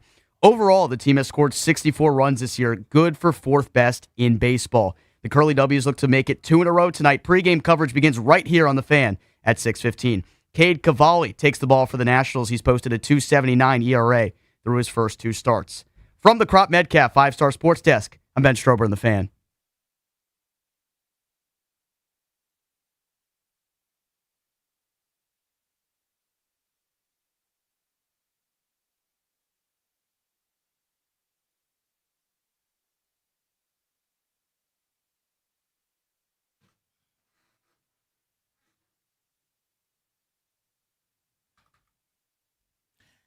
Grant and Danny on The Fan, live from the Navy Yard, Southeast DC, in our Half Street studios, 4 blocks from the center field gate over at Nats Park. By the way, the Caps have officially called up Alexi Protas' little brother, Ilya. He will make his NHL debut tomorrow for the Capitals. Little only in age, by the way. That is just a side of beef, that line. Monster of a man, and they are forming the line that you and I had speculated might get paired together. So it's going to be Alexi with Ilya and Tom Wilson. Tom Wilson, the little guy of the group. The wee one. Because you've got the 2 Protas boys who are 6'6". In Ilya's case, he's not done growing just yet. He's 19. He's going to be closer to 6'7" maybe when the whole thing's said and done. James Wood style. So you've got little Ilya, who's bigger than Alexi. Then you've got Alexi Protas, who's a mountain of a man. And then you've got Tom Wilson, who's 6'3", 6'4", and 230 pounds. It's 19 feet 4 inches and 700 pounds of dude on that line. It's legit one of the biggest lines in the history of hockey. Max and I were looking it up before the show today. There was one line employed by the Detroit Red Wings a couple of years ago that looked like maybe it was heavier. What was that? Like we said that was like 705, 710 pounds. The listed weights of these 3 is 700 pounds. Then I was texting with someone in the Caps organization. I'm like, has there ever been a bigger line? And they talked about the Legion of Doom line from the Flyers back in the day. But that, from a weight standpoint... Well, it was big at that time, but all those guys, respectfully, are small compared to these dudes. Well, weight was almost even, but heights, they gave about 6 inches, 7 inches to this line. So, no. Because who was that? It was Lindros and a couple other guys I can't remember. Yeah. I'd have to look up the line again. But that line, I'll give you the heights right now, was 6'2". Eric Lindros was, I'm going to find his size here. Mark Recchi and Brent Fedek. Leclerc, Renberg, and Lindros was the line. And those guys were all 6'2", 6'3". Yeah, again. This is 6'4", 6'6", 6'7". Again, all big dudes, especially at the time. And this is mid-90s, right? This is different. This is, let's play a game called, if you saw them out of uniform, European NBA wing or diesel downhill skater. Also, the Caps are going to have 2 19-year-olds in their lineup last night. The 2 of those guys combined age younger than Alex Ovechkin. What a weird thing in that locker room right now. It's very odd. They've got 2 teenagers and a 40-year-old. Let's get back to the phones. We'll wrap up our Jaden Daniels conversation. Disco's and Laurel on the Fan. Disco, Kyle Brandt of NFL Network saying Daniels is going under talked about this offseason. I feel the same way. We've got a lot of other things to tend to. I just kind of have put him in pen as a known commodity if he's healthy. But do you think maybe he's getting not enough respect right now? Yeah. Hey, guys. Absolutely, I do. First of all, Danny, I heard your rant the other day about kids not being in school. And as a former principal, longtime principal, there are a lot of parents that agree with you. But anyway, yes, ma'am. On to this topic. So I think they're absolutely sleeping on him. But I said to your call screener this. I think 2 things can be true. I think injuries did contribute, and just the out of whack training camp and how the season started, I think contributed a lot to it too, as well as injuries. He did not play as well, but as I was telling him, let's not underestimate there are people in the league and on up 31 other teams that get paid to figure out Jaden Daniels. Yeah. They watch film, and as great as he is, as fantastic as he is, he has tendencies, and that's what other teams get paid to look at. And I'm happy that Dan Quinn and Adam Peters said, wait a minute, we got to keep our prize commodity quarterback ahead of the NFL curve. And if we need to change up the offense and he needs to develop into something different, then that's what we're going to do. And I really appreciate that, because the league can figure you out no matter how good you are. Well, we saw some of that. Good call, bud. And I hope there is an acknowledgement of that, by the way. Jaden Daniels is not different than the other great quarterbacks that came before him. There is no trick in baseball for the best. Aaron Judge, whoever. You're going to get solved eventually on film as to where I can pitch to you, and then pitchers in the big leagues are going to pitch to that spot. And then guess what? You've got to make an adjustment. It's really no different in football. Teams are going to find out defensively. Coordinators spent an entire offseason, weeks leading up to games, watching the tape to say, what does Daniels do when we send pressure from here? How does he react when we get home in this gap? What's he going to do when we show him this look? And the stuff that he struggled with, you're going to see more. So naturally, that was where some of the production came down last year. He's going to have to readjust. That's the cat and mouse game that is so fun. Well, to that point, the league figures you out, so to speak. Who's better than Pat Mahomes when healthy? I'd say very few people. Now, there are guys that have turned in better seasons simultaneously, but we're talking about that guy among the greatest to ever do it, even before he turns 30 years old. He's just now 30. You realize he hasn't thrown for 30 touchdowns in a season since 2022, once Tyreek Hill left? Here's what happened. They figured it out, so to speak. We are not letting you hit that home run. You will not have that deep strike against us. You're going to be effective. You're going to complete the 68% of your passes. You're checking it down. You're going underneath time after time after time after time. That's, again, you still put up pretty good numbers. You're still Pat Mahomes. You're still capable of winning a Super Bowl a couple of years ago and getting to one two seasons ago. But we know it ain't the same anymore because the league, quote unquote, figured it out, that there has been an adjustment made. The best that there is has an adjustment made to him. So nobody's immune to that. I think it's a great point. One of the best elements of changing offenses, there's a lot of drawbacks to Daniels having to learn a new scheme.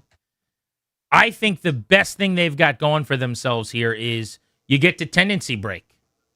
Whatever book there was in the last offense after 2 years gets thrown out the window in a new scheme. You get to break some of your own tendencies.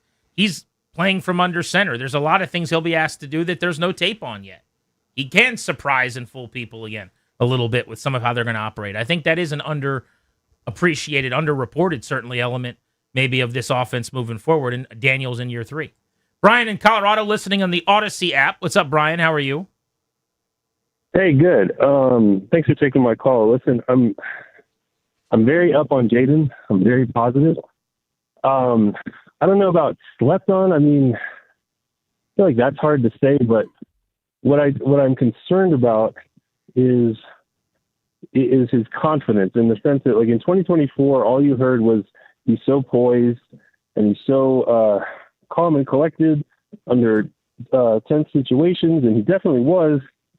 But then you go into that game against the Packers, and he just looked like a shell of himself, and he wasn't injured. So I'm curious what you guys think about that. Well, I think a defense Thank you, bud. dominated Washington's offense, and you don't get to be immune to that.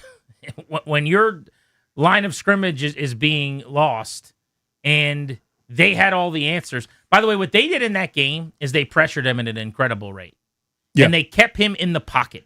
To me, that it was the secret sauce. It's not just pressure; it's you cannot leave, you can't run. That's how I would play Jaden Daniels, based on year 1 and what I saw last year. You rush with vision and you keep him in the pocket. If he can't leave and reset to throw, which I want him to do more of and he doesn't do enough of, but if he can't leave to run and create plays with his feet and pick up that back-breaking 7 or 9 yards for a first down, it's a different thing. So when he starts patting the ball, moving around, but I'm keeping him in the pocket because I'm rushing with vision and I got people on the edge and the interior that have the pockets sealed up and there's nowhere for him to go, and now he's just got to stand there and make a throw in the middle of the field.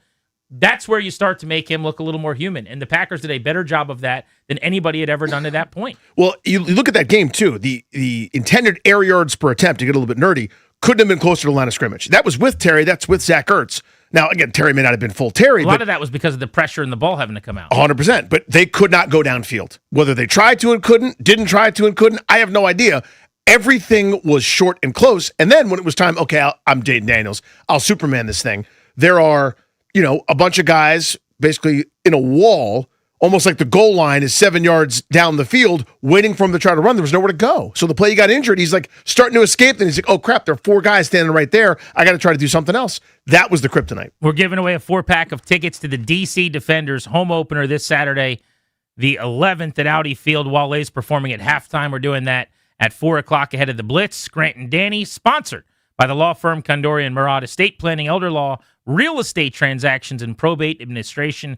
Their attorneys are there to protect you and your family's assets. Schedule a consultation with their team today at kmlawyers.com. Double play is next.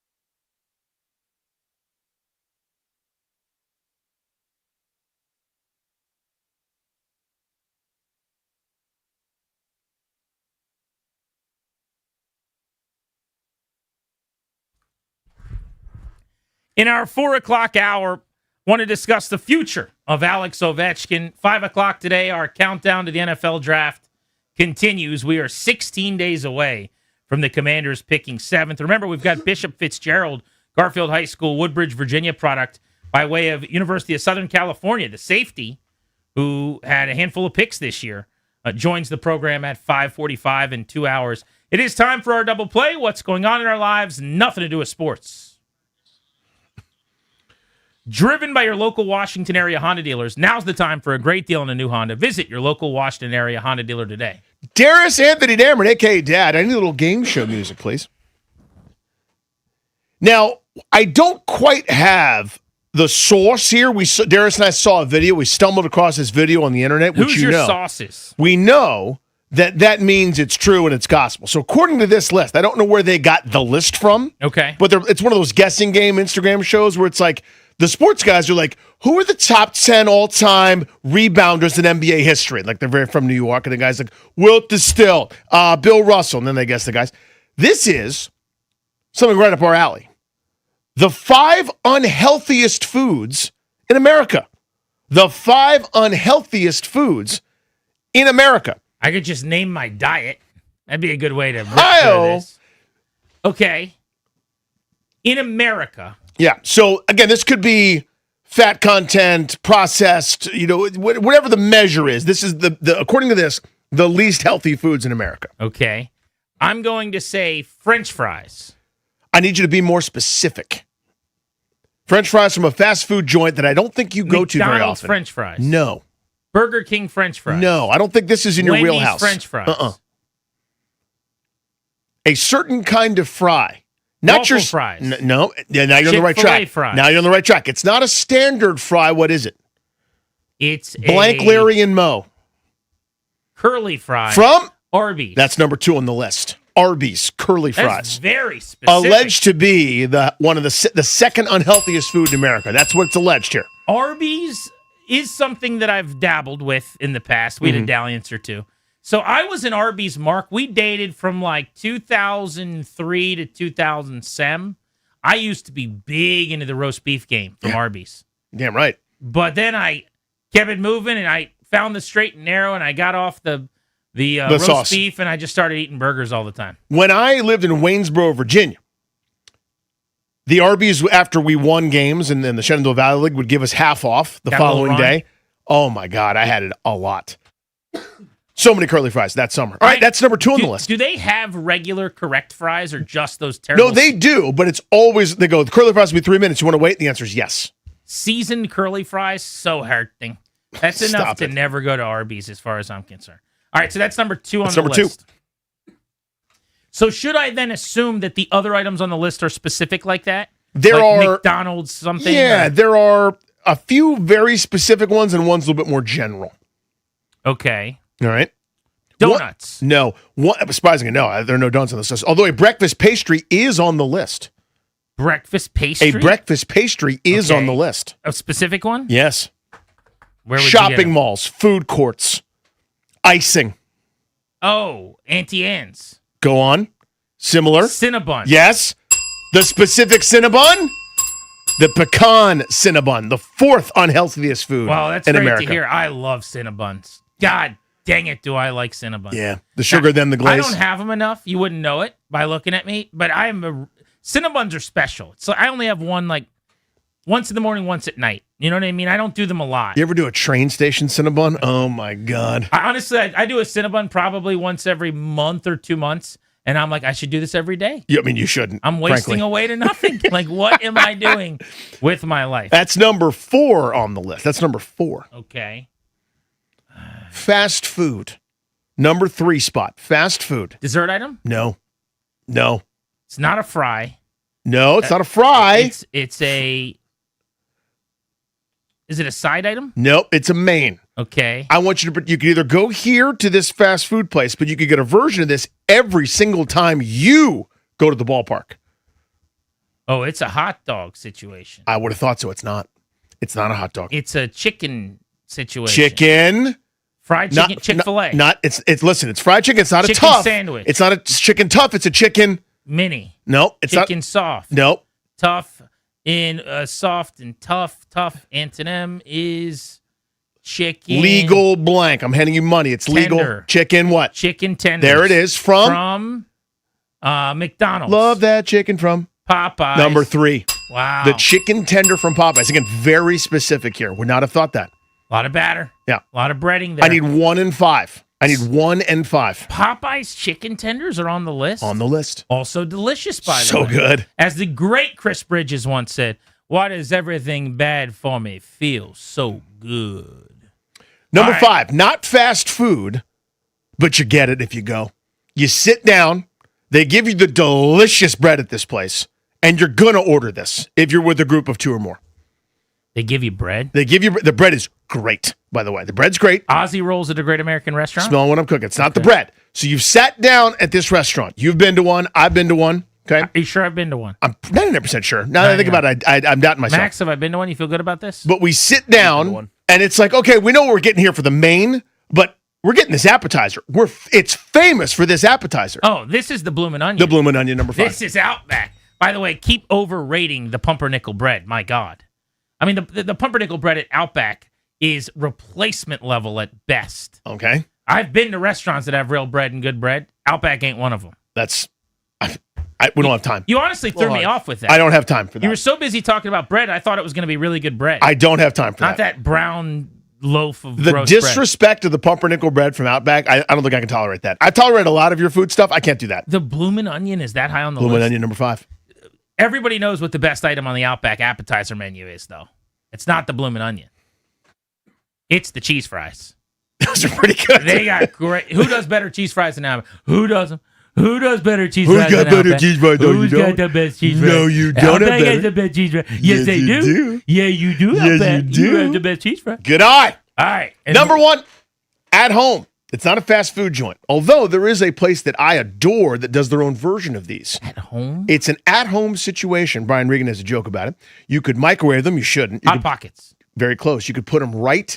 Now, that's Jim Gaffigan. You could put them right in the toaster as well. You don't do these. Pop-Tarts. Bam. Hate them. Number 1. Hate them. Pop-Tarts By the are way, not only he hates Pop-Tarts. terrible for you, but terrible tasting. Why would anyone eat them? Why are they so bad for you, by the way? I don't know. I mean, I have a general I thought idea. they were super healthy. The healthy Pop-Tart. I actually thought you eat one of those a day to keep the doctor The away. the carb-filled sugar bombs Yeah. with filling and frosting on the outside? Well, it's a wonder that I'm not going to live to 100 because I've never eaten a Pop-Tart in my life. And you know they're bad. So go through the list. How many of these do I pummel? Number 1, Pop-Tarts. Never had You're one. clear. Number 2, Arby's curly fries. I You're hate clear. those too. Number 3. I am the beacon of health. Number 3. Get my doctor on the line. Popeye's chicken tenders. Damn, I've had a few of those in my day. Number 4, the cinnamon roll. That's from where, Cinnabon. that's where I get got. Number 5, the Bloomin' Onion and Outback. I could do without it. I do like it. It's tasty. Mm-hmm. Number 3 and number 4 are what's going to hurt your boy. That 3-4 combo. Yeah. Gets you. I actually found the source. The source is healthline.com. Oh, here we go. Lists the Healthline. 15 unhealthiest junk foods in America. They list 15? What else They is do. on that list? Rip them off. Let's go. I want to see how many of these are. Ring the bell for both of Yeah, us. I'm going to ring the bell for how, like, if it's something that I eat regularly. All right. Number 6 is the Starbucks white chocolate mocha frappuccino. Absolutely not. Put Don't that go to Starbucks. bell for Danny. Please use normal words like everybody else. Number 7 is the Burger King Oreo shake. I don't do shakes. You don't do By shakes? the way, how do I not weigh 142 pounds? I am killing it at this quiz. 8 is corn dogs. Hate corn dog. My Hates God, corn dogs. I should be in the Olympics with my shirt off. I am silly right now. You won't do the rest of the show with your shirt off. I should. Number 9 is Dunkin' Donuts glazed jelly stick. So I do think Dunkin' Donuts is vastly overrated. However, if you're talking about glazed donuts, I'm running to you. Where are you? I'll find Is you. the light on, Krispy Yeah. Kreme? Dairy Queen's Royal Reese's Brownie Blizzard. I mean, I'm a Blizzard guy. Yeah. Through and through. They mix the stuff in there. Number 11 is sugar sweetened soda. You said sugar, right? Yep. I mean, so is it a soda? Is it a soda? Then it's for me, Jack. Is it a soda, Popinski? This one stings a little bit. Number 12, KFC's Famous Bowl. I don't even know what that is. What's a famous bowl? It's mashed potatoes, the chicken, the cheese. Yeah. Oh, I mean, I pummeled Corn, that so gravy. many times. Yep. I love KFC. The fattest thing I do is I take the Popeyes or KFC biscuit and I just dip it like it's a spoon into the mashed potato and I eat the mashed potato with my biscuit. It's a good move. I put mashed potatoes on my chicken sandwich from Popeyes usually. As That's well what I you have it. should. Mm-hmm. I take the wedges and dip them into the mashed potato, starch on starch, as my spoon. You combine the potatoes? I go wedge into the God. mashed potato. You animal. Yeah. 13 is McDonald's triple thick milkshake. Oh, I've never been to a McDonald's, I'm sure. Okay. 14 is Mrs. Fields cookies. Not a Mrs. Fields guy. Whoa. Not a Mrs. Fields guy? No, not a Mrs. Fields. And the last one is 15 is Cold Stone's Mud Pie Mojo. I like Cold Stone, so I'll do that. I Yeah. don't know what that is. Yeah, the cookie in a bag thing, I've just never had one that plays for me. Wow. It's not that I'm going to hate them or whatever. I could probably get it to go or something, but if it's a cookie in a bag, there's better cookies. It's a wasted cookie. Thank you, guys. That was a fun game. That was fun. Definitely fun. didn't make me feel bad about myself at all. He's Danny. I'm Grant. This is the Fan. The Beltway Blitz is next. We will be giving away a 4-pack of tickets to the DC Defenders as soon as we come back.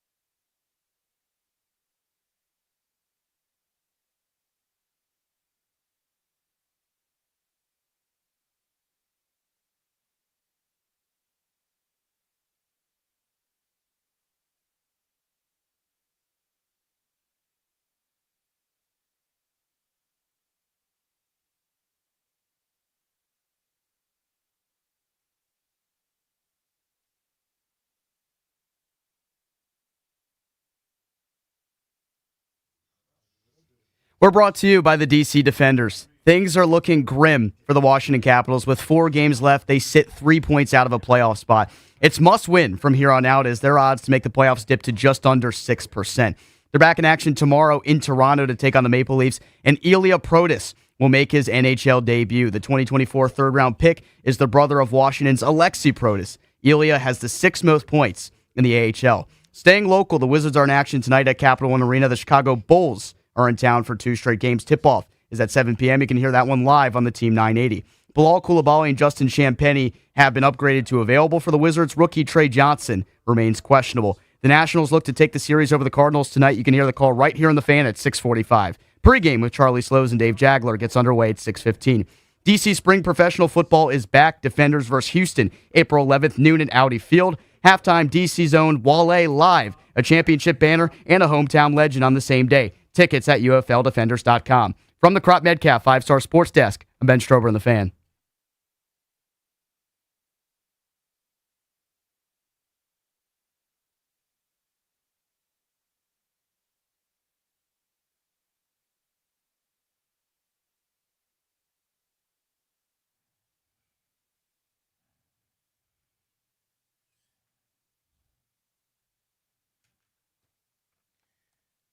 Jacob Young was just talking about stealing bases. The Nationals have the major league leader in stolen bases right now, Danny. Trivia question, people. Who is it? Who is leading the big leagues in stolen bases right now? Is it Dalen Lyle? No. Is it Jacob Young? Trick Nope. question. It's not Jacob Young. Is it Nasim Nunez has like 5. He has 6. Nasim Nunez, your big league leader in swipes. Show's brought to you by the law firm Kondorian Murad. We are back and with you until 6:15 tonight when Nats pregame gets underway. Let's give away tickets right now to the DC Defenders. Caller number 10 is winning a 4-pack. Congratulations, you'll have won a 4-pack of tickets to the Defenders home opener versus Houston this Saturday, April 11th at Audi Field. Spring professional football is back. The Defenders will raise their championship banner, and at halftime, DC's own Wale performs live. For more event information, visit thefandc.com. Let's get you your Beltway Blitz covering the 3 teams in town you care the most about. We'll be covering football, college hoops, and the Commanders. Starting things off on the gridiron, our buddy Mitch Tischler of Monumental Sports. Mitch, the Commanders are picking 7. Let's say they don't take a wideout or a corner. Do they absolutely have to go with one of those 2 positions at 71 in your mind? Or is it okay if they come out of the first 3 rounds without one of those guys? Well, I don't know about the first 3 rounds, but certainly for the number 7 pick, there's a lot of different ways that they can go. I mean, obviously, the Carnell Tate or Mansour Lane direction seems to be the most obvious. But I think when you look at this draft, when you look at the first kind of 12, 13 picks, outside of the number 1 pick, it's pretty wide open who's going to be where and who's going to be available. So I think if they end up with a Caleb Downs, a Sonny Styles, or one of those big 3 edge rushers, I'd be totally okay with it. But certainly in that 3rd round, I think you have to address either wide receiver or corner. Those are the 2 biggest holes on this roster. I think they need to work to fill those. Would any pick at 7? I mean, obviously, if they took like some 7th rounder there, that'd be stupid. But I mean, among the guys they could reasonably pick there, Mitch, is there anybody you'd be disappointed in? I mean, this is going to be a semi-hot take, but I think I'd be a little disappointed if they took Jeremiah Love. I think he's going to be a good player in the league. I don't think he's what they need right now. You have it back in Bill, who's on a 7th round, who's a 7th round pick and not being paid much. I think he can be a very effective running back for this team for the next couple of years. And quite frankly, I think that they need to get younger and faster and all those different things at a bunch of different positions. I think that's the 1 pick that I'd be a little disappointed in. Not that I don't think ultimately he'll end up being good in the league. I just think for this team that needs to that has a lot to build on and already has some holes, that'd be the poor pick. Are you okay with the idea of an Allegretti Good Jones competition at center? No, not at all. I probably have more center angst than most. It's not that I don't think Nick Allegretti can ultimately, get the job done, but I want to see them bring in, some competition there. You look at what they've done across the rest of the offensive line, and you can say Julian Good-Jones, but let's be honest, he's a practice squad level player. He's played all 5 positions across the line. He's not really a center per se.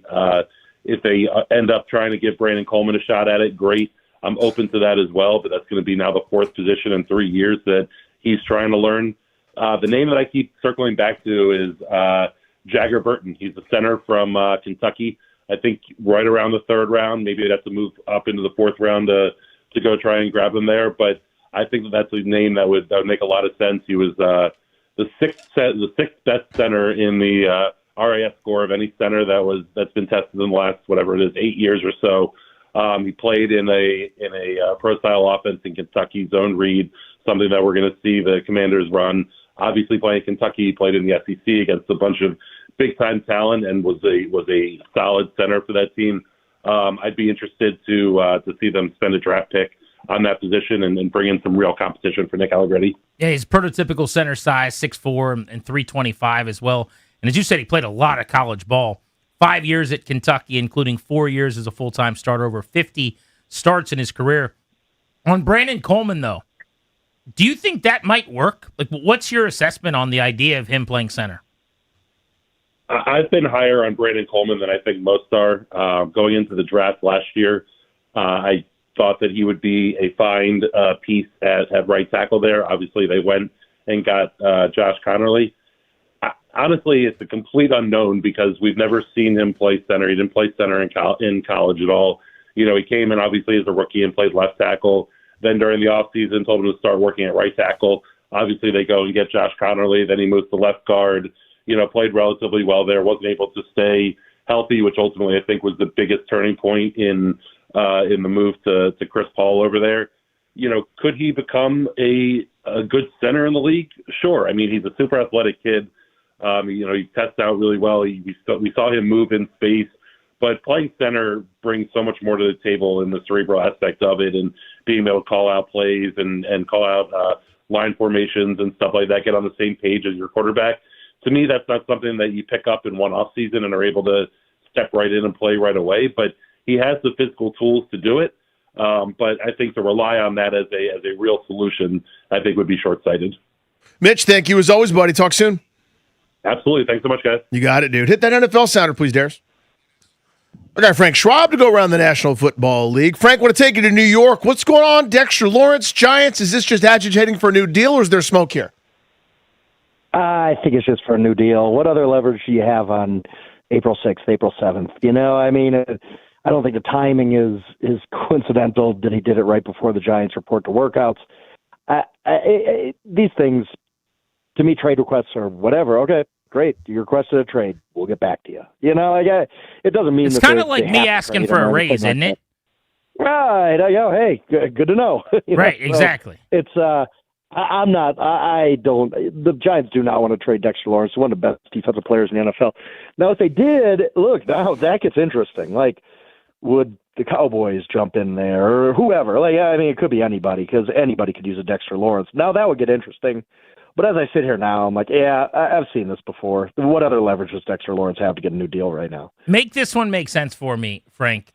The Dolphins are willing to trade Jalen Waddle, but unwilling to trade a running back in Devin Achane. Is it just about age at 24 that he's so young? I mean, we're sitting here having this debate about pick 7 and the import of receiver versus back, and everyone's telling me how much more important receivers are, which I get. But the Dolphins are not parting with their running back, but everything else that's not bolted down can go. I don't get it either, to be honest. I'm like, if you're going to go all in, go all in. Like, and Achane's a good player for sure, but I don't think he's a transcendent talent. I don't view him as a McCaffrey, 2024 Saquon Barkley. Like, he's very, very good, but I don't see him as a guy who, hey, this guy's untouchable. We just can't. Like, and especially he's undersized. So, I mean, he's not going to be like Derrick Henry, still balling 10 years from now, I don't think. So, but I guess the argument would be, look, receivers get paid more. Receivers get paid a ton, where you still see these running back deals, and you're like, that's kind of reasonable for Kenneth Walker and ETN and then these guys in free agency. So for the Dolphins to keep Achane for the long term, I don't think it hurts them at all financially. I mean, it's a position that doesn't get paid that much on the top end. So maybe that's part of their thinking. But, yeah, that struck me as a bit odd, too. Frank, I feel like we've jumped the shark when it comes to, teams broadcasting, conflict of interest and stuff like that. And the regular public, I don't think really cares all that badly. So at the risk of running afoul of that, I'm looking at this Troy Aikman Dolphins situation where he's like, yeah, I talked to 31 other teams to get inside information. No one else has that. I'm going, oh my God, why don't people have a problem with this? But it seems like nobody seems to care. Where are you? Yeah, I mean, and this started with kind of giving Brady an exception. Yeah. And you go back and look at, well, why did that happen? Well, it's because Fox pays a ton of money to the NFL for broadcasting rights, and they're not going to jump in the way of, all of a sudden say, hey, your $330 million broadcaster can't be in a booth anymore because he's a part owner. So they kind of let that slide. Well, that opens the door, and honestly, I think it's really smart for the Dolphins. Why not? Like, the door's open. Like, the NFL can't say no to Troy Aikman doing this because they've already said yes to Tom Brady, right? Like, the precedent is there already.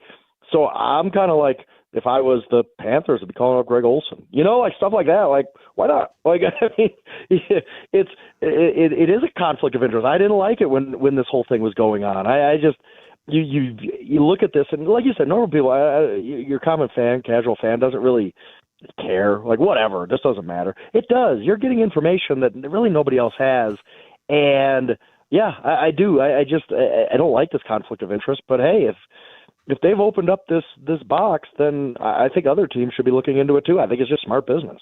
Frank Schwab of Yahoo. Seems like it's a formality that inevitably Aaron Rodgers is going to quarterback the Steelers again with Mike McCarthy. But they're doing this thing where they're following him around and telling him how pretty he looks, and they're doing all the stuff they need to do to make him come back. Is he worth all of this at this point? That's my question is, okay, what's your end game here? Your end game is a 43-year-old quarterback who was average best last year comes back. Okay, congrats. Like, you want to parade for that? I don't know that. I don't think 43. Like, I know we all know the history of the NFL and the age cliff and all that. I don't know, but I don't think 43-year-old quarterbacks get better. I don't think they usually don't tick up. Correct. So, what you saw out of Aaron Rodgers last year is what you're going to get this year, and is that getting you any closer to a Super Bowl? I don't know why they're so beholden to Aaron Rodgers. They even said Omar Khan, their GM, came out at the Combine, I think it was, and said, hey, we're not doing this again. We're not just going to wait around for Aaron all offseason. Well, here we are. Kirk Cousins was a perfectly reasonable backup plan. Well, he's with the Raiders now. They could have, gone after Malik Willis. They could have signed Tua or Kyler for nothing at all. But they're just waiting and waiting and waiting on Aaron Rodgers. And I do assume he's going to play for the Steelers. But what if he doesn't? You can talk up Will Howard all you want. He's a 6th-round pick who's never taken a snap. Okay, like, I don't know that that's your best answer either. So yeah, I think it's bad. I think it's just, for a smart organization, this whole dalliance with Aaron Rodgers is just kind of dumb to me. Like, what's the point? What? So you can get a 43-year-old quarterback? Okay, great. I just don't see the end game there. Frank, awesome as always, bud. Have a great rest of your week. Yep. Appreciate you guys. See you, man. Talk soon. Hit that college hoops sounder.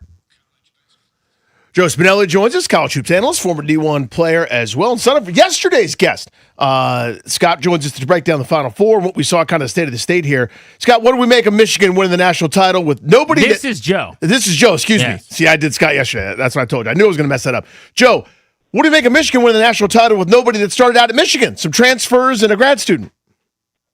Oh, wow. I mean, yeah, it's unbelievable. It just goes to show you how college basketball is nowadays, with the portal. I mean, it's professional league, players just play there, for 1 year. And whoever pays the most, it's where they go. So obviously, Michigan had all those transfers, which it's definitely unbelievable. So, yeah. What did you make of the game last evening? What did Michigan do that was overwhelming and too much for UConn? I think it was one thing that stood out to me was the size. The size of Michigan. Obviously, UConn was trying to go to Reed early on. He was 4 for 12, obviously. With Mara on him, it was a real problem. And, I think that was just the overall size. And Michigan obviously has, the best defense in college basketball as well as the best offense. And I think it was just too overwhelming for UConn, to overcome. So obviously the size. Why didn't anybody shoot well yesterday? And is it as simple as they were nervous because it's the big stage? Because I watched Michigan not be able to miss against Arizona. There was something that felt like in that arena, maybe the rims were tight. I don't know, but nobody shot it well last night.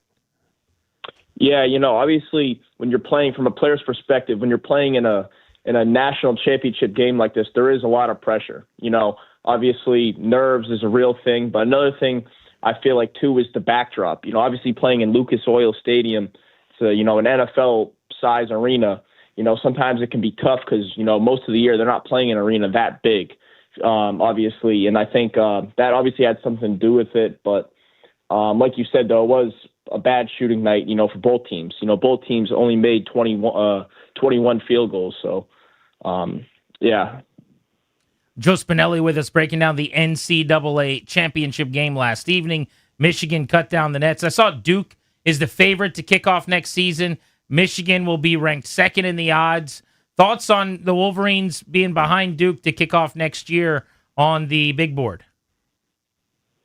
Well, obviously we talked about earlier with the transfer portal, it's so hard to predict, who's going to be good next year. And, just from, the transfer portal, any of these teams could, however much, the NIL budget and, who plays well together, obviously coaching has something to do with it. But, Duke over Michigan, doesn't really surprise me just from the budget, Duke has. But, it's definitely going to be something to keep an eye on, obviously.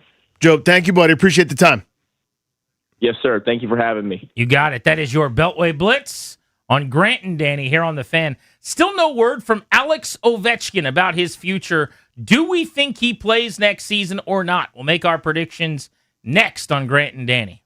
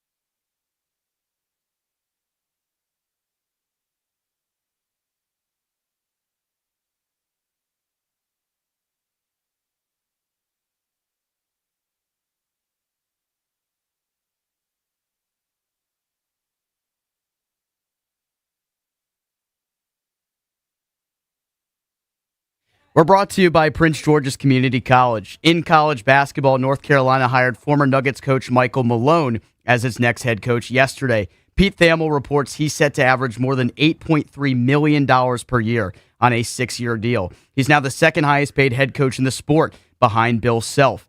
The times have certainly changed in the sport overall. Michigan outlasted UConn in the national championship 69-63 last night. The Wolverines win their first title in 37 years with the lineup led almost completely by transfers. 4 of those transfer players scored 52 of Michigan's 69 points. On the diamond, the Nationals snapped a 5-game skid last night with an impressive come-from-behind win against the Cardinals.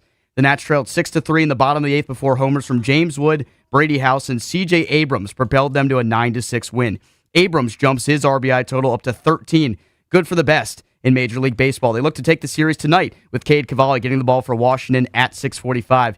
Your next career is closer than you think. PGCCS is continuing education, offers fast and affordable certificates in today's most in-demand fields. Get started at pgcc.edu. From the Crop Medcalf 5-Star Sports Desk, I'm Ben Strober on The Fan.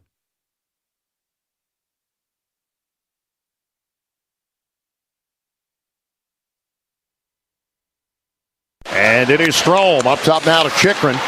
And a puck deflected aside in front. They score! A tip on the right side that is put home by Alex Ovechkin. It is his second of the game.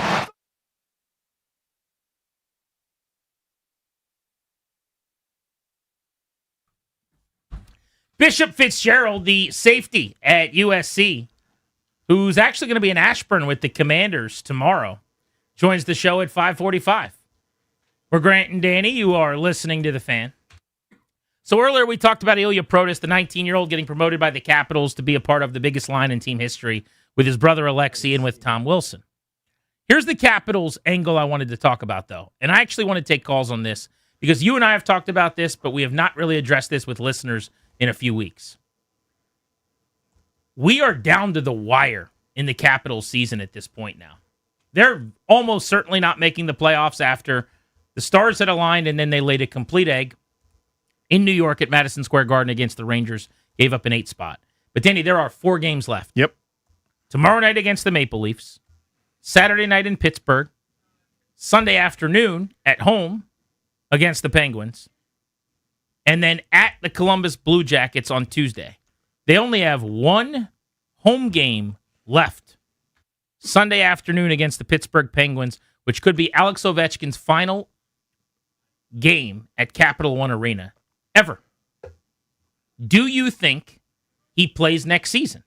Yes or no? That is the question. Do you think Ovechkin is playing his final 4 games this week?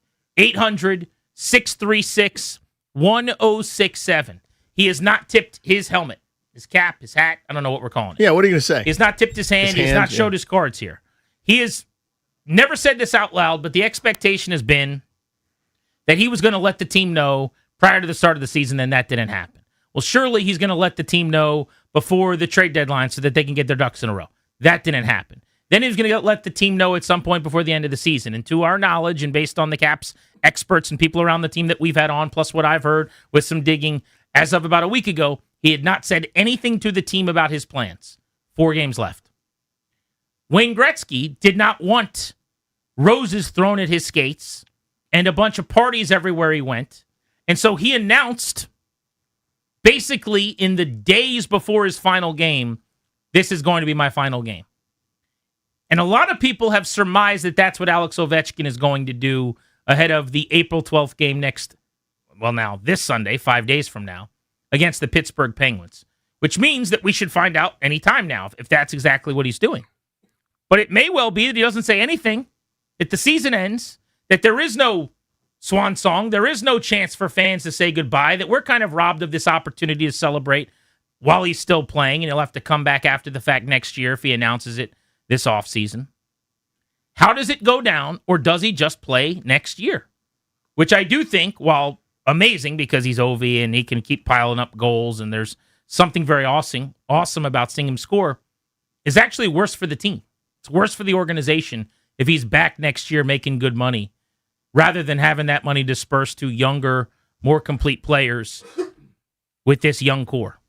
So, Danny, you get the first crack at your prediction. 4 games to go. Does he say before he plays his final game on April 14th, this is it? No, I don't. Here's how I felt throughout. And I'm shaking on this. Like, I don't feel great about it. I don't feel as confident as maybe I did a few months ago. The fact that nobody seems to know. Either everyone's a great actor and somebody important knows, or, there really is a mystery behind what his decision is. Unless he has told the team in the last week, I can say confidently, recently, they did not know what his plans were. Yeah, unless they are, everyone's kayfabing and lying through their teeth to you and to everyone else in the world where they're kind of shrugging their shoulders going, we don't know. Or that's the truth. And I believe that to be the truth, just for the sake of argument. Here's how I've always felt. That sequence of events last year, chasing down Gretzky and passing him, exhausted Ovechkin. He is celebrated out. He does not want any of the fanfare.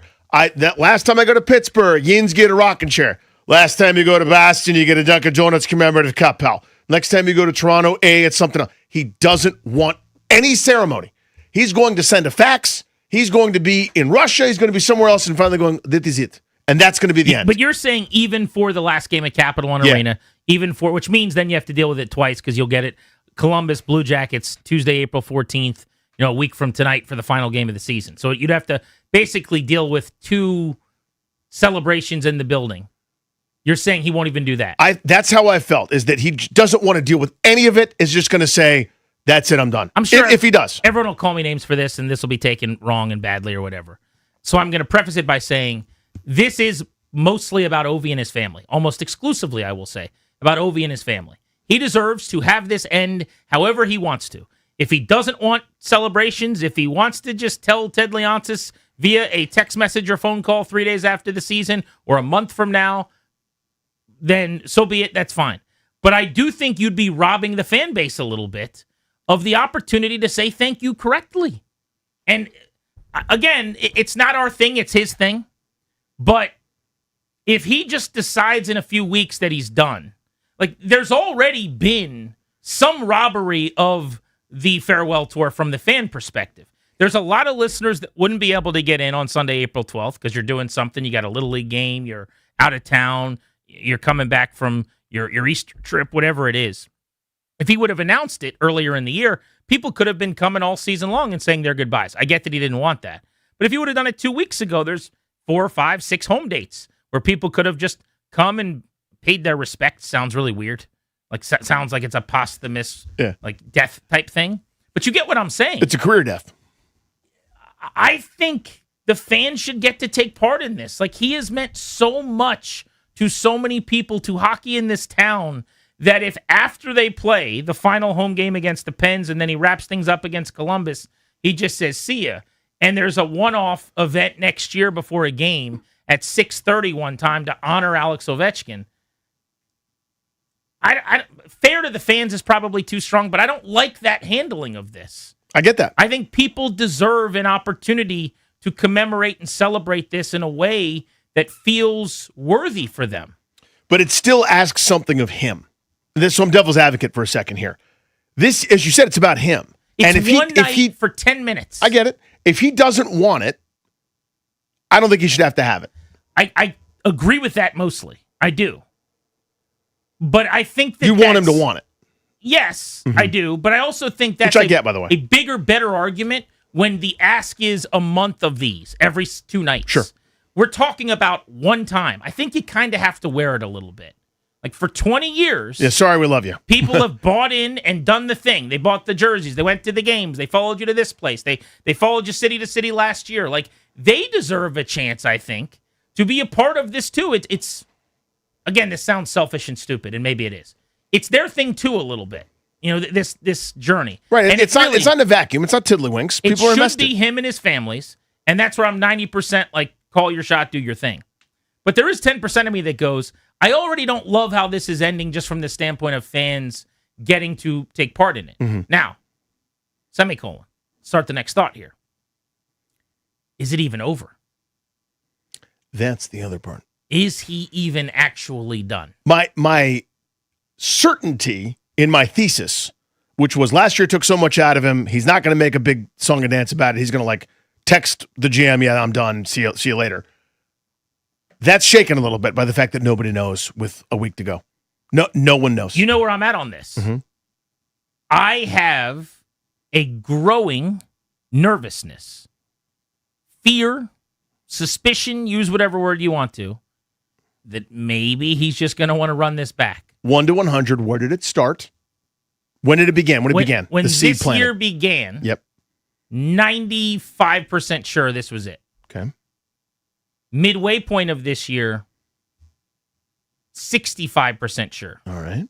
Right now, So like all Olympic break, around 60%, Yeah. 65%. right now, 51% sure That he's retiring? that he Coming back? retires. You're tossing a coin right now. 51%. Hmm. I just think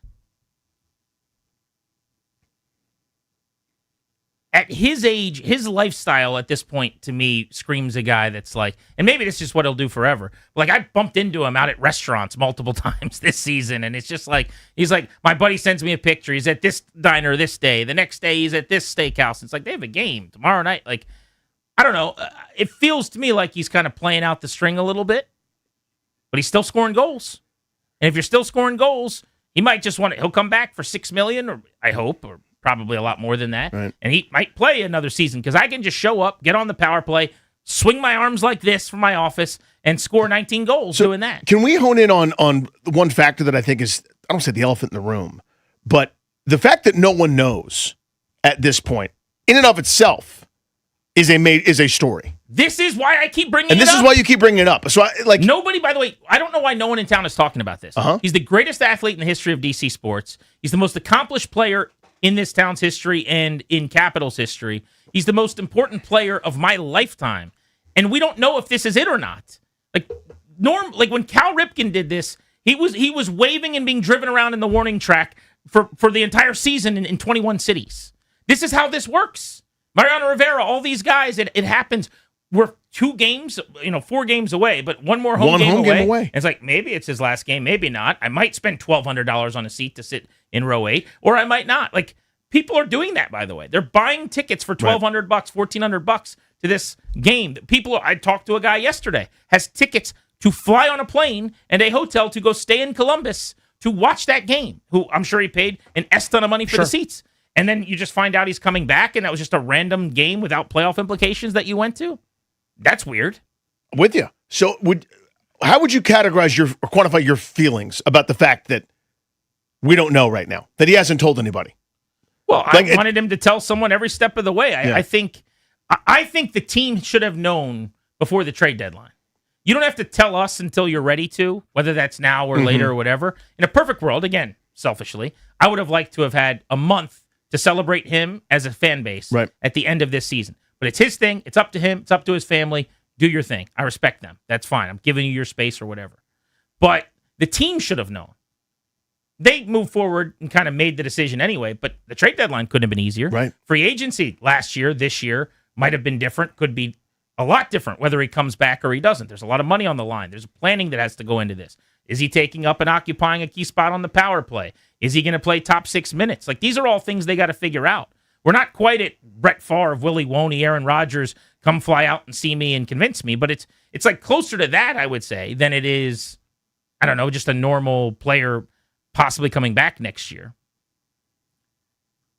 He can do no wrong in my eyes in so many ways. He is DC hockey. But the question is, do you think he's going to come back or not? I say this is it. I think he retires, and I am 51% confident of that. I've lost 44%. Yeah, I've lost a lot of my certainty on that. Because maybe I'm wrong. Maybe he just announces it before the Pittsburgh game on Sunday. Like Sunday morning, his wife posts something on Instagram or whatever, and it makes the rounds. Or like right before puck drop, he takes the mic and everyone does tic taps in the middle and big ovation, and then they drop the puck. I think you got to pretend anyway. That's the other thing about this whole, he doesn't want to be celebrated. He doesn't want the hoopla. You're getting it one way or the other on Sunday at Capital One Arena. So either, whether you announce it or you don't, he's getting a 10-minute standing ovation. Like when he skates off the ice, they're calling him out for an encore like he's a band that just performed. No one's going home after the 3 stars. You know, he's going to take the lap, and you have to. Mm-hmm. I mean, it's happening one way or the other. But by not saying anything, I just feel like every single day he doesn't say anything, the chances that he comes back goes up a little bit. And that's I've gone from 5% that he comes back to 49%. And it just keeps trickling up and up and up. But I want to hear from people on this next. I think he retires, and it's by a hair on my chinny chin chin. It's basically a toss-up for me at this point. You're saying what? I think he retires, and it's basically a coin toss, too. Does he announce it before the final game? No. I think that's probably right. I'd love him to do the Gretzky, where he actually says it before that game. He's like, by the way, here it is, last chance, see you tonight. Something like that on social media or whatever. 800-636-1067. Let's see what Caps fans think next.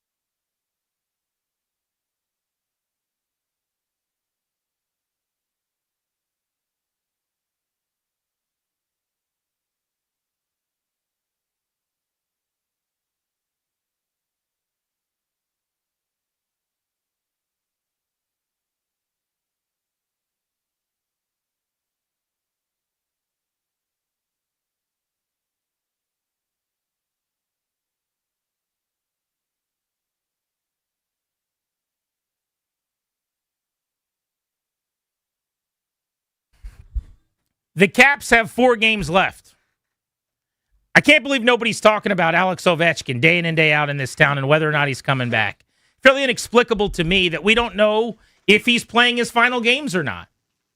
He has not said publicly, and in fact, from what I've gathered, he hasn't told the team yet either. There's only 1 home game left. Your last chance to see the Penguins and the Capitals, Sunday, April 12th, may be the final home game of Alex Ovechkin. Or is it? We really don't know. Can you look up for me on the Game Time app?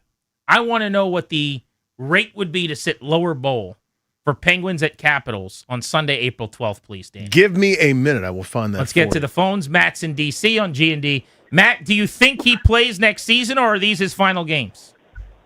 I'm 51% yes. Wow. That he plays next year, which is, it's good and bad. Like, we see it all almost every game. He can't stop a puck coming around the boards, but he's sort of Zeus on the offensive end still. So, but I wanted to say, last year was such a magic year, like one of the great spectator years of my life, when he's chasing Gretzky, and the team was sort of unexpectedly really good. And then, like after the game, after he had a hat trick, he had 2 goals against, and I'm forgetting the team, but he got hurt. And you spent that 24 hours wondering, did he just tear his ACL? And we've now seen the last of Ovi.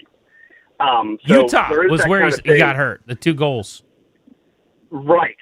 And then the next day, it's like, okay, it was a bone thing. The point is that it turned, when you said about announcing it a few weeks ago, the team, I mean, it's by a thread, but they're still in the hunt. And there's, I think his, having had enough adulation last year, and still some dregs of that this year, combined with the fact that, they're still, they were surging until that face plant a couple nights ago. You know what? That's actually a really good point by Matt. Maybe you don't do it because you don't want to be a distraction while you're fighting for the playoffs. I had not considered that. Like everyone kept saying, or people I talked to, bring up Ilya Protas. Why won't they bring up Protas? They just brought up Hudson. Where's Protas? And I'm going, they're going to bring up Ilya Protas as soon as they're not making the playoffs anymore. When they get to play out the string here in some non-competitive games, they'll bring the kid up.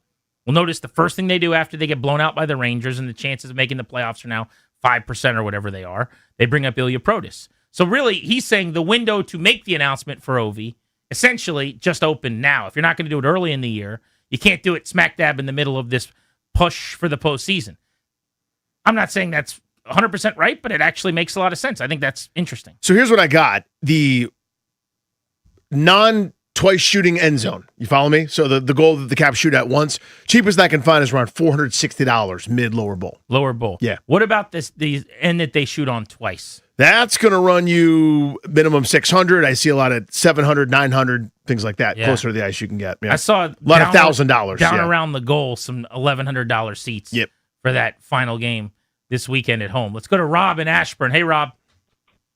Hi, how are y'all doing today? I really think I'm at 70% him coming back.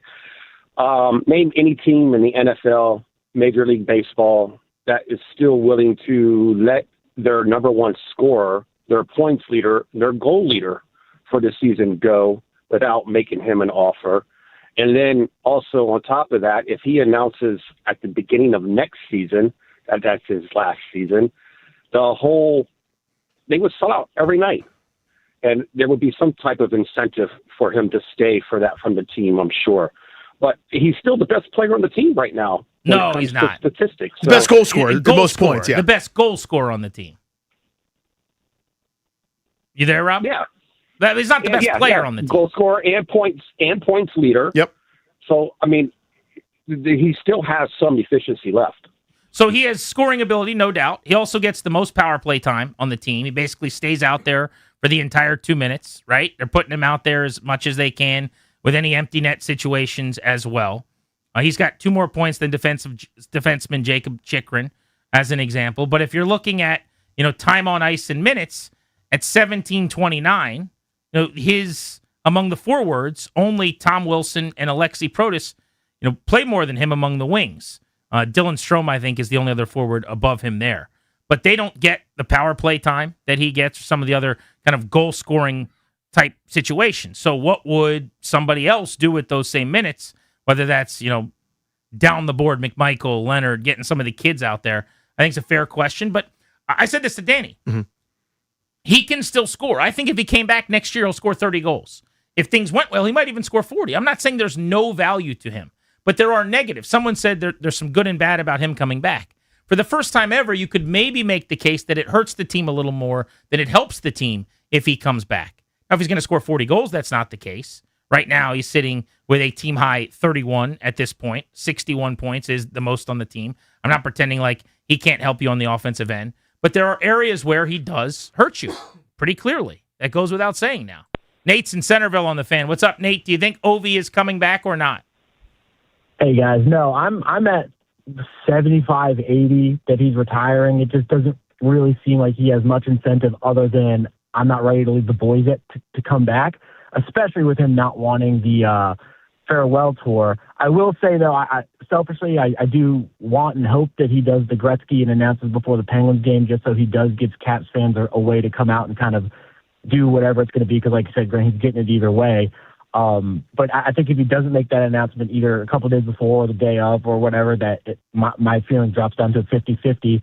And I wanted to ask you guys, I'm a little curious, do you think there's anything that maybe is hindering him a little too, of like, I don't want to go out.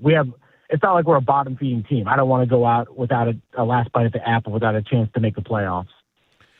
Could be. I mean, that's always so hard to say. I mean, maybe that's why he was so floored when a couple of his veteran buddies got traded away. By all accounts, that really rocked the locker room a little bit. If that's true, though, he would have gone to the front office and been like, hey, we need to make the playoffs. I don't want to go out as a non-playoff team. Let's add. And I bet you they would have. Well, but meaning for next year, where it's like, hey, I don't want to miss out on one more bite at the apple. If we retool, how good can we be? I know, but I'm saying if he felt that way, I think he would have informed them before this deadline. The part of the reason they missed the playoffs, and I think what they did was correct, by the way, they traded Carlson for the first rounder. They traded Dow. They haven't been as strong down the depth chart at center since then.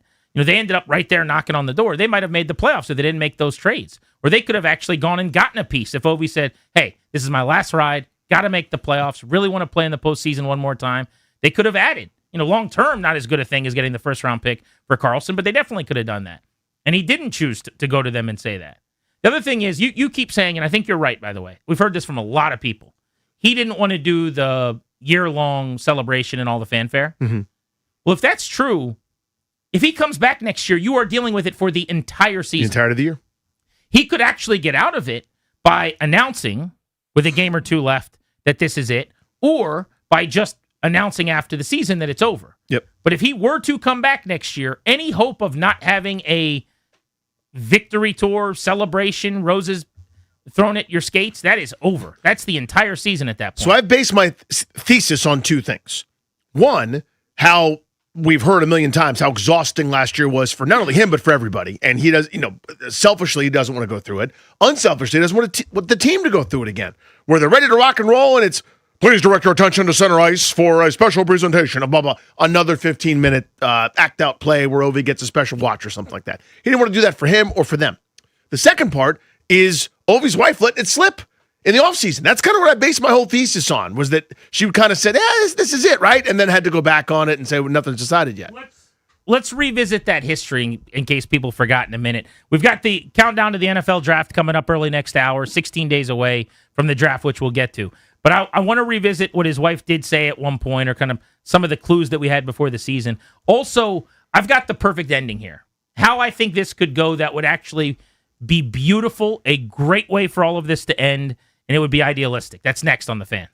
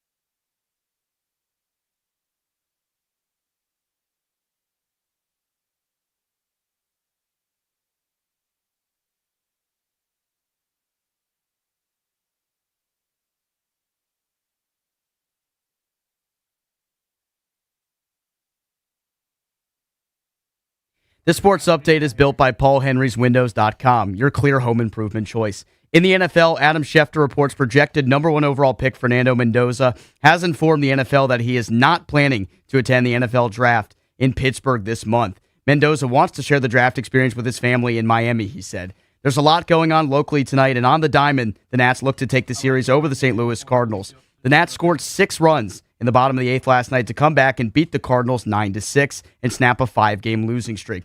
Offense hasn't been an issue for the new-look Nats. Their 64 runs marks the 4th highest total in Major League Baseball currently. Listen to the game live tonight right here on The Fan. Pre-game begins at 6:15 and first pitch at 6:45. Across town, the Wizards are back at Capital One Arena to take on the Bulls at 7 p.m. You can hear the game on the Team 980 tonight. This month, score 10% off each window with a 5-window minimum and 10% off each door at Paul Henry Windows and Installation. Schedule your no-pressure free estimate today at paulhenryswindows.com, your clear home improvement choice. From the Crop Metcalf 5-Star Sports Desk, I'm Ben Strober on The Fan.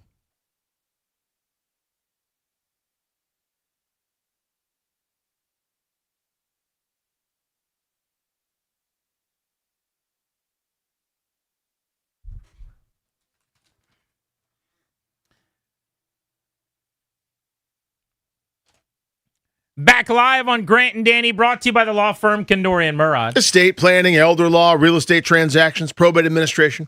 Their attorneys are always there to protect you and your family's assets. Schedule a free consultation with their team today by visiting kmlawyers.com and be sure to let them know that we sent you. That's kmlawyers.com. Wasim and Kia are buddies over at Kandori and Murad, who have Caps tickets that they've given to the show a few times this year, which has been awesome. You know they're going to be in the building if Ovi makes the announcement that it's the end of the road. Yeah, they're using theirs so on that date. They're going to be on site. Yeah, they're super generous with the staff and with us, but they'll probably be using those that day. And they're correctly Ovi fans and Caps fans, and they'll want to say their goodbyes. Before we get to our draft countdown, 16 days away, we're wrapping up our Ovi conversation. Do you think he retires? We're getting your predictions, trying to read the tea leaves here. I think this would be the perfect way for this all to go in the final week. And I've got to give credit on Twitter. I'm at Grant H. Paulson on Twitter and Instagram. Bill said this, but this is how I have felt for a while. Bill says he announces Sunday morning this will be his last Caps game ahead of the home finale. Then the following day, or really it's Tuesday, but against Columbus, they let all the kids play, and Tom Wilson for the first time wears the C as the new captain, and you kick off kind of that next era of Caps hockey. So in other words, his last game should be at Capital One Arena. I do think that makes a lot of sense. And if you're not playing for the playoffs, which doesn't look like they will be, you could actually do that.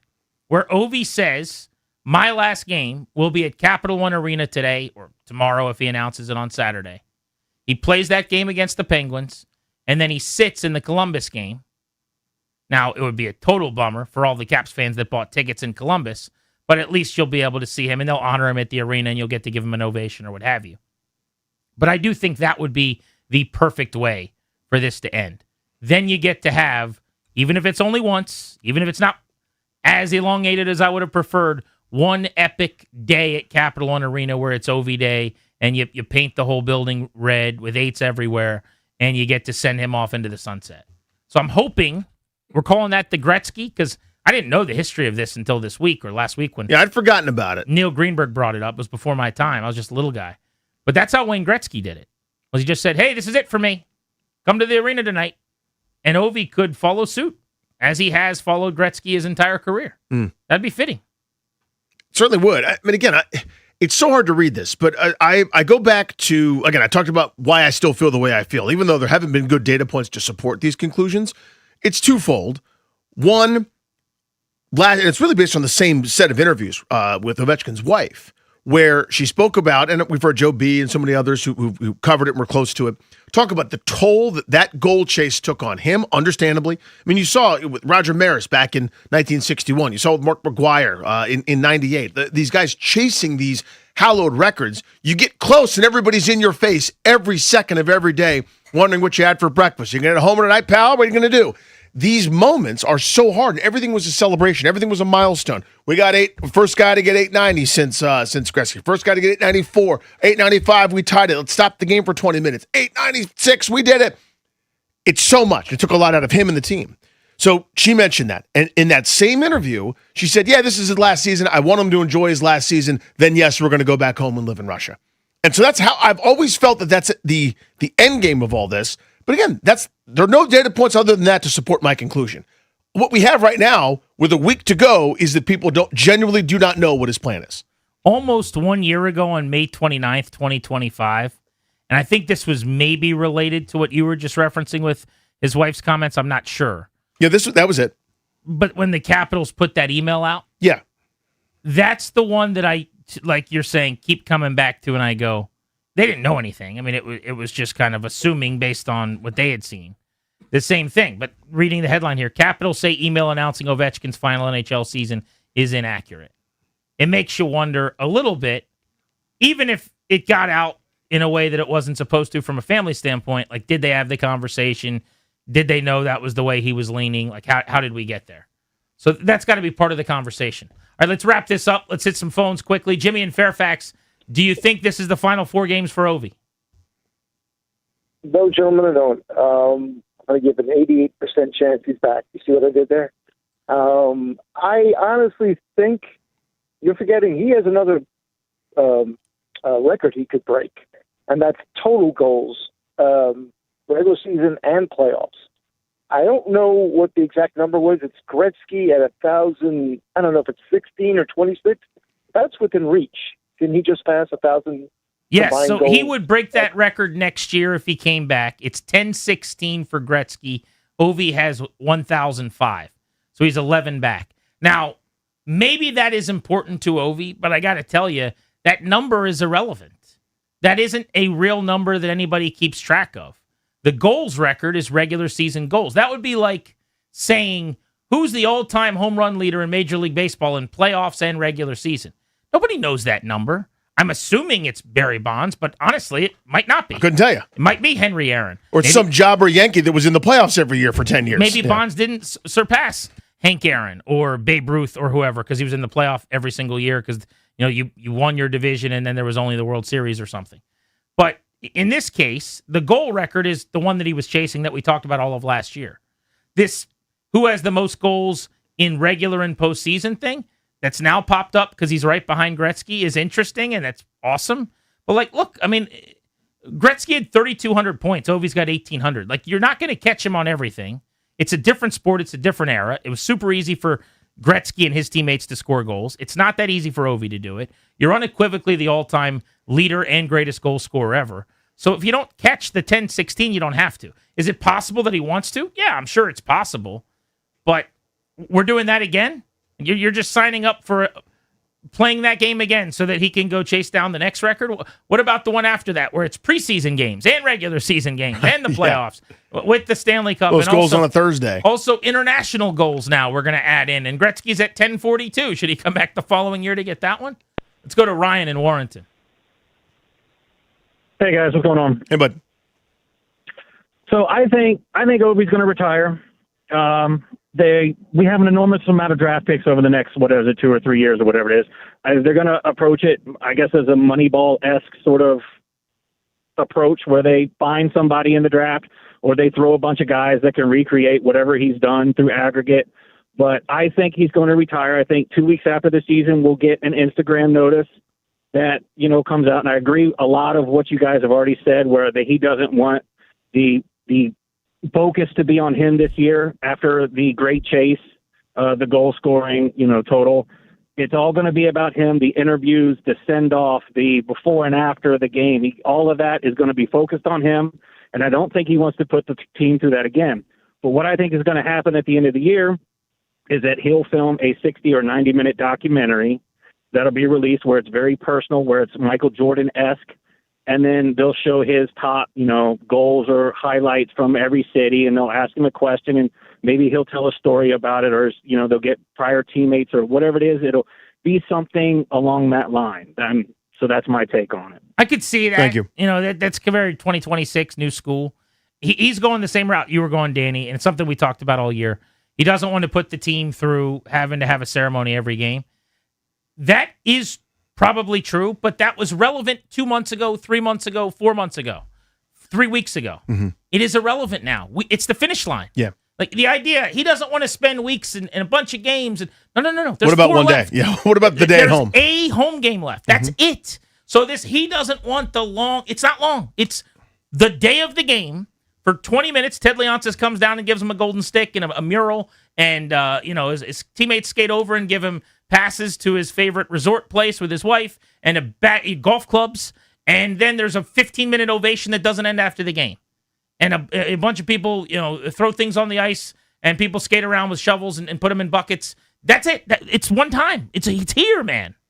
So, yes, he didn't want the farewell. The farewell's over. The season's over. Sunday is it. This Sunday. That's the last one. There's only one. Brian in Alexandria, what's up? Hey, Brian. Hey, am I on? You are.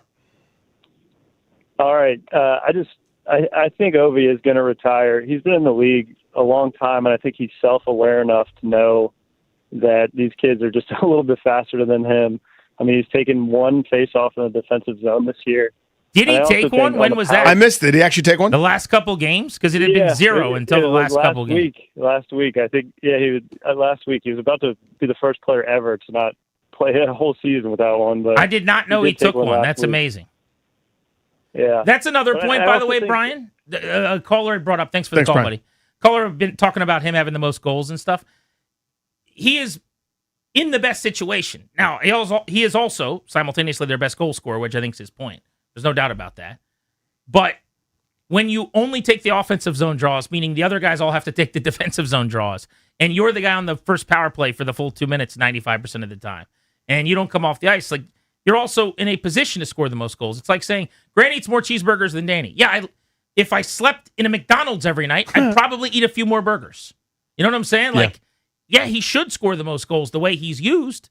Also, he's the best at scoring goals. Yeah, it's also incredible. Again, despite never having a defensive zone faceoff, I guess one this year, still a minus player.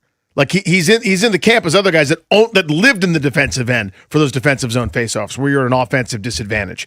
Despite all that, still a negative player with a lot of guys, closing in on being plus 20, like Protas and Chikrin and a bunch of dudes. So it kind of tells you, and it's okay, by the way, still the greatest ever to do it here, the greatest goal scorer ever to live. Nothing changes about his career. But I think the first point that he made, the last caller, he's self-aware enough to know. You have to be at this point, right? Where it's like, hey, have you noticed I'm never on the ice near Logan Thompson? I don't know what color his eyes are. I never see him. I'm never that close to him. I'm always at the other end. You've got to be self-aware enough to know that you're not you anymore. And there's nothing wrong with that, by the way. Father Time's undefeated. You skate off into the sunset is the greatest. But you might also know, because I do believe this, if he came back next year, I would put 25 goals in Sharpie. I would put 30 goals in pen. And I would put 35 goals in pencil. Like, I think him only scoring this year what he has, which is 31, is actually a little bit fluky. A little bit of bad luck on some power play shots where he's been less effective than he's been in a long, long time. 8 power play goals, 15, 11, 13 the last 3 years. I actually would bet on him scoring more goals next year than this year. Like, I don't think there's this physical decline that wouldn't allow him to do that the way he's used. I think whatever he is this year is about what he'd be next year in terms of the skating. Like, there's not a whole lot less in terms of the speed and some of those things to me. So the point is, though, like a caller said, he's got 30 goals and 60 points. He's still a really good player. He can do those two things. There's so many other elements to hockey where they need more, and they need to get younger and faster. Luke in D.C., what's up? Hey, boys, I don't know who to give this credit to, but I saw this video the other night. I thought he was coming back until I saw this video. He was wearing a sweatshirt that said something like, I am not Michael Jordan. And he's played dozens of games at MSG. And for him to sit there and kind of daze and soak it in, and it reminded me like he was trying to get one last look at it. So that changed my mind. I don't know if anybody else saw it or if you have a take on that. I didn't catch that. So it was a kind of a, hey, this is the last time I'm going to be in the hallowed halls, like the last time I'm going to be in this building, so let me drink it in kind of a moment that was caught on camera? That's how I felt. Because, they always do the bands make or dance videos, right before they head out. But this is what it was him in street clothes, and it looked like he was leaning up against the board or leaning up against the glass, soaking it in. So that one video really changed my mind. Interesting. You get a lot of people that feel this way, too. Larry on Twitter just said, It's going to be a very sad day when Ovi retires, which, here, I'll verbal retweet on that one. But he goes, personally, I hope he re-signs for 2 more years and scores 1,000 goals.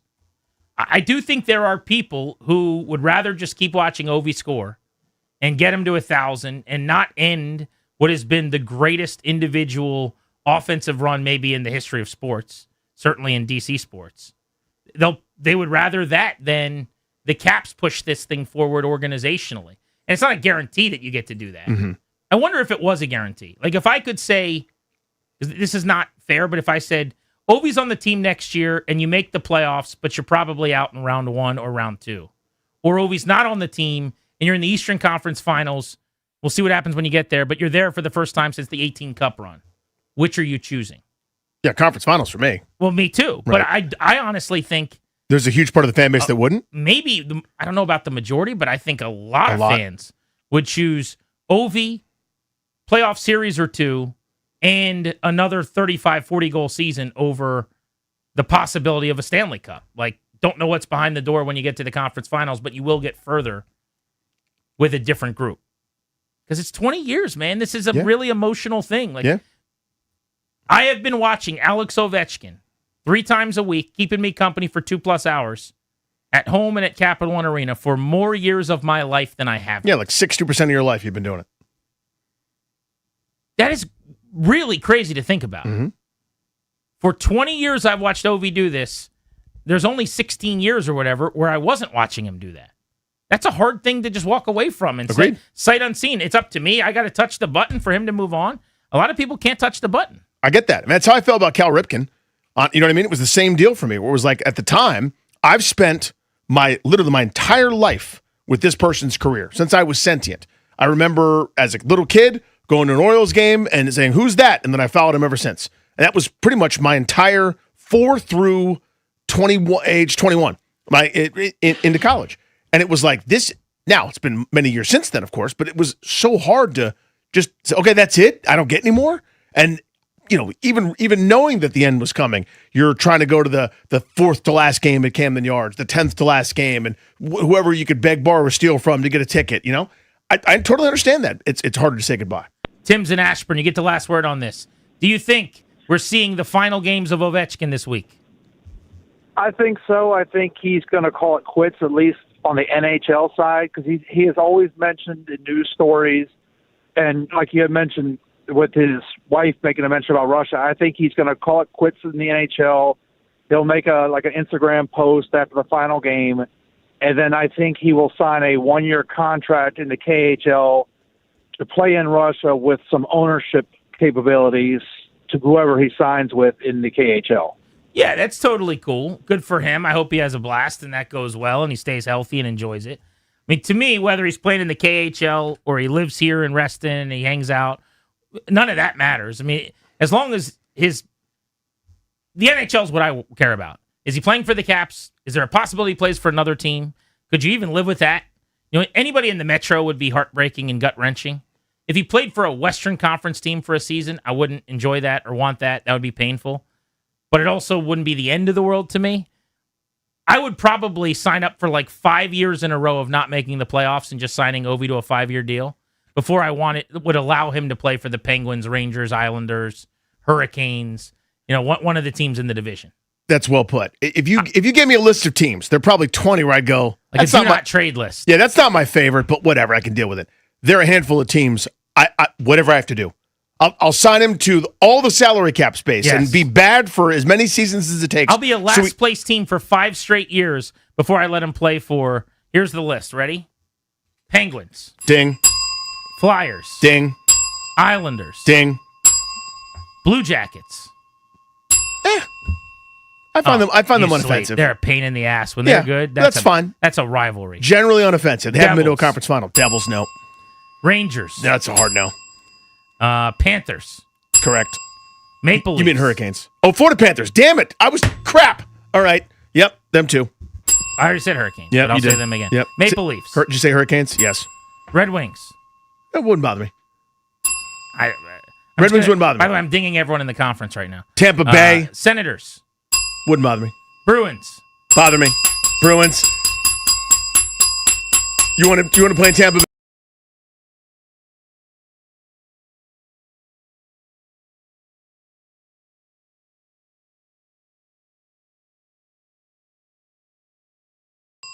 Lightning. That would. Oh nope, can't do that. Now Western Conference. Enjoy the space. Go have fun. We'll see you twice a year. I couldn't do Vegas. I could. You could do that? Oh, that would, yeah. Vegas would bother me. Go have fun. Ovi could do Vegas. He certainly could. Ovi might enjoy himself out in Vegas. Grant and Danny on the Fan. 16 days from the draft. The countdown is on next.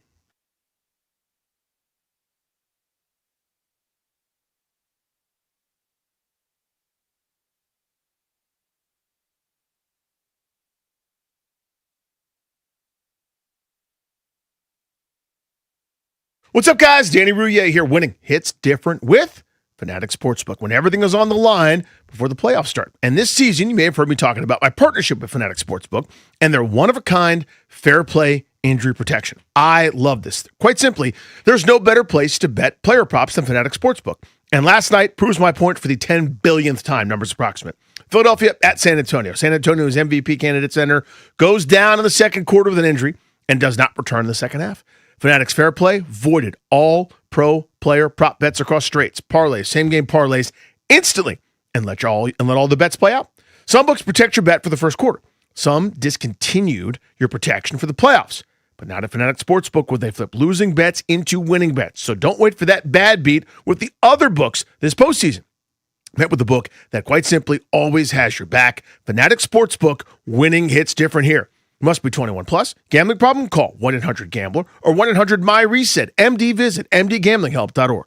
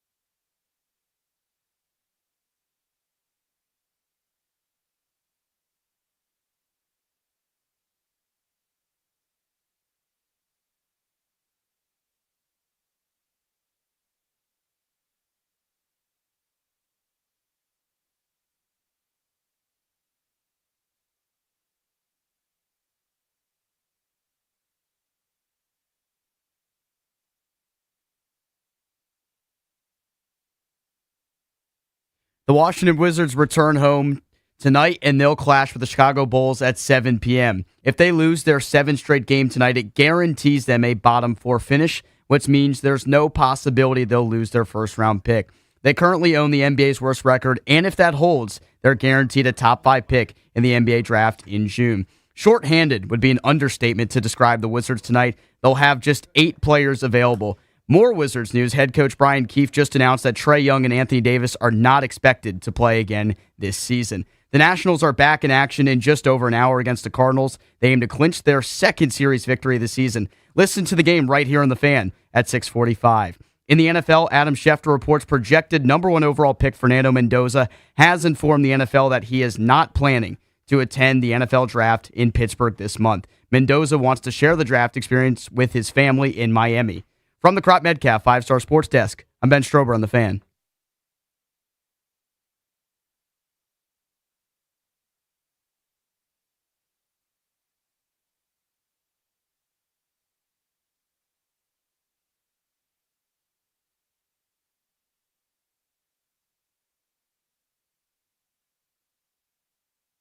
I did pitch Party Till We Die as the new opening song for the Grant and Danny radio program. It was shot down with the quickness. Like a drone, Danny Rouillet just pummeled it. Imagine you tuned in at 2 p.m. and then this goes and it's like, hi, everybody. Like, we would do that to start the show? It's no different than anything else. There's song and then words. I don't know that we have to overthink it. Now, we have only ever done Queen. We've done 2 songs over 14 years, basically half and half, 2 Queen songs. I want to stick with the Queen theme, but we're kind of out of good music, good intro music from Queen. Yeah, exactly. You need an instrumental. I'm not looking for something overly lyric-y right away. And you can't be overly cliche, or you could go with We Will Rock You or We Are the Champions. Maybe a little Bohemian Rhapsody with a instrumental, no lyrics. Because again, think about it, it's an opera, it's a symphony, so it doesn't totally lend itself to the beginning of a show. I don't know. My nominee, if we had to do another Queen song, would be Fat Bottom Girls. I love Fat Bottom Girls, but how would that play? Let me isolate that real quick. Let me hear Fat Bottom Girls as an intro song. I feel like, "Are you gonna take me home tonight?" Like words. It really shouldn't be lyrics. You need a little hardcore instrumental intro. You need some type of longer riff, lick. What other terms are there? I don't know any.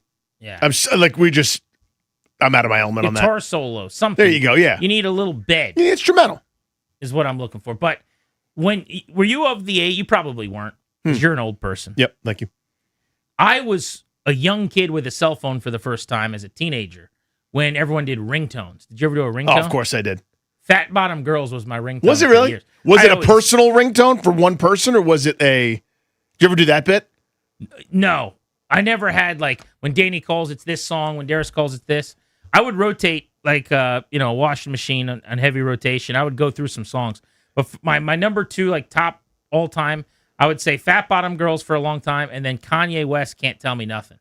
Back before he went off the deep end and just became a crazy person. Oh, what happened? I missed it. I was a big Kanye guy for a little while. Not so much anymore. So I had a couple moves that I did. My standard ringtone was the Super Mario Brothers theme. So the phone would ring, and people like to hear it, so they would let it go. You were such a video game Star Wars Mark nerd. Well, wait for this. My girlfriend at the time, when you could do ringtones, I did the Imperial March for hers, because if she's calling, it's probably not good. You know what I mean? It's like we're either together or something is amiss. So it was like the dun dun dun dun dun dun dun dun dun dun, and it was going great until she found out about it. Because you see what I'm saying? She would never know in the room. She's not calling me when she's right next to me, but she found out either somebody let it slip or something like that. But yeah, that wasn't great. Let me hear Fat Bottom Girls from Queen here, Darius. You don't have that? Okay. Never mind. It felt like it was going to happen, and then it didn't happen. No. I don't think you heard us a few minutes ago when we said to grab it. Because he would have had it by now. Because he's that quick on his feet, generally. Do you think Too many lyrics. Too many. Now, hold on. I don't hate this as the start of the show. If then there's instrumental in the back because it's coming. Yes, but how with the long? drum beat.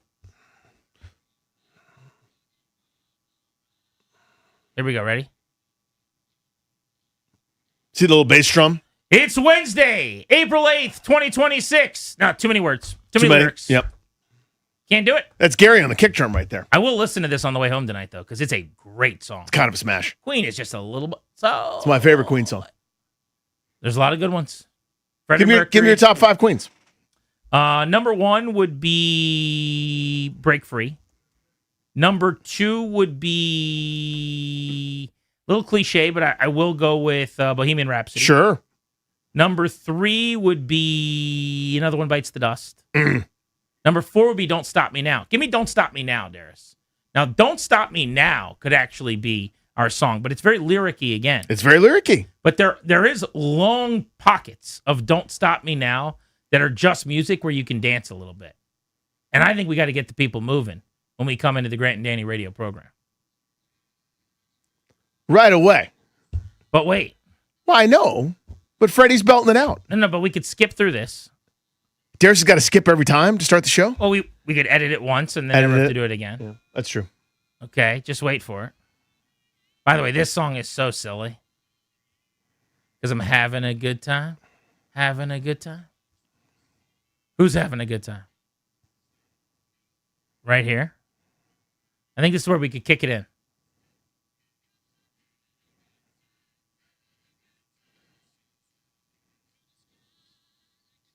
And I keep waiting for instrumental. That's not, you're not getting it.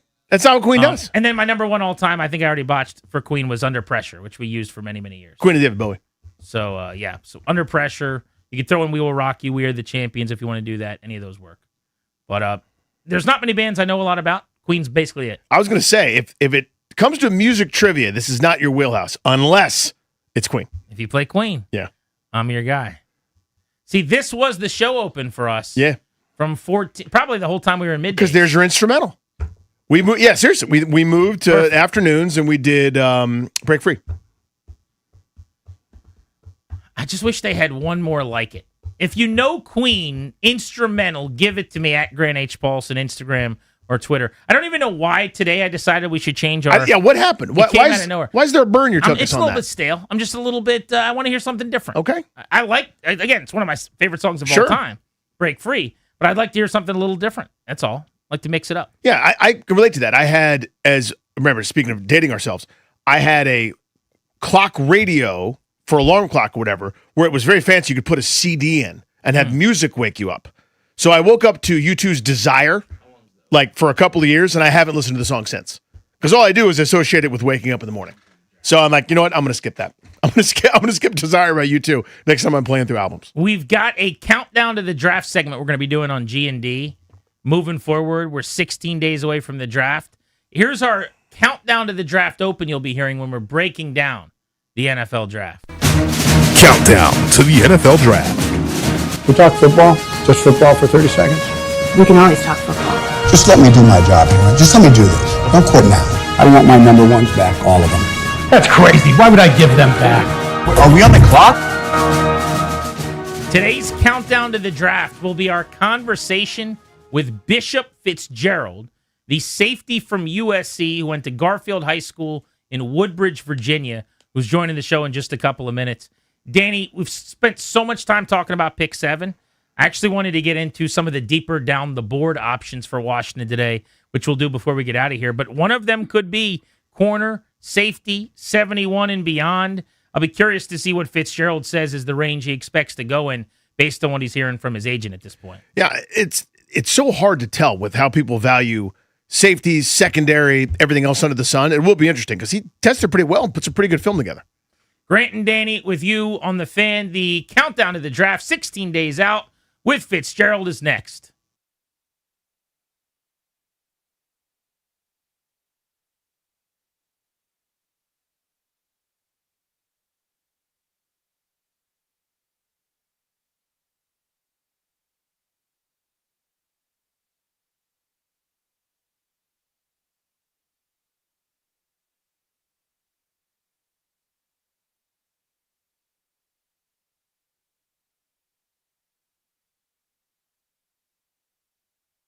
It's Genie for Window Nation. Spring, it's here, and it's a great time to open up those windows. I can do it in my home. Grant can do it in his. If yours don't easily open, if they leak or broken, or they need repainting yet again, the pros at Window Nation can help you get brand new energy-efficient windows at a great price. You can be like Grant and I. The more you buy, the more you save. It's a sale going on right now. You could save up to 50% off all the windows for your home. I'm Grant Paulson, and I'm Team Window Nation. A-plus rating, Better's Business Bureau. 50-point inspection of every window before it leaves the factory. 20-point inspection every window before it's installed. Your new windows can be installed in 1 day or less. 96% customer satisfaction rating. Over 45,000 five-star reviews. What else do you want? What else can we give you? Window Nation gives and gives and gives. Here's some more they're going to give you. How about a lifetime warranty? How about millions and millions of windows installed around the country? The sale ends soon, so don't wait to put an end to your window problem. Schedule a fast, free consultation now at windownation.com or 866-90Nation.